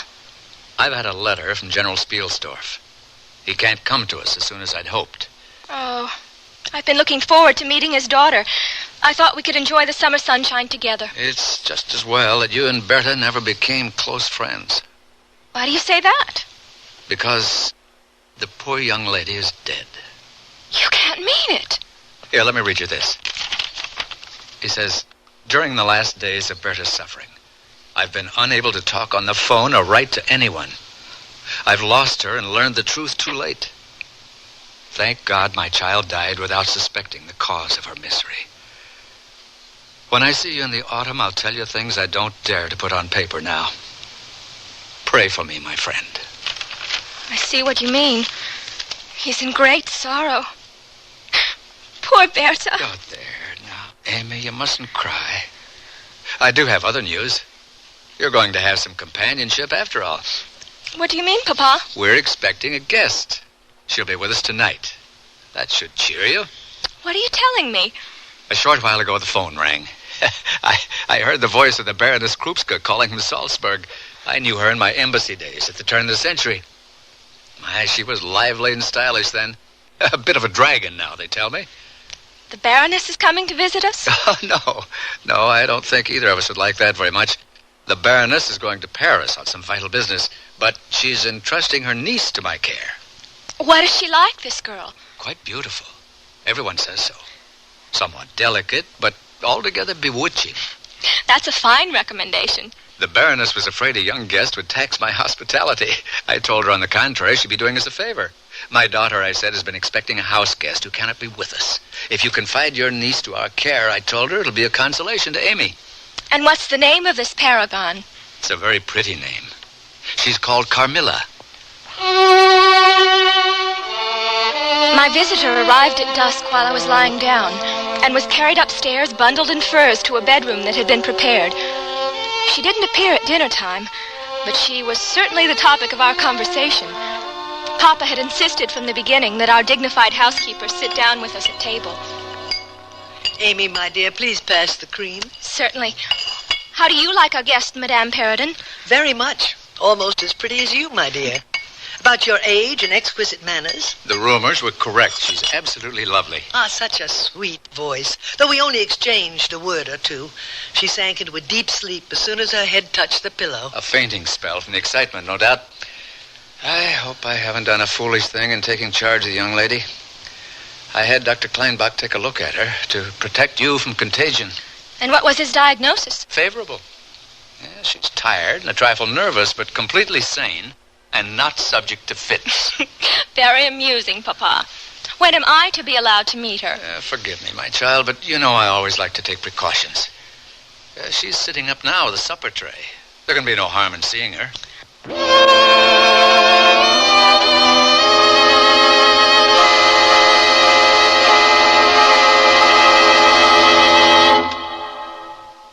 What's the best way to save on new clothes? Sew them. Start by saving $40 on a Kenmore sewing machine at Sears with a convertible free arm for narrow sleeves, cuffs, and legs, a built-in buttonholer, even 6 stretch stitches. This free arm Kenmore just $199.95 and save $30 on a wood veneer sewing cabinet. Sale ends March 31st. Prices and dates may vary in Alaska and Hawaii. Available at most Sears retail stores. Kenmore. Solid as Sears. Spring is a playground of texture at Sears Junior Bazaar. Our classic blazer is touchable in cotton and polyester terry. Push the collar and the sleeves up, wrap it close, or let it breeze open. Slip a saucy pointelle top underneath, and you've got contrast. Or let each go solo in the sunshine. Finish with crisp coolness in polyester and cotton, poplin wrap skirts, and pleated pants. All mix and matchable in neutral and earthy tones from Junior Bazaar at most larger Sears retail stores. Generations ago, families dined by the warmth of the open hearth. Today, Sears rekindles this spirit with its open hearth dining room furniture. Faithfully rendered early American designs and careful workmanship give it an heirloom quality. The satin glow and warm highlighting of Sears open hearth take 26 steps to achieve. There's no shorter method to bring out the beauty of the wood. And like all good furniture, open hearth is made to last for a long time with sturdy tongue and groove and mortise and tenon construction. Choose from 16 different pieces of open hearth at most Sears retail stores.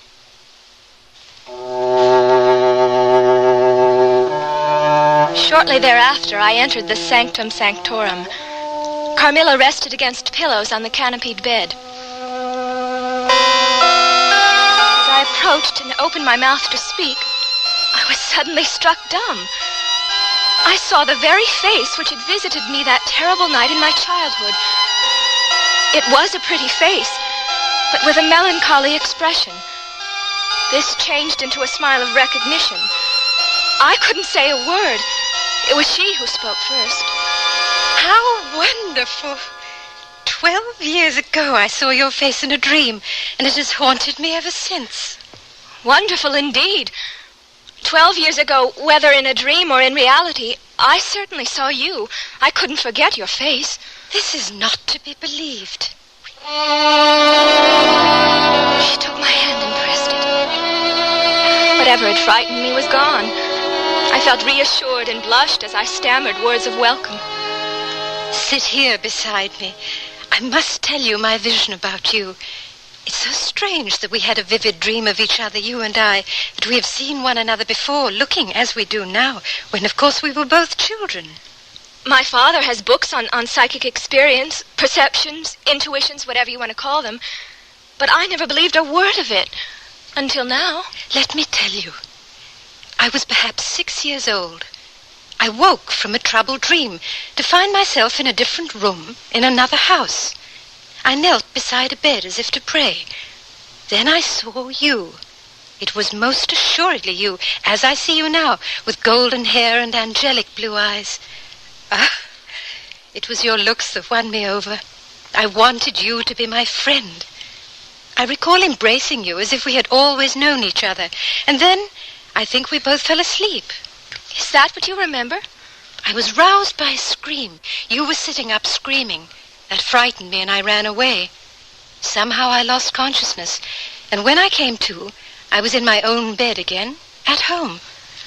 I only know that I was greatly terrified.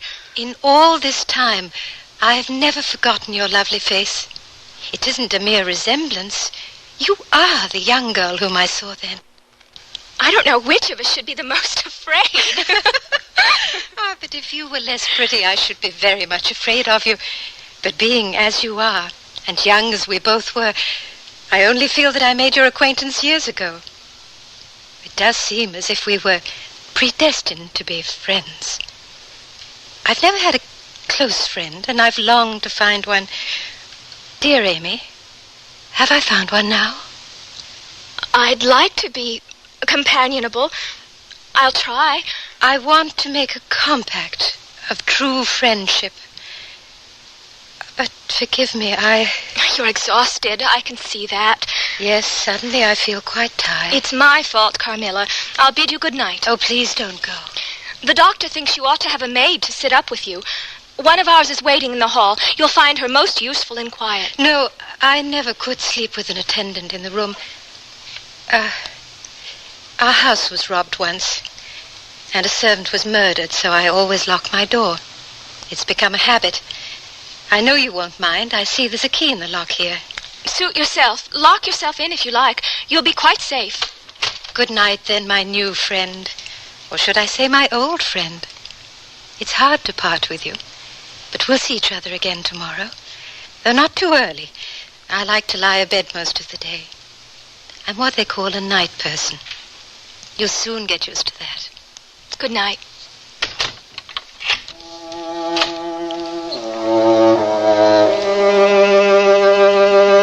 She had walked with me to the door and embraced me fondly, determined that we should be great friends. Young people like and even fall in love with one another on impulse. I was flattered by the affection she showed and had every reason to be delighted with my new companion. Yet, I felt a faint antipathy along with my admiration of her. I woke in the night and saw a vision of Carmilla standing at the foot of my bed and smiling. I had a sudden premonition, a foreboding of my own death. There was a park between our villa and the river, and one day, a month after Carmilla's arrival, we stepped outside for a stroll and met Madame Perrodon on her way back from doing errands. If I were you girls, I shouldn't go into the park or anywhere there'll be crowds of people. Why do you say that, Madame? You see what's going on over there at the church? Another funeral. The third one since last Sunday. There's some sort of fever going around that infects young girls like yourselves. Why has no one told us? Your father never speaks of anything that might frighten you. He's gone to the churchyard. I thought you knew she was going to be buried. Is it someone we know? The daughter of the shoemaker at the corner.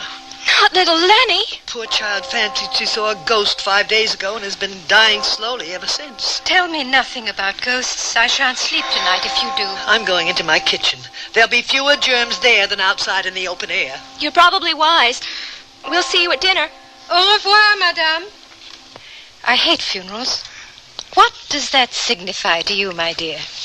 It makes me wonder about the home and family you never mention. It indicates a people with strange manners and customs of which we in Vienna know nothing. I gather your native country is more remote than I imagined. That isn't true. It's very close by. Soon I intend to tell you all about it. That funeral bell, it fills my heart with fear whenever I hear it. Don't talk that way.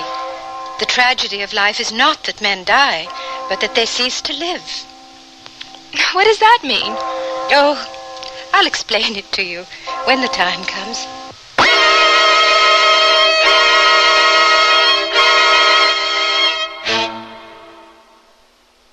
Sears Radio Theater will return after this message from your local station.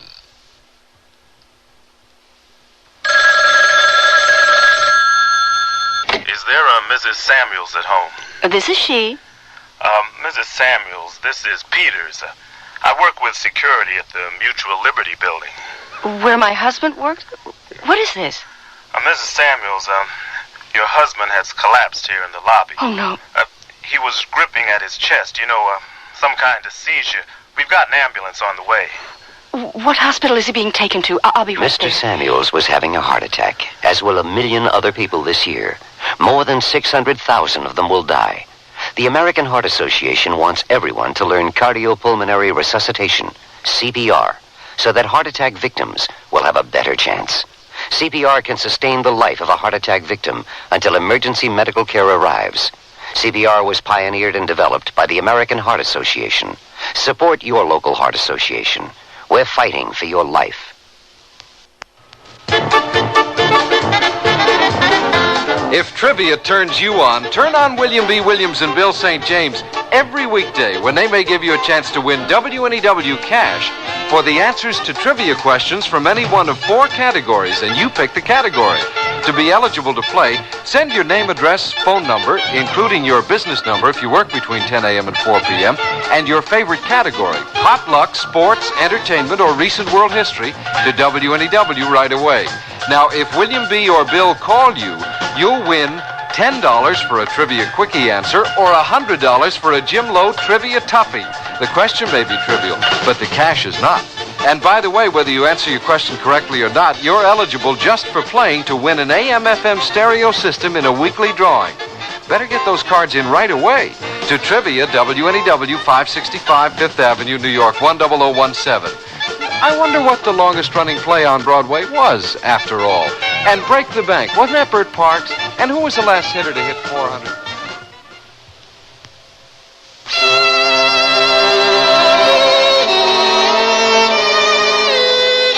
Snow is falling on the Viennese countryside out beyond the window where Amy Forrester continues to write in her journal.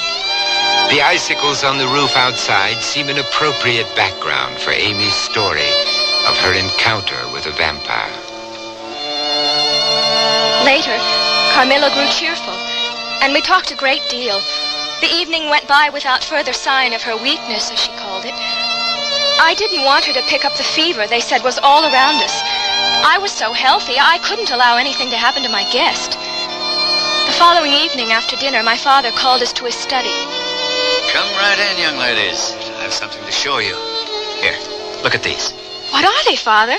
Old pictures, portraits mostly. I recently sent them to be cleaned. Aren't they splendid? Do you see them, Carmilla? Yes, I can see them very well. My late wife was of an old Hungarian family. Most of these have come to us through her. Don't you like them?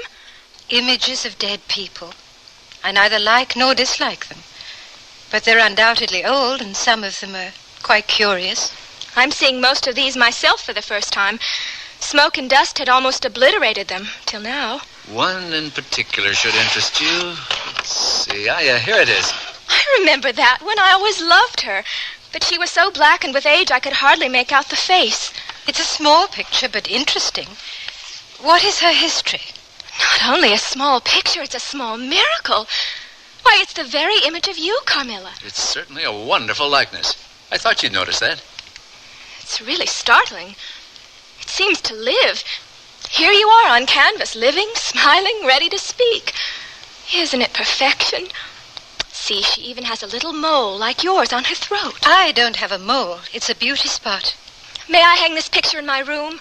May I, Father? Of course you may. Now the lettering's restored, we can read the name quite plainly. Marcia Kernstein. And the date, 1698. Yes, but it's not Marcia. The name is Mircalla, Countess of Karnstein.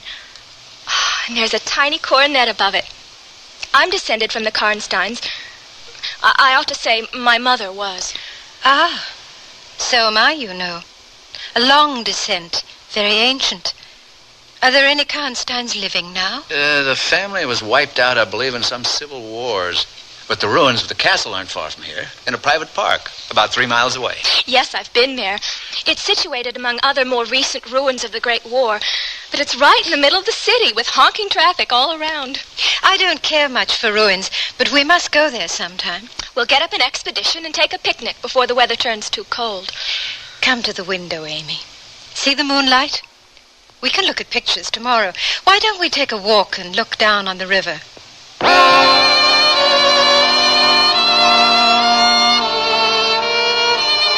It's so like the night you came to stay with us. A month ago, there was a bright moon like this one. So you're thinking of the night I got here. Are you glad I came? I shall always be glad. And you asked for the picture you think resembles me to hang in your room? I declare, you're getting sentimental, Carmilla. When you get around to telling me your story, it'll be one romance after another. Don't be silly. I'm sure you've been in love. There's probably an affair of the heart going on right now. I've never cared deeply for anyone. And never shall unless it be someone like you. You'll have me in tears in a minute. It's the fever. Papa would grieve if he thought you were running a fever and didn't let us know. How cold it's getting to be. Oh, that wind off the Danube. Yes, let's go back to the house at once. Soon we were by the fire. Carmilla seemed more melancholy than ever before. Tell me, my dear, have you heard from your aunt while you've been with us? No. Do you know where a letter would reach her right now? I can't really say. But I do think I've overstayed my welcome. You've already been too hospitable. I shall go away tomorrow and look for my aunt. I know where I will find her eventually. Carmilla, you're talking nonsense. No, you mustn't dream of doing any such thing. I won't consent to your leaving us. The Baroness said you should stay with us till she returned. Do you hear that, Carmilla? We won't allow you to leave us. I'm not used to taking orders from anyone. Oh, no one is giving orders, my dear girl. But tonight, the reports of the mysterious disease in the district are more alarming than ever. I feel responsible for your safety. You mustn't think of leaving us. I must thank you again, sir.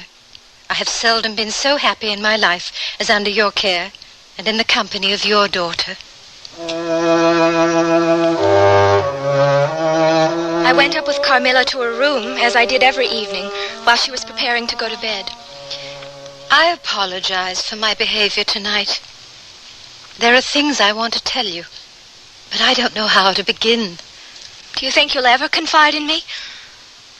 You won't answer. I ought not to have asked you that. You were quite right to ask me. I wish I could answer, but you don't realize I'm under vows. The time is coming soon when I shall tell you everything. When I do tell you, you'll think of me as cruel and very selfish. Selfish? My kind of friendship is always selfish. You and I, we need a blood oath to seal our friendship. You're delirious again. How you do run on. If you're going to talk that way, I won't listen. I shall leave the room. Good night, Carmilla. For the blood is the life. Remember that. Blood is the life.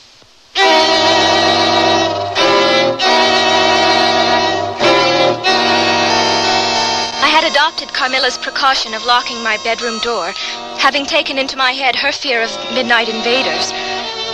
But dreams have a way of coming through walls to light up dark rooms. I had a dream that night, which was the beginning of an agony of dreams. I saw, or imagined I saw, something moving around the foot of my bed. It was a sooty black animal that seemed like a monstrous cat. Before my eyes, it transformed itself into Carmilla, standing there, staring with blood on her nightgown. I heard a voice. Your mother warns you to beware of the assassin. I was terrified. I ran to the door and found it locked as usual from the inside. My next recollection is of being in the hallway, crying for help and pounding on Carmilla's door. Miss Amy, what's the matter? What has happened? There's an evil spirit in this place. We must waken Carmilla. Oh, calm yourself, Miss Amy, I beg you. Go downstairs, madame. Bring some men to force this lock or break the door down. Yes, Miss Amy, I will.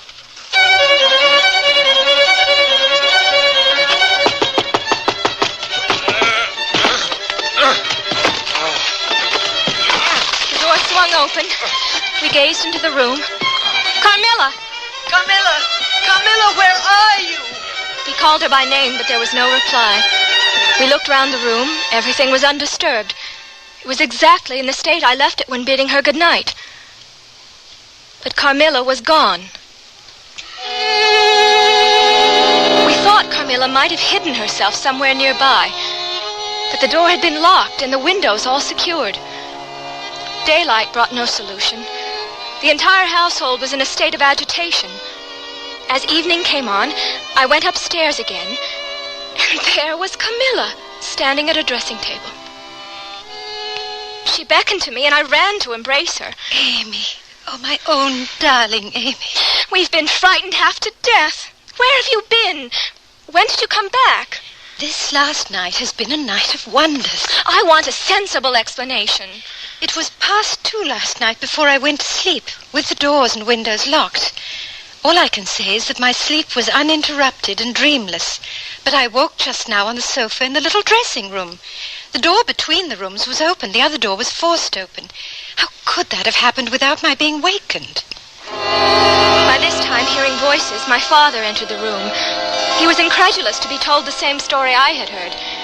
He took Carmilla's hand. Will you forgive me, my dear, if I ask you a question? Ask what you please. I'll do my best to answer, but my story is simply one of bewilderment. Precisely. Now, the marvel of last night consists in your having been removed from your bed in your room without being wakened. What possible explanation can there be? Have you ever been suspected of walking in your sleep? Never. Not since I was very young. Ah, but you did walk in your sleep when you were young. Yes, I was told so by my nurse. Ah, well, and what happened is this. You got up in your sleep and unlocked the door. You took the key with you, locking the door from the outside. Do you follow what I mean? But how, Papa, do you account for her finding herself in the dressing room, which we had searched so carefully? She came back there after you had searched it, still in her sleep, and awoke spontaneously, as much surprised to find herself where she was as anyone else. I wish all mysteries were as easily explained.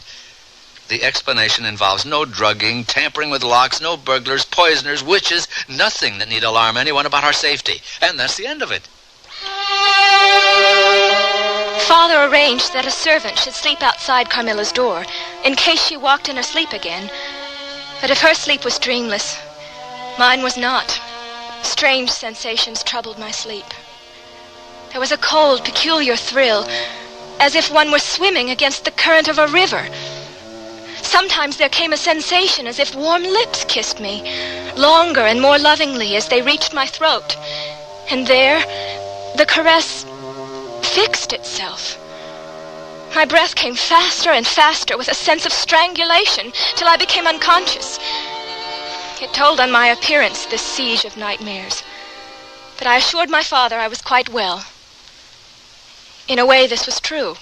I felt no pain. Some kind of narcotic was acting on me, and my perceptions were benumbed.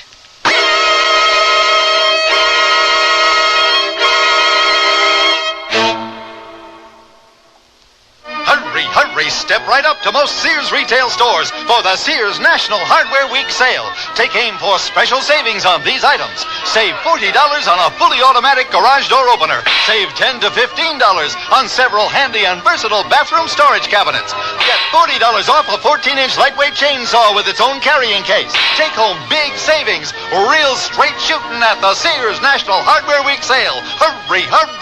Prices may vary in Alaska and Hawaii. Your baby's room. Furnish it with the quaintness and charm of Sears Jenny Lind's crib, dresser, and chest. Your baby will be secure in our old-fashioned crib built with high sides and a safety drop-side latch. And each handsome maple color piece comes in a non-toxic finish. Sears Jenny Lind dresser and chest is furniture that will adapt gracefully as baby grows older, too. So visit us soon, because Sears has baby buys bundled up. Available at most Sears retail stores. Understand you type fast. Yes? Accurate? Well... That's okay. You'll be typing on Sears' exclusive corrector electric typewriter with easy correction and more. It's Sears' best. Try typing Sears corrector typewriter. Whoops. Now first, Sears is S-E-A-R-S, not Z. So backspace to the incorrect letter. Tap the correction key. Now the mistake is blocked out. Next, type the correct letter. Then proceed. Yes, Daddy.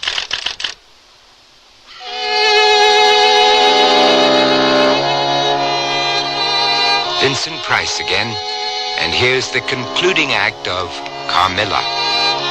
Early one morning, I found Dr. Kleinbach waiting downstairs. Father had sent for him without telling me. Since the doctor was there, I told him my story. My father came and stood beside me. Well, Doctor, I dare say you'll tell me I'm an old fool for having brought you here. Not a bit of it. Amy, you mentioned a sensation. needles piercing the skin of your throat the night of that first dream. Did you feel any soreness? None at all. Indicate with your finger the point where this occurred. A little below my throat. Here. Remove your scarf, please, and open your collar. We need to look for symptoms. There's nothing there, is there? Indeed there is, my dear girl. A small blue spot. God bless me, so there is. A spot about the size of the tip of your little finger. The question is, what's best to be done? Am I in any danger? I trust not, my dear. I don't see why you shouldn't begin to get better immediately. Now, that's the same point at which the feeling of strangulation began? Yes. And also the center of that thrill, like the current of an icy stream running against you. It may be. Yes, I think it is. May I say a word to Madame?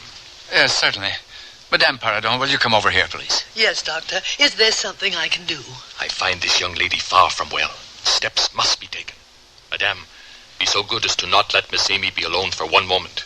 That is the only order I need give for the present. But it's an important one. We may rely on your discretion, Madame, I know. Indeed, you may, sir. Thank you. I shall be back about 7 this evening. Later that morning, when Papa came from his study, he had an envelope in his hand. Amy, this letter has been delayed in the mail. It's from General Spielsdorf. He'll be with us soon. He may be here today. You don't look pleased, as you should when a friend is coming. You look as if you wished him at the bottom of the Red Sea. Oh, it's just that his plans are so erratic. Dear Papa, will you confide in me? That all depends. Does the doctor think me very ill? He thinks you'll be well again, Amy. At least on the road to recovery in a day or two. Meanwhile, don't trouble your head about it. Carmilla had been upstairs, sleeping late as always. When next I saw her, it was mid-afternoon, and she was coming from the kitchen with a picnic basket on her arm. Get ready, Amy. We're going to make our expedition. Where are we going? To the ruins of Karnstein. We're not putting off seeing them any longer. How will we get there? By taxi, of course. Come along. Don't keep me waiting. But I shouldn't. An old friend of my father's, General Spielsdorf, may be arriving this afternoon. The general will have to wait. See him when we get back. Come now. Put on your coat this instant. Amy, where are you going? You can't go out right now. It's a sort of picnic. Carmilla has decided. Does your father know? He said you mustn't be alone. But, Madame, I shan't be alone. Carmilla will be with me. No autumn drive could have been prettier. A steep Gothic bridge led to the deserted chapel among a grove of cypress trees. We had dismissed the taxicab to enjoy our stroll. Isn't it peaceful, Amy, dear? Look at those colors. A woodland in the midst of a busy city. One could linger for an eternity. We shan't do that. Let's find a grassy spot to spread the blanket and have our sandwiches. I love the crunch of leaves underfoot, don't you? Autumn is my favorite season. We can sit down here. Give me the basket. My goodness, the sun's going down. We must think of getting home before dark. You're not going home, Amy. Neither of us will go. This will be our home from now on. Mother was standing behind me. Her slender hand closed like a vice of steel around my wrist. A kerchief soaked with some acrid chemical was pressed over my nose and mouth. I awoke in a dim, dark chamber, surrounded by dampness and stone. It was so cold, so frightening. I couldn't see her, but I knew she was there on the marble floor beside me. A shaft of moonlight showed her once lovely face, twisted in a diabolical grin. Amy, my dear child. Where have you taken me? What is this place? It is a place of refuge. I come here every day for the sleep I need to sustain my existence. This is a nightmare. Another nightmare. I don't understand what's happening to me. It's the renewed slumber as much as the living blood that supplies us with our vigor. What must I do? You will do as I do. You no longer have any choice. Am I dead then? Am I dead? Not yet. But before the night is over, I will drain you to the brink. You shan't suffer. I have learned to be gentle. You needn't be afraid. No, you can't do this. I don't want to die. Are you afraid of dying? Why, you must die. Everyone on earth must die, and all are happier when they do. Where have you brought me? What is this place? It is the tomb of the Karnsteins, my dear friend. Who are you? I am Mircalla, Countess of Karstein. Mircalla is dead. She died 3 centuries ago. I am undead, and you will soon be one of us. I thought you were my friend. I shall be, always. You're the companion I've been seeking. I will teach you the things you must know. You've seen your last sunrise. Your human life will soon be over, but I will keep you alive forever as a vampire. You mean tomorrow? Yes. Tomorrow you will begin. Tomorrow night, you make your first kill. I will show you how. No, I can't bear to think. I cannot. I've made the decision for you. You had to come with me. Now you know what I couldn't tell you before. Have pity on me, please. Too late for pity. Now we must be quiet. We must rest while we can. Go to sleep, my precious child.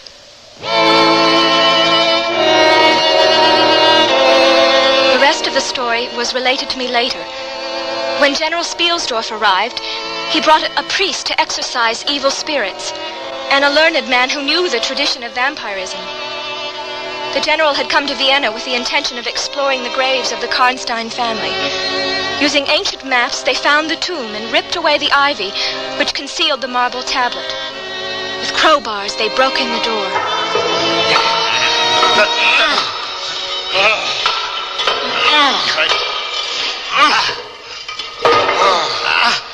Good work.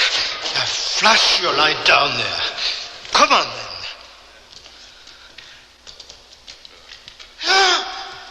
Look, I didn't anticipate this. Look there, my friend. They are here. Both of them are here.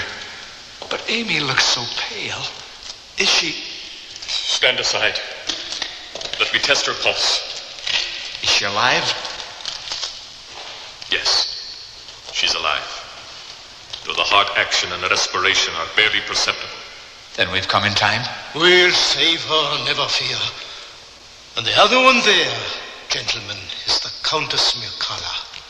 I knew her by another name. Carmilla and Mircalla, the same creature, with the letters of the name rearranged.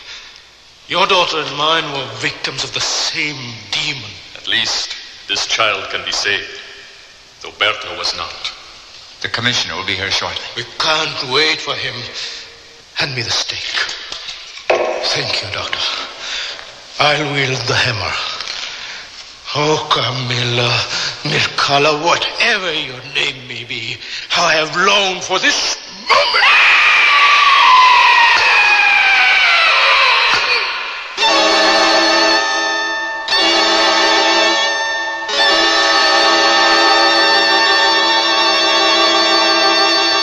It has taken me a long time to recover. But to this day, the image of Carmilla returns to memory. Sometimes the playful, languid girl. Sometimes the writhing fiend I saw in the tomb under the ruined chapel. Often from a daytime reverie, I have been startled into sudden fear, thinking I have heard the light step of Carmilla at the door to my room. By the light of day, it is not particularly alarming. But at night, in the dark, it is sometimes enough to make my heart stop. I am assured that Carmilla is dead. Yet she will never be gone from my memory. Not now. Not ever.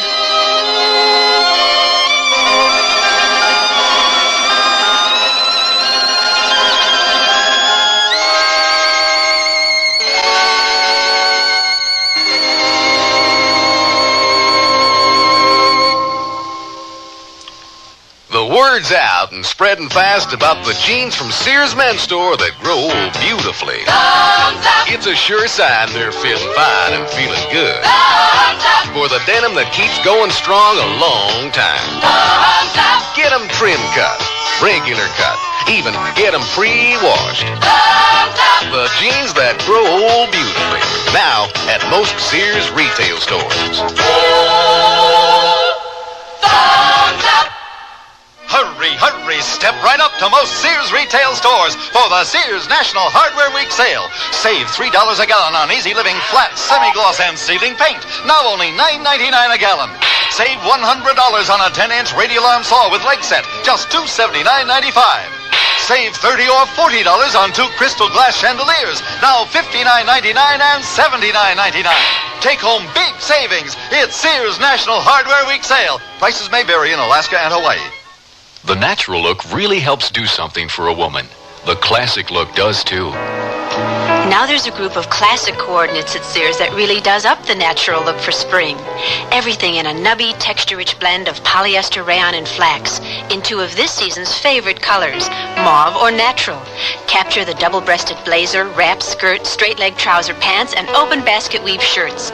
Sears Spring Coordinate Group in sizes 8 to 16 will really help do something for you at most larger Sears retail stores.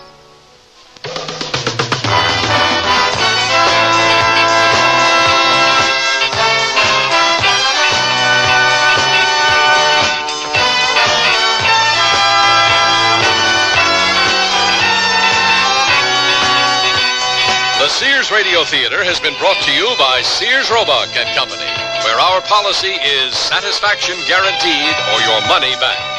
Sears, where America shops. Carmilla was written by Brainerd Duffield, produced and directed by Fletcher Markle. Your host was Vincent Price. Our stars were Antoinette Bauer and Ann Given. Also heard were Olin Soule, Ann Seymour, George Sperdakos, and Don Diamond. The music for Sears Radio Theater was composed and conducted by Nelson Riddle. Art Gilmore speaking. The Elliott Lewis production of Sears Radio Theater is a presentation of CBR. That's the theme from the Sears Radio Theater. Tonight's story is a comedy with Andy Griffith as your host. Here's a preview. This is Alan Sodden with Recipe Corner, and today's guest cook is Chef Henri Fromage, who will tell us about a special dish for the holidays. What do you call it, Chef? I call this dish fish brains a la Chicago. The Sears Radio Theater will begin after this message from your local station. This is Andy Griffith. We have a special surprise coming along in a minute or two. And what I'm going to do, I'm going over there and I'm going to sit down beside the blonde lady in the green dress, and I'm just going to listen, along with the rest of you, and have a generally good time. Because the author and star of the program, just now about to begin, is someone it gives me a great deal of pleasure to introduce. Ladies and gentlemen, I'm very happy to turn over the balance of this time period to Henry Morgan.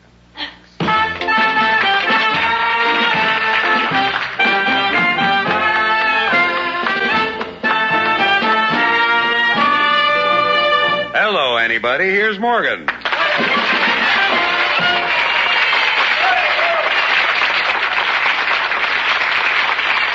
Now, that's interesting.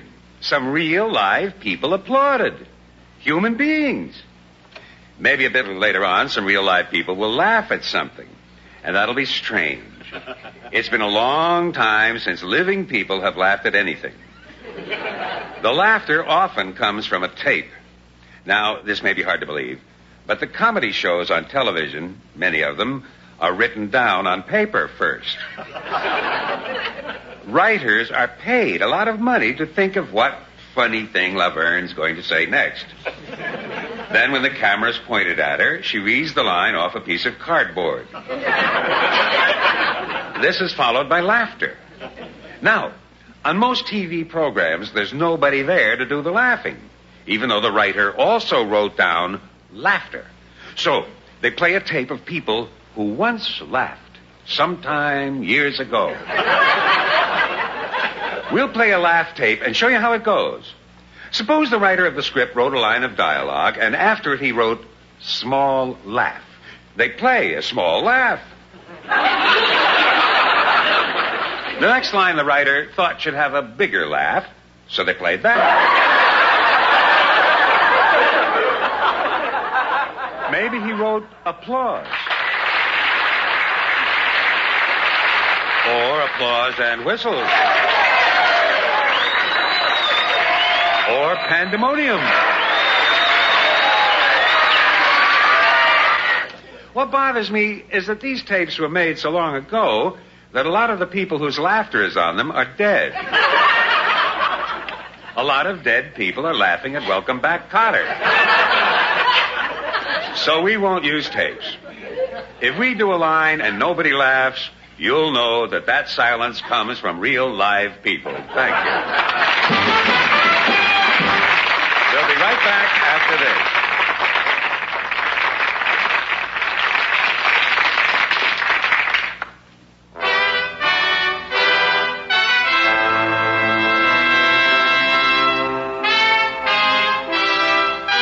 Sears Radio Theater, a new adventure in radio listening. 5 nights of exceptional entertainment every week, brought to you in Elliott Lewis' production of the Sears Radio Theater. Tonight, here's Morgan. Henry Morgan, that is. The Sears Radio Theater is brought to you by Sears Roebuck and Company. Sears, where America shops for value.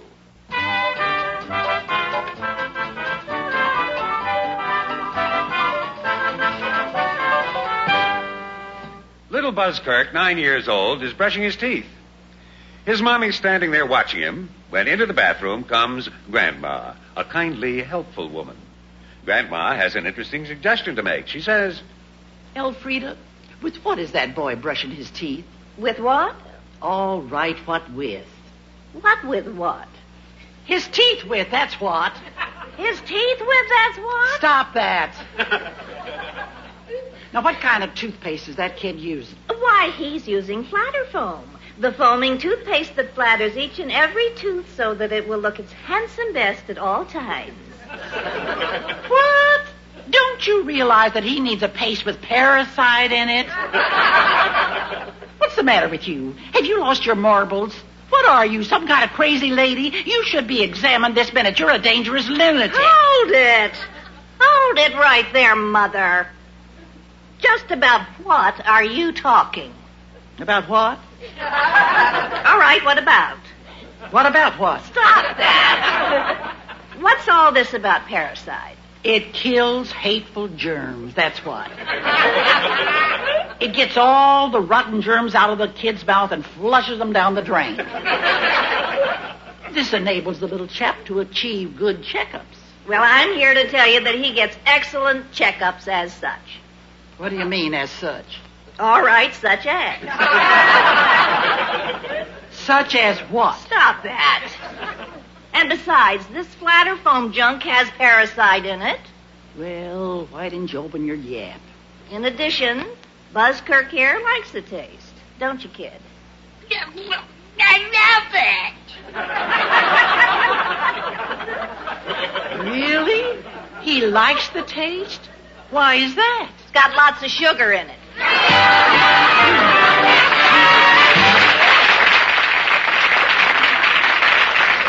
Ladies and gentlemen, it's time to spend another hour with News Radio 22. Your station for time, weather, news, traffic, and wonderful features 22 hours a day. Coming up in the next half hour, Kevin in the 22 helicopter, Roger with Animal House, Arlene with Fashion Forecast, and Slanted. 22 different points of view, slanted by 22 different people. And now, one of those slants. My name is Knut Acne. I've been wondering about the president's so-called energy program. As we all know, we are going to need more energy in 1985 or in 1990 or in 2000 or anyway pretty soon.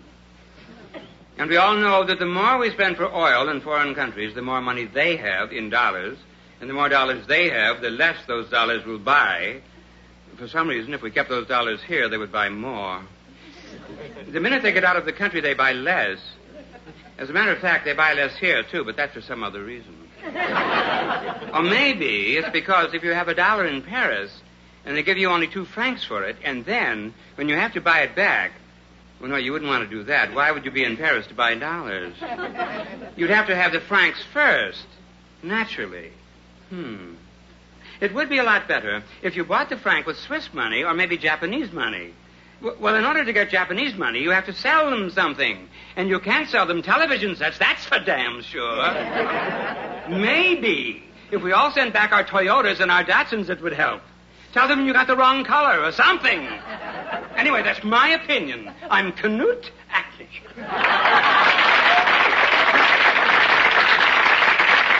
The opinions expressed on Slanted aren't necessarily those of this station, this network, or this country. Matter of fact, we don't listen. Well, it's 11:02 at News Radio 22. Time for the traffic report with Kevin. Come in, Kevin. Yes, thank you, Leonard. We're now flying over greater metropolitan downtown Elmersville. And although things are pretty good right now, there is a tie-up over on 11th Street. And no, wait a minute. There's something wrong. Yes, something's wrong. Oh, I've got it. That's not 11th Street. That's, Well, now, there's the church. No, wait a minute. There's a little rift in the clouds now, and... Oh, I see. This isn't Elmersville, folks. It's Colliston, East Colliston. That's what it is. Sure, you can tell by the bridge. Well, that's all from here. Now back to the studio. Thank you, Kevin. Kevin will be back. Wait a minute. Am I still on? Listen, Kevin will be back with us. No, wait. I'm cutting you off, Kevin. Do you hear me? Yes, I hear you, but you seem to be getting fainter. You're going the wrong way, you dummy. Sorry, ladies and gentlemen, but as our regular listeners know, there's nothing we can do about the dummy. It's his chopper.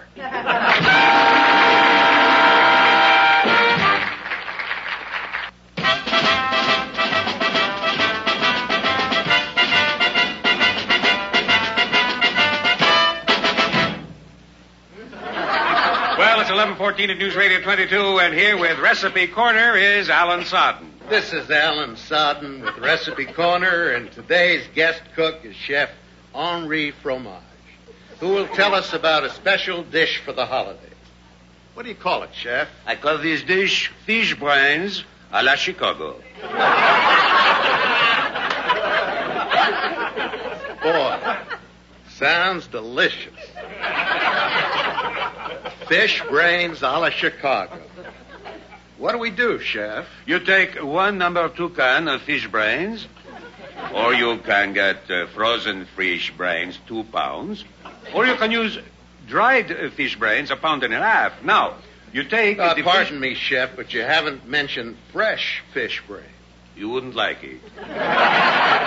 Take the fish brains and soak in cold water. Meanwhile, Chef, how long do you soak? 1 week.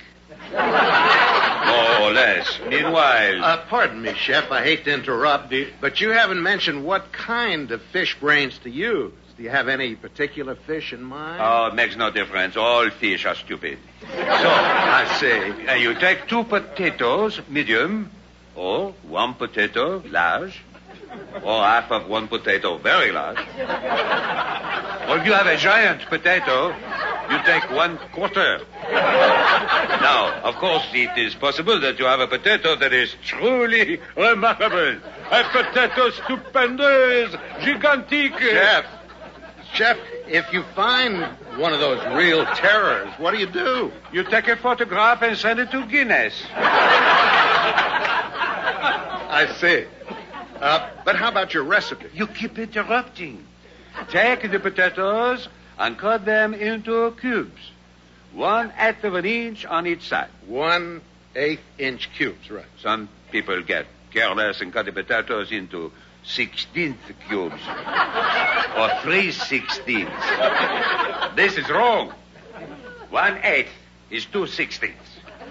You do it the way I say. 1/8 inch, right. You cut them up in 1/16 or 3/16. You make a mess. You take the heart out of the dish. You make the whole thing fake.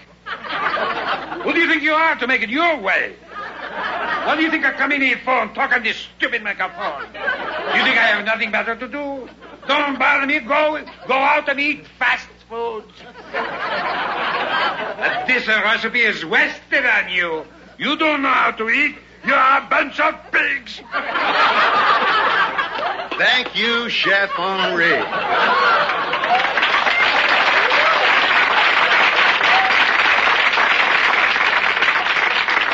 And tune in tomorrow when our guest cook will be a little kid. And there you have it, friends. Alan Sodden's Recipe Corner. It's 11:24 here at News Radio 22, and coming up, Roger with Animal House. This is Roger with Animal House.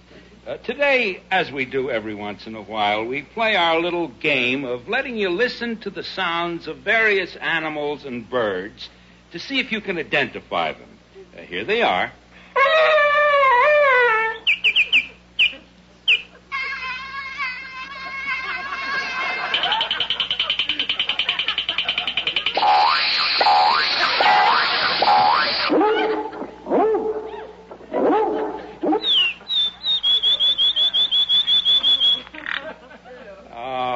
Let's see how well you did. The first sound... Now, that was, of course, the famous Schleppin' Wolf. That's the dog that hangs around supermarket parking lots and begs for Twinkies. Next.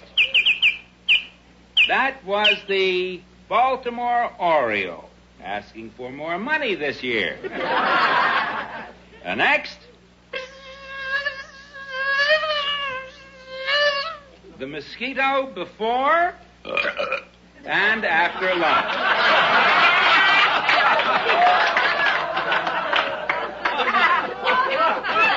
Next. A woodpecker working on the plastic panels of a 1968 station wagon by mistake. Next. A garter snake, recognizable by the snapping of his garter. And next. That was the well-known long-eared dog, the bugle. Okay, Copper, I'll sing. He done it. And he done it. There you have the typical stool pigeon. Well, that's all for today. This is Roger. And that's all the time we have for News Radio 22.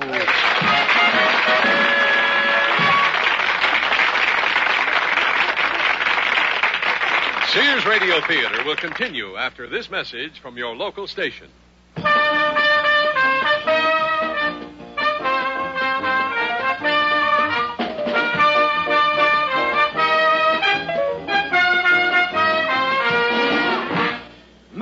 Mother, what are you giving your children for breakfast? Is it something with a lot of sugar in it? Are you giving the little darling sugar grains? Sweetie pumpkin eaties? Candy-coated rice happies? Fudgies flakies? Naughty, very, very naughty. Oh, Mommy, you are a bad girl. Well, excuse me. Why, I didn't see you standing there. Seriously, Mom, do you realize that you are doing irreparable damage to your children's teeth? sugar makes big, jagged, gaping holes in them. Says who? Why, more dentists say that. More dentists than what? Well, more dentists than others. Others what? Well, more dentists than don't say it. Yes. Anyway, Mother, the thing for you to do is to switch to a breakfast cereal that is not sweet. Something that will be good for growing boys and girls, like roast toasties.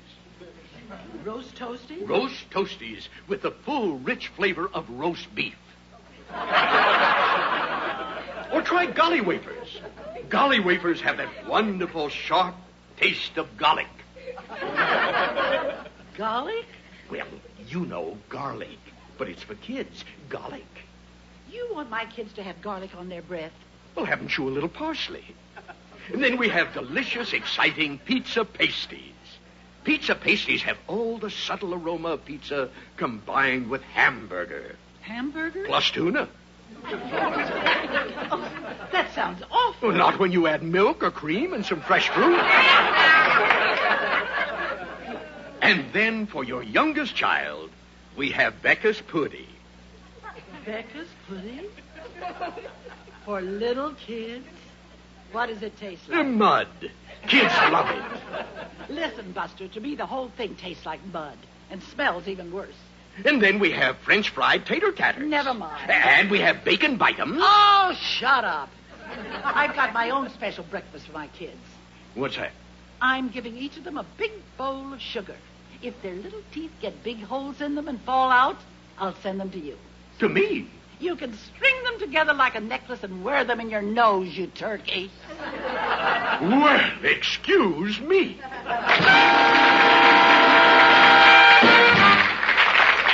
Ladies and gentlemen, we would like to demonstrate the difference between old-time radio and the way things are today, or should be. To do this, we've asked the ready-for-prime-time players to pretend that they are actors in a mystery program on radio, say, 30 years ago. First, may we present the ready for primetime players. In order of their appearance, first, Elvia Ullman as Lady Fonstock. Next, Shep Mencken as Anatole the Butler. I bluffed you. Henry Morgan as Inspector Woodlark. Halt, or else I shall feel obligated to discharge my pistol. And Frank Nelson as Sergeant Dorn. Sergeant Dorn, mother.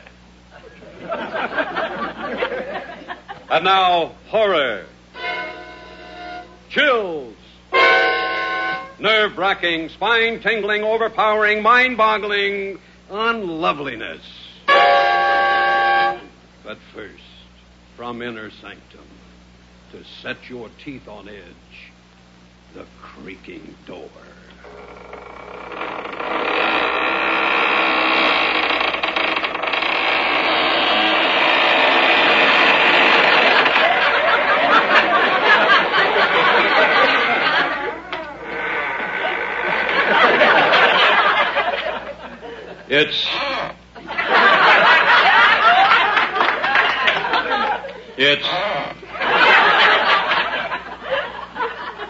It's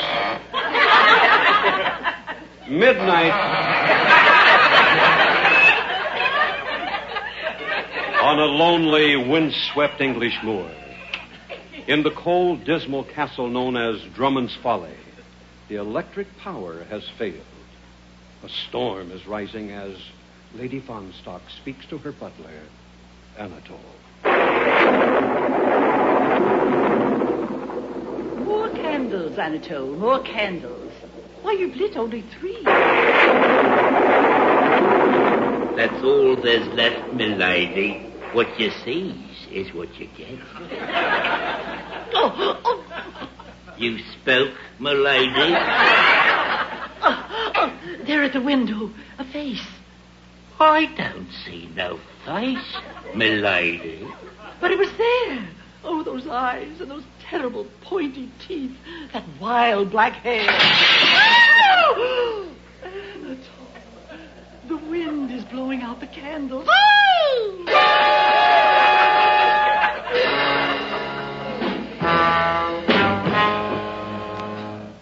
Throw some champagne in her face. Ah, yes, there. I think she's coming round. But where am I? Right here, safe in your own wealthy castle, milady. I am Inspector Woodlark, and this brave lad is Sergeant Dorn. How do, Mum? But how... I don't understand. It's all been so horrible. Well, you see, Mum, Farmer Atkins, who lives just yonder, seeing that the power had failed, sent his boy, Jasper, to see if all was well with you. He arrived just in time to see your man here. Anatole, you call him? Yes, Anatole. Why, Anatole, you're bleeding. Mind your own beeswax. As I was saying, young Jasper saw this man making his getaway with the Fonstock jewels. Jasper promptly rode to town to notify us, and here we are. Anatole? Anatole? But that face at the window. One of Anatole's tricks, Mum. A painted balloon arranged to appear as soon as the wind broke the restraining cords. But the rock through the window. Ah, you see, Mum, the rock was thrown from the inside. Probably when your back was turned. But, and I've never told this to a living soul, Anatole is my is my son. He would have inherited all of this oh, Anatole, how could you? Shut your face. Lady Fonstark, I'm afraid I have a bit of a shock for you. Anatole is not your son. Not my... No, ma'am, he's not. You could look it up. Why, blast you. Yes, ma'am.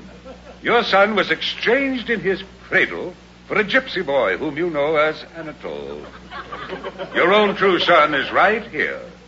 Sergeant Dorn. The rightful heir to the Fonstark jewels. That's me, Mum. Ma'am? Mom? Mother? Mother? Throw some more champagne in her face. There ain't no more champagne. Well, what is there? I can chill some white wine, sir. Shut your face. Oh, dear, where am I? What happened? Oh, I remember. Wait. My son had a peculiar mark on the back of his left heel. Anatole, take off your left shoe. Halt, or else I shall be obliged to discharge my pistol. No, Inspector, let him go.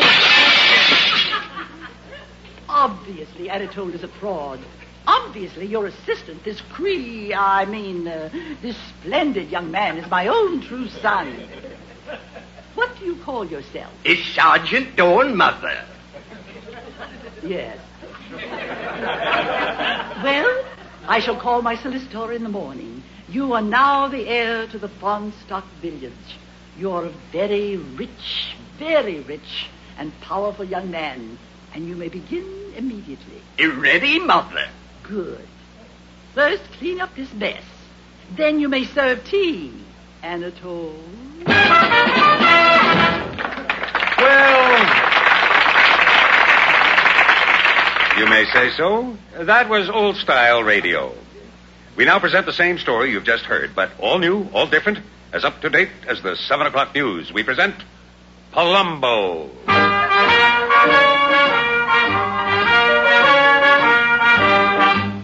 Palumbo, the detective with the dirty but charming old raincoat, with the dirty but charming old dog, with the dirty old wife, but charming. It's midnight in Beverly Hills, California. We're in the sumptuous mansion of Cher Fonstark, the multimillionaire disco star. A storm is rising as Cher speaks with her butler, Orlando. Hey, Orlando, the lights just went out. What's the matter? The lights just went out. Well, you voted for Proposition 13. I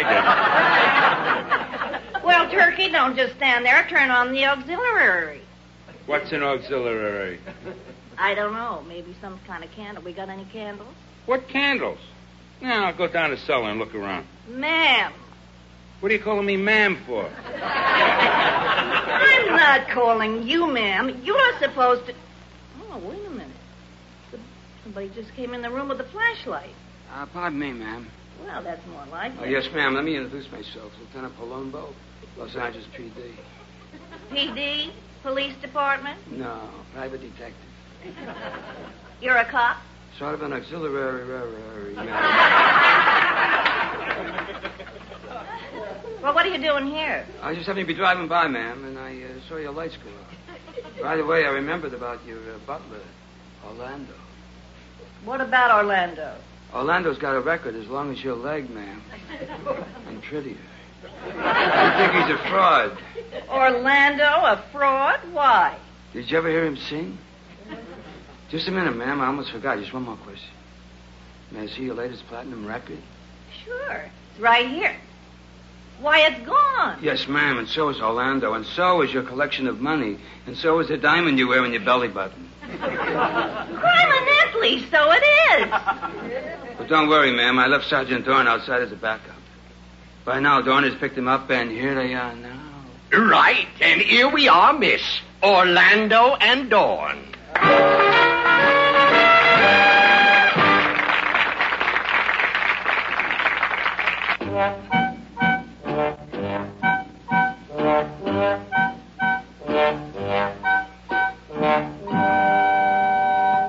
Henry Morgan again, and friends.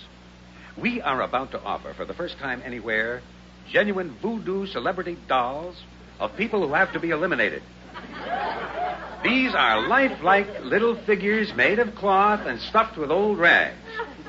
To use one of these genuine voodoo celebrity dolls, all you do is stick pins in it, read out loud the curse that comes with it in a handy package, and wait, just wait, you'll see. Yes, friends, while they last, these genuine voodoo celebrity dolls, complete with pins, handy curses, and complete directions for use, are available at one low, low price. They are merely $6.95 each when bought in sets of 900. We are now offering 4 of your old-time favorites: Lawrence Welk, Tony Orlando, Laverne and Shirley, and at no extra cost, Howard Cosell. The genuine voodoo celebrity Howard Cosell doll is worth all the others put together. Just think, friends, right there in the privacy of your own home, you can stick pins in your Howard Cosell doll and read aloud the authentic curse. Then all you have to do is sit back and wait. But hurry, the supply is limited.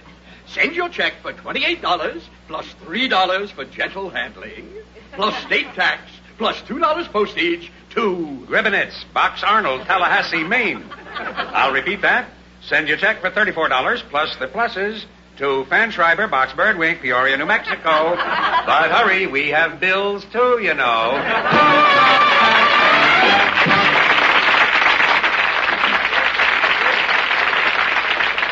And now, ladies and gentlemen, one of our most popular features, stars from the New Guinea Book of Records. People from all over the world who have set new records in their chosen fields of endeavor, and those records have been immortalized in the New Guinea Book. We have spared every possible expense in bringing some of these wonderful people here this evening. First, please say hello to the man who holds the new record for playing a pinball machine, 8 days, 11 hours, and 23 minutes, Mr. Al Plunge. Welcome, Mr. Plunge. Good evening, Mr. Morgan. Did I say your name right? Plunge, Plunge? Plunge. That's where we say in my family, plunge. I'm sorry. Well, Miss Plunge, I have to ask you something I've always wanted to ask somebody who does things that take a number of days. You were on your feet for hour after hour. Didn't you ever have to After what? Well, you know, the call of nature. What call is that? Well, when you just can't, you have to go to the... Oh, yeah. Well, how is that arranged? I mean, what do you do? I get somebody to go for me. You get somebody to go for you? Yeah, I got a friend. He's my buddy. Do anything for me. Mr. Plunge, there are certain things that one has to do for oneself. Like what? Are you some kind of moron or what? I don't know. Are there different kinds? Look, Plunge, don't you ever go to the bathroom? Yeah, sure. You want me to go now? No, I just... look, you were on your feet for over 8 days. Didn't you ever sit down? Yeah, no. If you sit down, you see, you can't give it the old body English. You gotta use the hips. You gotta wiggle the machine to get the ball into the hole. All right, okay. Just one more question. What made you do it? Do what? What made you stay on your feet for 8 days, 11 hours, and 23 minutes? My wife. Your wife made you do it? I don't understand. You got a wife? Yes. Well, you know how they say, get out of here and do something? Well, for the purpose of this discussion, I'll say yes, although in point of actual fact, we, that is my wife and I, we don't have interchanges of that nature. You married? Yes, I told you that. What was the rest of what you said? Look, I'm afraid our time is up. I want to thank you very much. You're one of the greatest examples of vapidity we've ever had on our show. Yeah, thank you, Mr. Morgan.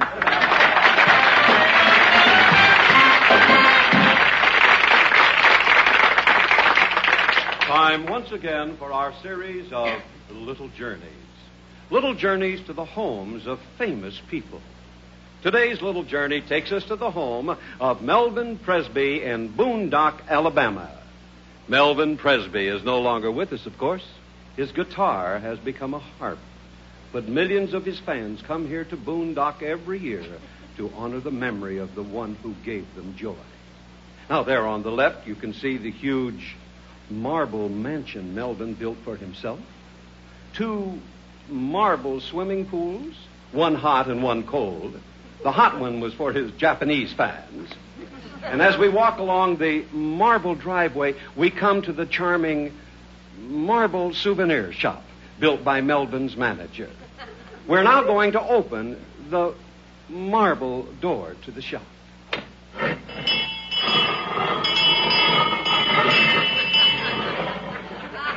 And here we find the manager, General Bayou. Good afternoon to you, sir.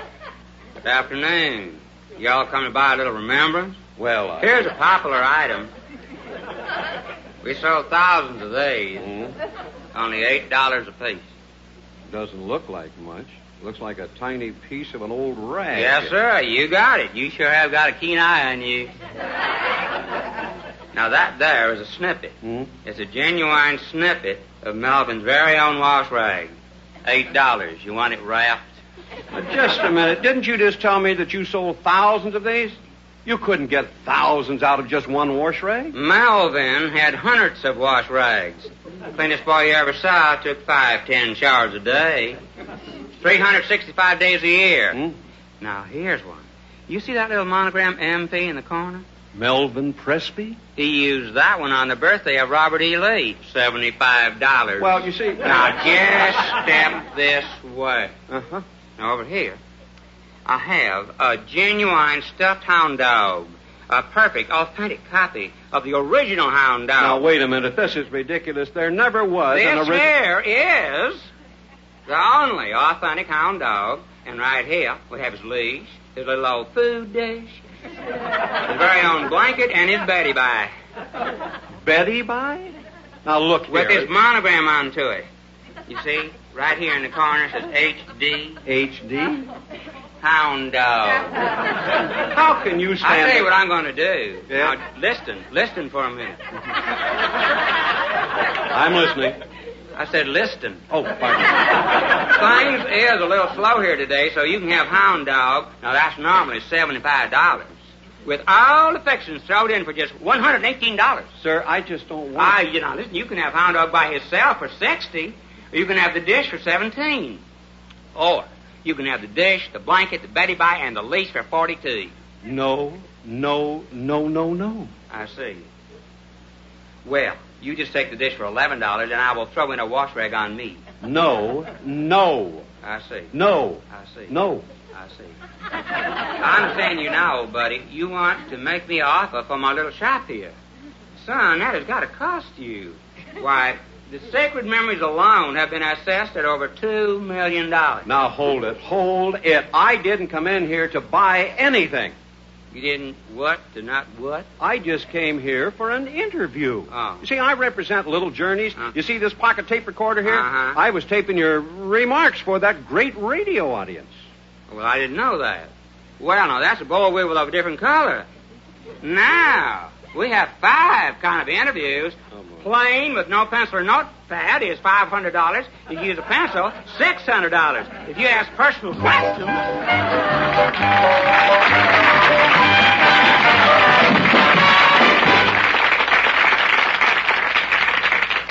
Next week's show, we'll have an interesting group.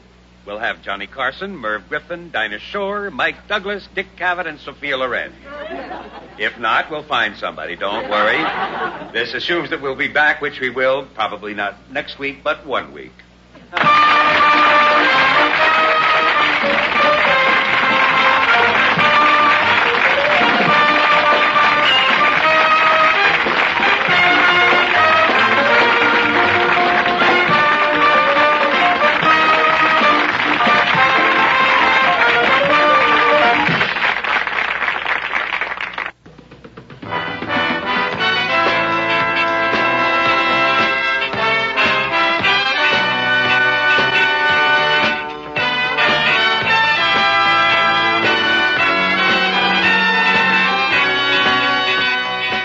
Sears Radio Theater has been brought to you by Sears, Roebuck and Company, where our policy is satisfaction guaranteed or your money back. Sears, where America shops for value.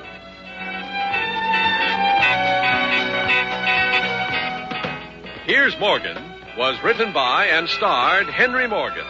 Produced and directed by Fletcher Markle. Your host was Andy Griffith.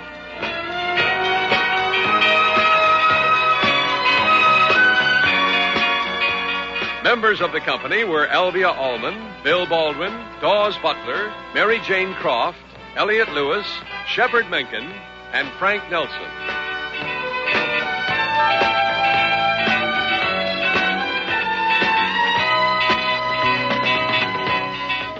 The music for Sears Radio Theater was composed and conducted by Nelson Riddle. This is Art Gilmore speaking. The Elliot Lewis production of Sears Radio Theater is a presentation of That's the theme from the Sears Radio Theater. Tonight's story is a comedy with Andy Griffith as your host. Here's a preview. Vern, I'd like you to scan this and give me some idea of what you've read. Okay. Okay? Yeah, I know it, but I don't comprehend it.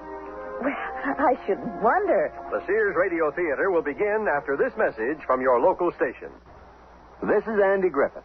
The Constitution of the United States says that all men are created equal. Well, if you take two newborn babies and put them alongside one another, I guess you might say one's as good as the other. But we all know that from that point on, they're going to part company forever. One might turn out to be a bum, the other might turn out to be a politician. I think I'll take that last statement back. Anyway, there was the case of Vern Berwick and the remarkable story of his advancement. I'm going to relate the story of my advancement because Mr. Griffith asked me to. I never thought of myself as being anything special. Barely made it through high school. But I've done worthwhile things. People thought it was peculiar that at 32 I'd still be living home with my mother and dad, but we all got along. Of course, being my parents, they always expected more of me than what I was. As parents, your mother and I expect more of you than what you are. And like I said, I never thought of myself as anything special. So when I got the job at Slocum's Automotive, I fit right in. Fact is, I was so excited when Mr. Slocum gave me the job, I memorized all the parts manuals the first 3 days. Hey, Vern, where can I find a cotter pin for the rear brake assembly on a 55 Cormorant? In box 43, aisle 6, Mr. Slocum. It's part number 3, ABJ for John, 3862. Thank you, Vern. It was easy. I just remembered, that's all. I figured I was very well suited to my new job. I didn't anticipate that was just the beginning of my advancement. And that's just the beginning of our story.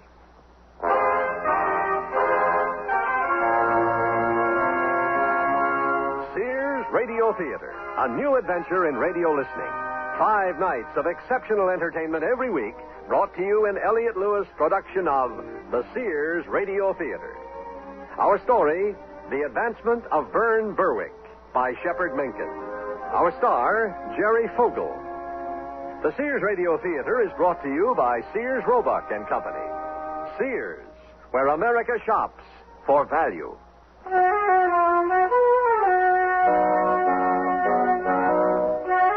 We were discussing the advancement of Vern Berwick. On the surface, from what we know up to this minute, it would seem he's an ordinary sort of fellow, not remarkable in any particular way, and yet, well, Vern gave me his word he'd tell all. That's what I'm counting on him to do. Vern? I still can't get over how time goes past. For instance, I worked 8 years at Slocum's Auto Parts, during which time they added onto the building and took on 2 new men. Every year we got new parts manuals, about the size of 6 telephone books, and I'd thumb through them to see what changes were made from the year before. After a few days, I'd know all the new numbers, and everybody would say, "How do you remember all that stuff, Vern?" But that happened to me all the time, and it got so I didn't pay it any mind.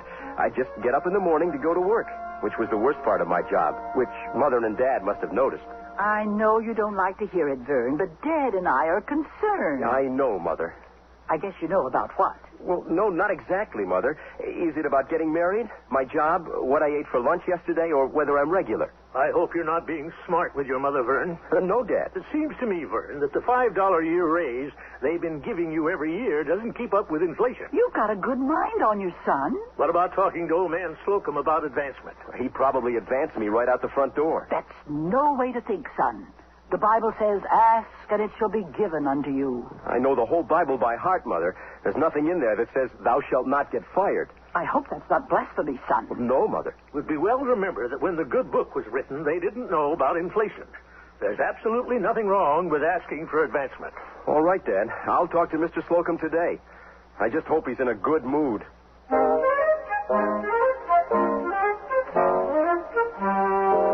Mr. Slocum was at his messy old desk when I came in to see him. He was reading a book propped up so I could read the title, Management for the Thrifty, by Claude Hart. When the door closed, he slowly put down the book and looked up, examining me like a side of beef at the local auction. I'm glad you came up, Berwick. I've been wanting to talk to you. That's fine, sir. Then we can talk to each other, since I wanted to talk to you, too. You're fine, Berwick. Berwick? Yes, sir? I suppose you know that in order to stay in business, an organization must show a profit. Yes, sir. Well, you can be sure, Berwick, that if we don't show a profit, we don't have a business. And without a business, you don't have a job. And without a job, well, say, you're not a communist, are you? Lord, no, sir. Well, I would hope not. It seems, according to this book I've been reading, that our profit margin is not commensurate with the volume of merchandise turned over in the organization. Is that right, sir? That's correct, Berwick. Now, every year you get 2 weeks vacation with pay, right? Yes, sir. This year I was planning to go... And we got to keep you squared with Uncle Sam and your Social Security every week, don't we? Yes, sir. And there are 4 or 5 other little financial matters that Slocum Auto Parts has to take care of, all for your benefit. You understand, Berwick? Oh, and I appreciate it, sir. Well, all those expenses have to come from somewhere. And do you know where that somewhere is? Well, I'll tell you. It comes out of profits. Gee, that's terrible. Yes, it is, Berwick. Now, we can't cut down on purchasing.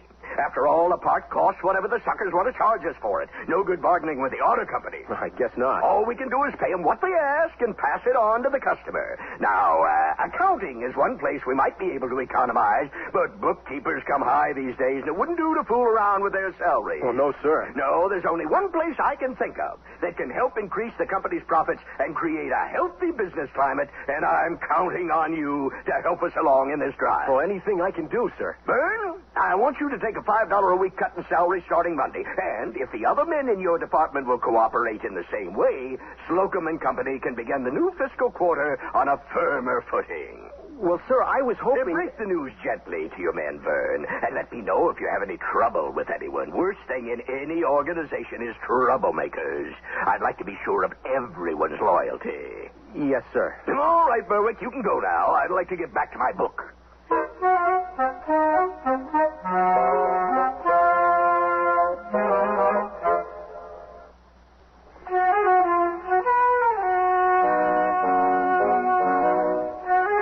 So, we got a fella named Vern Berwick who works in the tool shed at Slocum's Auto Parts. Now, a man who's memorized everything in the parts manuals in his stockroom. Well, we just know that a person like that isn't going to stay put. What we expect is his advancement. Vern, would you continue? Of course, I knew what was happening. I didn't have to be a lawyer to know I was being took. All the time Slocum was talking about why I had to take a salary cut, I was trying to think how I was going to tell Charlene Louise. Charlou, that's what everyone calls her. She was my girl. You might say I'd been dating her ever since I started working at Slocum's because she was a cashier there before she quit and went to wait tables over at Irma McInerney's Man-Sized Eats. I've been telling you for years that the only way you're going to get anything out of that miserable son of a wretch is to threaten him. Well, that's silly. You don't get things by threatening people. Wrong. I'll get extra tips every day for not serving poison. What? Well, when that old lady cooks up a batch of meatball hash, I know some of those customers are going to die. So when people ask me what's good, I tell them stay away from the meatball hash. And for that, I get extra tip money. Well, that's not exactly honest. Baloney. How am I different than the U.S. Surgeon General? I just inform the public about what's going to kill them. Anyway, what's all this got to do with old man Slocum and you're getting a $5 pay cut? Oh, I ain't never going to get married at this rate. Our 2 salaries together couldn't pay the rent on a pup tent. Well, I tried. You tried. You let that badger walk all over you. You're a clunk, Vern Berwick, just a dull fud. And if I didn't see you walking up straight once in a while, I wouldn't think you had a spine at all. I knew Charlou was right. And besides, there was no point in arguing with her. She was a lot stronger than I was, especially in her mind. Well, she had big biceps, too, from lifting those trays of food. But that didn't bother me. She was feminine enough. Anyway, about then I decided to do something about my life. I felt like an egg about to hatch. I didn't know what I was going to be like or what I was going to find outside after I broke the shell, but I had to make my move. Mother and Dad had their ideas. Well, you've got nothing to blame yourself for, son. You did what you had to do. I just can't imagine him cutting your wage after all these years. It doesn't seem like the Christian thing to do. After all, a rich man can't get into heaven any more than you can get a camel through the eye of a needle. What's that? Old man Slocum could get camels through needles if he had to. He'd get big needles and a camel blender. I don't like that talk, son. But I always say, what good is wealth anyway? You can't take it with you. Wealth is nice to have if you plan on sticking around for a while. I don't know what to tell you, Vern. In a way, I feel responsible. Oh, it ain't your fault, Mom. I did what I should have done a long while ago. My timing was off, that's all. The plug didn't spark when my piston was at top dead center. I'll just have to find another way to advance myself. I don't get low too often, but to tell you the truth, I felt pretty miserable seeing how Mother and Dad were feeling responsible for my failure. All those years they kept pestering me to advance myself, and then I had to run into old man Slocum, and he'd shot me clear through like a .42 caliber dum-dum going in one end and coming out the size of a buffalo chip, carrying my heart and ambition with it. I went into my room and thought I'd sleep for a spell and wake up with new ideas. I lay back in bed and reached to turn on the radio. I was just between being awake and momentary peace when one of those important messages they kept hitting you with melted through and started to mean something. The distance between my ears closed in, and I started putting words together. If you want to understand more of what you read, if you want to increase your reading speed 1,573 times faster, do as many have. Try the Shana Luxian School of Speed Reading. Read the entire telephone directory in seconds. In as little as 4 weeks, you can appear to be important. Don't spend all Sunday reading the Times. Put on your rubber finger and thumb through it.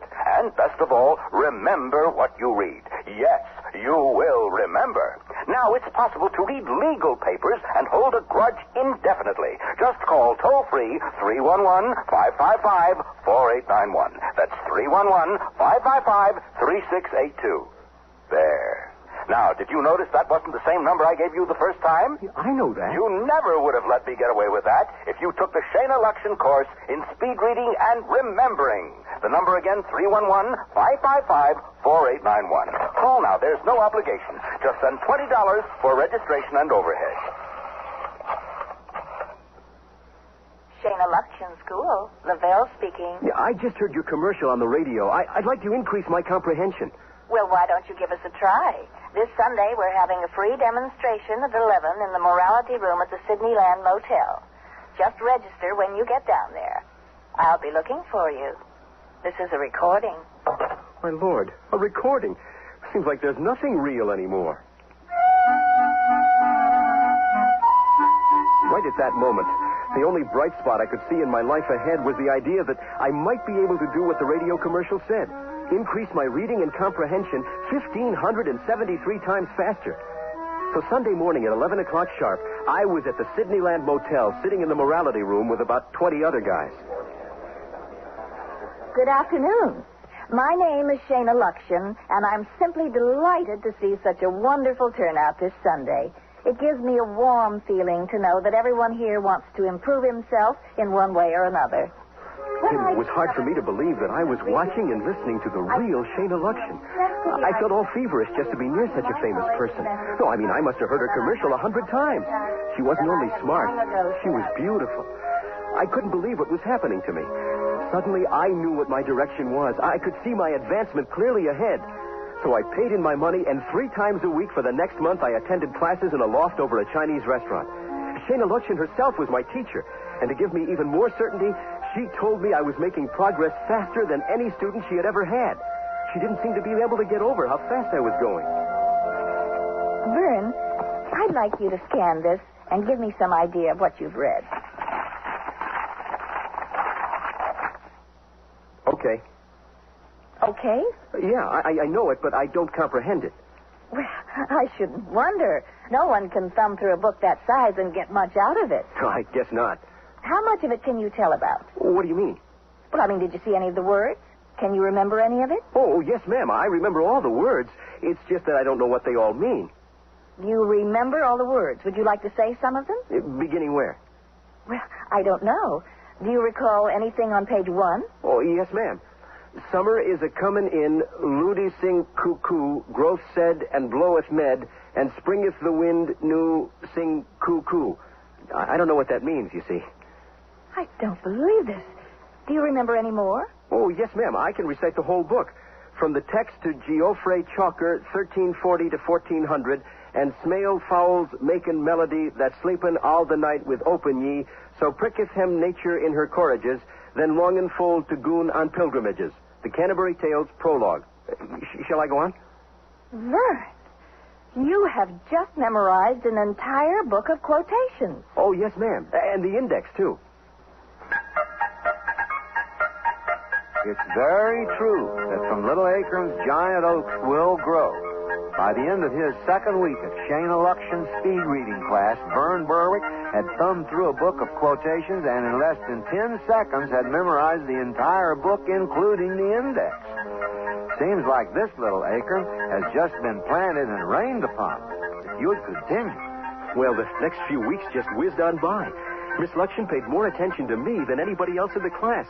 And it was hard for me to tell if I was happier with the way everyone was making a fuss over my progress or whether it was my looking forward to seeing Miss Luction 3 times a week. Because she sure was a good looker. Anyway, Charlou and I were beginning to have bigger problems than usual.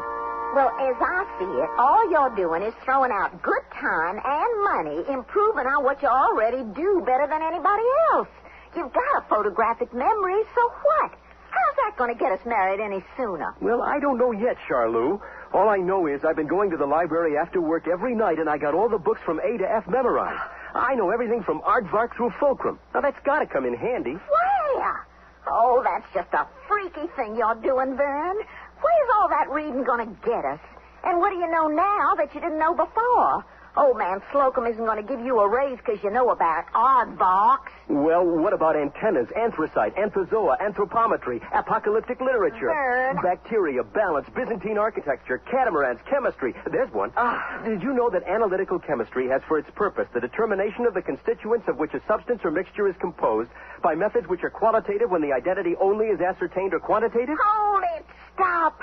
Vern, who do you think you're impressing? Well, I'm not meaning to impress anyone, Charlou.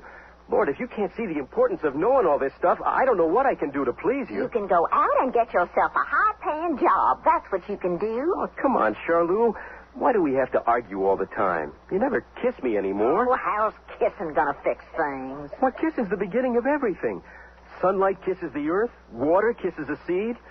Woman kisses man. Well, you've got a poetic nature, Vern. That's the trouble with you. Nothing wrong with that. Roy Sulphur writes poetry, and he's president of Sulphur's Pumping Service. Well, I gotta admit, he makes pretty good money. Did you ever read his poem, The Septic Tank and Me? You're kidding. No. Ben Fladley says he might get a prize in local literature from the Chamber of Commerce this year. Well... So, how about a kiss, Charlou? Charlou. I didn't know what was happening to me. After all that time, my earlobe stayed just as cold as ever, and I kept my eyes open when Charlou kissed me. I never minded the pain before when her diamond-studded butterfly glasses scratched my face, but now it hurt like the devil, and I was sorely tormented when she took my hand off the back of her head so I wouldn't disturb her lacquered beehive hairdo. For a flash there, I saw another face while we were smooching.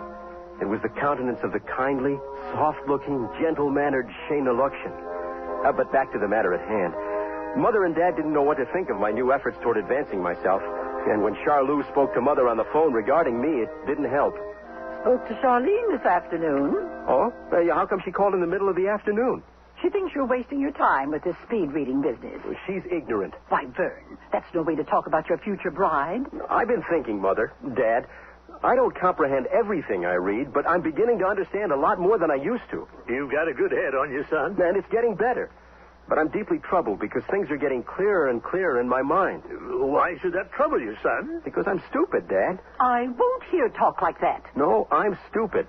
I feel like Adam when he bit at the forbidden fruit. All of a sudden, Charlene doesn't stimulate me anymore, Mother. Vern, what a shameful thing to confess in front of your mother. Maybe we ought to have a man-to-man talk, Vern. No, Dad. After all, if I'm going to bring a woman into the family, it's everybody's business. He's got a point there, Mother. There's a part of marriage, however, that should be secret, son. For heaven's sake, Mother, Charlene and I have never done anything but kiss. Well, I should hope not. Are you joking, son? No. And you know I've never seen her with her hair down? She says it's too much trouble to undo, and I can't see it down until we're married. And I got a feeling it's going to be more than her hair that's a letdown. And all you do is kiss, eh? But you see, I can't even talk to her anymore. All she knows is what goes on at Irma McInerney's Man-Sized Eats. Yeah, I know everything in the public library from A to F. I'm not sure what you're doing is right. It seems to be that if the good Lord wanted us to work more with our heads than with our hands, he would have put two heads where our hands are. Would you mind saying that again, Mother? I wonder what your grandfather Vern would have done. He was married to your grandmother, you know. You were named after him. Yeah, I know, Mother. It seemed like no one was really pleased with me anymore. My job at Slocum's Auto Parts wasn't much of a challenge to me. The guys in my department all took a $5 a week cut and somehow imagined I was responsible for it. Every time old man Slocum looked at me, I felt I was to blame for decreasing his profits. Charlene only nagged at me now, and Mother and Dad just pestered me as usual about the same old things, advancing myself and getting married. More and more, I looked forward to my speed reading class in that loft over the Chinese restaurant. I felt like a cat being stroked and comforted every time I was near Shana Luxian. I'd memorized all the books in the public library up to W when it happened. Why don't we go downstairs and get something to eat? Shana Luxian asked me to take her out. You know, for an ordinary Chinese restaurant, the food is excellent. I could only stare at her. I suddenly realized my throat was getting dry because my mouth was hanging open. We were looking at each other eye to eye. Up till then, I peeked at her only when she wasn't looking at me. I could hardly stand it. They have the most marvelous pressed duck. Do you like pressed duck? I had pictures of two embracing Chinese pressing a duck between them. I couldn't imagine why anyone would want to press a duck, but I said, just love it. Just love it. And there we were, sitting and looking at each other, and my heart was beating like a kid running a stick over a picket fence. I wanted to talk to you, Vern, away from the others. I'm mighty grateful for that, Miss Luxian. There's no need to be grateful, Vern. Indeed, I'm the one that's grateful to you. And please, call me Shana. Oh, yes, ma'am. I mean, Shana. You are a very gifted human being. I suppose you know that. Well, if I am, I sure wish the good Lord would let me in on what he gifted me with. You must be joking.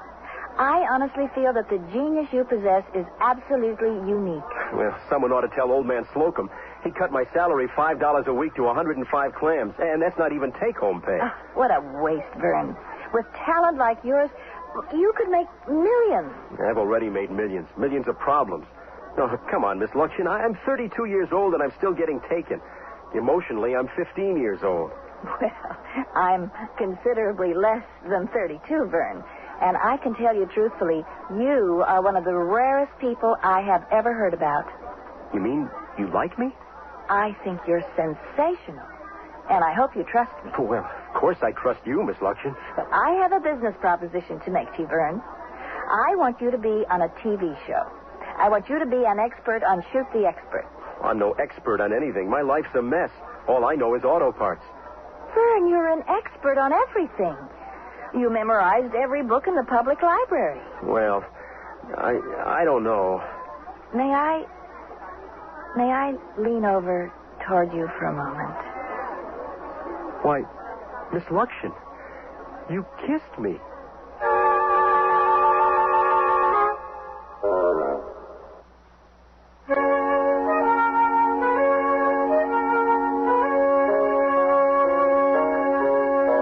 Someone once said that he who knows and knows not that he knows should be awakened to what he knows.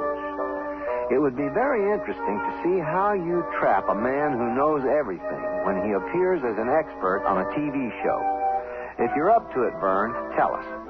I swear I don't know what happened.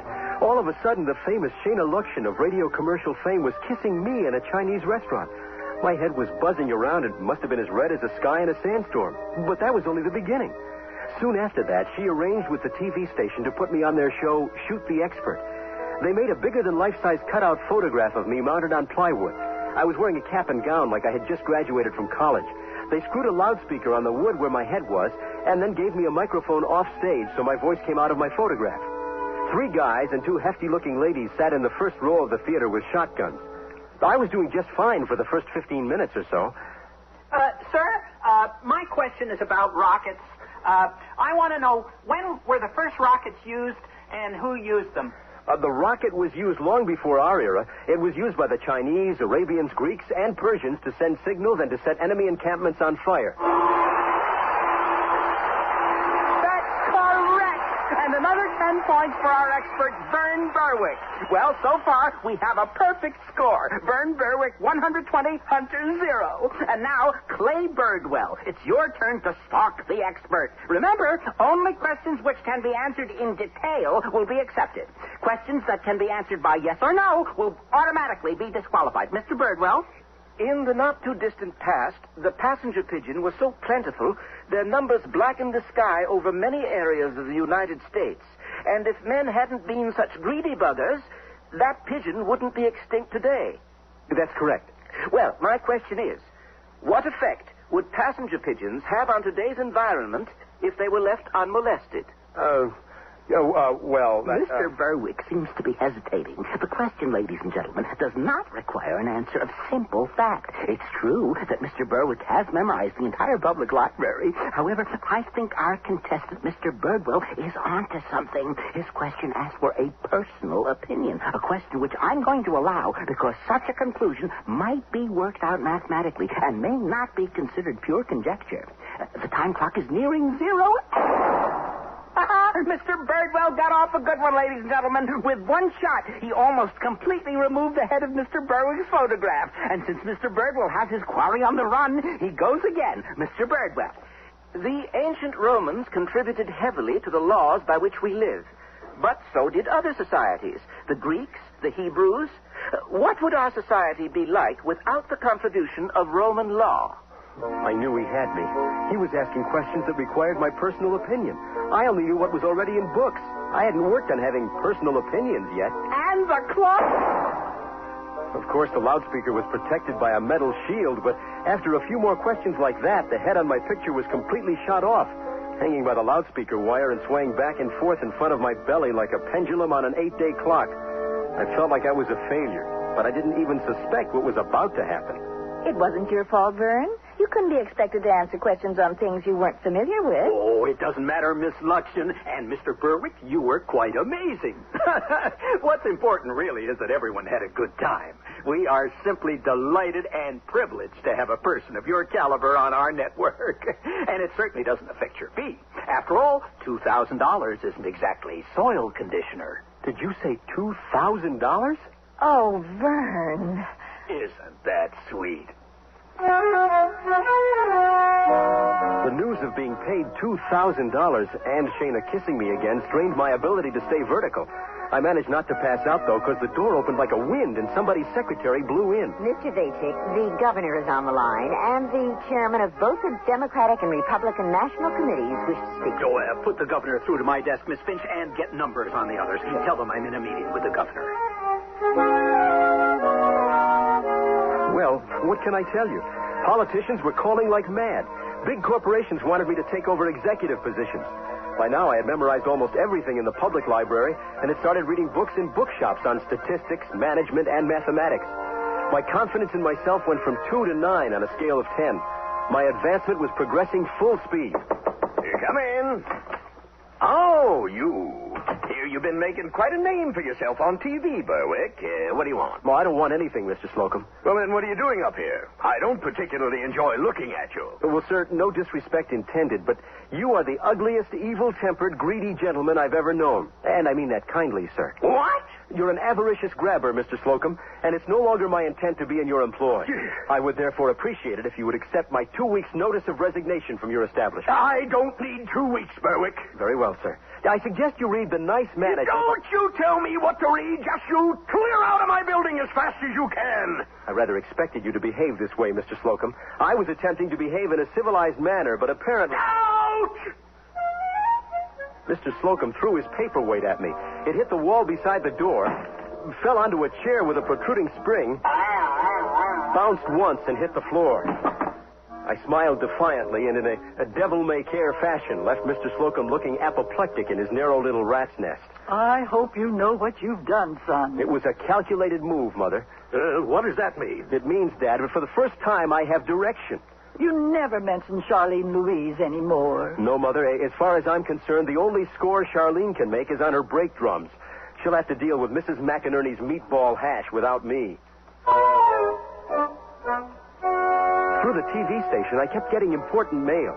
And I even met with some of the important people they told me to see. I certainly am glad to finally meet you. You've become quite famous, you know. I don't believe I know what you do, sir. And my name is Herman Bogman, Vern. You may call me Mr. Bogman. Yes, Mr. Bogman, what can I do for you? Well, sir, you have a very rare gift. I suppose you know that. Well, no offense intended, sir, but I wish you'd get to the point. I could make you President of the United States. Why? You don't understand, Vern. I make presidents. I make senators, congressmen. I'm in the business of creating political figures. Well, I hear what you're saying, sir, but I don't see how I qualify. You know everything, Berwick. Don't you understand that if knowledge is power, you can be the most powerful man on earth? Well, I wouldn't know how to stop wars, sir. I don't think I'd know where to start on inflation. There's a lot needs doing, sir, that requires great decisions, and I have no opinion on hardly anything. That's just the point, Vern. The boys noticed that about you. That's why they sent me to see you. The less opinion you have, the better. We'll take care of that. We'll? Who's we'll? Who are the boys? The men I work with, the money people, the business people, the unions people. Yeah, I don't think so, sir. I don't think I'd be happy in politics. Power. That's the name of the game, boy. After you've got everything, the only thing that's left is power. I'm sorry, sir. Oh, it's a terrible waste, Vern. I swear I could make you president. I'm sorry, Mr. Bogman. So am I, Vern. Mr. Bogman? Yes? Call me Mr. Berwick. I don't mind telling you I was more than a little disillusioned. It wasn't only with politics. Would you believe it? A man came to me from one of the biggest corporations in this country and offered me $500,000 tax-free if I'd take a job with his competitors and give him weekly reports on their procedures. That man wanted me to be a spy for his company. The more I knew, the less I liked about the world. It seemed like everybody wanted something from everybody else. And it was almost never love that kept people together. I'm so proud of you, Vern.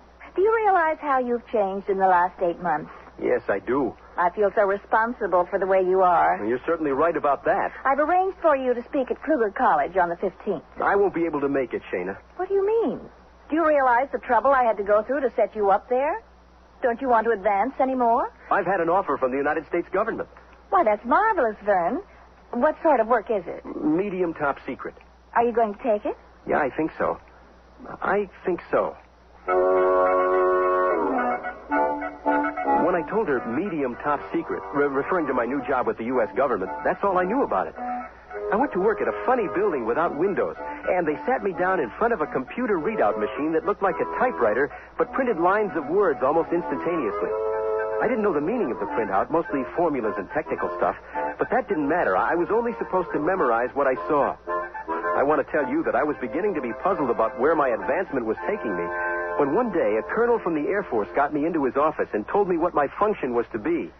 Well, my boy, if you're ready now, I'm authorized to tell you your assignment. I guess I'm as ready as I'll ever be. Vern, on January 14th, we're sending an experimental FLT, the biggest ever made by man, to the galaxy of Andromeda. My lord. It's the first time man will ever have left his own cluster of heavenly bodies in the universe. That's incredible, sir. Now you realize that any error in the computer system on a journey of this magnitude could mean disaster of lives, 10 years' work, and billions of dollars. Yes, sir. Vern, unbelievable as it seems even to me, you have memorized everything in the master computer. That's true, sir. There is nothing in the computer that isn't in your head. That's right, sir. And I might add, sir, that there isn't anything in my head that isn't in the computer. Yes, I know, Vern. We did that so there would be a thorough understanding between you and the machine. Between me and the machine, exactly, sir. Because you and the machine will be taking a little trip together. Oh, where to, sir? The galaxy of Andromeda.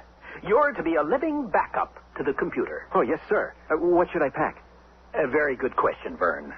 The round trip to Andromeda will take 4 years if we can, as we hope, achieve half the speed of light for your craft. Oh, 4 years is nothing, Colonel. I worked 8 years for old man Slocum handing out auto parts over the counter and only got a $20 raise in all that time. Well, this will be slightly different, Vern. You must have read Einstein's space-time continuum theory. Well, yes, sir, but I confess I didn't have the technical background to understand it. What it means, Vern, is that with an increase in speed, there is also a corresponding decrease in time. Try to make that clearer, sir. There's no tactful way of putting it, Vern, so I might as well come right out and say it. Einstein's theory isn't theory anymore. Although it will take you only 4 years to make your trip to Andromeda and back, and although you'll be only 4 years older physically, the year on Earth when you return will be 2080. Everybody you know now on this planet, including me, will be long gone. We don't know what you'll find when you return. Vern, you'll be playing with a whole new deck. I can't tell you how I felt about what the Colonel said. Most of all, I kept thinking about my personal relations. The worst was Mother and Dad, but remembering the last few years, they had hardly anything new to say, and being famous like I was about to be would make them proud of me for the rest of their lives. And as far as Charlene Louise was concerned, she'd probably find some truck driver named Ed and get married. And Shayna. I loved you, Shayna, and I owe you everything, but I'm never going to see you again. Boy, am I going to miss you. But you've got your own star to go to. I wish I had a carpet rolled right up to a dream like yours.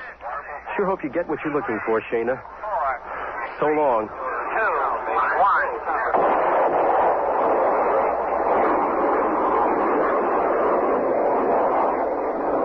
The takeoff was perfect, and the two guys beside me were taking notes and pushing buttons, and the instruments were spinning around like compass needles gone crazy. The Earth began looking like a modeled basketball, and the sky was changing from blue to black. All the stars came out, and I got to feeling a little drowsy, sinking deeper into my own thoughts. When suddenly I started hearing voices. How come you're sitting like a dummy while all the other boys are talking to mission control? Maybe you'll meet a nice girl somewhere in Andromeda. All you do is sit there. Why don't you go out and take a walk in space? Son of a gun. There I was. They'd simulated the voices of Mother and Dad and fed them into the computer. It was feeding me the same stuff I hoped my advancement would get me away from. Wouldn't you know, the machine was trying to make me feel at home?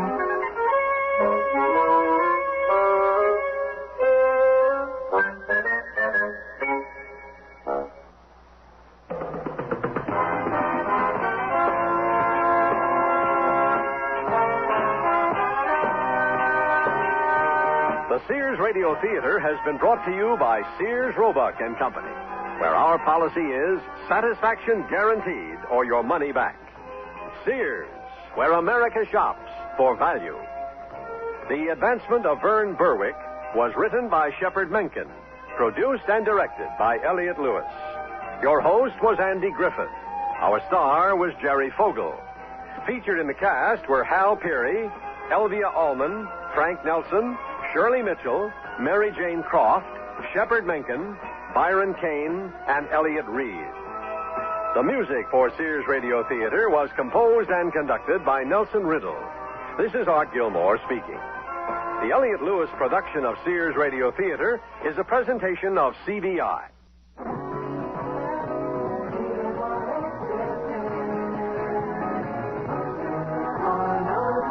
Music 103, KMOX-FM St. Louis, 24 hours a day. CBS News. It's an odd-even system of gasoline sales coming up this week in parts of the Northeast. This is John Bohannon reporting on the CBS Radio Network. The New York City area, New Jersey, Connecticut, Washington, D.C., and parts of Maryland and Virginia are ready to try to cut down on long lines at gasoline stations. The odd-even system began 6 weeks ago in Southern California, and lines there are much shorter these days and said to be related to prices.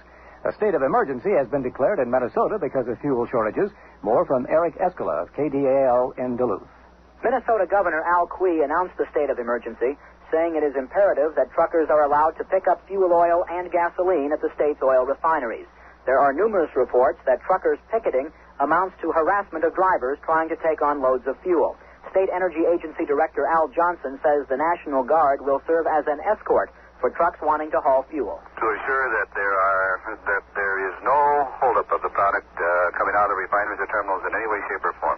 To back up the local police, the sheriff's departments, and the state patrol. That's the purpose of the National Guard. The National Guard will be standing there as a backup. Even with the state action, fuel allocations for the month of June are running out, and state energy officials are asking motorists to stay home this weekend to allow fuel deliveries to catch up at the service stations. Eric Escala for CBS News, Duluth, Minnesota. The Soviet Union is again warning the United States not to try to make changes in the new Strategic Arms Limitations Treaty. The latest warning comes from the Communist Party newspaper Pravda. It says any attempt to amend SALT II could have grave and even dangerous implications for U.S. and Russian relations and the world. Frank Church, the chairman of the Senate Foreign Relations Committee, says extensive hearings on SALT II will begin July 9th. A recess is scheduled for August, and Church says his committee plans to submit a final report to the full Senate by September 25th. A floor debate on the treaty with Russia is now expected to start October 1st. Church says most committee members want the floor debate to be televised, but he says he doesn't know if the Senate leadership will approve it. Authorities say that on April 27th, someone deliberately damaged about $30 million worth of nuclear fuel rods at the Virginia Electric and Power Company's Surrey plant. Today, 2 former plant employees gave themselves up at a police station. They were released on bond and face arraignment on the charges Thursday. They talked to reporters after their release, and one man, James Merrill Jr., described what he and William Kirkendall did that night. We took 5 gallons of sodium hydroxide, or caustic soda, and we carried it up to the new fuel storage area, and we poured about a cup onto each assembly that was up there. There's no way that anybody could have possibly been harmed. There's no health hazard, no release of radiation. This is new fuel that has not yet been irradiated. Merrill says they did it to dramatize what they call operational hazards at the Surrey, Virginia plants, but an FBI spokesman says he thinks they're just 2 unhappy workers, neither terrorists nor warriors. Crowds gathered today on the steps of the New York City Public Library to watch Julius Caesar crowned with a laurel wreath. It was really 38-year-old Alfred Karl, an actor. He won the Julius Caesar look-alike contest among a field of 16 hopefuls.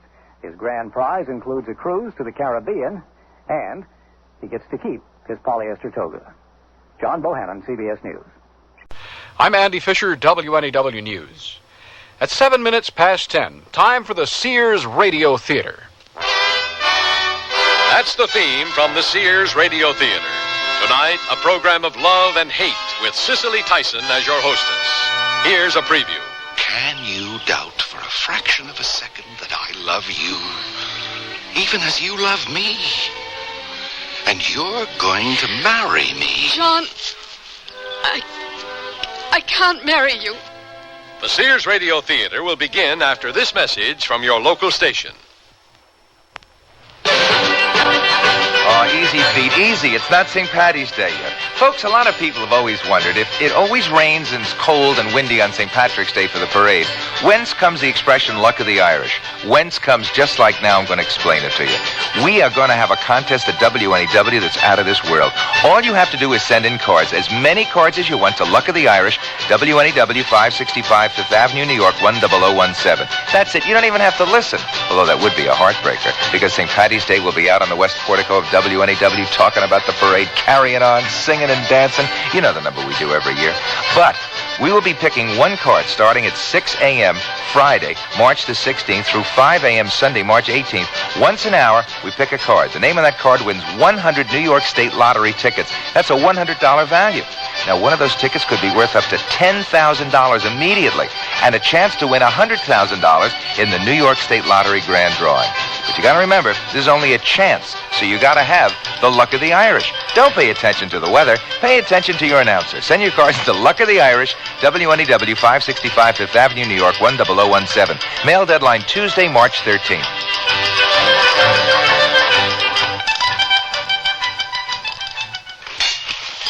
Well, it all started when my son Willard said, Dad, you just don't understand how it is to be in my shoes.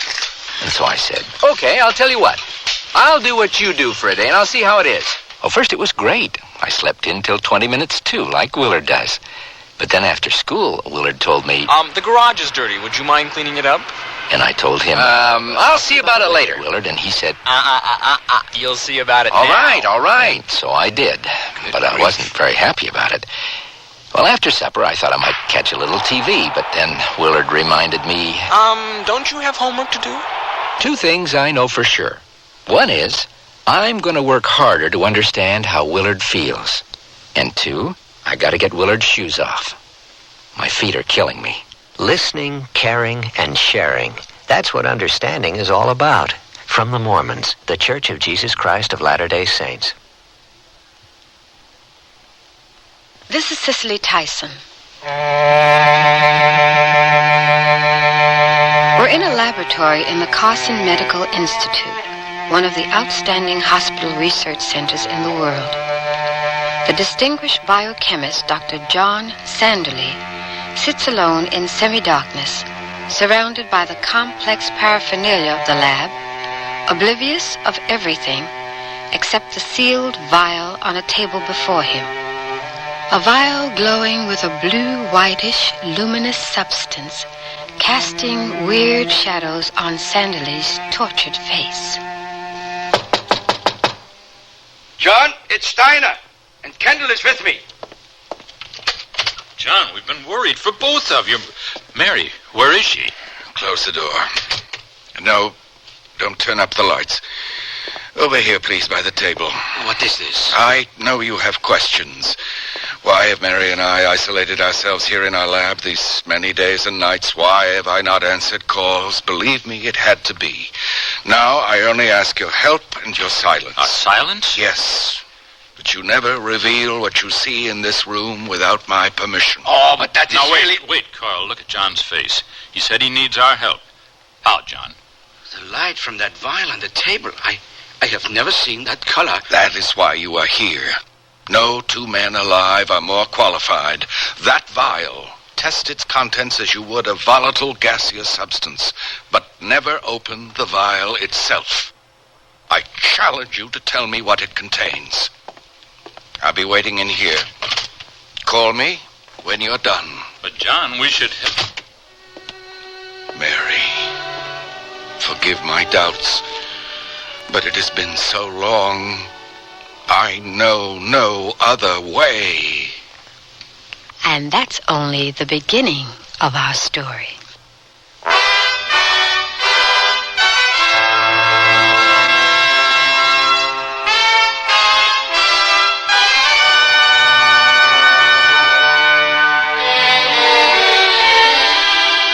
Sears Radio Theater, a new adventure in radio listening. 5 nights of exceptional entertainment every week. Brought to you in Elliott Lewis production of the Sears Radio Theater. Our story, No Greater Dream, by True Boardman. Our stars, Fletcher Markle and Peggy Weber. The Sears Radio Theater is brought to you by Sears Roebuck and Company, where value is your byword. Sears, where America shops. Whisper Glide.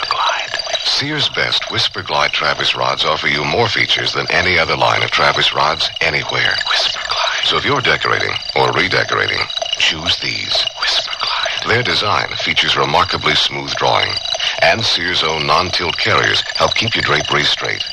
Best yet, there's a size and a style of Whisper Glide Travis rods to fit just about every decorating idea. Whisper Glide. Our best. At most larger Sears retail stores. The word's out and spreading fast about the jeans from Sears Men's Store that grow beautifully. It's a sure sign they're feeling fine and feeling good. For the denim that keeps going strong a long time. Get them trim cut, regular cut, even get them pre-washed. The jeans that grow old beautifully. Now at most Sears retail stores.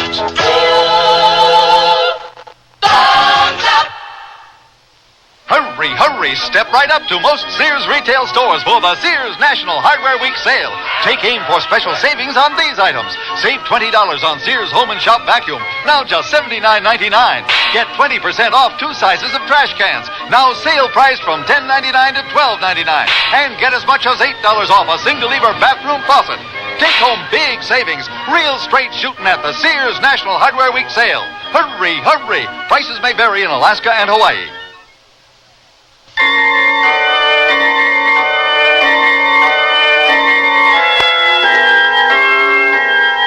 The precious vial rests in the center of the laboratory table.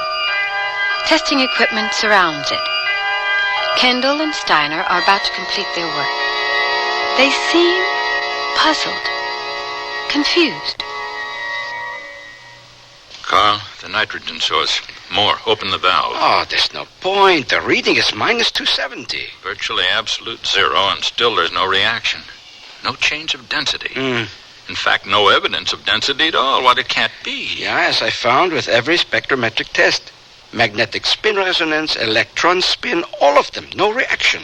Carl, do you realize that in all these hours of testing, we've proved only one thing? That the substance in that vial is no known element. It's incredible.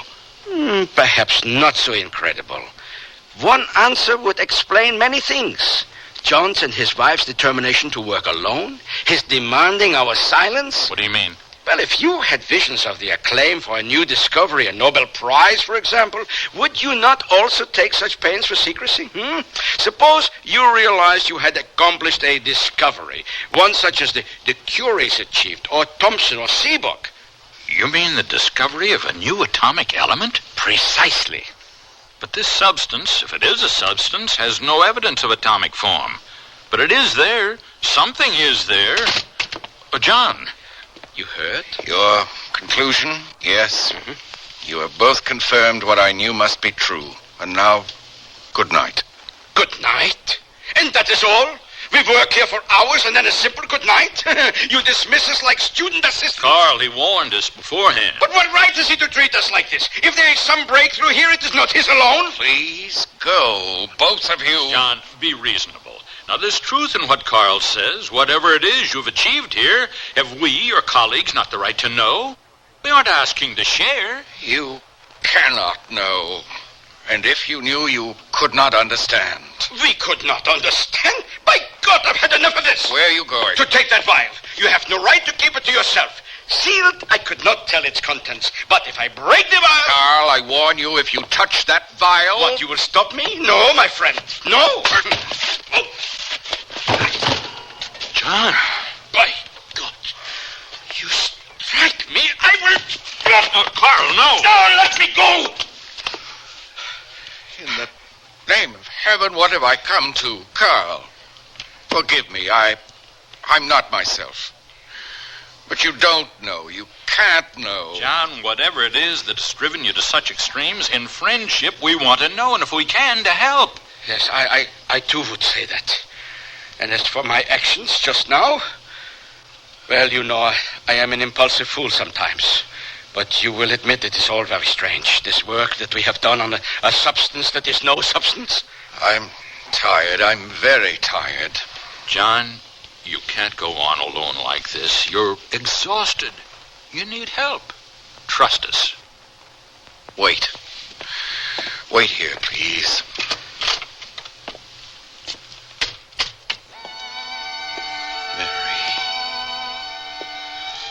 Mary, some word. Now. A sign.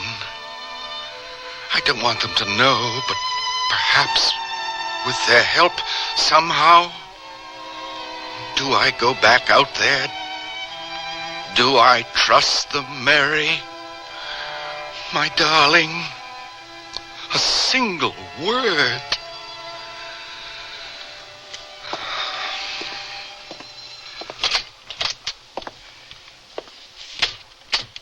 Well, John? I have your promise. Absolute secrecy. You have mine. How can you ask before we know? Carl. Very well. I agree. You know, of course, that no research of mine in many years has been without Mary. And to understand fully, you should know of the beginning of our lives together. We met nearly 20 years ago, fresh from college.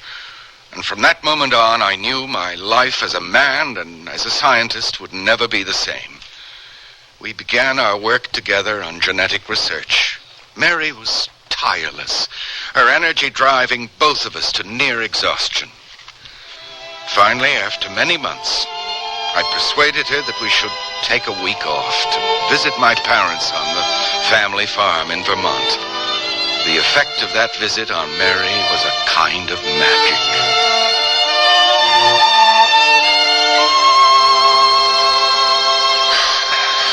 Oh, John, it's so beautiful. beautiful from up here. Why do you think I wanted to come here to the crest? Sit right there. Why right there? Sit, and I'll tell you. Welcome to the very secret Sanderly Tronos. Tronos? My great-great-grandfather was a Greek scholar. Tronos is Greek for throne. He discovered this rock nearly 200 years ago. 6 generations of Sanderly sons have been told about it by their fathers. As a matter of fact, I may be breaking the tradition and even letting a girl share it. Move over a little. I like you better on the farm, because up here you're a little mad. What about you? Here you laugh. You realize you never laugh in that lab? Well, somehow electron microscopes and betatrons I don't find very funny. Look up at me again. Just as you did then. Is this the face that launched 1,000 ships and burned the topless towers of Ilium? New England's leading microbiologist quoting Marlowe? You'd prefer an excerpt from the Quarterly Journal of Microbiology? Would that ever do you justice? Your eyes, your lips, all that is you. It's late. We'd better get back. Now sit still. John. How long can this go on? Each of us pretending that the other isn't there. Please, John, take your arm away. How do we fulfill our lives, both of us? Endless hours experimenting with the very stuff of life. Our life itself, our own life, we ignore, deny. Now, don't turn away. Look at me. No. Look at me. Can you doubt for a fraction of a second that I love you, even as you love me? And you're going to marry me. John, I can't marry you.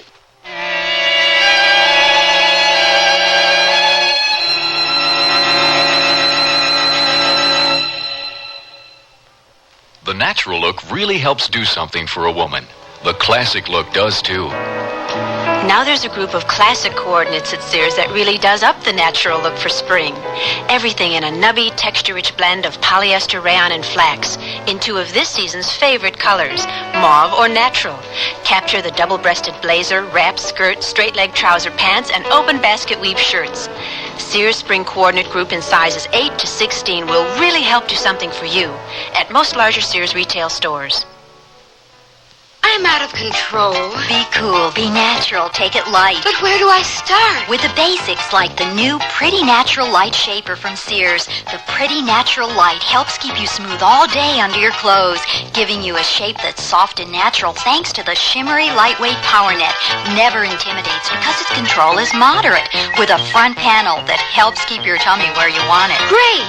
I'll ease into control with a Pretty Natural Light. It's new at larger Sears retail stores. Hurry, hurry, step right up to most Sears retail stores for the Sears National Hardware Week sale. Take aim for special savings on these items. Save 40% on total regular separate catalog prices for a 70-piece mechanics tool set. Now just $59.99. Save $40 on a 5-horsepower rototiller and $25 off an attractive 20-inch bathroom vanity and top. Take home big savings. It's Sears National Hardware Week sale. Hurry, hurry. Prices may vary in Alaska and Hawaii.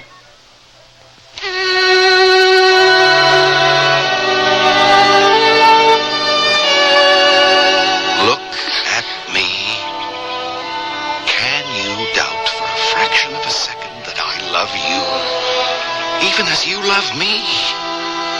And you're going to marry me. John, I can't marry you. You will. No. Now it's you who must listen. We can't marry because the summer I was 12 years old, my father and I were driving one night on a narrow mountain road south of Edmonton. Suddenly, as we approached a crest, headed towards us on our side of the road, came a car, insanely fast. We were struck head on. My father and the driver of that car were killed instantly. Dear God. And There were 3 operations before it was over. And what I'm trying to say, there would never be another Sanderly boy for you to bring here to your secret Tronos. You see, I'm barren, John. And you think that really matters? For us? Mary, the very essence of the work we do is for life. Thousands, perhaps even millions of children will be born to better, safer lives because of us. In a sense, they, all of them, will be part of us, the offspring of our love. But what of your dream? Of your own life beyond yourself? Your own child? The only dream I have is in your hands. For our life together. There can be no greater dream, now or ever, for me. Oh, my darling. A few days later, we were married. We had 3 precious days honeymoon and returned to our work. Of the results of that work, I'm sure you both know. The real injustice is that you haven't received the Nobel Prize you both deserve. You know, your achievements together are a milestone. It was all still only the beginnings of the work we'd planned before. 4 months ago. Go on, John. Well, you may recall that around that time, Mary was away from the Institute for several weeks. She told me she needed some time away from the pressures of constant research. Of course, I agreed. Then, one night, when I went home very late, Mary was waiting for me, a strange quietness about her as I held her in my arms. And there was a quality in her voice I'd never heard before as she looked up at me. John, we are richly blessed. More blessed than you can know. Blessed? But what? About these last weeks. I lied. I haven't been at the cabin on the lake. I've been to Mayo's. Mayo's? Yes. Are you ready for an irony, my dear? Considering the research on which we've spent our lives. I have leukemia. Dear God, no. Carswell has made every test. The condition is beyond arrest. I have at most 6 months to live. Dear God in heaven, I won't accept that. You must. We must both do more than accept. We must welcome what it can mean. We stand at this moment on the threshold of a magnificent adventure.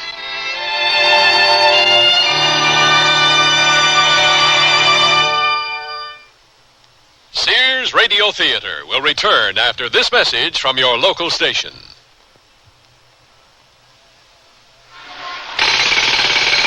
Pardon me, miss, please. Hi. Listen, I'm from the local radio station, and I understand you're the world's first female manhole digger. Yes, I'm terribly, terribly proud. You enjoy your work? Oh, yes, well, except for the headaches, the tension. That's when I take my high blood pressure pill. But high blood pressure usually has no symptoms. No symptoms at all, but the tension, every manhole is counting on me. Well, you may be tense, but high blood pressure is a separate problem. Yes, that's what my doctor said. Of course he did. Oh, she did. You have to follow your high blood pressure treatment every day, however you feel. Are you going to put this on the radio? Sure. Oh, well, I'd like to say hello to my agent who got me this job and thank my producer and the director. So be sure to remember to follow your treatment every day. And to learn more, the National High Blood Pressure Education Program urges you to consult your doctor, health department, heart association, or your local high blood pressure education program. Here's an important tax tip from the Internal Revenue Service. If you're 65 or older, there are some special tax breaks that you can claim, like a double personal exemption. That's right, an extra $750 for yourself, and still another if your spouse also is 65 or older. And there are advantages if you decide to sell your home and move to a smaller place. There's also a tax credit for the elderly. They're all spelled out in one of IRS's free publications, number 554, Tax Benefits for Older Americans. You can get copies by calling the IRS toll-free number listed in your telephone directory, or you can order by mail. There's even an order form just for that purpose in each tax package. Use it to send for the older American publication or any other IRS publication or form you need. Tax benefits for older Americans. Get all the details now so you can take advantage of the benefits on your tax return.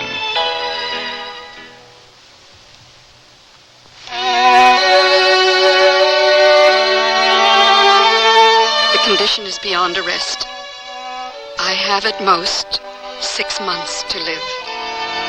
Dear God in heaven, I won't accept that. You must. We must both do more than accept. We must welcome what it can mean.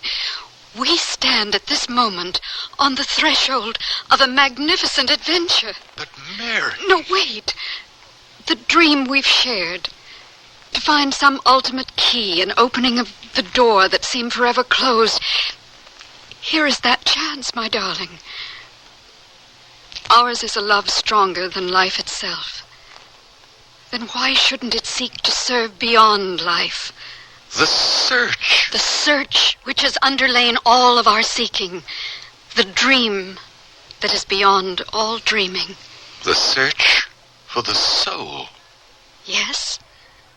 We can make of my death something that is deathless. Not with you as... No, never with you. With me.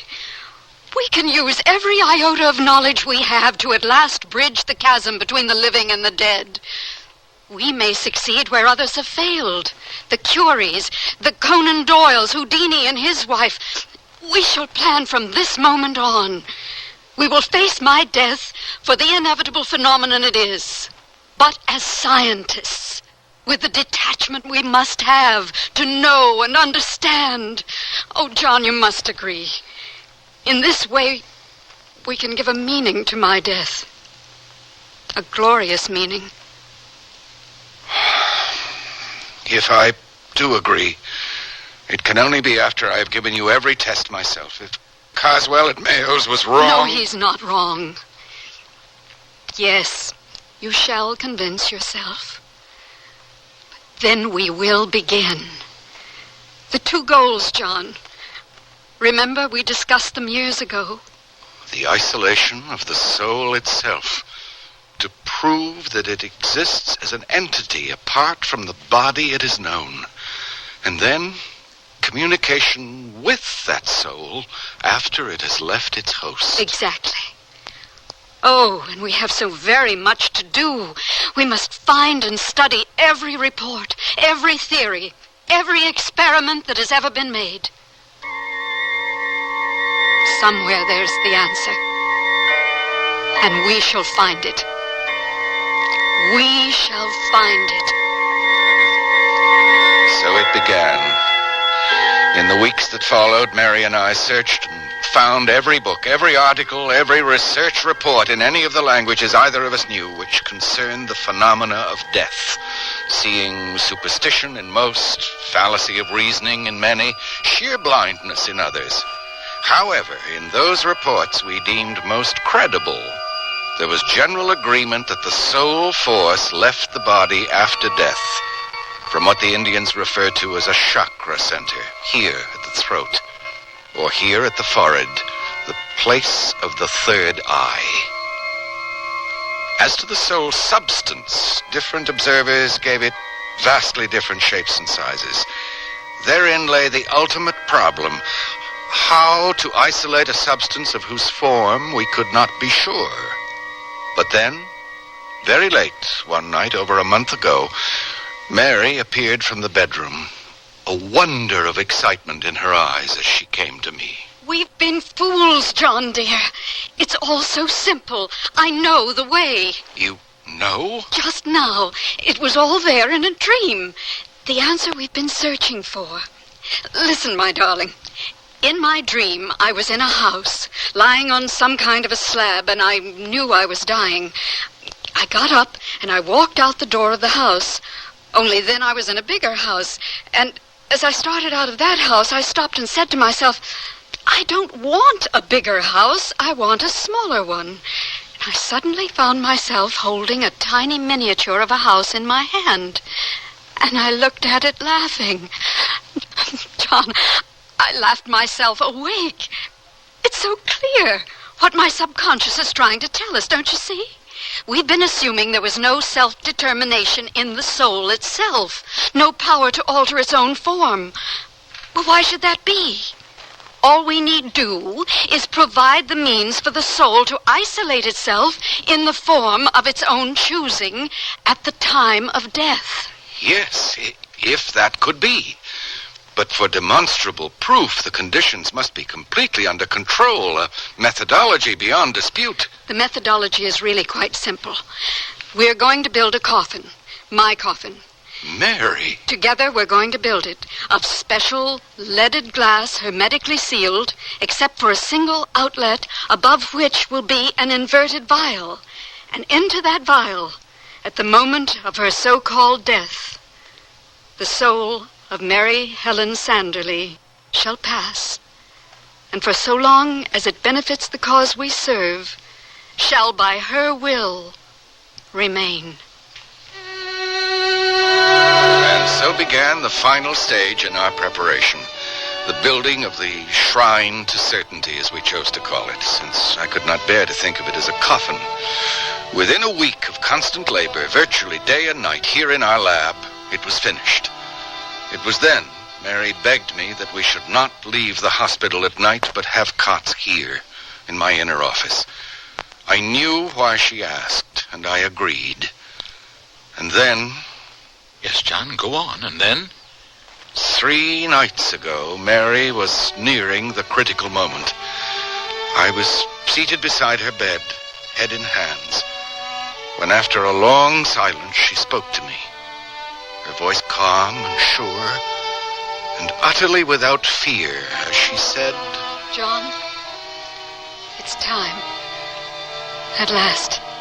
At blessed last. It's time. This stethoscope, No, there's no need. I know, and I'm ready. You must know that I'm not afraid. How could I be? If only everyone who faced death could have done the research we've done these last weeks, then they too would know. There's nothing to fear. Oh, Mary. You know how I feel? As if I'm about to board ship for a wondrous voyage, knowing that you'll still be back here on the shore, waiting to hear from me. And remember, the contact. We must try to achieve it alone, just we two. Yes, we two alone. And now, my darling, now I'm ready. It's waiting. Our shrine of certainty. Mary, I'm not sure. You must. Now carry me, John. Oh, yes. Your arms are trembling, my darling. Gently. Let me down gently. Oh, that kiss is not goodbye, John. We both know that. It's just to bless me on the journey with your love. John, forgive me that there was never a child. Our child. Forgive you? You've given me more than any man could ever deserve, Mary. The cover quickly. There's little time. It's only for a little while. Until... The cover, John.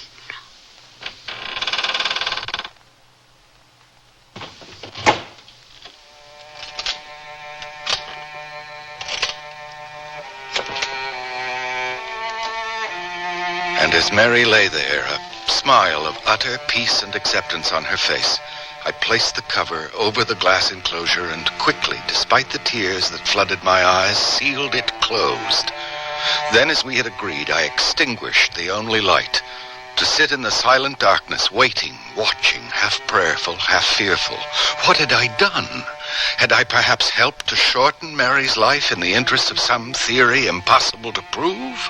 I stared into the darkness, my anxiety growing with each passing moment until I was near despair. And then, where there had only been blackness, there was the beginning of light, coming forth there within the coffin, as if from the center of Mary's forehead, at first a whitish, evanescent light that was more than light, formless at first, then becoming almost a spectral image of Mary herself.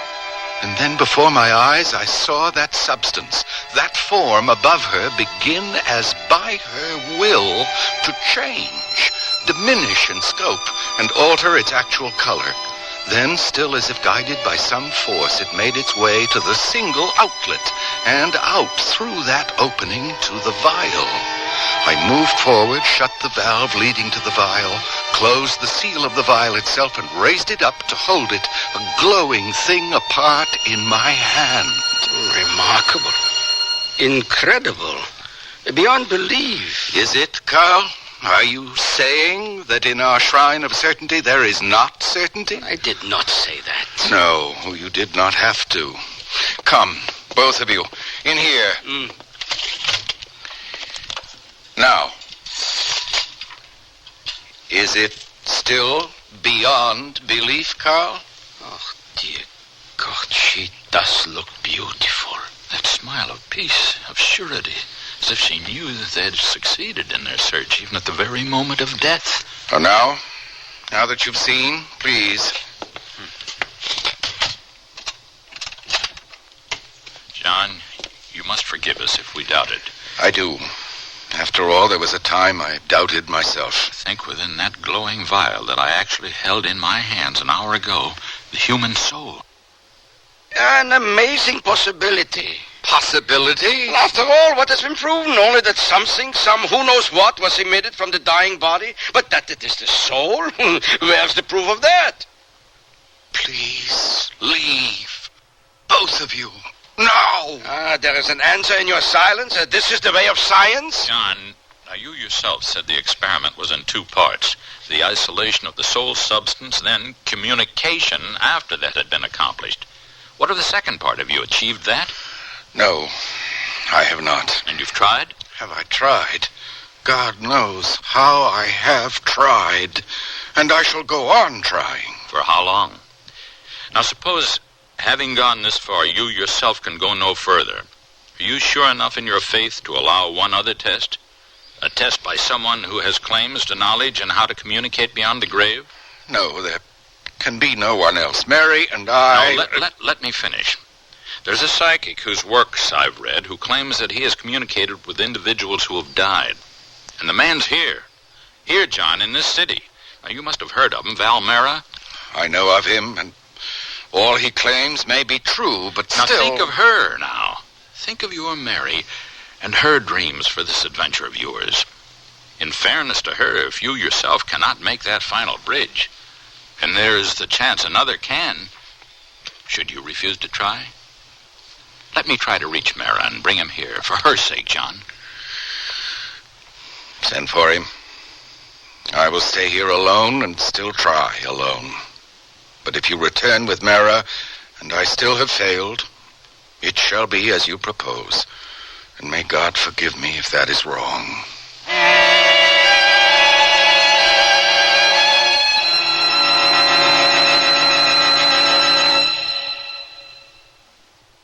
Understand you type fast. Yes? Accurate? Well... That's okay. You'll be typing on Sears' exclusive corrector electric typewriter with easy correction and more. It's Sears' best. Try typing Sears corrector typewriter. Whoops.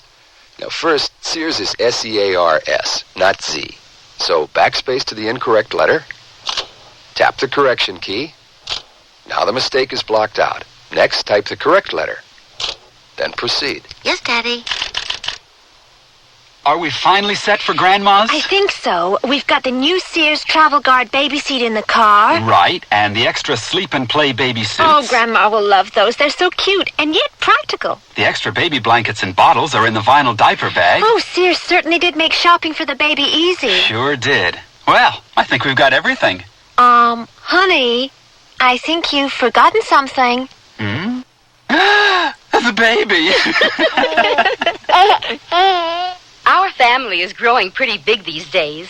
We've got family members in 9 different states, and Sears sure comes in handy. We can select gifts at the Sears near us, then bring them along on visits to our daughter in Seattle and my brother in Miami. And if what we bought isn't just right for them, they go to the Sears near them and exchange it. That's Sears. In their stores or through the catalog, Sears is where America shops. Sears, Sears, Sears, where America shops.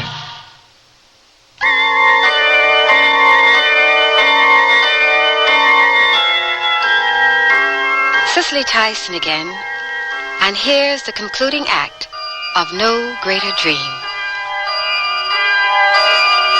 And we do understand each other, Dr. Mara. Whatever the results of your assistance in this matter... You must be certain of my silence, I know. But, gentlemen, are you sure your Dr. Sanderley wishes me involved in this matter? He needs help, Dr. Mara. A help perhaps only you can provide. Dr. Mayer, you have no objection if we of the staff are also present? Who is to be present is not for me to determine.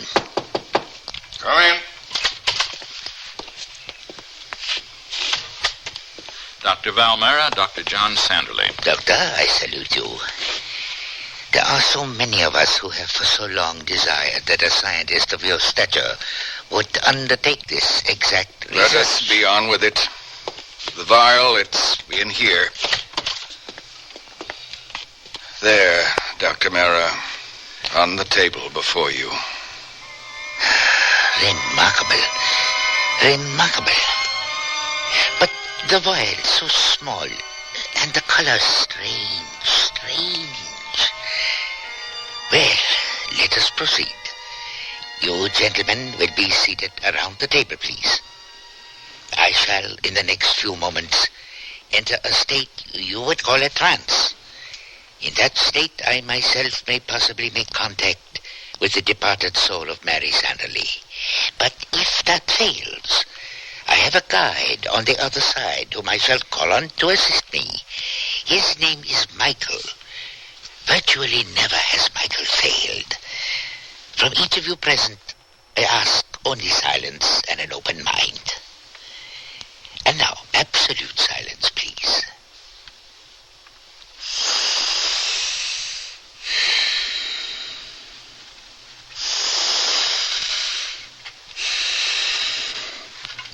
Om.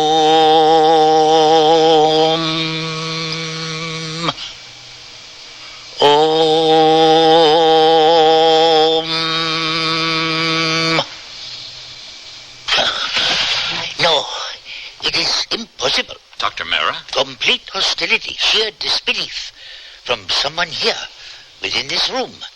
It is too strong. With him present, I cannot proceed. But who? We all... Carl, you will leave. A test for scientific proof, and you deny all doubt before the proof? Ridiculous. Carl, if John wishes it... You want the verdict? I will give it to you. Hypnosis. A kind of self-hypnosis begun upon yourselves by you and Mary that you have tried to exert upon us all. Well, not for me. There is nothing superhuman within that vial.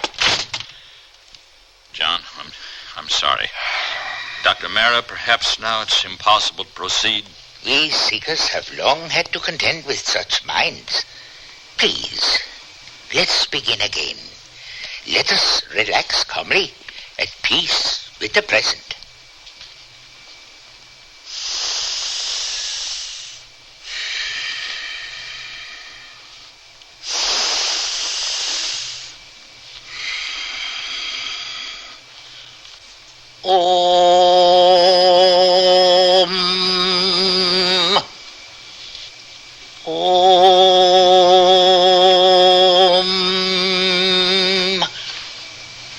Let the spirit within that vial speak forth.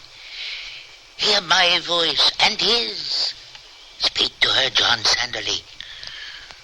Mary, now.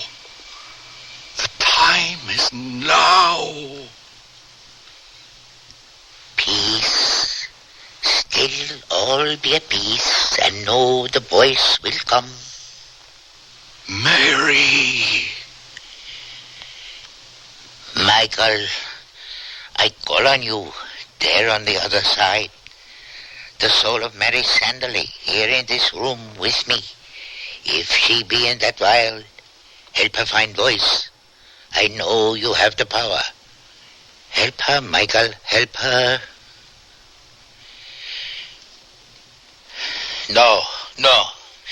It is useless. Go on, Mara. To what end? The soul of your wife could not possibly be within that vial. How can you know? From the first, it was impossible. All research that has been done has visualized the soul in larger, freer form and of a color different from what is in that vial. In this case, I am afraid the man who left us, unfortunately, was correct. Intentionally or not, you have deceived yourself and all whom you wish to make believe. Get out. Both of you, get out of here. John, I'm sorry. Go. Just leave me alone.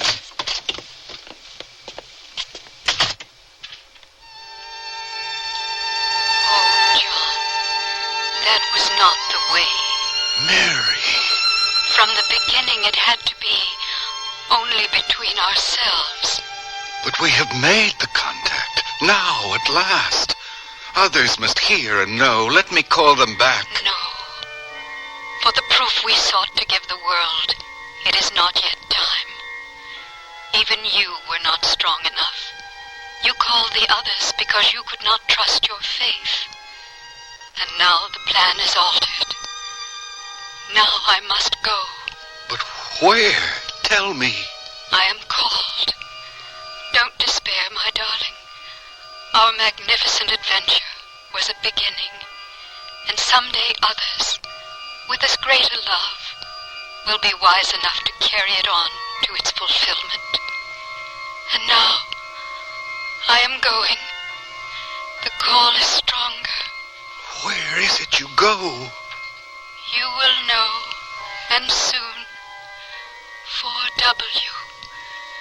You will know and understand. 4W. 4W. What does it mean? Goodbye, my darling. The light is fading. Mary, stay there within the vial. You must have the power to stay. No. I am called. Goodbye. Oh, God in heaven, why? 4W, what could... It can't be.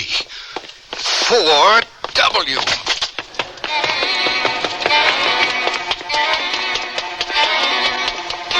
Dr. Sanderly? What is it, sir?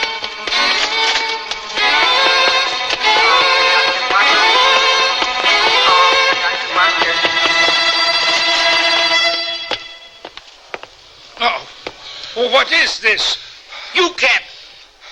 Dr. Sanderly, aren't you Dr. Sanderly? Yes, and this is 4W. Yes, but I'm sorry. You know that without mask and gown, you shouldn't be in here. What's happening here? What has happened within this room, within 4W, these last few minutes? What makes you think anything unusual has happened here? Tell me. The fact is, I delivered a child. A premature boy child for the young woman still there on the table. And she doesn't yet know. The infant was stillborn. When? 2-3 minutes ago. But now I must ask you... Dr. Thomas? What is it? Over here. The baby. He was dead, Doctor. Born dead. You said he was. And look, his little hands. They're moving. Impossible. Impossible, Doctor? Impossible? If you only knew...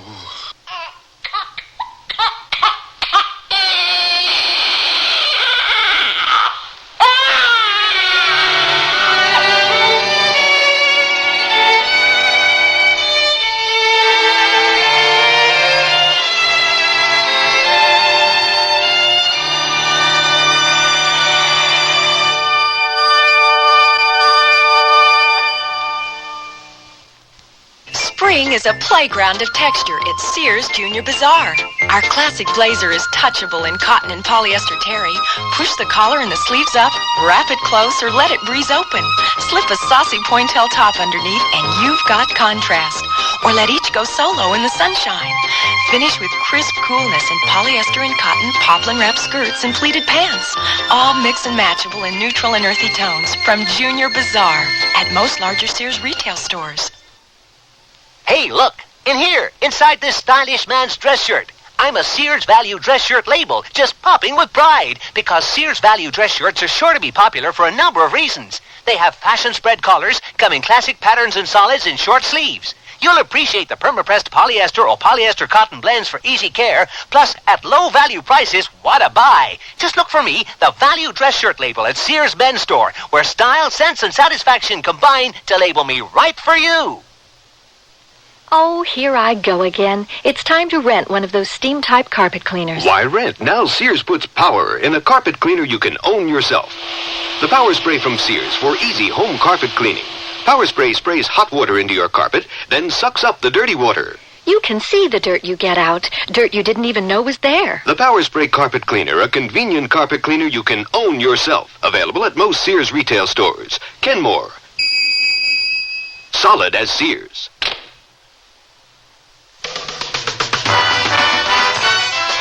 The Sears Radio Theater has been brought to you by Sears Roebuck and Company, where our policy is satisfaction guaranteed or your money back. Sears, where America shops. No Greater Dream was written, produced, and directed by True Boardman. Your hostess was Cicely Tyson. Our stars were Fletcher Markle and Peggy Weber. Also heard were Jack Crucian, Barney Phillips, and Marvin Miller. The music for Sears Radio Theater was composed and conducted by Nelson Riddle. Art Gilmore speaking. The Elliott Lewis production of Sears Radio Theater is a presentation of CBI. Hey, buddy, can you give a fella a break? Sorry, fella, I only give at the office. I'm not looking for a handout. What can I do for you? Help save my life and breath. Do you need mouth-to-mouth breathing? I'm not the type. No, but you're smoking. And your smoke is hitting me where I breathe. And what with an allergy and pollution, you're not helping any. Sorry, I didn't mean to bother you. Sure, but the fact is that your smoke is getting in my eyes and nose and throat. And that's not a good song for my lungs. Well, you could always move away. I do, and then there's another one puffing away in my face. How about a deal? Like the Lung Association says, smoke if you must, but make smoking a private affair. Or quit. Secondhand smoke is truly offensive for non-smokers. Well, I'll give it a try. Wish you would, otherwise they're going to hang a tag on you. A tag? Yeah, cigarettes are a health hazard, and so are you. Gotcha, buddy. Now, about that handout... Save it. Let me give you one. Your Lung Association says that giving up smoking is a matter of life and breath.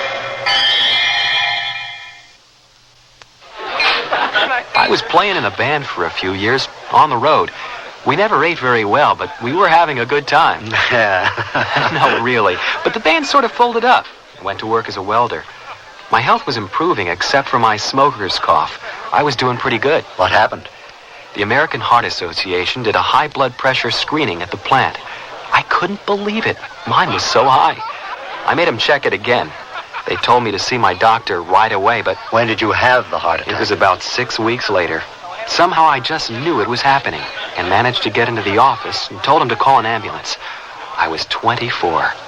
The American Heart Association wants you to know that heart attack is not restricted to the elderly. It can happen at any age. You owe it to yourself to be aware of the risk factors and to know what you can do to lessen your chances of heart attack.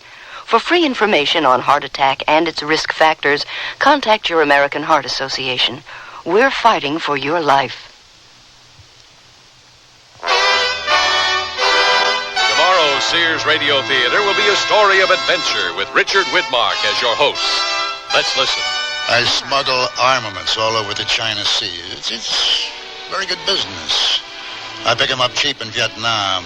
The whole country is knee-deep in guns the American Army threw away. I run them to Sumatra, Malaysia, Celebes, Mindanao, you name it. So be sure and tune in tomorrow to the Sears. I'm Andy Fisher, WNEW News. At 7 minutes past 10, time for the Sears Radio Theater. It's Tuesday, and we invite you to stay tuned for Sears Radio Theater. Today, you'll laugh along with your host, Andy Griffith, about things that are funny. Eve Arden and Brooks West star as two middle-agers. They drop the people they've been engaged to for years and get married quickly with hilarious consequences. Listen for Should Old Acquaintance Be Forgot? Sears Radio Theater will begin after this message from your local station. Here is your chance to make someone's dream come true for Valentine's Day. Put their name in lights on Broadway on New York's most exciting light display, Spectacolor. For only $25, your message can blaze over Broadway. Tell her you love her. Ask him to marry you. Call 221-6938 for details. It's 221-6938. For a few extra dollars, they'll even take a picture of your message. So call Spectacolor at 221-6938 now and light up someone's life.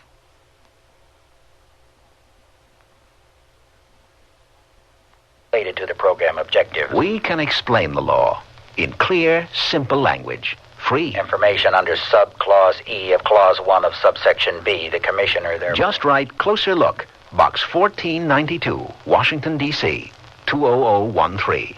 That's Closer Look, Box 1492, Washington, D.C., 20013. A public service message on behalf of the United States Office of Education. This is Andy Griffith.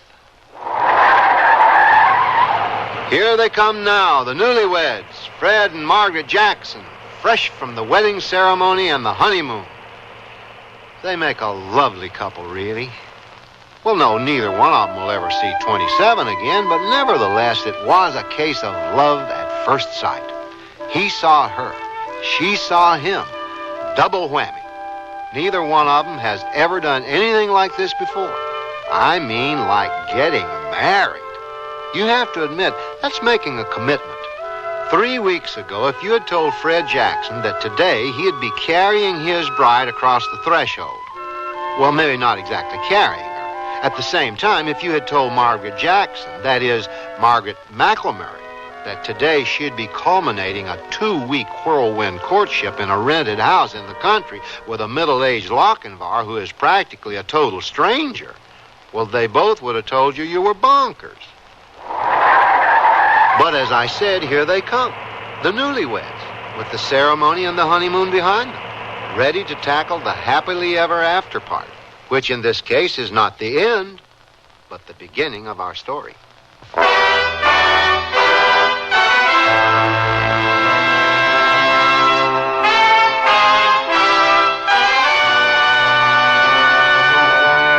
Sears Radio Theater, a new adventure in radio listening. Brought to you 5 nights a week by Sears Roebuck and Company. Sears, where America shops. Your hosts, Lorne Green. I'll bring you stories of the Old West and the New. Andy Griffith with a look at the funny side of life. Vincent Price with tales of mystery and suspense. Cicely Tyson with stories about love, hate, and related things. Richard Widmark. I'll bring you stories of pure adventure. 5 nights of exceptional entertainment every week. Brought to you in Elliott Lewis production of the Sears Radio Theater.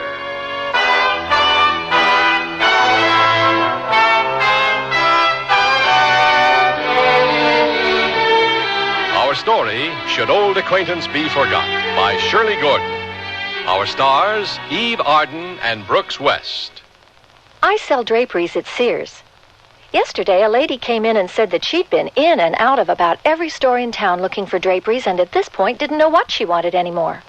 I asked questions about her tastes and decor and then made suggestions. She was thrilled. She found what she wanted and learned a little, too. It made me feel good to know that I helped her out. Sears people are friendly people who help you find what you want. Sears, where America shops. Nearly everyone at our party mentioned our new Sears Dream Supreme carpeting. Didn't anyone say anything about my rutabaga dip? Marvin said Dream Supreme looks so thick and luxurious. He loved its velvety, soft, plush pile. What about my rutabaga dip? Eloise adored the color of my rutabaga dip. I told her that avocado lime is just one of Dream Supreme's 20 lustrous colors, and when Doris heard that Dream Supreme is so reasonably priced and treated with Scotchgard brand fabric protector... Okay, what about my tuna fish upside down cake? Dream Supreme carpeting in most larger Sears retail stores. Hey, look, in here, inside this stylish man's dress shirt. I'm a Sears Value dress shirt label just popping with pride because Sears Value dress shirts are sure to be popular for a number of reasons. They have fashion spread collars, come in classic patterns and solids in short and long sleeves. You'll appreciate the perma-pressed polyester or polyester cotton blends for easy care, plus at low value prices, what a buy! Just look for me, the Value dress shirt label at Sears Men's Store, where style, sense, and satisfaction combine to label me right for you. Give your Valentine fragrances from Sears and release the inner spirits of romance. Give her free-wheeling, breezy Charlie by Revlon. Give him the rich, manly crispness of English leather. Or for them both, Chauvin Sport Scents. Refreshing, exhilarating, and all of them ideal for a Valentine surprise. Choose these or many other popular fragrances at most Sears retail stores.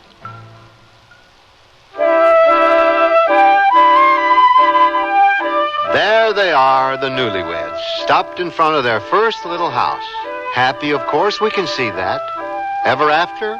Well, that's the question, isn't it? Well, there it is. Ready and waiting. It has nothing on me. I've been waiting years for it. It's better than coming home to my old bachelor apartment. Or yours, isn't it? Oh, much. We're beginning a new life together. It should be in a place that's ours together from the start. Our home. I hope all our things are here. And the utilities turned on and everything.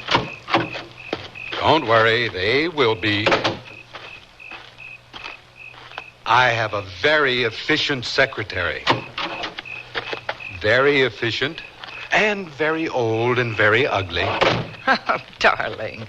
A wife being jealous of her husband's secretary went out with Jean Harlow movies. Oh, good. I hope you're not planning to wax romantic and try to carry me over the threshold with the way I've gone off my diet these last 2 weeks. I'll restrain myself. Well, open sesame. Welcome to our home, sweetheart. Oh, wait till I get the light. Oh. Well, if your secretary is as old and ugly as she is efficient... Oh, you know help these days. You have to take what you can get. Oh, no lights and no heat. Don't worry, sweetheart. I'll light up your life. And you've got my love to keep you warm. Who was it said, life begins at 40? You did when you proposed to me. I did? Wasn't very romantic. At my age, a woman is looking for other things besides romance, like a comfortable home. Sorry. I guess we'll just have to settle for romance. Until morning, anyway. Which brings up another point. What do you suggest we're going to sleep on? Well, hey, none of our things are here. I'll have to have a talk with that secretary. Well, first thing in the morning, darling. Meanwhile... I suppose we could drive to a motel. No, we're not going to spend our first night in our new home in a motel. We'll just have to curl up on the floor. Well, good hardwood. Oh, darling, remember, we're country folk now. Where's your pioneering spirit? Oh, I think I left it in my other suit. Well, look at it this way, darling. Someday you can tell our grandchildren about this night. Oh, I don't know about that. I was planning on giving it an R rating myself. Oh, I like that.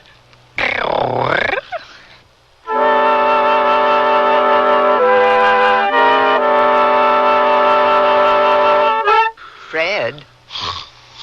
Fred? What's the matter? You were snoring. I was sleeping. But all during the whole week of our honeymoon, you didn't snore once. I only snore when I sleep. So you do? Well, maybe I only snore when I sleep on the floor.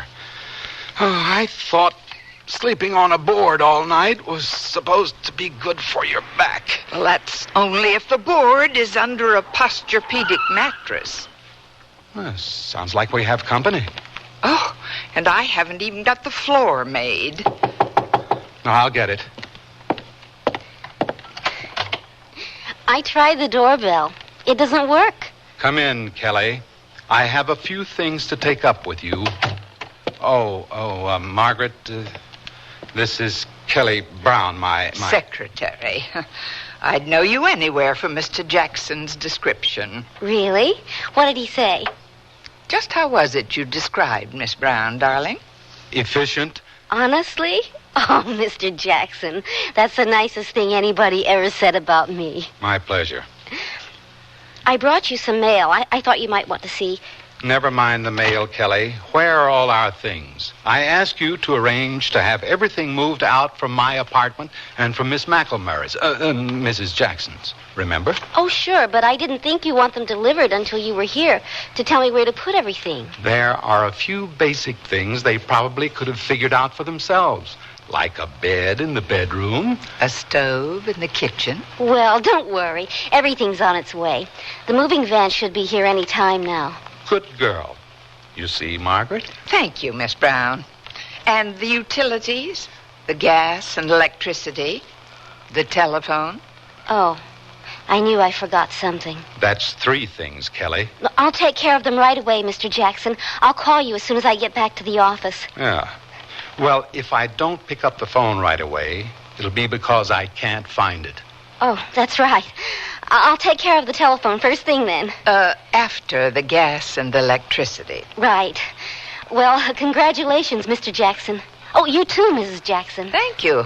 I'm glad to have met you, Miss Brown. Drop into the office anytime. Oh, I will. See you later, Kelly. Would you believe I'm just a father figure to her? She's the niece of an old college buddy of mine, and he asked me to hire her as a favor.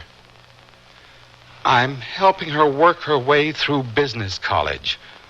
Darling, you're adorable when you squirm. And you'll never be a father figure to me.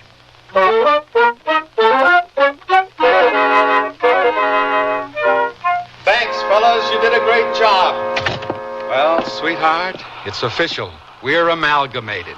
All our assets are together in one place. Darling, we may be made for each other, but our assets appear irreconcilable. How are we going to fit in my Swedish modern with your... grandmother's attic? Wait till you see some of the goodies I'm finding in this carton. Last night we had nothing to sleep on. Now we have my grandmother's genuine old antique feather bed. But I have a lovely king-size Swedish... We'll stick that in the guest room. My grandmother can sleep on it when she comes. She loves Swedish modern. That's why she threw out all her genuine old antiques. What is this deadly thing, dear? Oh, that. That's just my grandfather's genuine old antique horse pistol. You don't have to worry. It hasn't been loaded for years. Wish I could say the same for my grandfather.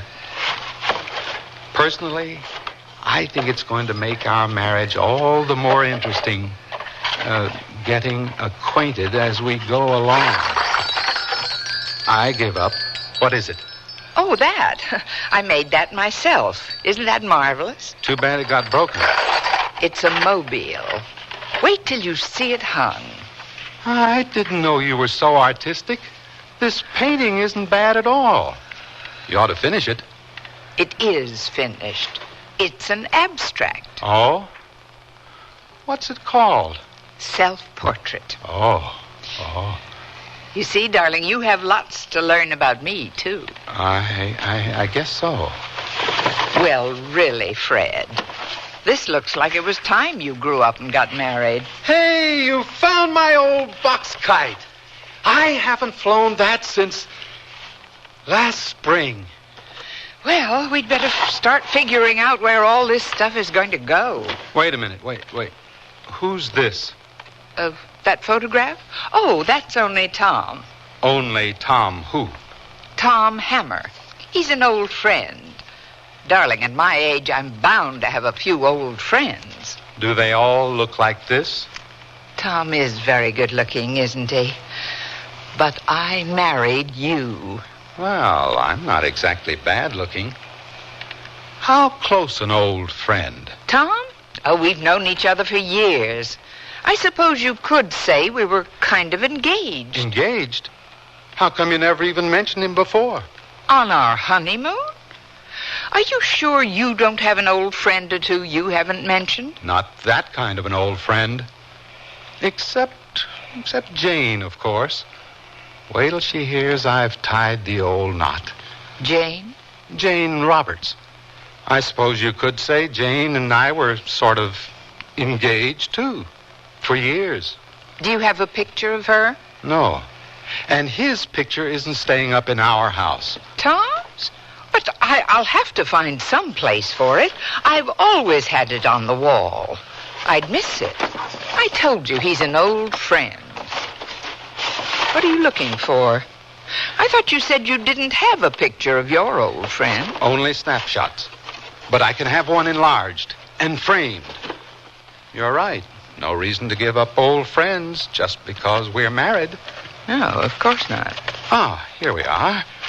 This snap was always my favorite. You can hardly see her face. Her face will show up more when it's enlarged. Yeah, so will everything else. But I married you. You hadn't seen that much of me until after our wedding. You don't hear me complaining, do you? No, me either. Does he really look as good as that picture? Who? Oh, Tom. Does she? I'd like to meet him. I mean, since he's such an old friend of yours. And since I'm going to be living with his picture. I'd like to see what her face looks like. I'm sure Jane would love to meet you. I'm not sure Tom would love to meet you. You'll like Jane. She's very likable. Tom's adorable. You'll... But we married us.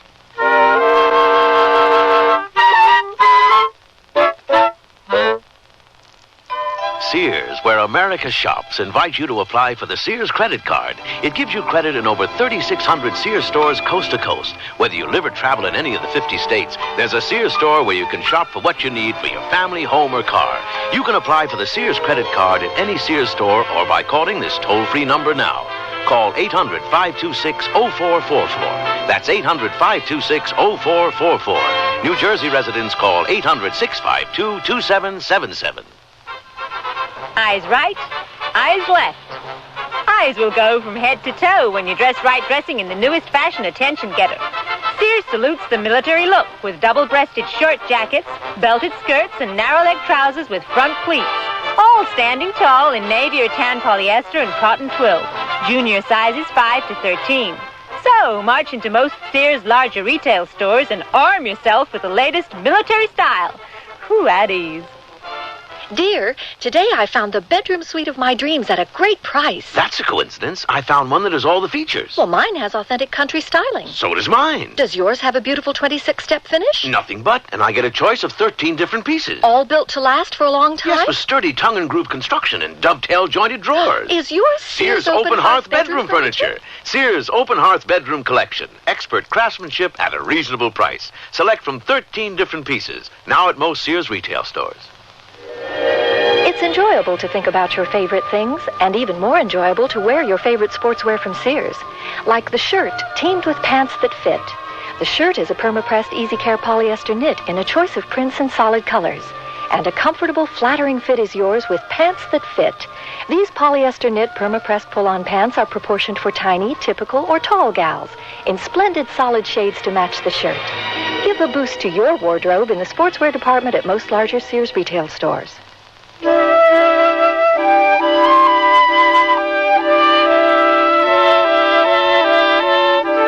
there's the predicament.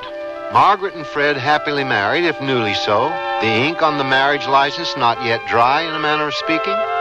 And he's invited his ex-lady friend over for a bite of dinner, while she's invited her ex-boyfriend. Gives us all a good chance to see if civilization works.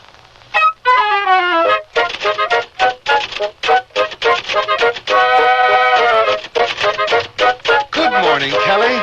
I'm glad to hear you're keeping busy. That's a new accompaniment, isn't it? Only for advanced students. Sousa would be proud. I wasn't expecting you, Mr. Jackson. I thought you were taking another week's vacation. I am, after the house is settled. Mrs. Jackson decided it would be better that way. And she said to thank you for getting everything turned on so efficiently. Tell her it was my pleasure. Oh, here are your phone messages. Good girl. Except Miss Roberts. She calls so many times I stopped writing her down. But I didn't tell her anything. Well, get her on the phone for me, will you? But don't tell her anything. Yes, sir. I mean, no, sir.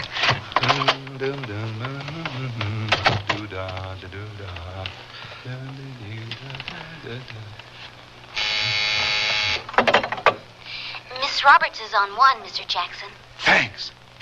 Hello, Jane. Oh, Jane, how have you been? Where have you been? I didn't say where. I said how. All right, so I won't ask. All right, so I'll tell you.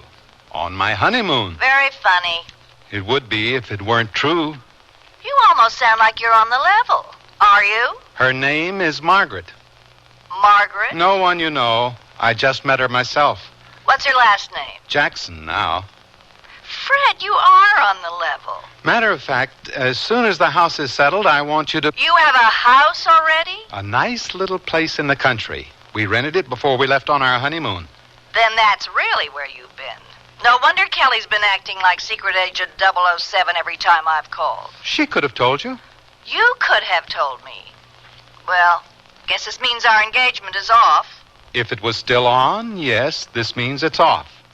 But since when was it still on? Oh, Fred, just because I kept telling you it was off. Well, I finally took you up on it. And you know darn well you're glad. That's how much you know. No woman likes to be jilted. Janie, girl, if you want to think of yourself as jilted, be my guest. I'll decide after I meet her. Never mind the house. I can't wait. How about this evening? Impossible. All right, tomorrow night then. I'll call you in the afternoon for directions. But... And tell her not to go to a lot of bother just for me. Tell her what old friends we are. Bye, Freddie. I'll save my congratulations till I see you.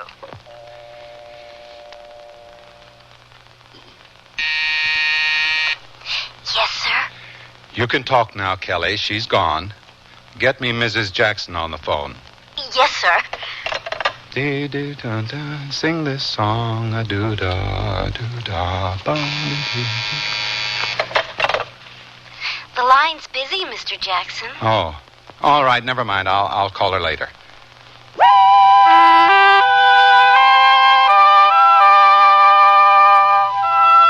So, Tom, I wanted you to be the first to know, new address and all. Well, thanks for small favors, Maggie. Oh, but you know you and I were only drifting. It was never really going to come to anything. I thought it already was something. Well, to marriage, I mean. I didn't know you were the marrying kind. I know. I didn't either. Well, if you don't mind, I'd like to at least come out and check this guy out. How about tomorrow evening? Tomorrow? But the house isn't the even... The house? Come on, Maggie. You're forgetting who you're talking to. But I'm not sure Fred... Never mind, Fred. I'm coming to see you. Fred's had you to himself long enough. All right, Tom. It will be good to see you. That's more like it.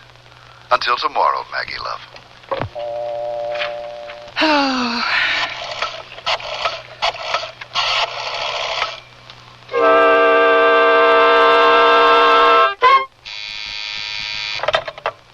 It's Mrs. Jackson for you, Mr. Jackson. Oh. Hello, sweetheart. I'm sorry to disturb you at the office, darling. Matter of fact, I just tried to call you. The line was busy. Yes, I know. Darling, I was wondering if you'd mind if we had company tomorrow evening. Sweetheart, that's just what I was going to ask you. It might be fun. Should be laughs. Wait a minute. Who are you expecting? Who are you expecting? Well, Jane called and... Tom called me. You mean they're both coming? The same night? It might be fun. Should be laughs.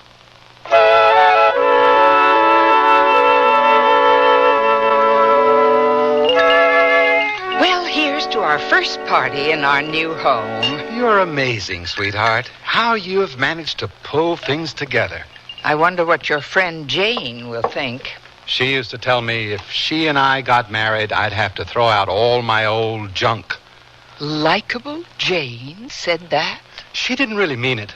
Well, Tom has always been very supportive of all my artistic outlets. Did he understand them? Oh, perfectly. Because he knows me so well. Well, I'm willing to learn. You will. Uh-oh. Here we go. I'll get it. All we need for this evening is an MC. Hello, Maggie. Come in, Tom. Well, I guess I have to offer my congratulations along with these. Oh, my favorite yellow roses. Oh, thank you. I bought you red roses on our wedding day. Why didn't you tell me? Tom, this is Fred. The lucky man. I thought roses are supposed to be red. You know, roses are red, violets are blue. Oh, excuse me. How are you? What'll you have to drink? He'll have a vodka martini, very dry. Huh? Oh, I'm sorry. Force of habit. I'll go put these in water while you two get acquainted. How did you do it? That painting? I didn't do it. I don't even understand it. No. I meant, how did you get Margaret to say yes? I tried for a lot of years, you know. I didn't give her time to think it over. She said you understand it. That painting, I mean. Cheers. Cheers. How long have you known Margaret? 3 weeks. That's all? One of them was our honeymoon. That ought to count extra. And this painting of hers doesn't come through to you? Let's say it goes right past me.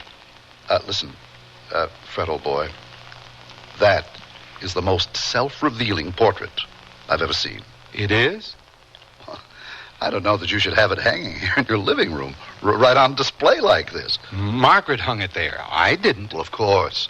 Maggie Wood, she's just what's up there on that canvas. Ooh, what a woman. Oh, don't worry, Fred, darling. Don't try to understand it. Just enjoy it. You have a point, sweetheart. Have an hors d'oeuvre, Hammer. Something to whet your appetite while I freshen your drink.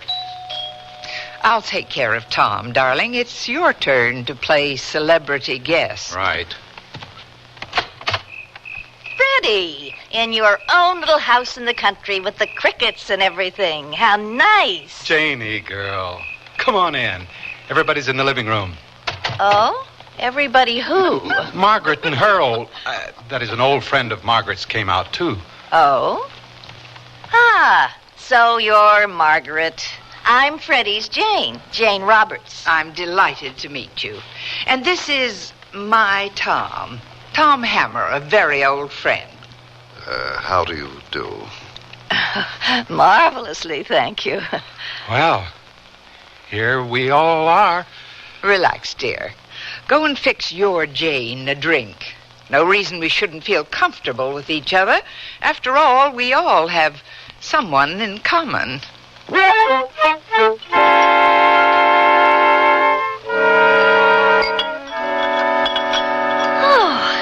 was a scrumptious dinner. What a waste, Maggie. A good cook like you married to a man who can't eat. Now, wait a minute. I can eat anything. Except that then you can't sleep all night. Of course, that can be a blessing with the way he snores. What are you doing about that? Well, earplugs helped a lot. I'm certainly going to miss your cooking. Oh, understand, Margaret, dear, I didn't mean to imply... No, you see, I have this boat, and Freddie and I used to spend a lot of time on it. But it was purely platonic, of course. The SS Platonic. My, but she was yar. And, of course, Fred, old boy, I only meant that Maggie, dear girl, would often suggest that we eat in rather than out. Much cozier. Not if you eat green onions. There wasn't anything Margaret cooked that I couldn't eat. My digestive tract is faultless. As a matter of fact, I don't snore either. How are you on the water? I'm extremely seaworthy. Marvelous. You'll have to give me your number. I knew you for months before you asked me out on your boat. Darling, you didn't look seaworthy from the start. Here's my card. Call me anytime. Well, you've certainly changed, Tom. I've never seen you so quick on the draw with your phone number. I was just thinking I've been too much of a recluse, too much nose to the old grindstone. I know. I was there, remember? Yeah, you were always telling me that, weren't you? Well, I'm just realizing you were right. You've probably come up with just the answer, Miss Roberts. A refreshing weekend on your boat. The SS Platonic. Why not this weekend, Mr. Hammer? Why not? Now, wait a minute, Janie girl. Aren't you rushing things a little? I mean, you don't even know this guy. Fred, I assure you, Tom is a perfect gentleman. That is, he always was. There, Jane, you see. Even his old friends won't vouch for him. Well, it's just that I've never known him to rush into anything like this before. Maggie, I assure Look, you that this... would you two old friends like to come along and chaperone? Yes. No, of course not. Why not? Because we wouldn't think of it. That's right. We wouldn't think of it. Tom's over 21, perfectly free to do as he pleases. And I'm sure he knows what he's doing. Oh, I'm sure he knows what he's doing, too. Fred, you know very well I'm able to take care of myself. Yeah, I know. Jane, I should tell you, Tom is different than Fred. He's, well, more sensitive in a way, more conservative. You mean he was? Yes. I simply insist that you both come along this weekend. We'd love to have you.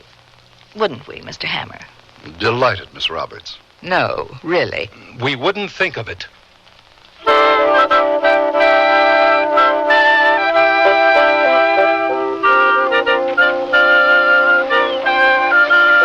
Welcome aboard. Thanks. This ocean air feels great. It was lovely of you to invite us along, too, wasn't it, Fred? Sure was. Well, here we all are. Again.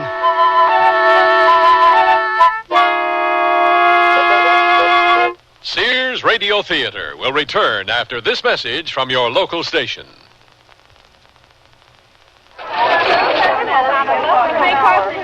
When George had his heart attack, the doctor told me that we had to reduce the animal fat in his diet. His cholesterol count was too high. What did you do? George gets only lean meats, and I always cut off extra fat before cooking. He gets low-fat dairy products, grains and cereals, fish, poultry with no skin, fresh fruits and vegetables, and you know what? What? Our food bill is lower than before George had his heart attack. But doesn't he miss all What's to miss? He eats better than ever before and has more variety in his meals, too. And you know what? What? I do, too. What? Enjoy. The American Heart Association wants you to eat foods that not only taste good, but are healthy for your heart. It's not as complicated as you might think. Ask your Heart Association for their free booklet on heart-healthy diets. The American Heart Association. We're fighting for your life. I'm lost and lonely, scared and sad, trembling at the thought of making you mad. My love is yours, but at times you're so cold. If life's like this, take me before I grow old. This song about child abuse was written by a man now serving time in a state prison. It is estimated that there are at least 1 million cases of child abuse in America each year. Child abusers and their children can both be helped. Find out how. Write Prevent Child Abuse, Box 2866, Chicago, Illinois, 60690. Please stop the hurt. I've suffered since my birth. Join the abused child's fight. Put an end to the sleepless night. A message of the Ad Council and the National Committee for Prevention of Child Abuse.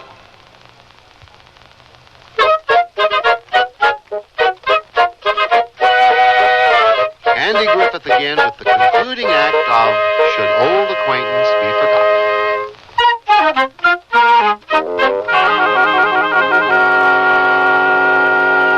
Well, I must say this is most refreshing. Yes, isn't it?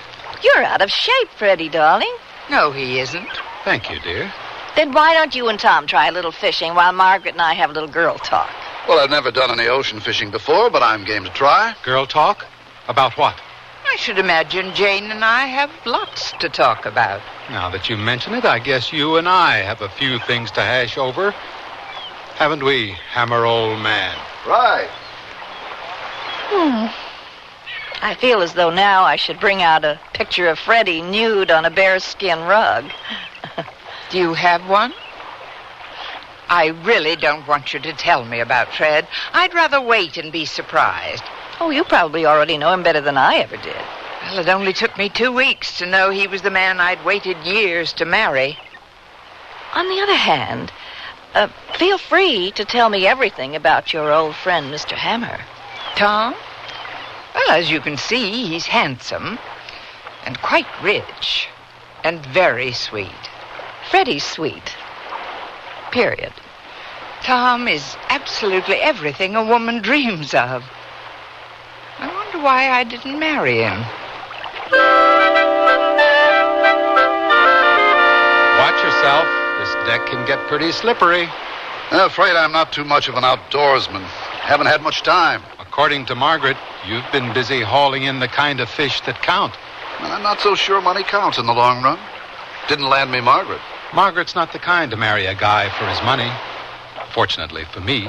Well, she's also not the kind who would turn a guy down just because he happened to be a little filthy rich. No, she's no fool. What about your friend Jane? What about her? How do you suppose she would feel about a guy who's filthy rich? Jane is doing all right on her own. She's become queen of the real estate jungle. Yeah, she seems quite remarkable. Besides looking like a centerfold, I wonder why I didn't marry her. Excuse me, old boy. I'm not sure, but I think you may have something on the end of your line. Holy mackerel. Something bigger, I should think. You need some help? Out of the way, Hammer. This is my baby. Now, careful. It's a slippery deck, remember? Don't worry about me. You just take care of your... Oh! Steady, old boy. I'll get you. Oh! Help! Man overboard! Help! Did you hear something? I'm not sure. I thought I heard someone yell. Oh, dear, it's probably Freddie again. Or Tom. I'll get the life preservers. Man overboard! Help! Here, Tom. Grab hold. Here comes yours, Freddie. Catch. Well, let's reel them in.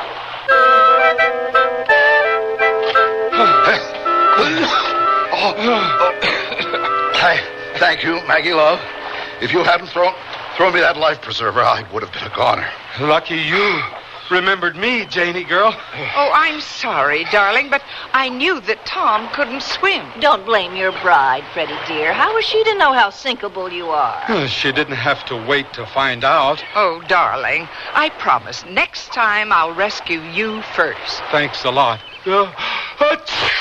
Dear, he always catches cold when he falls overboard. Ah, don't be too put out with Margaret, Fred, old boy. It's hard to break an old habit. Oh, Tom, your poor sinuses. Yes, after all, Freddie, I instinctively rescued you. Gesundheit, darling. Don't worry. I have a special hot toddy that always works for Freddie's colds. Wonder if it would work for me. Tom, I've known how to take care of your sinuses for years. Margaret, dear, it sounds as though you and I are going to have to exchange remedies. Or patience.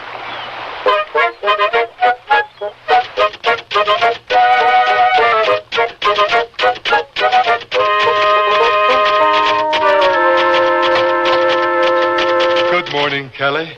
Anything for me? Mr. Hammer, he's waiting in your office. Oh? Bless you. Thank you. You can strike up the band again. Yes, sir.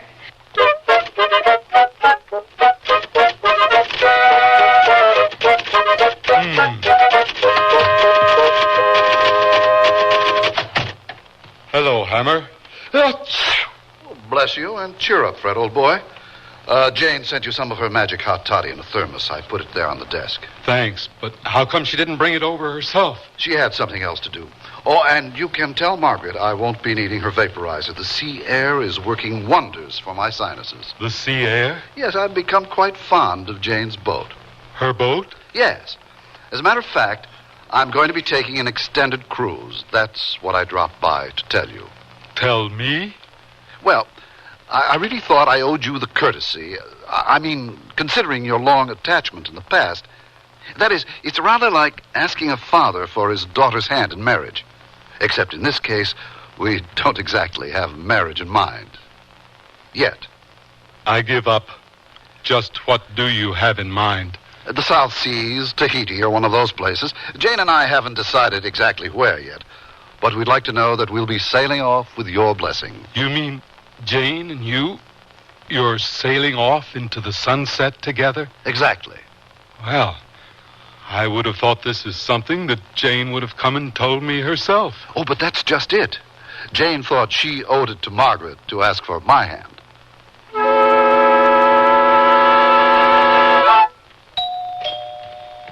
Coming. Oh, Jane. Come in. I hope you don't mind my popping in like this. Well, if you don't mind taking things as you find them. I really do think you're doing wonders, considering. I always told Fred if we ever got married, he'd have to throw out all his old junk. But he said you didn't mean it. Oh, yes, I did.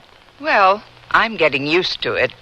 I guess maybe you and Fred are made for each other. After all the years that I thought it was Tom. And all the years I thought it was Fred. Then you don't mind that I suddenly showed up and jumped your claim? Well, it's a bit late for me to mind, isn't it? I suppose so. What about Tom? What about Tom? What if I told you I'm more than mildly interested in him? Well, Tom's free as a breeze. I don't have any claim on him anymore, if I ever did. Well, Freddie doesn't have any claim on me either. But you've both been acting like a pair of overprotective parents, so Tom and I thought... Oh, you're right. I dropped Tom, but I didn't like it when you came along and picked him up. Yeah, it's not easy to give up an old love, even after you've found a new one. Especially when someone else finds the old love appealing. Yeah. But I guess Fred and I have been kind of overdoing it. From now on, as far as I'm concerned, you can see all you want of Tom. You sure? Sure. How are his sinuses, by the way? I was thinking of dropping over with my vaporizer. He doesn't need it. His sinuses are fine. Really? I've found a better remedy. Really? Yes, in fact, that's what I dropped by to tell you. Tell me what? Tom and I are planning to see a lot of each other. Quite a lot. Oh? We're going to take a cruise to the South Seas on my boat. You and Tom? Right. Me and your Tom. But why didn't Tom come and tell me himself? We thought he should ask Fred for my hand while I asked you for Tom's. Oh. Well, then, give him a message for me, will you? What is it? Bon voyage.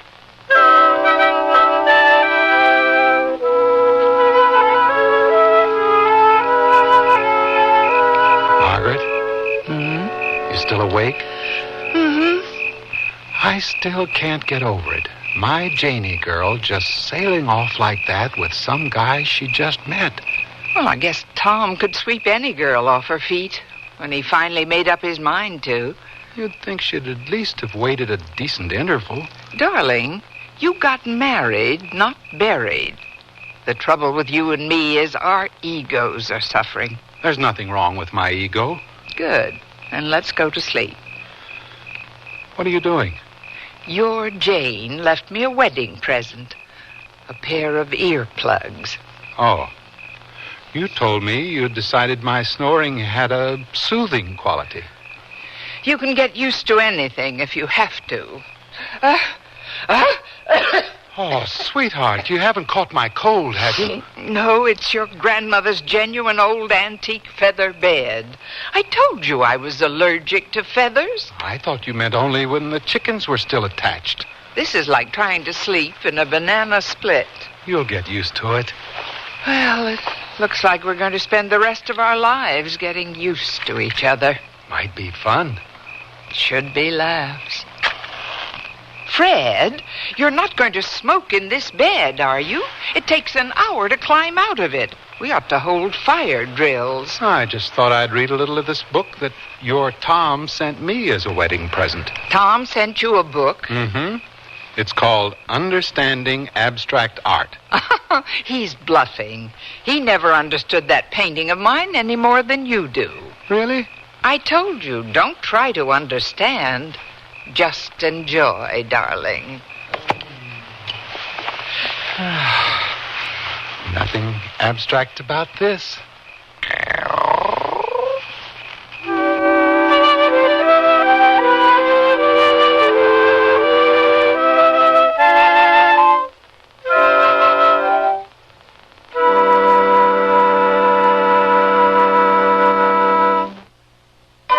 Sears, where America America Shops invites you to apply for the Sears credit card. It gives you credit in over 3,600 Sears stores coast to coast. Whether you live or travel in any of the 50 states, there's a Sears store where you can shop for what you need for your family, home, or car. You can apply for the Sears credit card at any Sears store or by calling this toll-free number now. Call 800-526-0444. That's 800-526-0444. New Jersey residents call 800-652-2777. This spring for women, the fashion place at Sears suggests these up-to-date separates. They're comfortably casual, yet dressy and lighthearted enough to go anywhere this spring. Margaret mixes Sears texture blazer and the small collar striped shirt with trousers, while Wendy wears a shawl collar blouse and the slimmed-down dirndl skirt. Color coordinated, these great-looking separates will come together beautifully for you. Spring's mixable, matchable, up-to-date separates. Get them at most larger Sears retail stores. One Valentine's Day I'll never forget is the time I received a diamond. There's nothing quite like diamonds for expressing love, and now there's no better time to buy them for your love. Now, at most Sears retail stores, all tradition diamond jewelry up to 1 carat is 20% off till February 24th. That's 20% off diamond solitaires, pendants, earrings, bracelets, stick pins, and fashion rings. So give her a diamond from Sears, and she'll remember this Valentine's Day forever. Dates may vary in Alaska and Hawaii. When I need advice, I go to my mom. Why not? It's free. Now that I'm married and moving into a new house, I want all the advice I can get. So when Mom says shop Sears, I listen. You should. Sears is a great help on those big items you'll need for your new home. Major appliances like washers, dryers, and refrigerators. They'll deliver, install, and service. I always depend on Sears. You should, too. Sears, Sears, Sears, where America shops.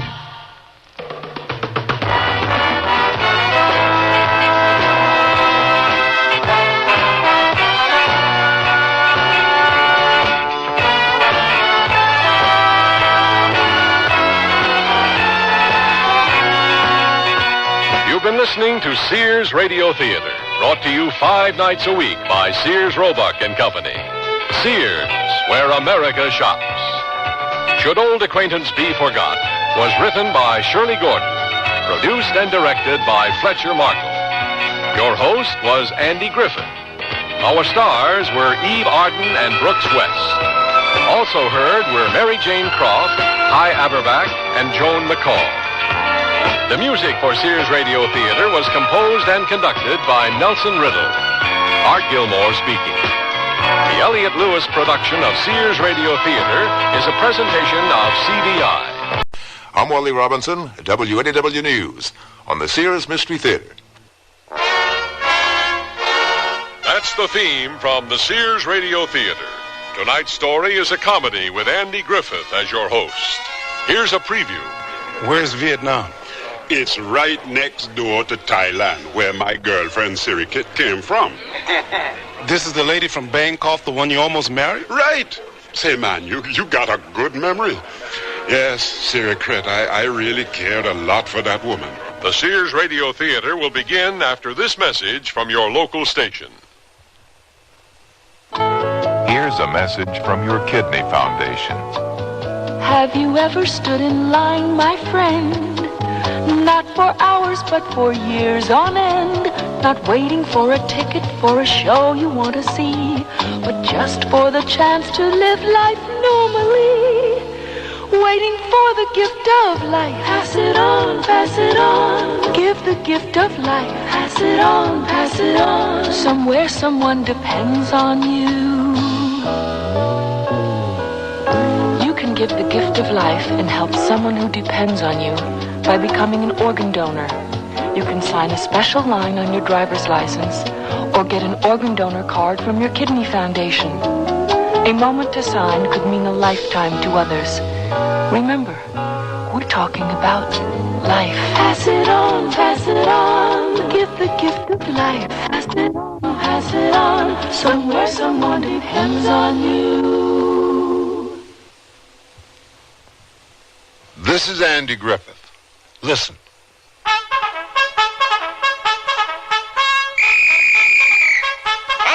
right, up and at 'em. Ungrip them pillars.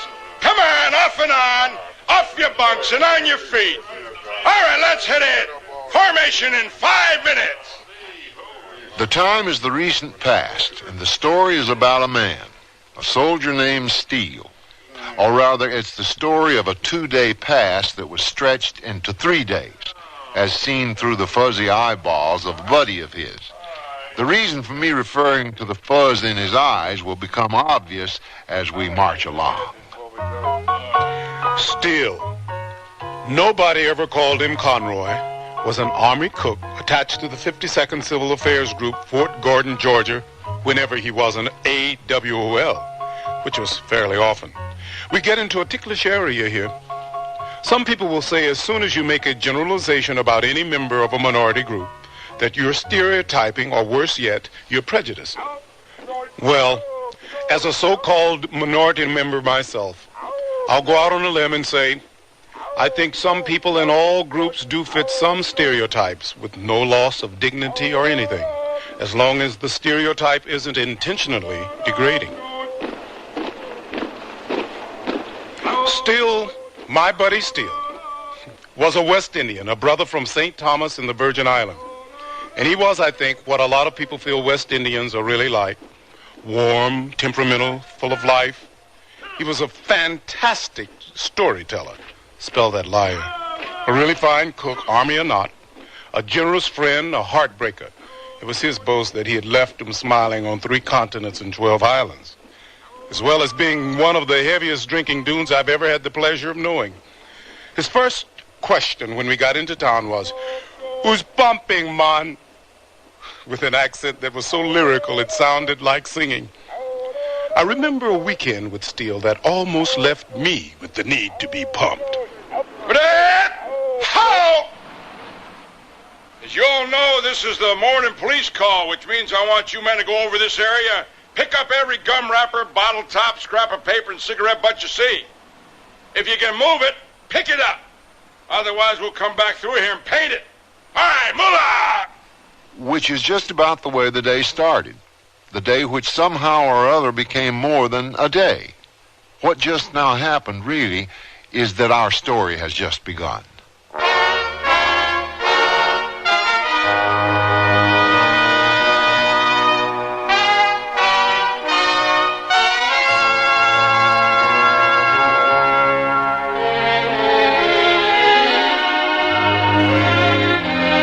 Sears Radio Theater, a new adventure in radio listening. 5 nights of exceptional entertainment every week. Brought to you in Elliott Lewis production of the Sears Radio Theater.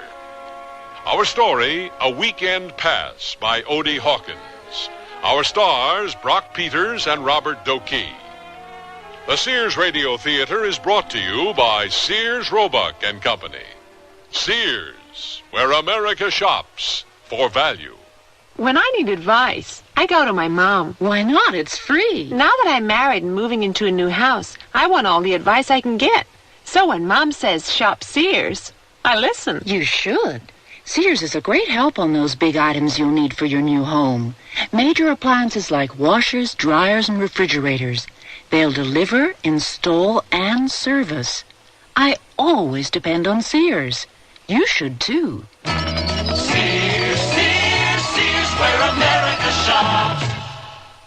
The word's out and spreading fast about the jeans from Sears Men's Store that grow beautifully. It's a sure sign they're feeling fine and feeling good. For the denim that keeps going strong a long time. Get them trim cut, regular cut, even get them pre-washed. The jeans that grow beautifully. Now at most Sears retail stores. Sears National Automotive Sale. Dirt inside your shock absorbers can cause them to fail. Get Sears heavy-duty plus shocks with a self-cleaning wiper ring. On sale now, only $7.99 each. You save 20%. Installation available. And save now on Sears SuperGuard steel-belted radial tires. Steel-belted strength, smooth ride, radial performance. Super values, too. Save $40 to $76 on a set of 4. Sale ends June 30th at most Sears Tire and Auto Centers. Prices and dates may vary in Alaska and Hawaii. Stop at Sears.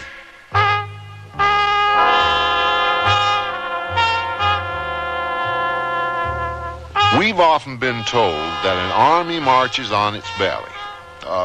By that I mean what goes into the men makes a march. But no one has ever explained what happened to the army when it's cook's night off, or what the cook does once he's free of the kitchen. Steele had gotten a couple of $100 in back pay. The pumping began as soon as he received the money. He corralled Jack Skid, Bobo McKinnon, Sergeant Jackson, and myself to go to the service club. It was on a Friday night, a typical peacetime U.S. Army Friday night in 1964. Jack Skid, our resident poet, after 8 whiskey sours. I know everyone sitting at this table has always wanted to know why monkeys stay in trees, right? There was no getting around it. After a certain number of whiskey sours, Jack had to tell us why monkeys lived in trees. Wait, Jack. Hold on to your monkeys. Let's everybody have another round first. Waitress! Yeah? Can I take your order again? Another round for my friends. Oh, looks like the good sergeant has decided to take 10 on us. Down in the jungle where the tall grass grow, lived one of the most sarcastic monkeys the world would ever know. One day he happened to struggle up a tree to snow a little bit and dream up something new for his wit. Everybody got a taste? Yeah. Oh, I'm sorry. I didn't mean to interrupt you. Down on the ground lived a lion who knew he was king. The monkey spied the lion and said, trying to put evil into his head, "Hey, lion, there's a big tough dude living over there, and the way he talks about you would put gray in your hair. From what he says, he ain't your friend, and he sees your body as something to bend. The only reason I'm telling you this is because I'm really your friend." Some friend that is, eh, man? Yeah, Mr. Lion, he talked about you in a scandalous way, and that's all I've got to say. Now, the lion took off like a 44 out to even the score. He ran through the jungle like death on a breeze, knocking down all the coconuts off the trees. The lion stalked an elephant from behind, thinking he'd give him a pretty rough time. The elephant checked the lion out from the corner of his eyes and said, "Look, lion, you better pick on somebody your size." That's right. The lion wouldn't listen to reason and made a slash and beat him to the ground with one mighty smash. Oh, man, left, right, and They fought all night and half the day, and I still don't see how the lion got away. But he finally dragged off more dead than alive, leaving himself wide open for more of the monkey's jive. "Hey, Mr. Lion, you really look sad. The other fella must have really been bad. When you left here, you were roaring like you was going to eat somebody up. Now look at you. You were all beat up." The monkey, hopping with glee, jumped up and down. His foot missed the limb, and he plunged to the ground. The lion was on him with all 4 feet, angry enough to grind him into hamburger meat. The monkey looked up with tears in his eyes and said, "Please, Mr. Lion, I apologize. If you let me go, I'll tell you something you really ought to know." Mr. Lion lifted up a paw, and the monkey scampered up a tree. "What I wanted to tell you," he screamed from the tree, "I'll put the elephant on you again if you mess with me." The lion stalked away growling, "Oh, you just talking. Up in them trees is where you better stay." And that's where they are till this very day. So there. Once again, we find out what keeps lions on the ground. Elephants. Oh, come on, you guys. I kind of like to find out why the monkeys live in trees every now and then. Waitress? Okay, it's okay, Steele, my friend. I can take it. Another round? Yes, and a double for our poet friend Skid. Yeah, Jack, you know, I've always been puzzled by one thing that happens in that monkey poem. What's that? Why would you choose the biggest creature in the jungle, the elephant, for the lion to mess with? Because incongruity is the soul of humor, Brother Bobo, as every good comedian knows. Incon who? Incongruity. I feel I just have to pause here for a moment to say a few words about something. I've been in a lot of groovy situations, but I don't think anything can equal the good vibes of a group of soldiers off duty. I look around the table, over the rims of hundreds of glasses, at Sergeant Jackson.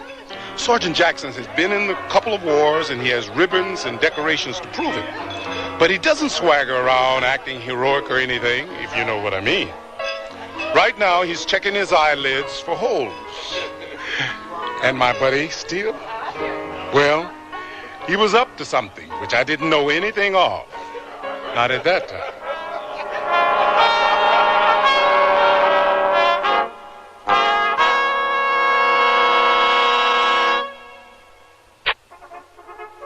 Here they come. More values from Sears, like $1.44 pull-on shorts and $1.99 tank tops for women. They're colorful polyester tank tops that slip on neatly over the double-knit nylon shorts. Shorts with elastic waist and stitched front creases. Just watch them go. Sears $1.44 shorts and $1.99 tank tops for women. All set for action. Hurry in while quantities last. Prices may vary in Alaska and Hawaii. Sears wants to break the ice when it comes to buying a Kenmore refrigerator, so we're taking $50 to $100 off 3 models through June 30th. You save $100 on the 19 cubic foot side-by-side and $70 on the 17 cubic foot top freezer refrigerator. Both have automatic ice makers and Sears exclusive humid drawer. Save $50 on a Kenmore 17 cubic foot refrigerator freezer without ice maker. All are frostless. Kenmore. Solid as Sears. Dates may vary in Alaska and Hawaii. It's here! It's here! The Great American Paint Sale is here! Now, save $3 to $5 on the same Sears paints that help preserve the homes of John Paul Jones, Betsy Ross, and other great American homes like yours. Save $5 on Weather Beater satin exterior paints, now $9.99 a gallon. Save $3 on Easy Living flat, ceiling, and semi-gloss interior paints, $8.99 to $9.99 a gallon. The Great American Paint Sale is here! Prices may vary in Alaska and Hawaii. All items available at most larger Sears retail stores. We left them in the service club, and they haven't retreated one single sip. And Sergeant Jackson never forgets that he is a sergeant, even while he's semi-asleep. Ain't no sense in going home. Jody's got your girl and gone. Sound off. 1, 2. Sound off. 3, 4. Cadence count. 1, 2, 3, 4. As you can hear, he's always thinking of the troops. Jack Skid, whom we kid about having a name like Skid, is our poet in residence, in a manner of speaking, and the company's communications specialist. This guy can take a bunch of metal scraps, a couple of coat hangers, and a coil of wire, spit on the whole business, and build a radio that could reach the South Pole. I've seen him do it. Well, not the South Pole, but he did wake some poor dude up in West Texas once. Good morning, Mr. J. Bird. I came to buy your wings to fly over to Mrs. Boots's house to hear Mrs. Bootsy sing. Mrs. Bootsy has a new little baby, and when the baby cries, she rocks the baby in a cradle and feeds him apple pies. Sometimes Jack's poetry doesn't quite receive the recognition he feels it deserves. Okay, if you clodheads didn't like that, how about this one? Roses are red, violets are blue. Great guy, always. His poetry, well, that's a different story. Bobo McKinnon is an ex-Golden Glove title holder from Philadelphia, 147 pounds. I think you suspect that he'd held some kind of title just from looking at the muscles this dude had. He's one of the few human beings I've ever seen with a set of muscles between thumb and forefinger. Great guy, but you wouldn't want to make him mad about anything. And Steele, Conroy Raphael Steele. Waitress, you slowing down, sweetheart? How about another round? Do you guys know you probably set a new service club record for whiskey sours consumed in a 4-hour period? What's the record for 4s and daiquiris? Huh? Now, that's typically Steele, not quite satisfied to settle for the easy way. I mean, you get the impression that he merges fantasy and reality better than most people. Okay, so there I was, me and a couple of good friends. Rum and coke? No, man, these were people. Anyway, there we are in the middle of this cane field. Moon as bright as morning, machetes in hand, slashing and fighting with a whole troop of ghosts. A troop of what? You heard the man. He said ghosts. Right, Steele? Right. We had just about gotten the best of them before they piled up, pull off this flanking movement over to the left. See what I mean? You never quite know whether he's pulling your leg or not. The only time you can be absolutely certain he's not putting you on is when he cooks or talks about cooking. How did I become a cook? Yeah, how? Look, simple. I took one look at my first breakfast of creamed beef on toast in basic training, and I thought to myself, hey, Steve, you can do better than that. So I become a cook. No, let me tell the truth now. That's not exactly the way it happened.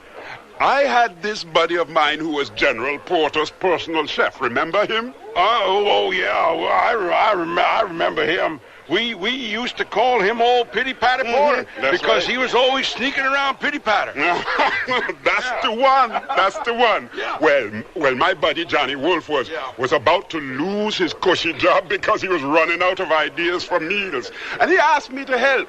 Well, if the truth be told, Johnny Wolf never had a giant imagination to start with, you know. Well, how did he know that you knew anything about cooking? Oh, we knew each other from back home. Well, even if I must say so myself, I had a pretty big reputation in St. Thomas, you know. Anyway, I saved his job by making poulet basque. Poulet who? Poulet basque. Basque chicken, man. Hey, speaking of strange food and all, I've been dying to ask somebody, who are these little Chinese guys walking around the post holding hands? Oh, for goodness sakes, Bo, you're worse than my Uncle Wally. Don't you know by now that all the yellow people ain't Chinese? Those guys are Vietnamese. They're here for signal school training. Okay, so they're Vietnamese, whatever that is. But what's with this hand-holding bit? Just a custom, old buddy. They just have a different sense of values about stuff like that. Where's Vietnam? It's right next door to Thailand, where my girlfriend Sirikit came from.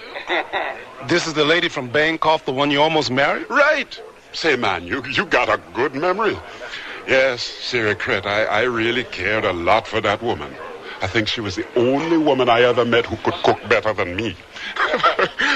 I was attached to the American embassy in Bangkok. Somebody had passed the word to the ambassador that I made the best vatapá this side of Rio de Janeiro. Come on, Steele, play fast. Speak English. What's this batatopa stuff? Vatapá, my poetic friend, is a Brazilian dish. It's chicken stewed in coconut milk, seasoned with sliced shrimps, onion, red pepper, and olive oil. Anyway, the ambassador, whose last post had been in Brazil, finagled me onto the embassy staff because he had fallen in love with Brazilian food. And that's how I met Sirikrit. Hey, wait a minute. Something is missing here. I thought we were talking about Vietnam. Last call, Jed. Hey, what's going on around here? This is it, the end. Thank goodness. Well, wait. One more round before you throw us out. Come on, one more.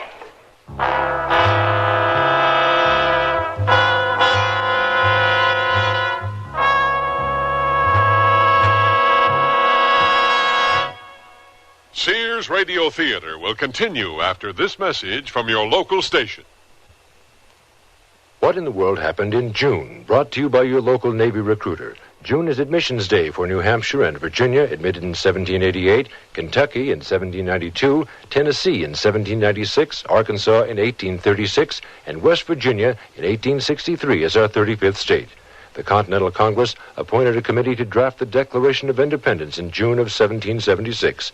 In June of 1782, the design for the Great Seal of the United States was adopted by Congress. The U.S. Navy Yard at Portsmouth, New Hampshire, was purchased in June of 1800. The first course in flight instruction was started in June of 1925 at the U.S. Naval Academy. In June of 1935, the self-help organization Alcoholics Anonymous was created. In June of 1966, the U.S. achieved the first soft landing on the moon. What in the World Happened in June is brought to you by your local Navy recruiter, who will answer your questions about Navy opportunity, or in the continental United States, call 800-841-8000. In Georgia, 800-342-5855. Chills run up and down your spine. There's a creeping sensation at the back of your neck. You're listening to CBS Radio Mystery Theater. I'm E.G. Marshall, your host for these hour-long dramas of suspense, adventure, and the macabre. Heard 7 times a week on most of these stations. Here's a sample of what we mean. Quiet, man. Listen, and you'll hear it. I don't hear anything. It came from the bow, a keening and the sobbing of a little child. And then it changed as I went forward to look. I swear it came aboard and went down below. I was afraid, but I followed it. Oh, Doctor, I tell you, it went right into the captain's cabin. Listen here for CBS Radio Mystery Theater 7 times a week on most of these CBS Radio network stations.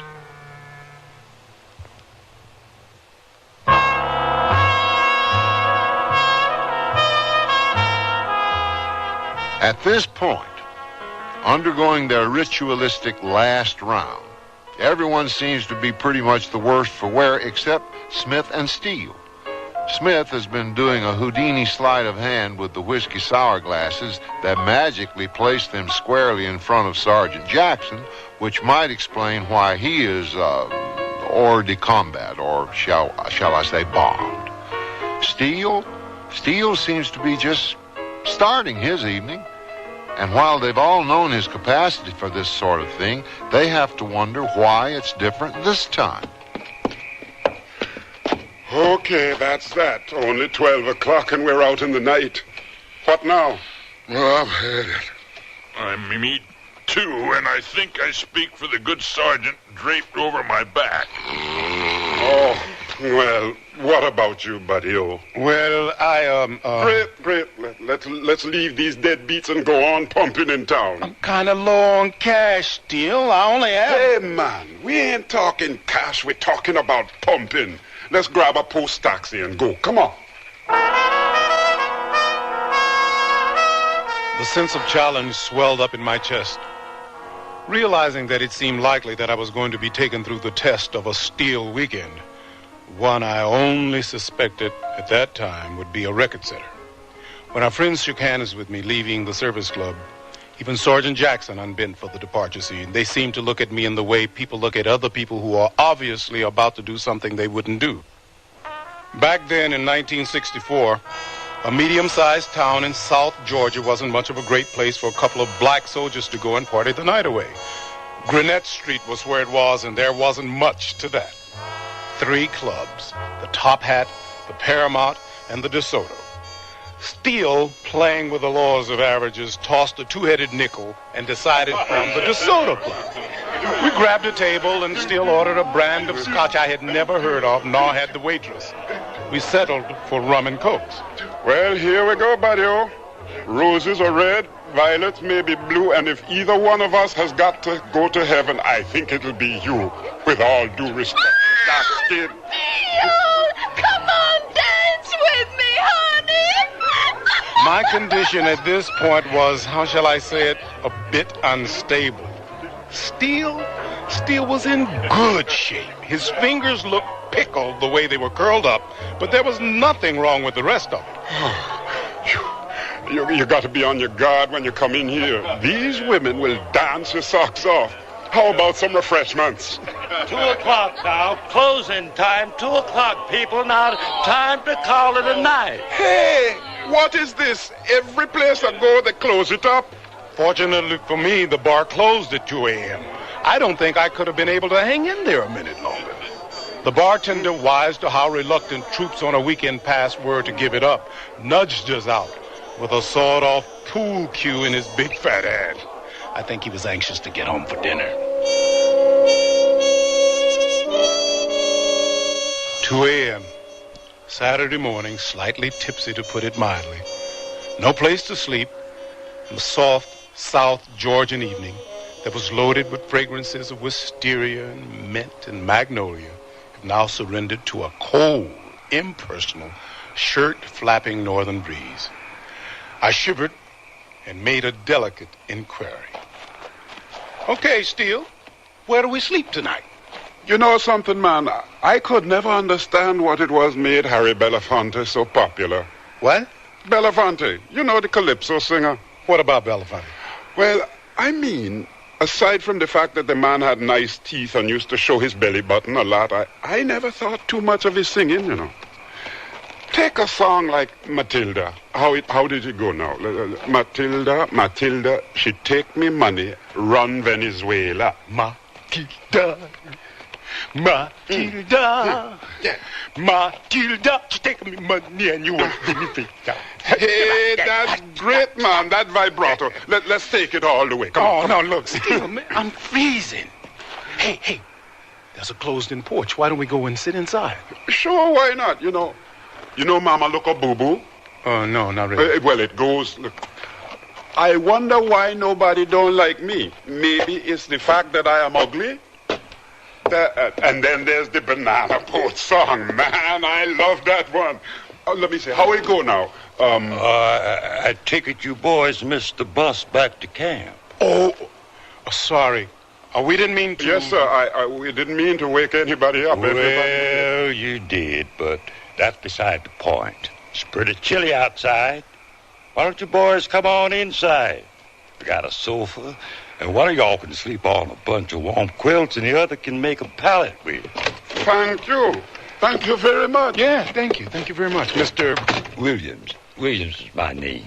Mr. Williams, we certainly want to thank you. I don't think I had one more song in my body. Oh, I understand. I was in the service myself a while back, and I've done my share of singing. Hey, here are the quilts. Who sleeps on the floor?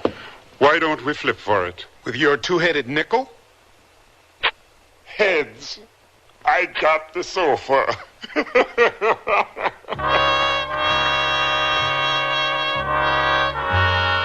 Saturday morning. My mouth tasted like a bowl of ashes. I knew it was the next day and that the sun was probably shining, which made me want to keep my glazed eyeballs away from bright lights of any kind. And my head felt as though a half-track was practicing maneuvers inside. Finally, I worked up the nerve to squint over the lump of quilt around my neck and saw Steele and Mr. Williams sitting at a table in the other room, sipping what looked suspiciously to me like bourbon. Hey, you wake, man? Come on in here. Mr. Williams is telling me about what Paris was like right after the First World War. Come in here and have an eye-opener. Steele had been up long enough to have charmed his way into our host's liquor supply. He could do that, charm people, that is. I pulled myself off the floor, staggered into the bathroom to splash water on my aching head.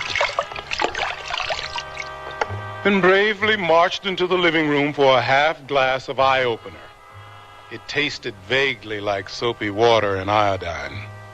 Yeah, I'm telling you, young man, there's never been another time like it in the history of the world. Oh, this is my wife, Martha. Good morning. I heard y'all singing last night. Good morning, Mrs. Williams. Morning, Miss Williams. Now then, tell me, how will you young men like your eggs? Scrambled? Sunny side up? Oh, I'd like mine. No, thank you, Mrs. Williams. We got to be going, and we're late already. Well, no trouble. We usually have a late breakfast on Saturday.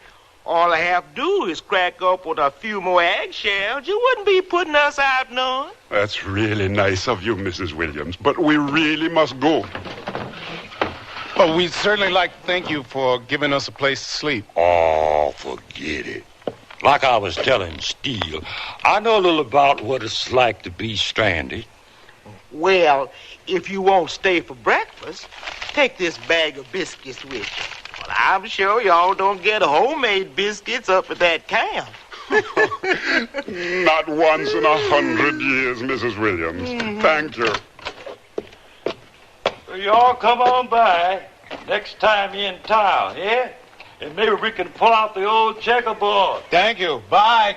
Thanks Take again. It easy. Why didn't you want to stay for breakfast? My stomach feels like a cave. Mine too, buddy. Why? Eat a biscuit. Why? Well, hold on, man. I'll tell you. I woke up this morning with a powerful thirst, my mouth drier than a desert. Went into the refrigerator for some ice, to cool my burning throat. Mm-hmm. And there was practically nothing in the fridge but ice cubes and eggs. We would have been eating all their chow if we had eaten breakfast. Oh, I didn't know that. Some old people are like that, proud, I left $20 under the sugar bowl knowing that they would have been insulted if we tried to pay them for their hospitality. Yeah, you're right. You can tell what kind of people they are. However, my stomach still craves them. Where is that place? Somewhere near here. Oh, I remember. It's in the next block. What are you talking about? What's in the next block? There's a guy down the street here who makes some of the most fantastic scrap iron you ever tasted. Scrap iron? Ugh, I don't even like the name. You got to try it, man. He usually runs off a batch on Friday and it's gone by Saturday night. Come on. If we're lucky, he'll still have some. But what about food? Everything in its time, my friend. Everything in its time.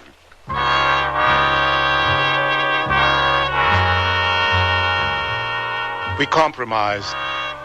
In the next block, he disappeared up a little dirt path that seemed to lead nowhere and returned with a half-pint bottle of scrap iron.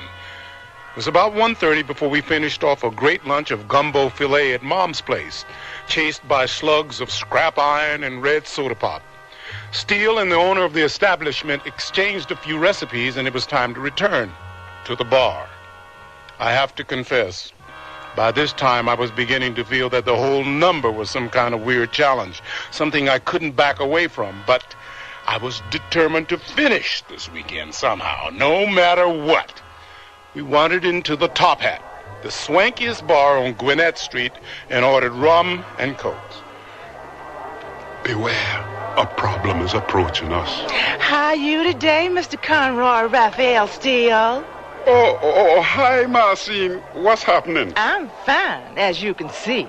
This is my friend Delacroix. Well, this here is Herb Smith. Meet Miss Marcine Wright. Hi. Well, are you going to ask us to join you or not? Well, certainly. By all means. Sit down. Garçon, refreshments for the ladies. What will you have? A taste of the bubbly? Caviar? A bottle of mum? Oh, come on, Steele. Knock it off. I'll have cold beer. How about you, Delamay? Beer sounds okay.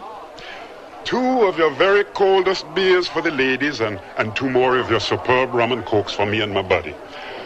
Well, how you been, Marcy? Not so hot. I thought you said you was going to call me about the raffle tickets.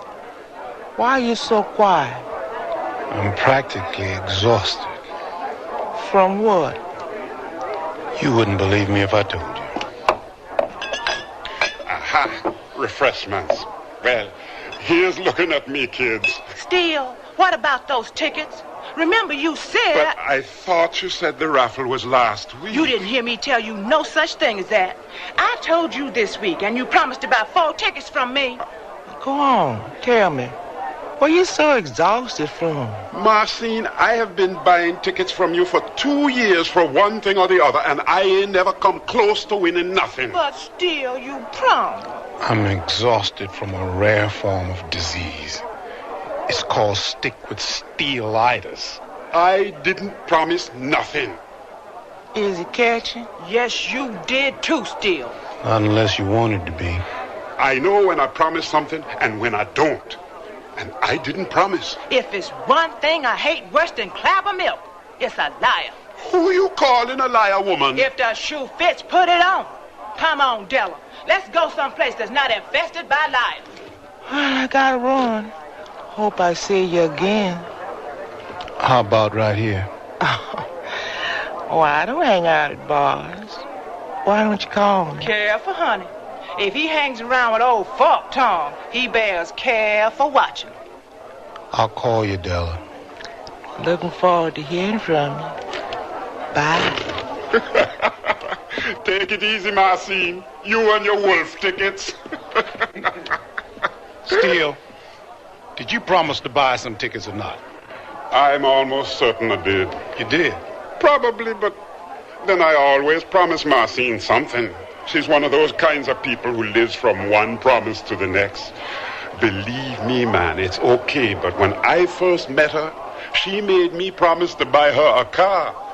What did you? Oh, on my pay? Be serious, man. How about another round? Waitress!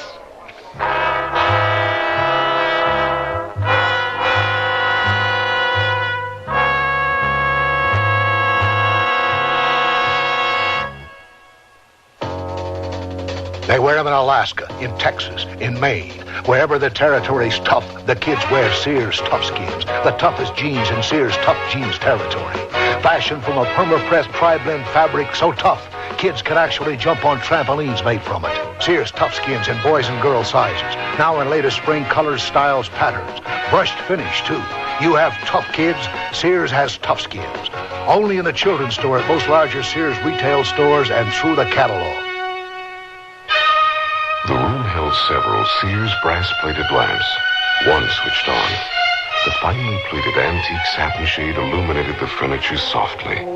Another lamp turned on, and another. The patio doors blew open. The gleaming brass-plated lamp nearby, with its heavy base built for stability, did not budge.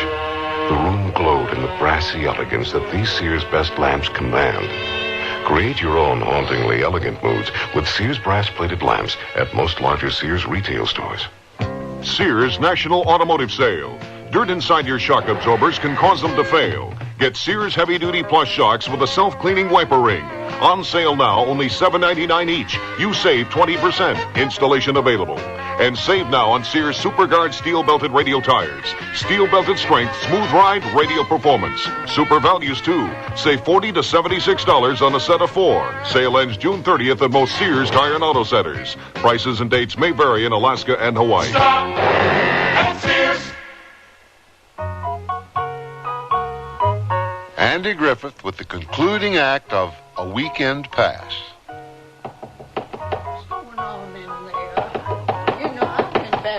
Peaceful thoughts. My eyes are wide open and I'm staring at a dim light bulb at the end of a black cord. The bulb is naked except for circling balls of gnats. The bugs are making me dizzy with their motions. And with my eyes closed, I feel dizzier still. Great. Fantastic. Nothing like life inside of merry-go-round. I practice opening and closing my eyes slowly to see whether I can create some order out of what's happening. I can't remember whether or not I'm sitting or standing or riding or what. I managed to figure it out. After a few minutes of hard calculation that I must be sprawled on my back or else I wouldn't be able to look up. Wonderful. Now things are beginning to fit. If I'm looking up, then my feet must be stretched out in front of me somewhere. Yes, sure enough, there they are, propped up against the door. Honey, you're going to be in there much longer. The rest of us girls have to powder our noses, too. The rest of us girls? What's going on here? Oh, no. I'm laying on the floor in the ladies' room of some kind of semi-private club that no one but Steele and the members could know anything about. Now it comes back to me.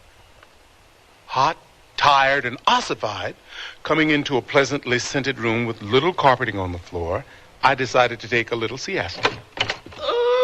Well, I'll be. Oh, the Clover's really going downhill. Bums sleeping in the ladies' room.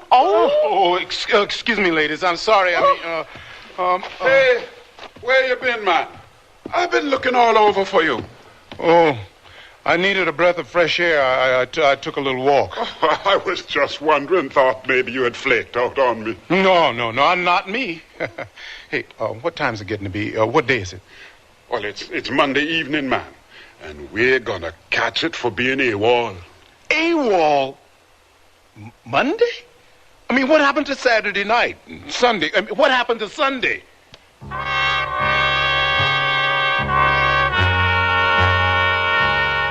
To be certain, a lot of us have had the urge to get rid of some days, especially the kind that starts off badly and gets progressively worse. But what happens when you realize that you have lost a whole day when you're on a bus going back to camp?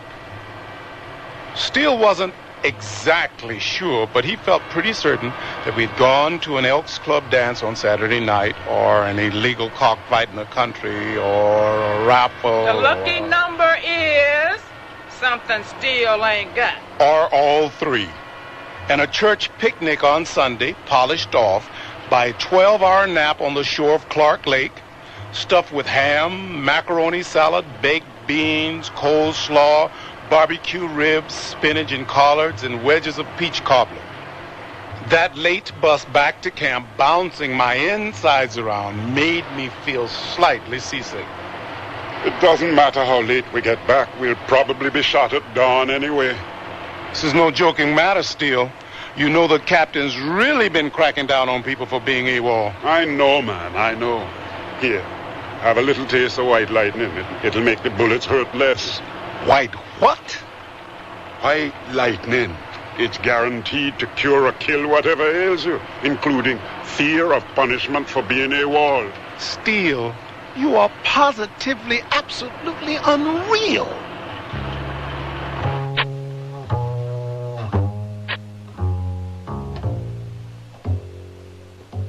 Attention, Private First Class Smith. A report has been placed on my desk concerning you. The report says, and I quote, Private First Class Smith, attached to the 52nd Civil Affairs Unit of the United States Army, and one of the best equipped and disciplined, I might add, willfully and with malice aforethought, absented himself from his unit without official leave on this Monday past, 30 June 1964 to be exact. In less official language, Private Smith, you are guilty of stealing yourself on government time. The penalties for theft of government issue, GI, are as follows. For each minute stolen, you are to forfeit 1 day's pay. For each hour stolen, you are ordered to stand guard duty for an equivalent day. And for the whole day, you must pay the ultimate penalty. Oh, no, no, no! All right, up and at 'em. Let's ungrip them pillars. Off and on. Come on, let's hit it. Formation in 5 minutes. Well, well, well. I wouldn't have believed it if I didn't see it with my own eyes. Smith, are you actually awake for change? You mean I won't have to blast my little bitty old whistle in your ear as usual? I woke up a little earlier than usual and couldn't sleep. It'd be great if you had insomnia all the time. It'd save lungs. All right, you men. Let's get a move on. Captain Ham ain't got time to wait for sluggards. Well, needless to say, I tried to take what used to be called a low profile. Straighten up there, Private. Stomach in, chest out, shoulders back. Your left. Your left. Your left. Right, left. You had a good home when you left. You're right. Sound off. 1, 2. Sound off. 3, 4. Cadence count. 1, 2, 3, 4. 1, 2, 3, 4. Had a gal in Tennessee. Big old woman just like me. Sound off. 1, 2. Sound off. 3, 4.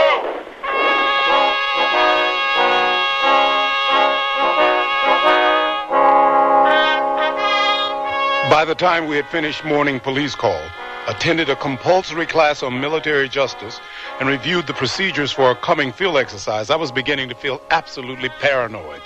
I decided to skip afternoon chow because I had to find my buddy Steele.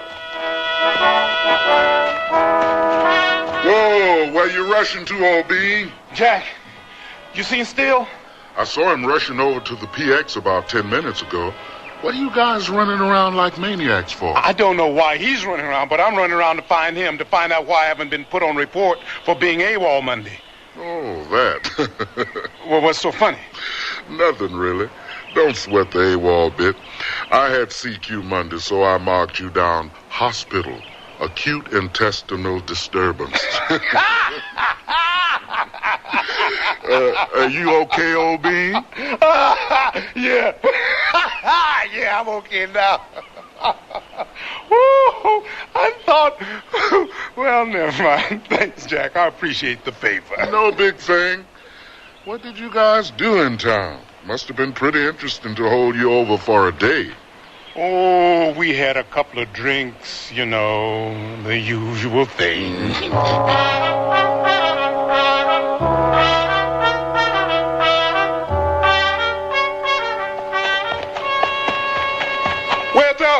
Wait up for me, man. Steele, where have you been all day? I've been looking all over for you. I've been going through post-clearance procedure. Now, wait a minute. Slow down. What are you talking about? What kind of punishment did you get for Monday? Hey, let's start there. Jack covered for me. Now, what about you? Monday? Well, no problem. I have to teach the captain's wife how to make quiche by here before I leave. But what's this clearance procedure stuff? You're leaving? I'm going home, man. I'm going home. I got a 2-week leave on account of my orders to ship out to Vietnam. Vietnam? Yeah, Vietnam. Listen, we're going to meet down at the club at 6 o'clock for a little bump-in to celebrate my departure. Are you coming? Yeah, Steele, yeah. Yeah, I'll be there.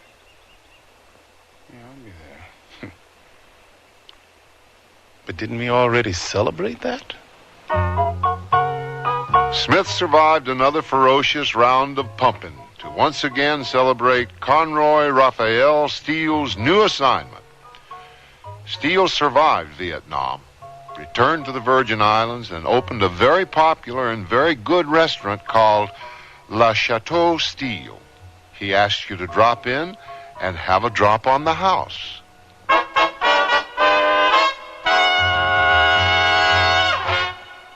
I'm out of control. Be cool, be natural, take it light. But where do I start? With the basics like the new Pretty Natural Light Shaper from Sears. The Pretty Natural Light helps keep you smooth all day under your clothes, giving you a shape that's soft and natural thanks to the shimmery, lightweight power net.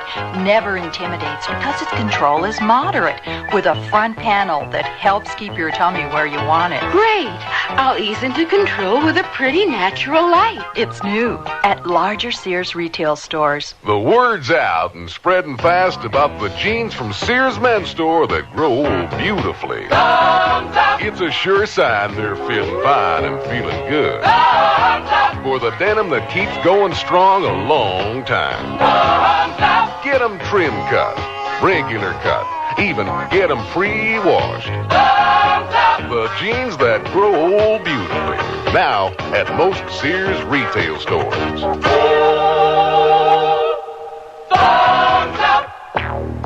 When is a window more than a window? When it's decorated with elegant spindrift semi-sheer panel curtains from Sears. Sears spindrift semi-sheers are so natural looking. The fabric is full-bodied. The pattern texture is soft and subtle. I had to choose curtains for my new house. Spindrift semi-sheers come in so many colors and can be used to create so many styles. They're easy to care for. Machine wash and tumble dry. That's nice. Make your windows more than just windows with spindrift semi-sheer curtains in the drapery department at larger Sears retail stores.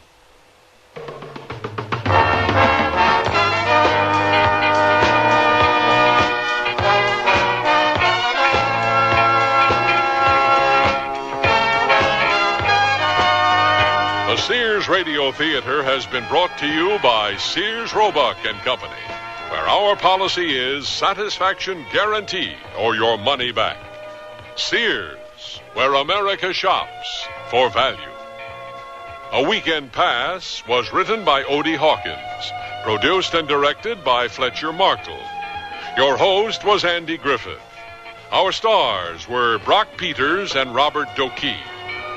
Featured in the cast were Robin Braxton, Jack Crucian, Nick Latour, Peggy Weber, Barney Phillips, Helen Martin, and Jim Mapp. The music for Sears Radio Theater was composed and conducted by Nelson Riddle. This is Art Gilmore speaking. The Elliott Lewis production of Sears Radio Theater is a presentation of CVI. Do you know how many books written today have titles that start with the words how to? Sure. How to lose weight, how to make a fortune, win new friends, and on and on. Well, how about one that tells how to safeguard your children's eyesight through early and regular examinations? How to protect your family's eyes against injury in sports, at work, in school, and at home through the use of protective eyewear. How to guard against glaucoma through more frequent eye exams after age 35. And how cataracts can be successfully corrected by surgery. The National Society to Prevent Blindness says that knowledge of how to guard against blindness is something every family should be informed about, because after all, half of all blindness can be prevented. How to find out more about the preventable side of blindness. Write Prevent Blindness, 79 Madison Avenue, New York, New York, 10016. They wrote the book. That's Prevent Blindness, 79 Madison Avenue, New York, New York, 10016. Who are those people in the uniforms over there? Oh, that's the Salvation Army. Oh, sure. I've heard of the Salvation Army before. Everybody knows them. Yeah, they're noted for helping people. You know, my father once told me that the Salvation Army operated service units during World War II for our armed forces. He never forgot them for that. They were really helpful. I wonder if they help people in other ways. I'm sure they do. Let's ask them. Excuse me, sir. What are some of the services available at the Salvation Army? Well, throughout America, the Salvation Army operates daycare centers, adult rehabilitation centers for alcoholics, summer camps for kids, even senior citizen clubs and programs. Oh, the list goes on and on. Well, thanks a lot for your time. I appreciate it. The pleasure's mine. Have a nice day. Gee, I had no idea the Salvation Army provided all those services for people. The Salvation Army cares about you. If you need help with a problem or can help, call your local Salvation Army today.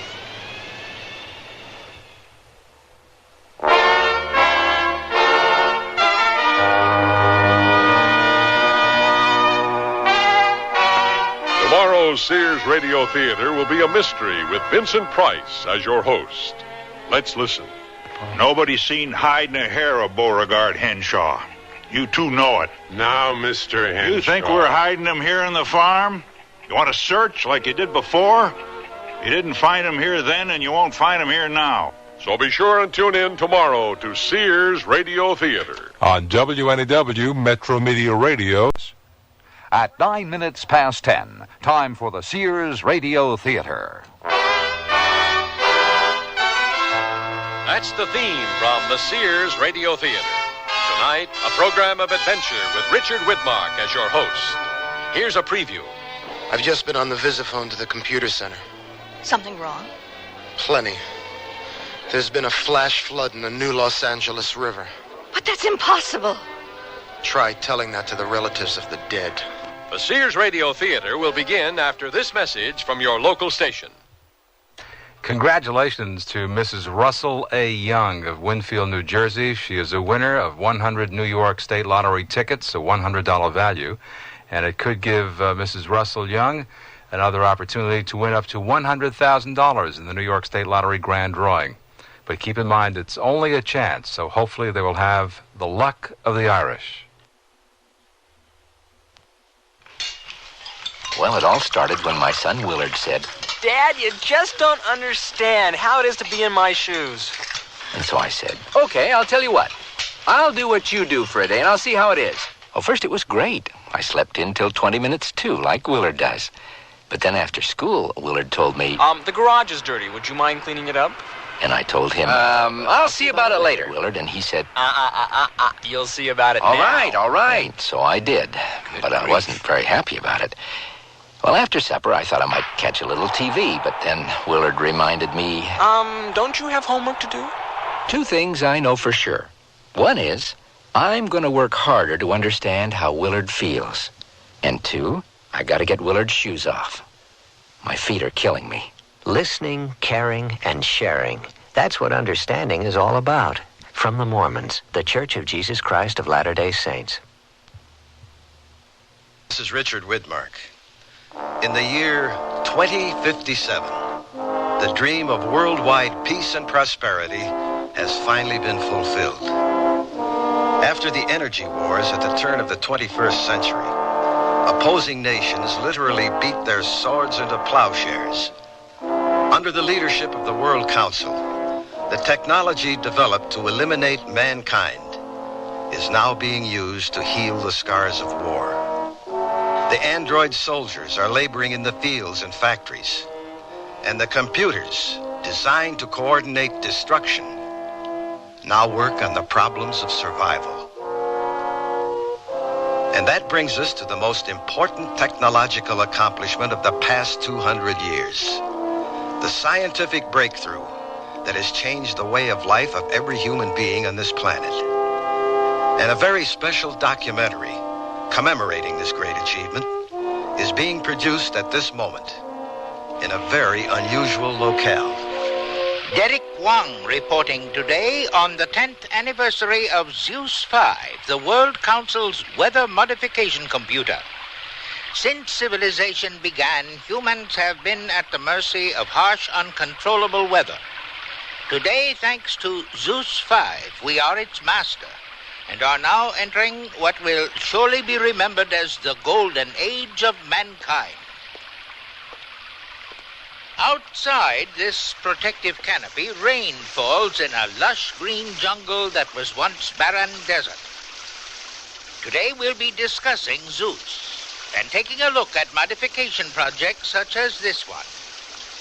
This is Derek Wong reporting live from the South Sahara rainforest. A weather modification computer. Now there's an advance. The golden age of mankind is how the young man put it. But let me ask you something. Did you ever know a computer that didn't make a mistake? And that's only the beginning of our story.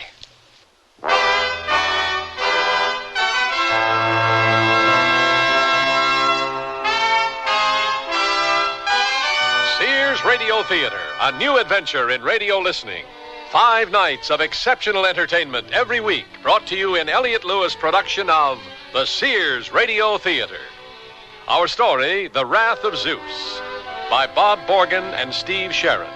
Our stars, Mary Jane Croft, Vic Perrin, and Stephen Keats. The Sears Radio Theater is brought to you by Sears Roebuck and Company, where value is your byword. Sears, where America shops for value.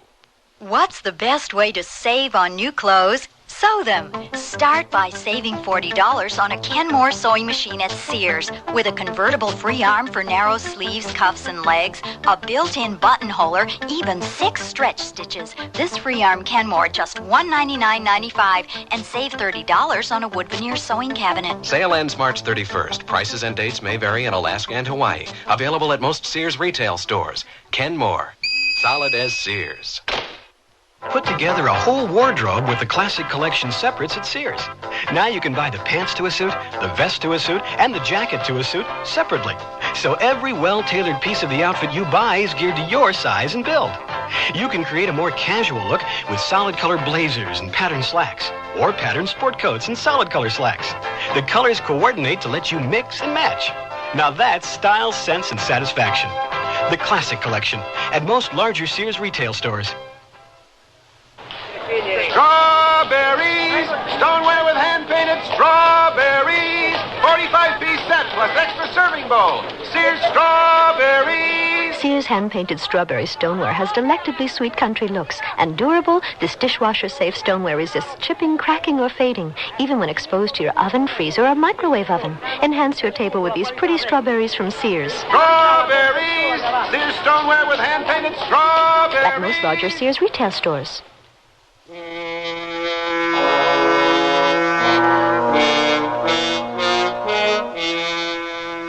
The Sahara. Over 3 million square miles of hot, dry mountains and endless sand dunes. Here, in the world's largest desert region, it was not uncommon for temperatures to rise as high as 120 degrees Fahrenheit. And because the rainfall was so inadequate, the plant life was limited to those capable of seeking out the scarce moisture, or to those with the ability to resist drought indefinitely. Of course, in the year 2057, things are a bit different. Derek Wong reporting live from the South Sahara rainforest. And with me today are Dr. Judith Wells, Chief Administrator of Global Climate Control, and Dr. Isaac Chadway, the Zeus 5 Project Director. Dr. Wells, it appears weather-caused disasters are now a thing of the past. Food production has increased enough to eliminate world starvation and allow us to abandon our previous dependency on synthetic foods. We've solved our energy needs with wind, solar, and hydroelectric power. When this project first began, could you foresee that in 10 years we would have made the phenomenal progress we have? I'm glad to see I haven't gone down in history as the voice of doom. I don't understand. Perhaps you could explain? You're too young to have covered the story, so you may not remember. But 15 years ago, when the Zonal Environmental Utilization System, or ZEUS, as we call the computer, when that system was first being discussed, I was one of those opposed to the implementation of such a project. Why was that, Doctor? Well, at the time, I didn't feel we could guarantee what the long-term effects of altering the weather would be. But surely you've changed your mind after the success Zeus has had. Well, it's only been 10 years since we activated the system, so it's a little too soon to tell. But I must admit that Zeus has more than exceeded my expectations. And what about you, Dr. Chadway? I understand Zeus has become your pet project. You must be very proud. I certainly am, Derek. I think we've made some marvelous strides in the last decade. We're living in a new world now, and we owe it all to our modification program. Take this rainforest, for example. Yes, could you explain briefly to our audience the principle behind such a project? Certainly. As you know, 20 years ago, most of the potentially arable land that was not farmed was in the tropical regions of Africa and South America. Now, in order to make use of that land and still maintain a balanced ecosystem, the jungles had to be cleared and relocated elsewhere on the globe. In this case, in the South Sahara. That's where Zeus comes in? Exactly. Once we understood the complexities of weather and climate, we could develop methods of controlling it, creating, if you will, the environmental conditions necessary to allow a rainforest to flourish where previously there was only arid desert. Is the thing that makes Zeus so awesome is that the system is able to coordinate all the weather conditions around the globe, make the necessary calculations and adjustments, and provide what's needed. And with Zeus commanding a network of satellites, drones, and robots, we can make changes at truly incredible speeds. We have our correspondents standing by at some of the other modification sites, so let's go to them for a report on what's happening on this, the 10th anniversary of Zeus 5.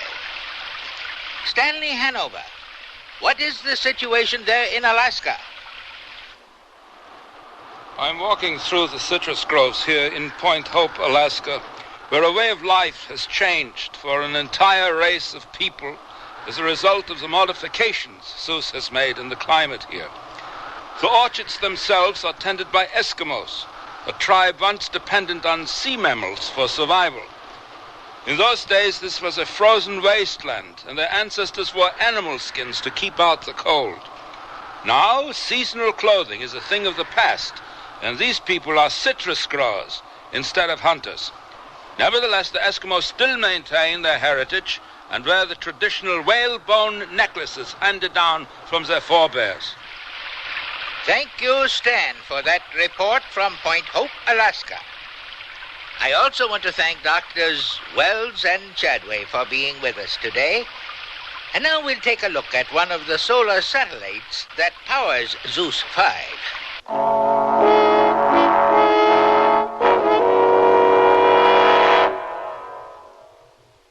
This year, my mom is dressing me up in pretty things from the Sunny Bunch collection at Sears. That's right. She'll look fresh and feminine in these dresses and separates. I can choose from frilly, colorful dresses, bouncy skirts, pants, and just the right coordinating tops.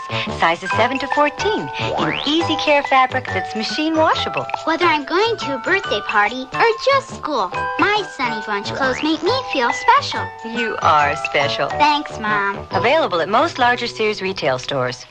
The word's out and spreading fast about the jeans from Sears Men's Store that grow beautifully. It's a sure sign they're feeling fine and feeling good. For the denim that keeps going strong a long time. Get them trim cut, regular cut, even get them pre-washed. The jeans that grow beautifully. Now at most Sears retail stores.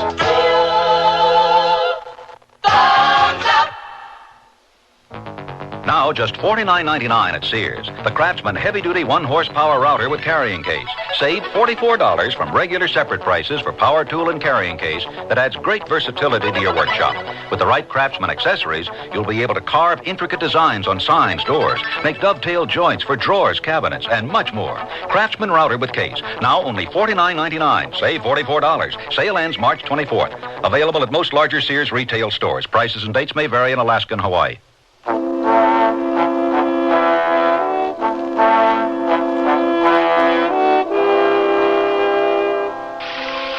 Okay, doctors, we're through. Thanks again for being on the program. Oh, our pleasure. And best of luck with Zeus. You're doing a fine job. Thank you. Well, I'm glad that's over with. I have never liked being interviewed. I rather enjoyed it. You always were a bit of a showboat. You seem to forget, Judith, that there wouldn't even be a Zeus 5 if I hadn't drummed up support for the project on shows such as this. I'm not disagreeing with you, Isaac. All I meant was you're very good at this sort of thing. I'm not, that's all. I'm glad that reference to your past didn't upset you. Why should it? I'm not ashamed of my convictions. And I still feel the same way about weather modification. We're treading on very dangerous ground right now. Of course, the benefits look good today, but who's to say that our great-grandchildren won't have to suffer from our tampering with nature? Well, if you feel that negatively, then you shouldn't be involved in the project. On the contrary, someone's got to provide a balance for your eager optimism. Are you coming back with me to the computer center? No, I've got to jet up to Greenland. Anything serious? Just a minor problem. I'll see you later.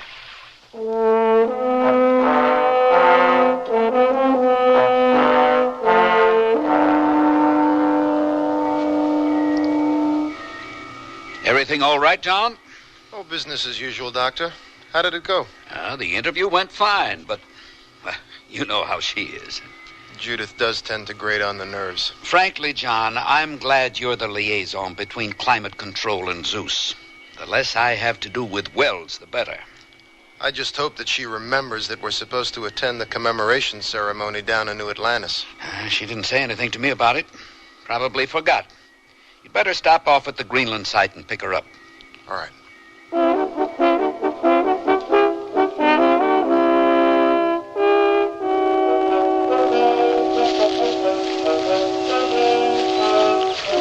How long has it been cloudy like this, Travis? Oh, a couple of days. It's not a problem yet. But just what is the problem? You've dragged me all the way up here and everything looks perfectly normal. Wheat looks healthy. Plenty of it. Well, that's just it. There's too much wheat. We've exceeded the anticipated crop, eh?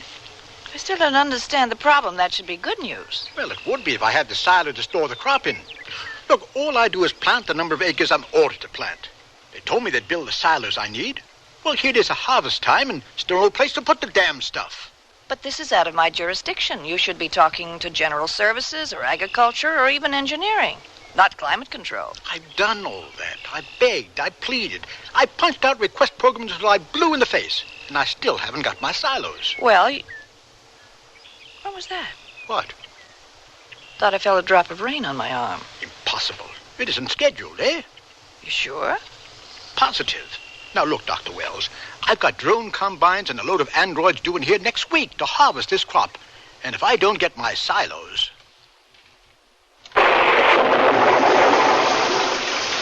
I thought you said it wasn't supposed to rain. It's not, and I've got the schedule in my office to prove it. That's one of our hovercraft, but I don't recognize the pilot. It looks like one of my assistants, John Campbell.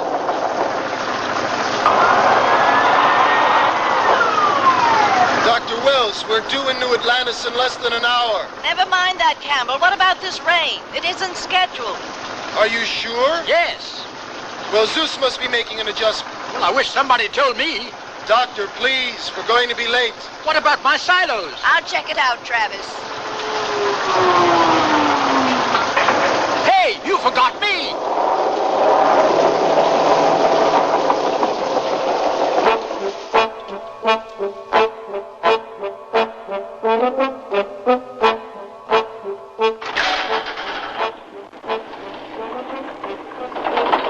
What level, please? Ocean floor, city level. Out of the rain into the ocean. Well, at least it'll be dry down there.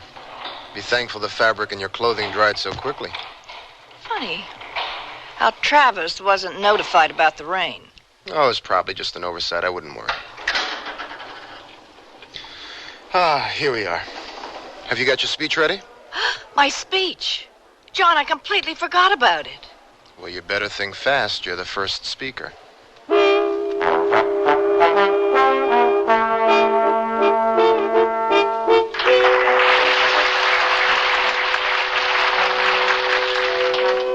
Thank you. It's a great honor for me to be here tonight, not only because it's the 10th anniversary of the Zeus 5 project, but also because it gives me the opportunity to express my gratitude and admiration for the people of New Atlantis. In the last 5 years, with the help of the dolphin civilization, we've progressed from those first tentative floating cities to great underwater communities such as this. We have, in short, made the first steps toward conquering a whole new world. And I think the real credit goes not to Zeus 5, but to people like yourselves, the pioneers of the sea. None of this would have been possible without you. Citizens of New Atlantis, this is your day.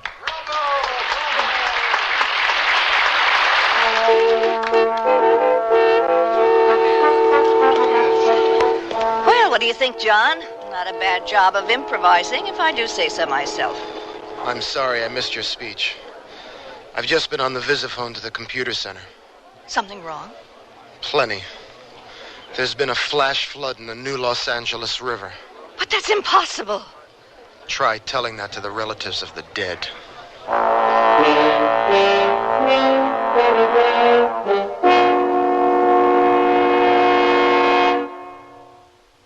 Sears Radio Theater will return after this message from your local station. It was an empty rooming house, midday. No one around but some mangy cats lazing on the stoop. It was good to be home. I've been chasing down high blood pressure, an accomplice to the big ones, heart attack and stroke, in an all-night spree. I'm Sam Hart, private detective. I climbed the stairs to the second floor, rounded the corner, and froze. One door, mine, was left unlocked, standing open to the hall. I leaned on the door jamb, surveying the premises. The room was untouched. No sign of forced entry. Nothing missing. But it made me think of that character I was tracking last night. High blood pressure. The silent killer. You can't lock that one out. Never could. He's the relentless type. Hits without warning. Any time, any place, any person. The only protection is getting your blood pressure checked regularly. If it's high, you can nab this character in time with medicine and proper diet. To get more information, call my client, the American Heart Association. They're fighting for your life. Chills run up and down your spine. There's a creeping sensation at the back of your neck. You're listening to CBS Radio Mystery Theater. I'm E.G. Marshall, your host for these hour-long dramas of suspense, adventure, and the macabre. Heard 7 times a week on most of these stations. Here's a sample of what we mean.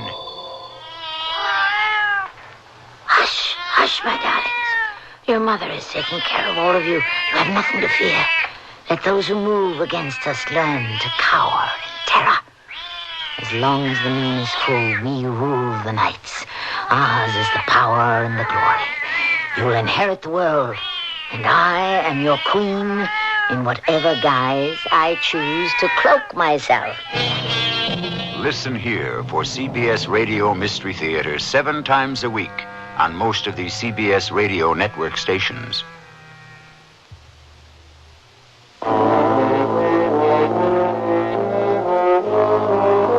An unexpected rainstorm in the mountains fills a river channel with an overflow of water. The sudden deluge flows swiftly downstream, the water building up, gaining momentum. until it forms a massive wave of uncontrollable energy. Without warning, a flash flood can turn a gentle, lazy river into a savage torrent, sweeping away everything in its path. Trees, boulders, houses, and people. All right, Isaac, what happened? Everything's under control, Judith. The reports are all in. It seems there's been a rash of unscheduled precipitation all across the globe. Damages? Minimal. L.A. got the worst of it.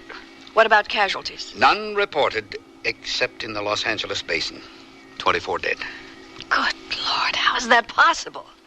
This is the 21st century, and that's the kind of disaster Zeus was created to prevent. Now, look, Judith, don't go blaming the computer. Why not? Because it's your pet project? Oh, you'd just love to have an excuse to shut down this system, wouldn't you? All I want to know is who the hell's responsible. I don't know. We're just completing a check on the entire complex right now. So far, everything tests out normal. John, you'd better give them a hand. They can use you. Right, Doctor. I'm sorry for snapping at you, Isaac. I just want an explanation. I know. I just wish I had one. Well, we'd better come up with something. Because you can bet the World Council is going to be demanding some answers. I can't understand it. This is the first time anything like this has happened in 10 years. Somehow I don't think that's going to be much consolation to the council members. They've just finished the last test, Doctor. I'll punch up the results on the monitor. There. You see? The system is functioning perfectly. If it was functioning perfectly, 24 people would still be alive. Punch up the program analysis. This is the program of modifications as it was originally scheduled. And here's the program that was carried out. Why the discrepancy? I don't know. Unless... John, bring up the monthly precipitation schedule. They're identical. There's the answer. Zeus modified for a month's worth of precipitation to occur in a single day. We're just fortunate that it was the dry season in most of the affected areas. Then Zeus is malfunctioning. No. This was a human error. There's no other possible explanation. Campbell, I want a full report on my desk by this afternoon, explaining just how one of your highly trained technicians could have made such a mistake. You heard the lady, John? I'll see to it immediately, Doctor.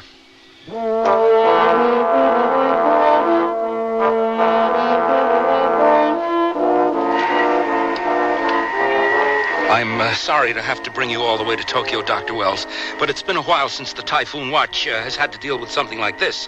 Let's see what you've got, Benson. This monitor shows the position of two typhoons that have been developing out in the Pacific. The smaller one began forming late last night, and the larger one here early this morning. Mm-hmm. Well, naturally, we weren't too concerned. I mean, we all figured Zeus would take care of it. Anyway, I made the routine reports to control. Well, they knew nothing about it. The typhoons weren't on the schedule. That is odd. Well, that's not all. 2 hours ago, the small typhoon moved past the intercept coordinates. You mean without being dismantled? I checked. No robot interceptors have been launched. What about the big typhoon? 500 miles in diameter, moving at 40 knots, headed straight for Japan. I don't have to tell you what kind of damage a typhoon that size could do if it hits land. Well, let's not panic. Though I'd sure feel a lot easier about this if I knew why Zeus let the smaller one go past intercept. Well, the way I see it, we've got two choices. We can assume Zeus knows what's happening and leave it up to the computer. Or we can take matters into our own hands. Benson, on my authority, I want you to dismantle those typhoons yourself. How long before the large typhoon reaches the intercept coordinates? 3 hours. All right. If Zeus doesn't act on it, we'll have to. Launch the robot interceptors, no matter what. Yes, Doctor. And, Benson, better keep quiet about this, okay? Oh, yes, I understand.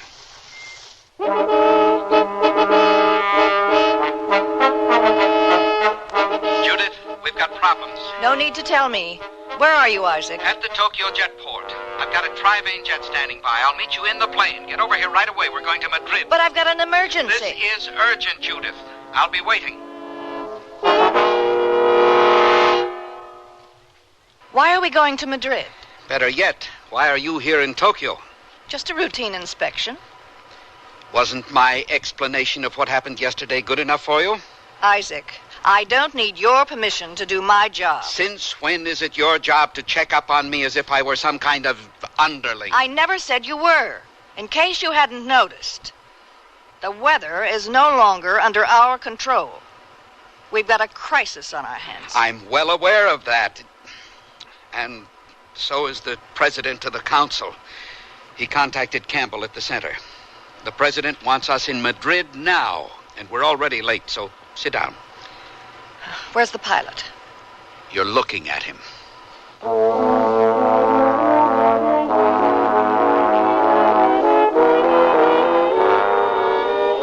I think you'd better hear my report, Isaac. Well, let me set the autopilot. Okay? Now explain. The facts. Yesterday, the rains. Today, 2 typhoons in the Pacific. And Zeus let them go past intercept without dismantling. I understand in Windmill City, the winds are blasting through the Rockies at velocities of 300 miles an hour. Will you agree that Zeus is malfunctioning? I just can't understand it. I've checked the computer 3 times, and the system seems to be working perfectly. But something is wrong with Zeus. Yes. Then we have no other choice. I'm sorry, Isaac, but I'm recommending that Zeus be shut down. I'll have John do it as soon as we land. It's better if we do it now, before the public finds out about it. I see what you mean. There could be a panic. Everything we've worked for would be destroyed. Exactly. Yeah, we're almost there. I'll disengage the autopilot.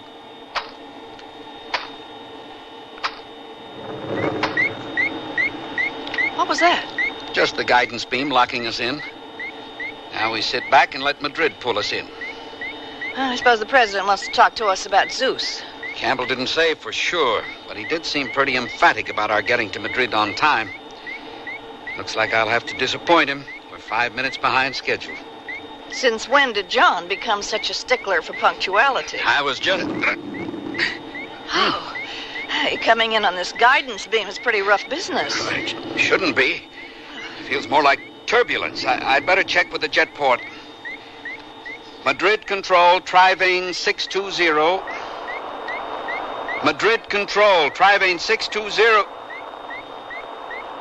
That's funny. I had them on beam a minute ago.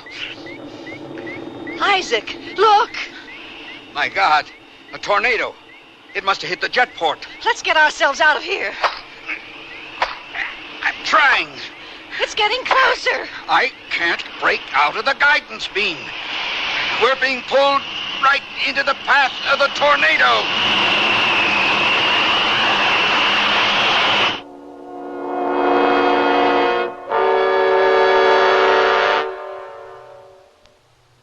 The word's out and spreading fast about the jeans from Sears Men's Store that grow beautifully.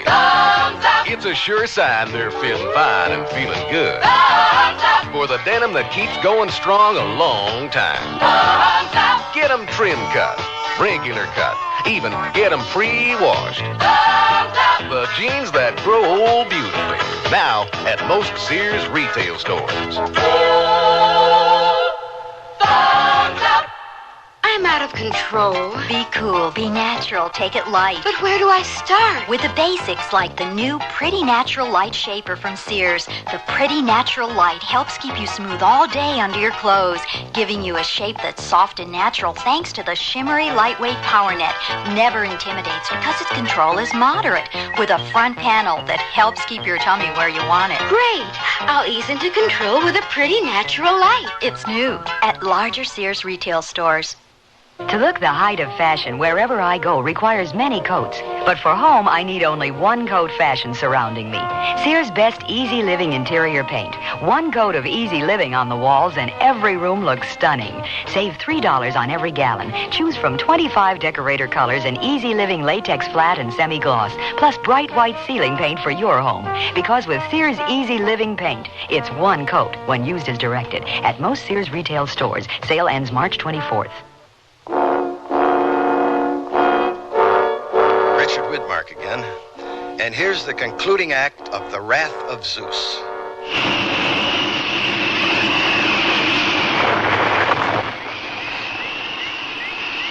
My God, we've been drawn straight through into the core of the tornado. Are we still locked into the guidance beam? No. Quick! Fly us straight up the core.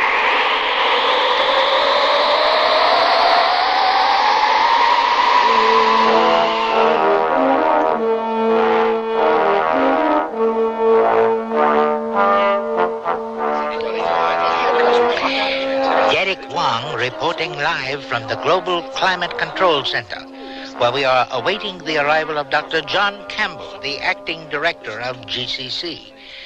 Dr. Campbell is expected to make a statement regarding the recent weather-related disasters and perhaps offer an explanation as to the... Dr. Campbell is entering the room now, trying to make his way to the podium. What do you plan to do about the weather? Please, ladies and gentlemen, please. I just have a brief statement to make. The exact cause of the weather disasters occurring worldwide today remains as yet undetermined. As soon as I leave here, I intend to meet with the World Council in emergency session to begin effecting the necessary changes to correct the present situation. On a personal note, I wish to express my regret over the death of Council President Ortega, who was killed in the tornado that swept through Madrid. I also wish to express my own personal sorrow at the loss of my two colleagues and friends, Dr. Isaac Chadway and Dr. Judith Wells, who are presumed killed in that same disaster. We all owe them our gratitude for what they accomplished. Thank you. Yes, but is it true that this is broken down about what it haven't answered my question?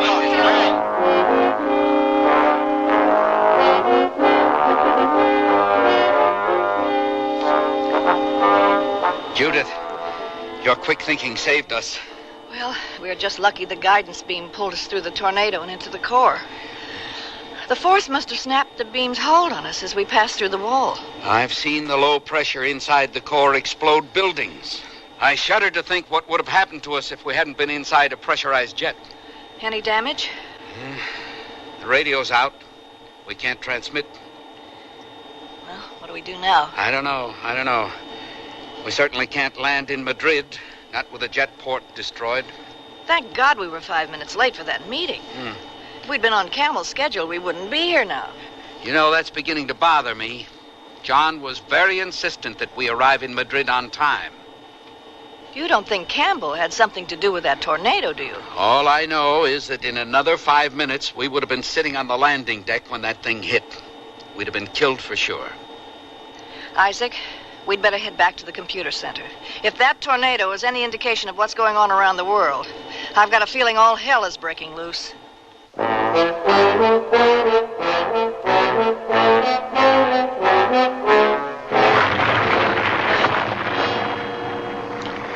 On your monitor, you can see the earthquake that sheared part of Southern California off into the Pacific this morning.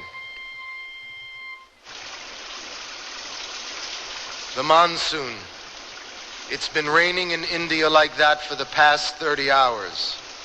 The Ganges River is flooded and Benares is under 9 feet of water. This is the blizzard that struck Argentina and Chile. It's sweeping up out of the Antarctic. Australia and New Zealand are both catching part of another snowstorm similar to this one.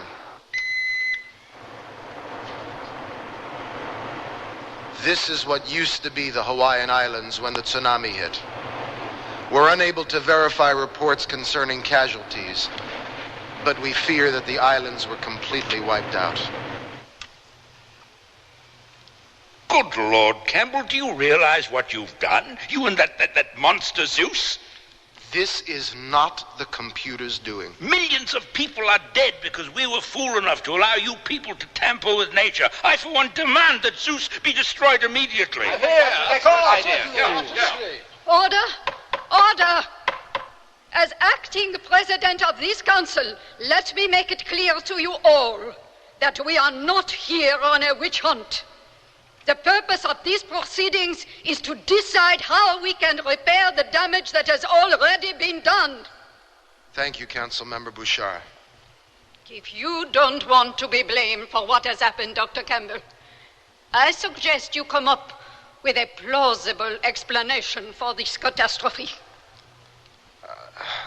I have no explanation for now, other than to say to you all that the computer is not responsible. Not responsible? Are you insane, man? We've run an exhaustive check, and Zeus is functioning perfectly. If that were really true, then millions of people wouldn't be dead. I'm not saying that Zeus didn't create these disasters, but that the computer can only do what it's told to do. I don't need you to explain how a computer works, Dr. Campbell. Wait a minute.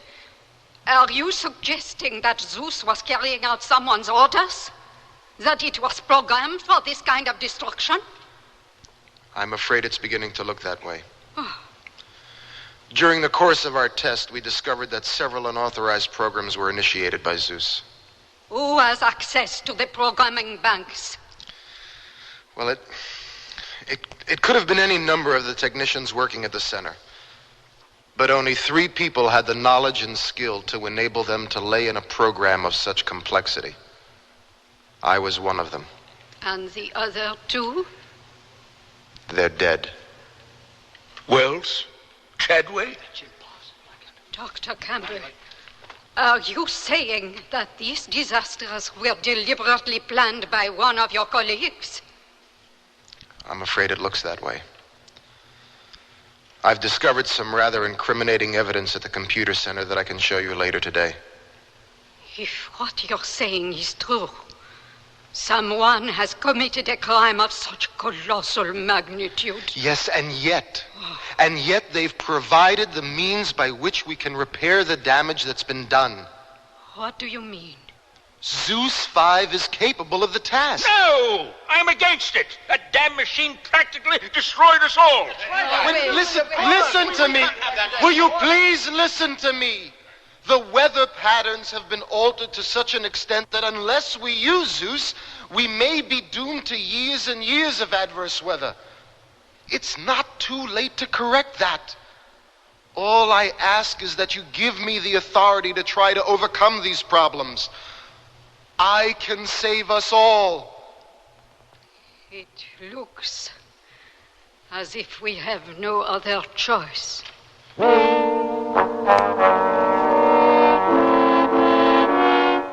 Wells, Dr. Chadway, we thought you were dead. So did we, Sergeant. So did we. But how did you... There's no time to explain now. We've got to get into the computer.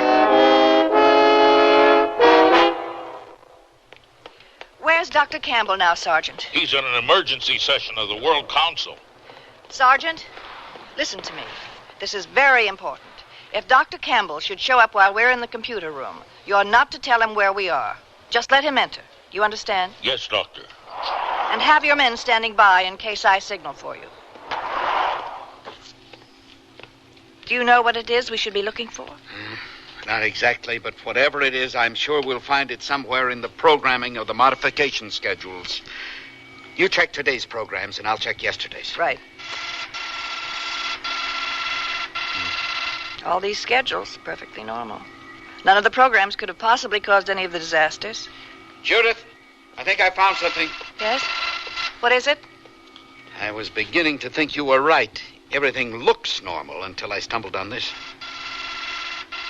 Program E1, restricted, Isaac Chadway, clearance personal code. But I don't have any program restricted under personal code entered in the banks.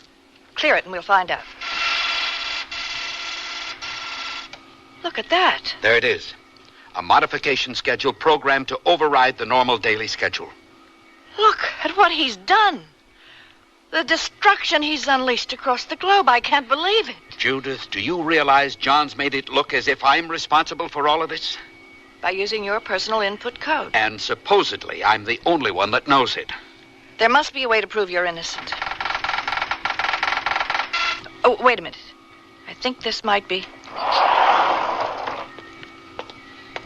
Isaac. Judith. Hello, John. I'm glad to see you're both alive. I can imagine. You, both know Council Member Bouchard? Yes, we do. Dr. Chadway, As acting president of the council, I'm going to have to place you under arrest. Only you've got the wrong person. Right, John? I don't know what you're talking about. We found the program. Yes, the program. It's all there. Restricted under Isaac's personal code. A program of deliberate disaster planned to give you both unlimited power. Except that it's not my program, and it's you that wanted power. The trusted assistant, completely above suspicion. You played the part very well, but you were overconfident, premature. You should have made sure we really died in that tornado. Oh, you're insane. One of us certainly is. President Bouchard, I can prove Isaac isn't responsible. Oh. By something so simple that Campbell completely overlooked it. Look. This is the modification schedule that caused all the disasters. You can see that the time and date the program was entered is notated on the readout. So Judith and I were both in the South Sahara rainforest doing an interview when the program was entered. We couldn't possibly have been there to do it ourselves. Unless you falsified the time and date? No, the system registers those automatically each time a program is entered. It's impossible to tamper with them. Dr. Campbell, by your own admission to the council, only 3 people have the knowledge and skill to have done this. It would appear that 2 of those people are cleared. Do you still stand by your statement? No. No, I was the only one who had the genius for such a task. John, why? Because I was tired of being a lackey to people who were incapable of appreciating the awesome power that they had at their fingertips. Appreciating power is one thing, abusing it is another. You could have ruled the world if you hadn't been so afraid. I wasn't. Take him away, Sergeant. Yes, Madam President.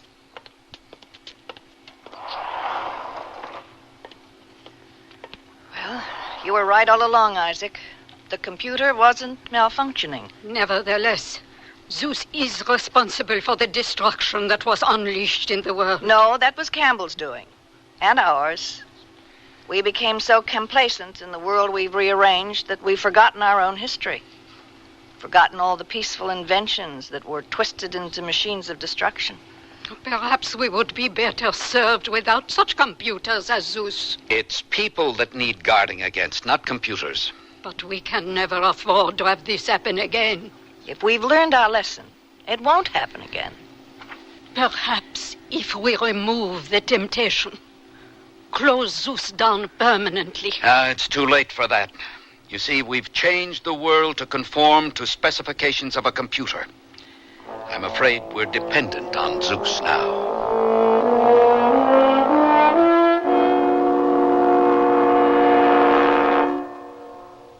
Here comes spring. I know. Isn't the weather lovely? I'm talking about your dress. It's as soft and breezy as spring. Soft dressing is what spring is all about, and her dress is from Sears' expressive collection of dresses and skirt sets, fluid lines and feminine designs, fine detailing to shape and define, in fabrics that move with you, polyester or polyester and silk, in subtle spring shades for quiet excitement, misses, petite, and half sizes, in the dress department at most larger Sears retail stores. Understand you type fast. Yes? Accurate? Well... That's okay. You'll be typing on Sears' exclusive corrector electric typewriter with easy correction and more. It's Sears' best. Try typing Sears corrector typewriter. Whoops. Now first, Sears is S-E-A-R-S, not Z. So backspace to the incorrect letter. Tap the correction key. Now the mistake is blocked out. Next, type the correct letter. Then proceed. Yes, Daddy. When I need advice, I go to my mom. Why not? It's free. Now that I'm married and moving into a new house, I want all the advice I can get. So when Mom says shop Sears, I listen. You should.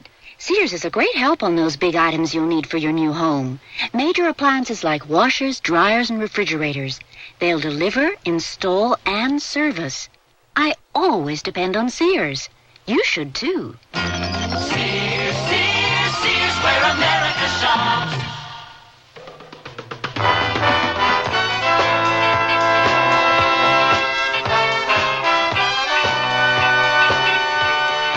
The Sears Radio Theater has been brought to you by Sears Roebuck and Company. where our policy is satisfaction guaranteed or your money back. Sears, where America shops for value. The Wrath of Zeus was written by Bob Borgen and Steve Sharon, produced and directed by Fletcher Markle. Your host was Richard Widmark. Our stars were Mary Jane Croft, Vic Perrin, and Stephen Keats. Also heard were Marvin Miller, Peggy Weber, Shepard Menken, and Jack Carroll. The music for Sears Radio Theater was composed and conducted by Nelson Riddle. Art Gilmore speaking. Associate Director of Sears Radio Theater is Ken McManus. Sound effects were created by Bud Tollefson. Joanne Thompson is production supervisor, and the recording engineers are Joe Wachter and Hal MacDonald. The Elliott Lewis production of Sears Radio Theater is a presentation of CBI. This is Safety Vision, a quick and easy method for observing potential hazards in your home. Let's start by activating your safety scan. Carefully focus on your appliance cords and plugs. Check to see if they're damaged in any way, and if so, discontinue using the appliance. Next, you should focus on water. Check so that none of your plugged-in electrical appliances can be accidentally immersed in water or any other liquid. And avoid handling an electrical appliance with wet hands, or when you are standing on a wet or damp floor. And finally, your safety scan should include checking for the UL label on all electrical appliances. That label indicates that the product design has been evaluated by safety engineers and complies with a nationally recognized safety standard. A public service message on behalf of Underwriters Laboratories and this station. Here's a tip from your Better Business Bureau. When you shop, remember that there's more than just the price of the product to consider. There's also the reputation of the seller. And if you have a question about reliability, check with your local Better Business Bureau. It's also good practice to check the warranty, what it does and doesn't cover. It's also a good idea to find out if you have to pay for shipping if the merchandise must be returned.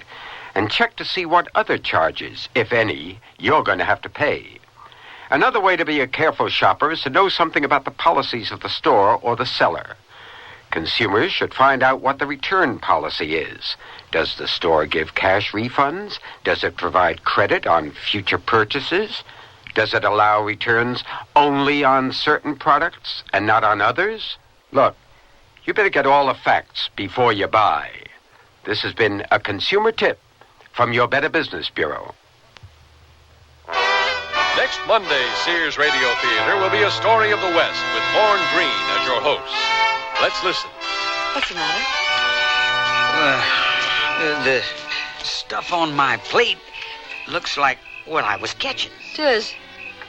Grasshoppers? Grasshoppers.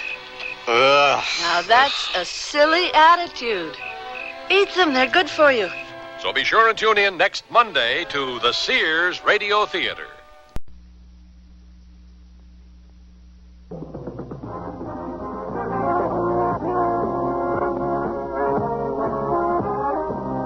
Theme from Sears Radio Theater, which will be brought to you Monday through Friday on this station. Today you can laugh with Andy Griffith as your host for things that are funny. Tomorrow, Vincent Price will bring you a generous helping of mystery, suspense, and detective stories. Thursday, Cicely Tyson will enthrall you with tales of love and hate, dramas involving human emotion. Friday, Richard Widmark will host tales of adventure in outer space, under the sea, anywhere there is adventure. And on Monday, you'll hear stories of the Golden West and the West we know today with Lorne Green as your host. The Sears Radio Theater will begin after this message from your local station. KMOX, St. Louis. This is Andy Griffith. We're just about to enter the Bentley residence. It's all right. Come on in. Well, it looks as though Elizabeth has redone the foyer again. New carpet, new wallpaper. Whenever she's bored, Elizabeth redecorates the house. She's been redecorating a lot lately. As an attorney, Joe is kept busy at the office. Very busy. He's a divorce attorney. It's early, though, so I'm sure they're both home. Probably upstairs, still asleep. Joe and Elizabeth have been happily married for almost 10 years now. Of course, they have their little differences now and then, but nothing really serious.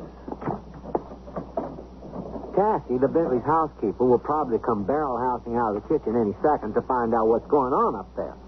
nothing ever goes on in the Bentley household without Cassie having her say about it. Yes, sir. Here she comes.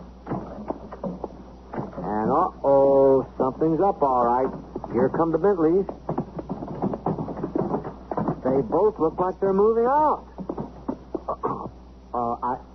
I think our story's about to begin.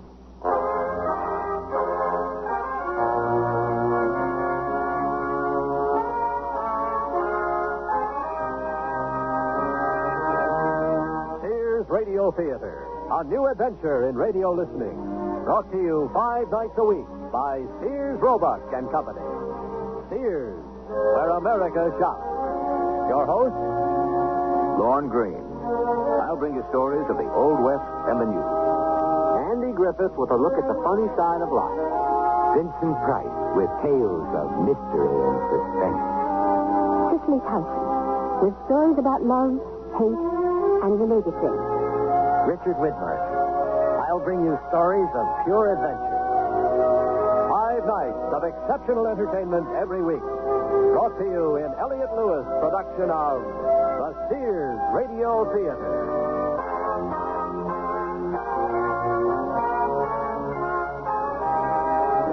Our story, And Baby Makes Four, by Shirley Gordon. Our stars, Mary Jane Croft and Elliott Reed.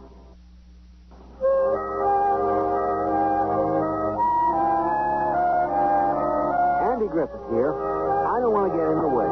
Just want to remind you that the man and woman funking downstairs with their suitcases banging into everything are not what you might define as America's most happily married twosome. Now, hold on a minute, you two. Who's leaving and who's staying? I'm leaving and he's staying. Look, if you can't even talk without each other, how do you think you're going to get... If Mr. Bentley would be enough of a gentleman to allow me to speak. If Mrs. Bentley would be enough of a lady to allow me to be a gentleman, obviously, as the husband, I should be the one to leave. Oh, listen to him, Cassie. He's just an old-fashioned, gentlemanly male chauvinist. Oh, Here, Cassie, if I get any important calls, this is where you can reach me. Until I find a nice swinging singles apartment.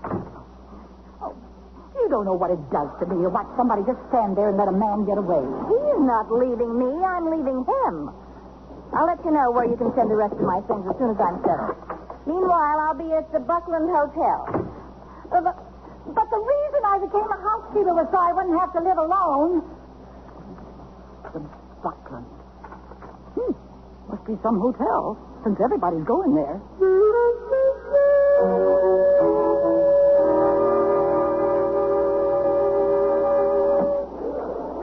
Hope you'll enjoy your stay with us, Mr. Bentley. Thank you. Suite 805, Jimmy. The elevator's this way, sir. Thank you. Excuse me. Excuse me. I'd like a suite, please. I'm not sure how long I'll be staying. Yes, ma'am. If you'll just sign the register. We're very happy to have you with us, Mrs. Bentley. Thank you. Let me see. Will suite 807 be all right? Why? Is there something wrong with it? No, of course not. Except that it's right next to suite 805. What's wrong with suite 805? Oh, nothing. Except that it's right next to suite 807. Oh, well, I'm not superstitious about numbers. Oh, yes, ma'am. I mean, no, ma'am. Suite 807, Billy.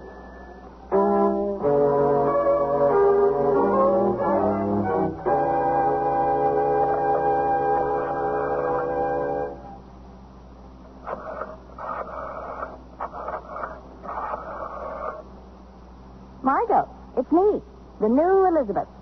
Let's have lunch and you'll find out what I mean. You can meet me here at the hotel. You heard me. That's what it's about. Joe and I have finally decided to split. In fact, I've already moved out. What do you care where Joe is anyway? Well, yes, I suppose he is fair game now, but you could at least wait until the body's lukewarm. Look, on second thought, Margot, I'm not sure about lunch today.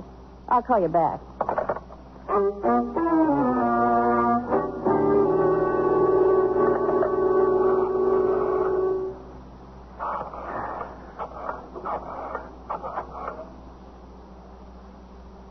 Hello, Harry. Hey, this is Joe. Joe Bentley. Listen, Harry, how about a game? Poker? You're kidding. Was it that long ago? 5 kids. Sounds like you've been busier than I have, Harry. Well, give my regards to the little woman. See you around. Yeah. So long, Harry.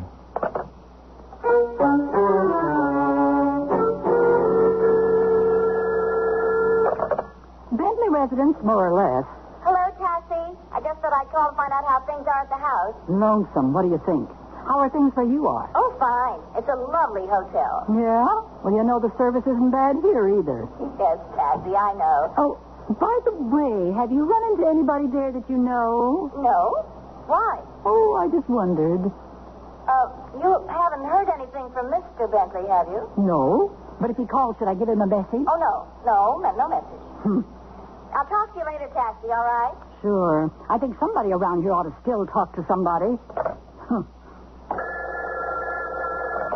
Hello, Mr. Bentley. How did you know it was me, Tassie? You're the only one left. I guess you're wondering how things are here at the house? Oh, well, yeah, I just thought I'd call. And how are things at the house? Quiet.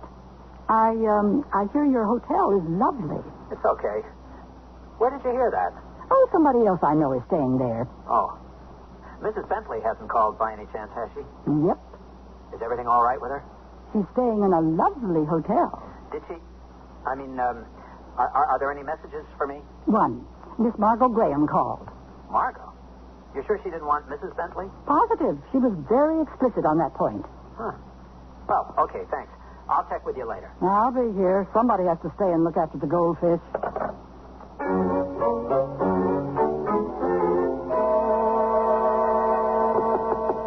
Room service? Your order, ma'am. Fine. I think I'll have it out on the balcony, please. Eh? It's a beautiful day. Yes, ma'am. Here you are. Thank you. You're welcome, ma'am. Enjoy the day. I expect to.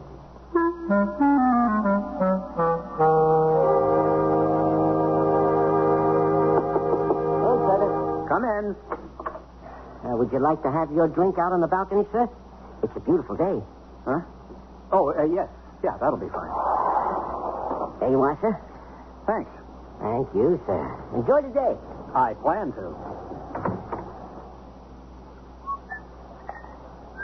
Joe, is that you? Liz, what the hell are you doing here? What am I doing here? What are you doing here? With all the hotels there are in this town? Why did you have to pick this one? I heard the view was nice. I didn't know you came with it. So, where do we go from here? Not we, me. No, I wouldn't think of interfering with your plans. You can stay here, I'll leave. Oh, where did this chivalry come from all of a sudden? With you, it isn't easy. Maybe because I've been married to you for too many years. You do what you want to do. I'm leaving. Not before I do.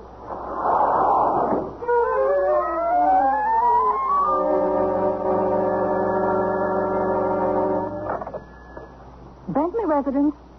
No, neither one of them's here. Only the residents. Yes, I can take a message for them. What? Would you mind repeating that, please? Funny. I could swear you keep saying that Mr. and Mrs. Bentley are going to have a baby.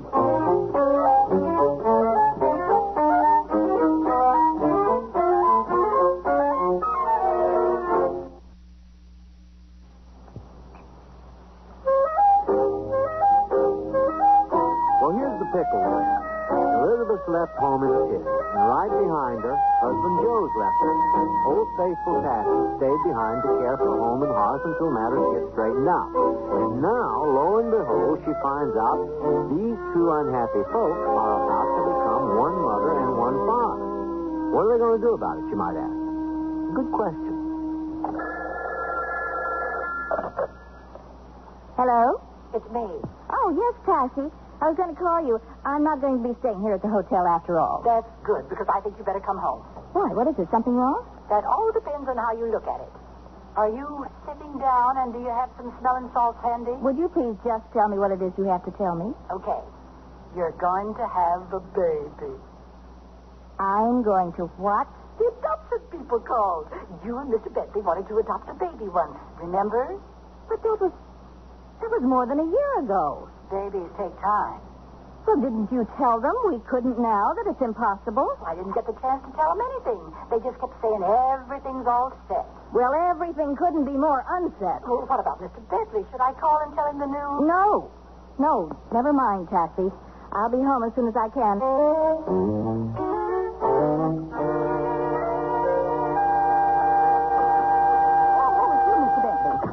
Did you happen to run into Mrs. Bentley by any chance? Yes, I did, by chance. Oh, then she told you. Told me what? Then she didn't tell you. Didn't tell me what? Well, I really think it's Mrs. Bentley's place to tell you. Cassie, Mrs. Bentley and I are not exactly on speaking terms. Still, the message was for both of you. What message? About the baby. What baby? Yours. Mine? Right. Run that past me once again, slowly, okay? Okay, but that isn't going to change anything. Someone left a message for Mrs. Bentley and me, right? Right. About a baby? Right. What about a baby? That you've got one. Boy or girl? Boy. Mrs. Bentley and I have a baby boy. Well, not a baby exactly. He's 5 years old, they said. We have a baby boy, 5 years old. Ah, that adoption business we looked into. But that was at least... Over a year ago. 5-year-old babies take longer. That was when things were different. That was when... You and Mrs. Bentley were on speaking terms. Yes, right. I hope you explained that to them. I mean, it's impossible now. What would we do with... A boy, huh? 5 years old? He's a little half-and-half kid from Vietnam. He's what? You know, the unknown soldier and the... Cassie, I read the GI Overseas Manual. Well, what would Mrs. Bentley and I do with the... You must have told them that you weren't fussy. Well, we weren't. We're not. But the whole thing is out of the question now. Even if he were an all-American kid with red hair, blue eyes, and freckles. And if you didn't explain that to them, you'd better call them right back.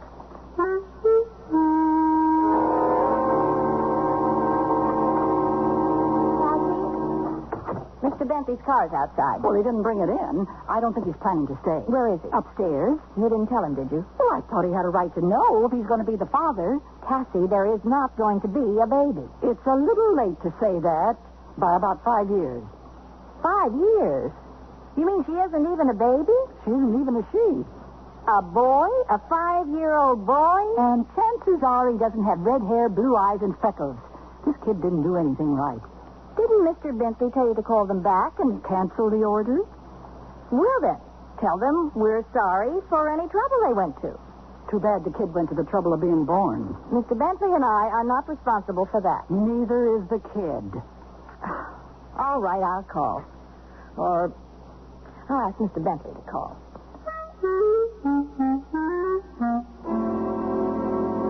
So, what do we do now? Drop straws? You mean about who's going to stay here at the house?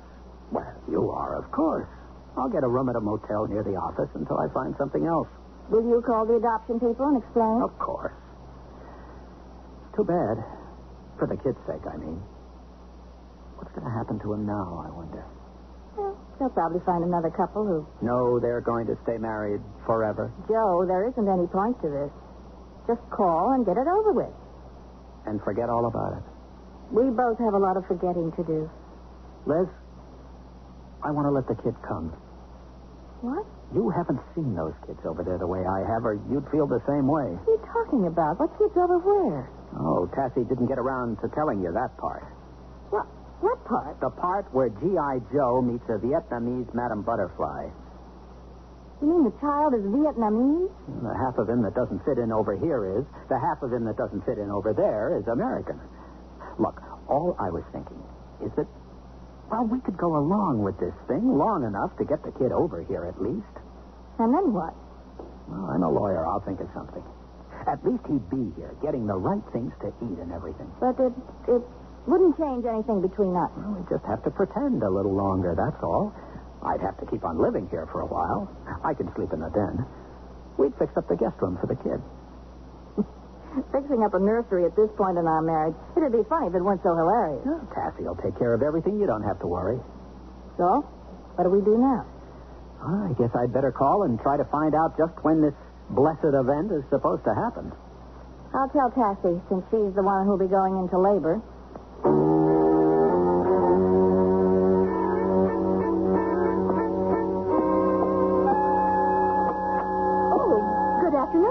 Bentley. I thought you weren't coming into the office today. Couldn't stay away. Anything important? I've put some things on your desk, but nothing really urgent. Good. Oh, excuse me, Mr. Bentley, but I didn't know you played football. Oh, this. It's a present for someone. A surprise. But as a matter of fact, I used to play a lot back in college. Feels good to heft the old pigskin again. I suppose so.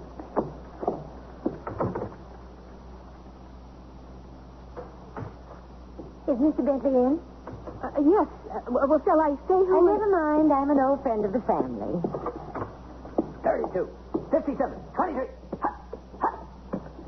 May I play, too?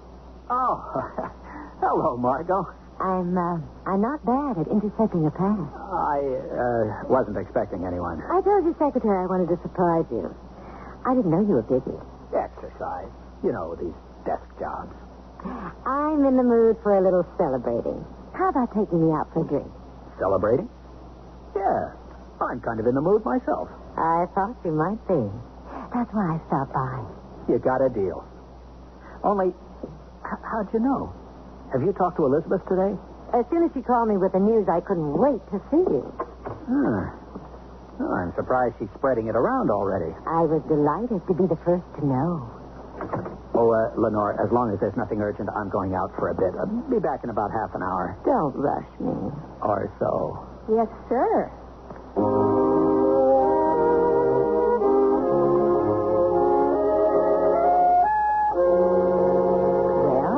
What should it be, Joe? Congratulations or commiserations? I'm very good at both.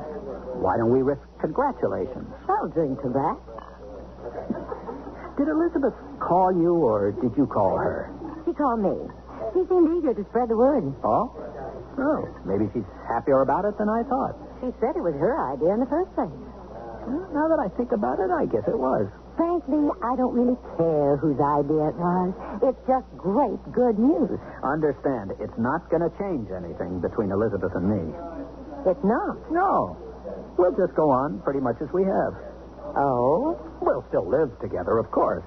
For a while, at least. Won't that be a little inconvenient? We'll both just have to learn to be more tolerant. Broad-minded might be a better word. I think she's a fool. A fool? To let you get away. Well, maybe we're both a couple of fools. But as I said, finding out that we have this kid on the way doesn't change anything. This what? The kid Elizabeth told you about. Didn't tell me about a kid? When's it due? Any time now, it seems. You mean right away? I thought you said Elizabeth called you about all this. What have we been celebrating? I think I'd better get you back to your office. Yeah. This isn't any time for a family breadwinner to goof off, is it? Not with this cookie. I only pick on people my own size. A baby is out of my league. Well, this kid isn't a baby, exactly. It's a boy. 5 years old. Amazing how time flies when you're having a good martini.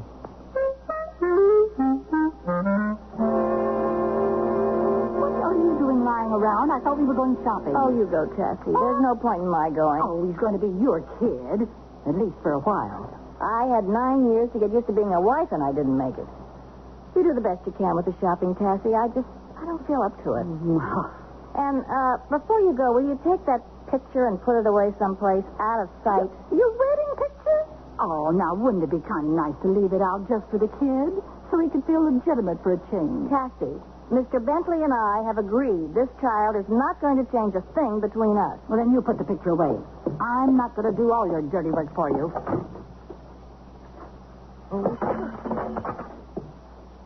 Well, that's one way of putting it away. Oh, wait till that poor kid gets here. He thinks the war is over.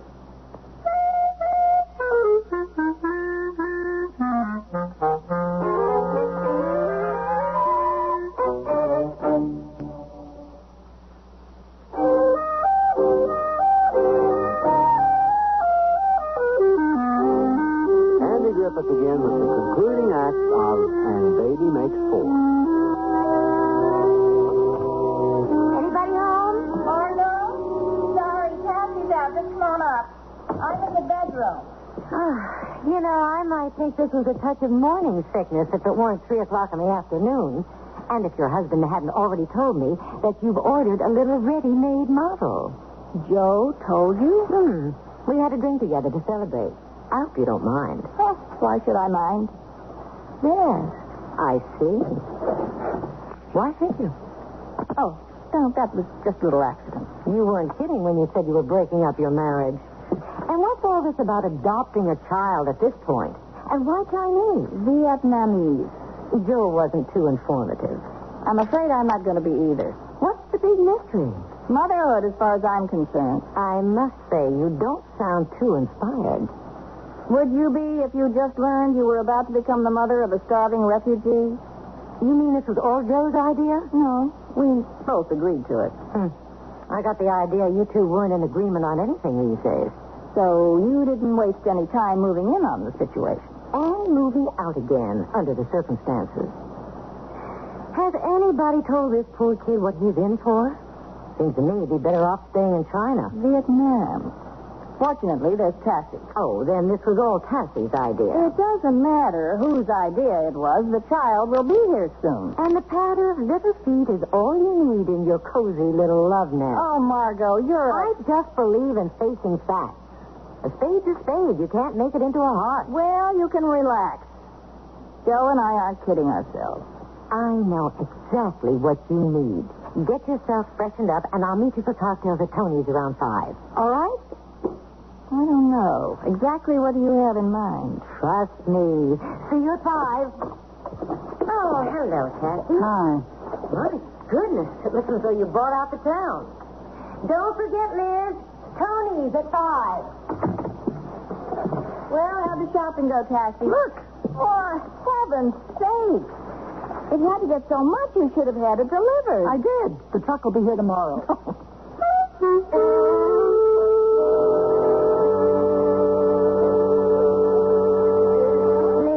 There you are. Good girl. I was afraid your impending motherhood had you completely immobilized. All right, Margot, what are you up to? Just what is it that you think I need? Not what, who. And here he comes now. Do you believe it? Oh, Margot, really? Well, after all, Liz, you're practically a divorcee, aren't you? And you're not a mother yet. Bill, darling, sit down. This is the Elizabeth I told you about. And I'm thoroughly intrigued. How are you? How do you do? What did you tell him? Liz, this is Bill Beaumont. And if you think he looks like something off the cover of a magazine, he is. Well, it's a living. But let's not talk about me. Let's talk about you, little mother. I beg your pardon? I think it's just beautiful how you're setting aside your own pain and misery to take in some starving little oriental waif. But relax, Liz. Let yourself go for a change. What do you got to lose? But you haven't already lost. Well, Good. Now drink up, girls, and we shall proceed to hit every disco in town.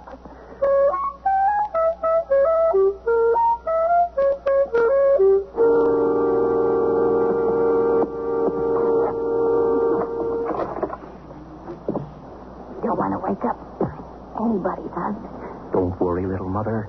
Now that we've seen you safely home, we'll tiptoe away like a little boy. Don't bother. Nobody's husband is asleep. No. There was no reason for you to wait up for me. I didn't. Oh, did we wake you? Sorry. But it's good to see you, Joe. You look so warm and rumpled in your jammies. I'll tell you what happened, Joe. Margot said your wife needed a little relaxation, so No, this is Bill. He's a model. A model what? Photographer's model. You know, horses, the West. Show him your tattoo, Bill. Had it done especially. I believe in realism in my work. Admirable. Well, now that we're all here, no reason to let the party die. Oh, it'll have to live on without me. I don't feel so good all of a sudden. Oh, what's the matter, little mother? Just a little 3 o'clock in the morning sickness. Well, then you better get her right to bed, Joe. Come on, Margot. Time for us to tiptoe away like little bitty mice. Oh, well, another time, Joe, darling. I'll be seeing you, little mother. Oh, shut up.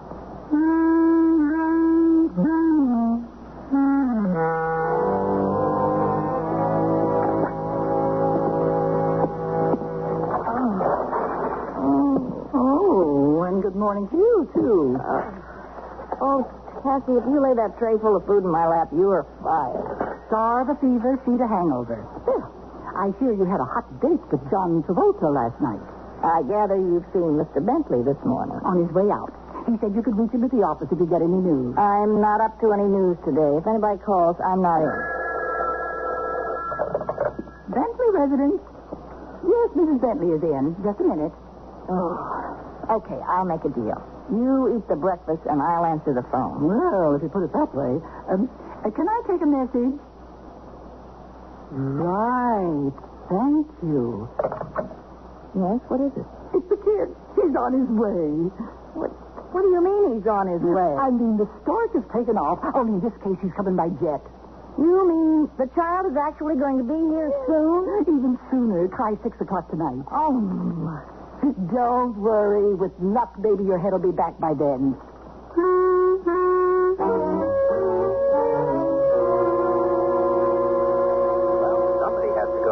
To pick him up, and I think it should be both of us. Why? Why give him the wrong idea right from the start? Look, he's going to be set straight soon enough, but right now, he's a little kid landing in a strange place. He'll need somebody to comfort him, like a mother. Well, he's so young. I don't know how to talk to a 5-year-old kid, especially one that doesn't understand English. Look, I agree. We should both go, but honestly, Joe, I don't think I could make it the way I'm feeling. You picked a great time to go disco hopping. No, I don't think it's a hangover. It's like flu or something. Anything that gives you an out, right? Well, there's still a few hours. Maybe I'll feel better by then. Maybe you'd better feel better by then. Oh. No, don't look at me. I'm the home front welcome committee. I'll have the hot meal and the warm bed ready. I can't do everything. But, Cassie, I just feel awful. For you, I have in mind a cold shower. Did he sleep? Almost before his head hit the pillow. Poor little guy. I don't think he knows what's happening. I'm still working on it myself. What did he do when he first came off the plane and saw you? Started to cry. I never stopped. Until I gave him a lollipop to suck on. Well, I've been wondering about that. How'd you happen to have a lollipop in your pocket? I've been trying to quit smoking. Oh, that's right. I forgot. How you doing? Please. Maybe the kid will help you quit. I mean, you'll be too busy playing football. Maybe. Only I can't count on the kid as a permanent solution. You keep forgetting that, Cassie. How can I when everybody keeps reminding me? But for the moment, at least, it looks like we're in the parent business. For better or worse. As someone said on another auspicious occasion.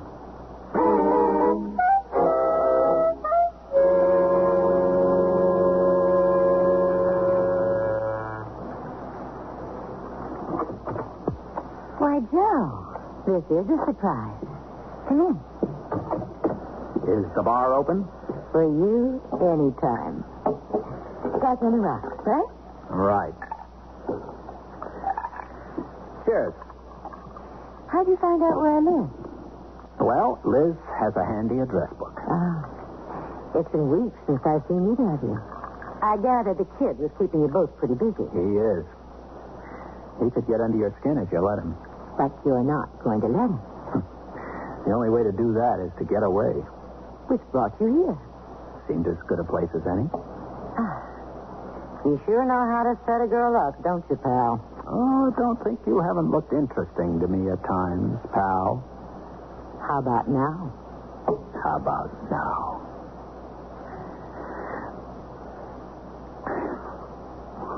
What's the matter? You don't hear me complaining, do you? No, but... You don't have to make excuses to me about still being in love with your wife. I don't know if I'm still in love with Elizabeth. I haven't been able to give up smoking either. All right, then. Maybe it's just your new father image getting in the way. I have to admit that Joey keeps popping into my head. Joey? A Joe Jr.? Oh, you really are asking for it, aren't you? No, it's not for me. It's for the G.I. Joe who started him on his way. And how's Elizabeth taking to little Joe Jr.? I don't know. You'll have to ask her. I think I will.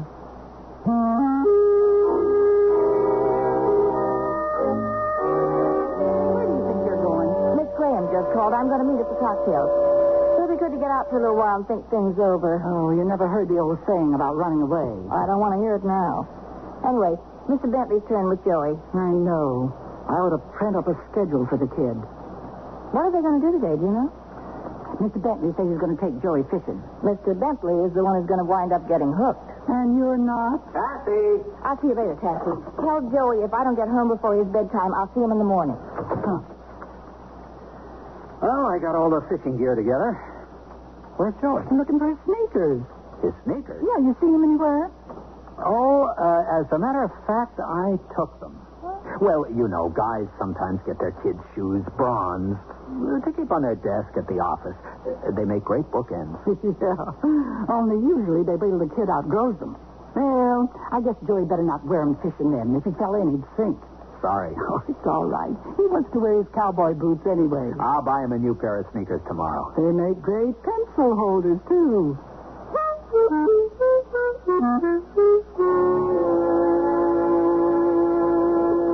So what's Joe doing today? Babysitting? Yes. We take turns. I know. He told me. You've seen Joe? Once. With feeling. He came over to my place one night. Voluntarily. And left voluntarily. For one thing, he's getting hung up on that kid. How about you? Joey's only 5. We can't ask him to put things back together for us. You don't have to. Look again. Nothing's really come apart.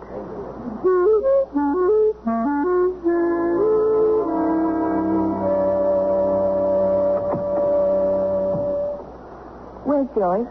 Gone to bed. Joe, I've done some serious thinking. So have I. I want to keep... Well, what are we going to have? A custody battle? I mean it, Joe. So do I. Well, then I guess that's what we're going to have. But I'll win. I'm the mother. Oh, no. Things have changed. You better get yourself a good lawyer. I already have one. Liz, are you sure it isn't just Joey coming into our life and... No, I'm sure. I found out you're a habit I don't want to break. Like smoking? Pardon me, but I could have told you that in the first place and saved you all that trouble. Kathy, please. And Joe, I guess now's the time to tell you something else. What? That morning after sickness I had, I went to the doctor for it. The doctor? How do you think Joey's going to feel about a little brother or sister? I think Joey's going to love it. Nothing like getting the ball rolling in the right direction.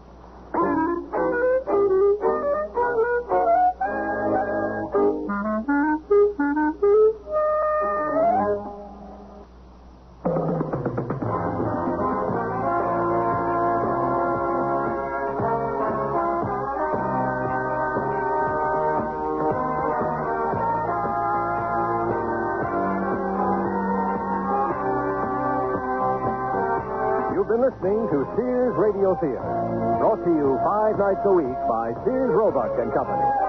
Sears, where America shops. And Baby Makes 4 was written by Shirley Gordon, produced and directed by Elliott Lewis. Your host was Andy Griffin. Our stars were Mary Jane Croft and Elliott Reed. Also heard were Elvia Allman, Doris Singleton, Myron Kane, Lenore Kingston, and Sidney Miller. The music for Sears Radio Theater was composed and conducted by Nelson Riddle. Art Gilmore speaks. The Elliott Lewis production of Sears Radio Theater is a presentation of CBI. CBS News. Israeli Foreign Ministry sources are quoted as saying the Israeli cabinet will consider a U.S. plan for reconvening the stalled peace talks with Egypt. I'm Christopher Glenn, reporting on the CBS radio network. The Foreign Ministry source, quoted by the Associated Press, says the cabinet will take up the U.S. proposal at its regular meeting on Sunday, and the cabinet will seek to have the peace talks resumed in a location which would permit quick consultations. Secretary of State Vance said yesterday the new talks probably would be held in Washington. In Tel Aviv, meantime, a leading member of the Israeli cabinet is proposing the U.S. be kept out of the negotiations. Dan Raviv reports. Agriculture Minister Ariel Sharon, who's in charge of Jewish settlements in the occupied territories, is proposing that Israel return to Egypt now, the largest Arab town in the occupied Sinai, El Arish. Sharon says this would be a gesture by Israel aimed at getting Egypt to agree to direct talks without American mediation. Sharon told interviewers that the United States has been managing the Mideast peace talks according to its own interests. And he said the U.S. is working toward a Palestinian homeland or state on the occupied West Bank of the Jordan, something unacceptable to Israel. Sharon is generally viewed as a hardliner, a war hero suspicious of Egypt's intentions. But his close friends say Minister Sharon has adopted the view of most Israelis, that a peace treaty with Egypt is inevitable. Sharon, however, believes Israel could get better terms talking directly to Egypt without U.S. involvement. At least through the next round of talks, the full cabinet is not expected to approve his proposal. Dan Raviv for CBS News, Tel Aviv. We'll have more CBS News in 1 minute. Hello? Marge, it's Fran. Did I wake you up? Oh, no, I always talk like this in the middle of the night. Oh, anything wrong? Nothing, really. It's just one of those nights when I can't fall asleep. I took an aspirin, but it did nothing for me. Why should it? Aspirin's for headaches. What you need is a sleeping aid. On the way to work, pick up some Compose. Headache? Take aspirin. Sleepless night? Take Compose. C-O-M-P-O-Z. Taken as directed before you go to bed, Compose actually helps you fall asleep when you want to fall asleep at bedtime. Marge Walker. Marge? Fran. Thought I'd call you during the day this time so as not to scare you to death. Hi. How's the Compose work? Oh, great. I don't get sleepless nights often, but if I do again, Compose is what I'll take. Headache? Take aspirin. Sleepless night? Take Compose. C-O-M-P-O-Z. Take only as directed. Compose is available at all drug counters. The Department of Agriculture held public hearings in Detroit today, getting comment on proposals to restrict sales of so-called junk food in schools, which participate in the National School Lunch Program. Assistant Agriculture Secretary Carol Foreman chaired the hearing and told a news conference her concerns. I am very much concerned about the fact that the taxpayer spends $2.5 billion, $3 billion on school lunch and school breakfast each year. And that we have a responsibility to see that that money is well used and that it accomplishes its purposes. Opponents of junk food sales in schools spoke of manufacturers who make profits selling what were called second-class foods, which cause children's teeth to rot. Industry representatives countered that barring such sales would rob school officials of control over school policy. Militant farmers were permitted to pass police blockades for a traffic-snarling tractorcade past the White House this afternoon, but only for about an hour. They returned to the barricade area, joining more than 1,000 other farm vehicles there before the peak of the rush hour traffic hit. Agriculture Secretary Bob Berglund said the two-day demonstration was an unmitigated disaster, and he assailed calls by the militants, supporters of the American agriculture movement, for higher government price supports on crops, and he called them just old-fashioned greed. Chinese Vice Premier Deng Xiaoping, his American visit over, went to bed early in Tokyo tonight, drained by the cold he caught in the United States. Deng canceled a dinner appointment in the Japanese capital and retired, hoping, a spokesman said, to conserve his energies for talks with Japanese leaders coming up tomorrow. We'll have more CBS News following this message.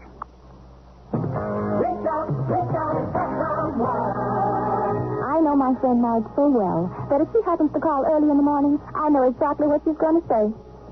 She'll say, I hope I didn't wake you. Sally, I hope I didn't wake you. She'll say, but I had to talk to you. But I had to talk to you. She'll say, my boyfriend and I are into a problem. He wants to disco on wheels and my ankles just can't take it. But he won't go near a regular dance floor now that he's discovered skates. Sally, I feel better just telling you about it. Then she'll say, I haven't even asked how you are. I haven't even asked how you are. Well, next time. Thanks, Sally. I'll speak to you soon. Bye. That's my friend Marge. And as well as I know her is how much I love her. Dial direct state to state without operator assistance and save 60% before 8 in the morning and evenings after 11, except Alaska and Hawaii. The Bell System. 4 government agencies have agreed on ways to identify cancer-causing substances. That move is described as a major step toward unifying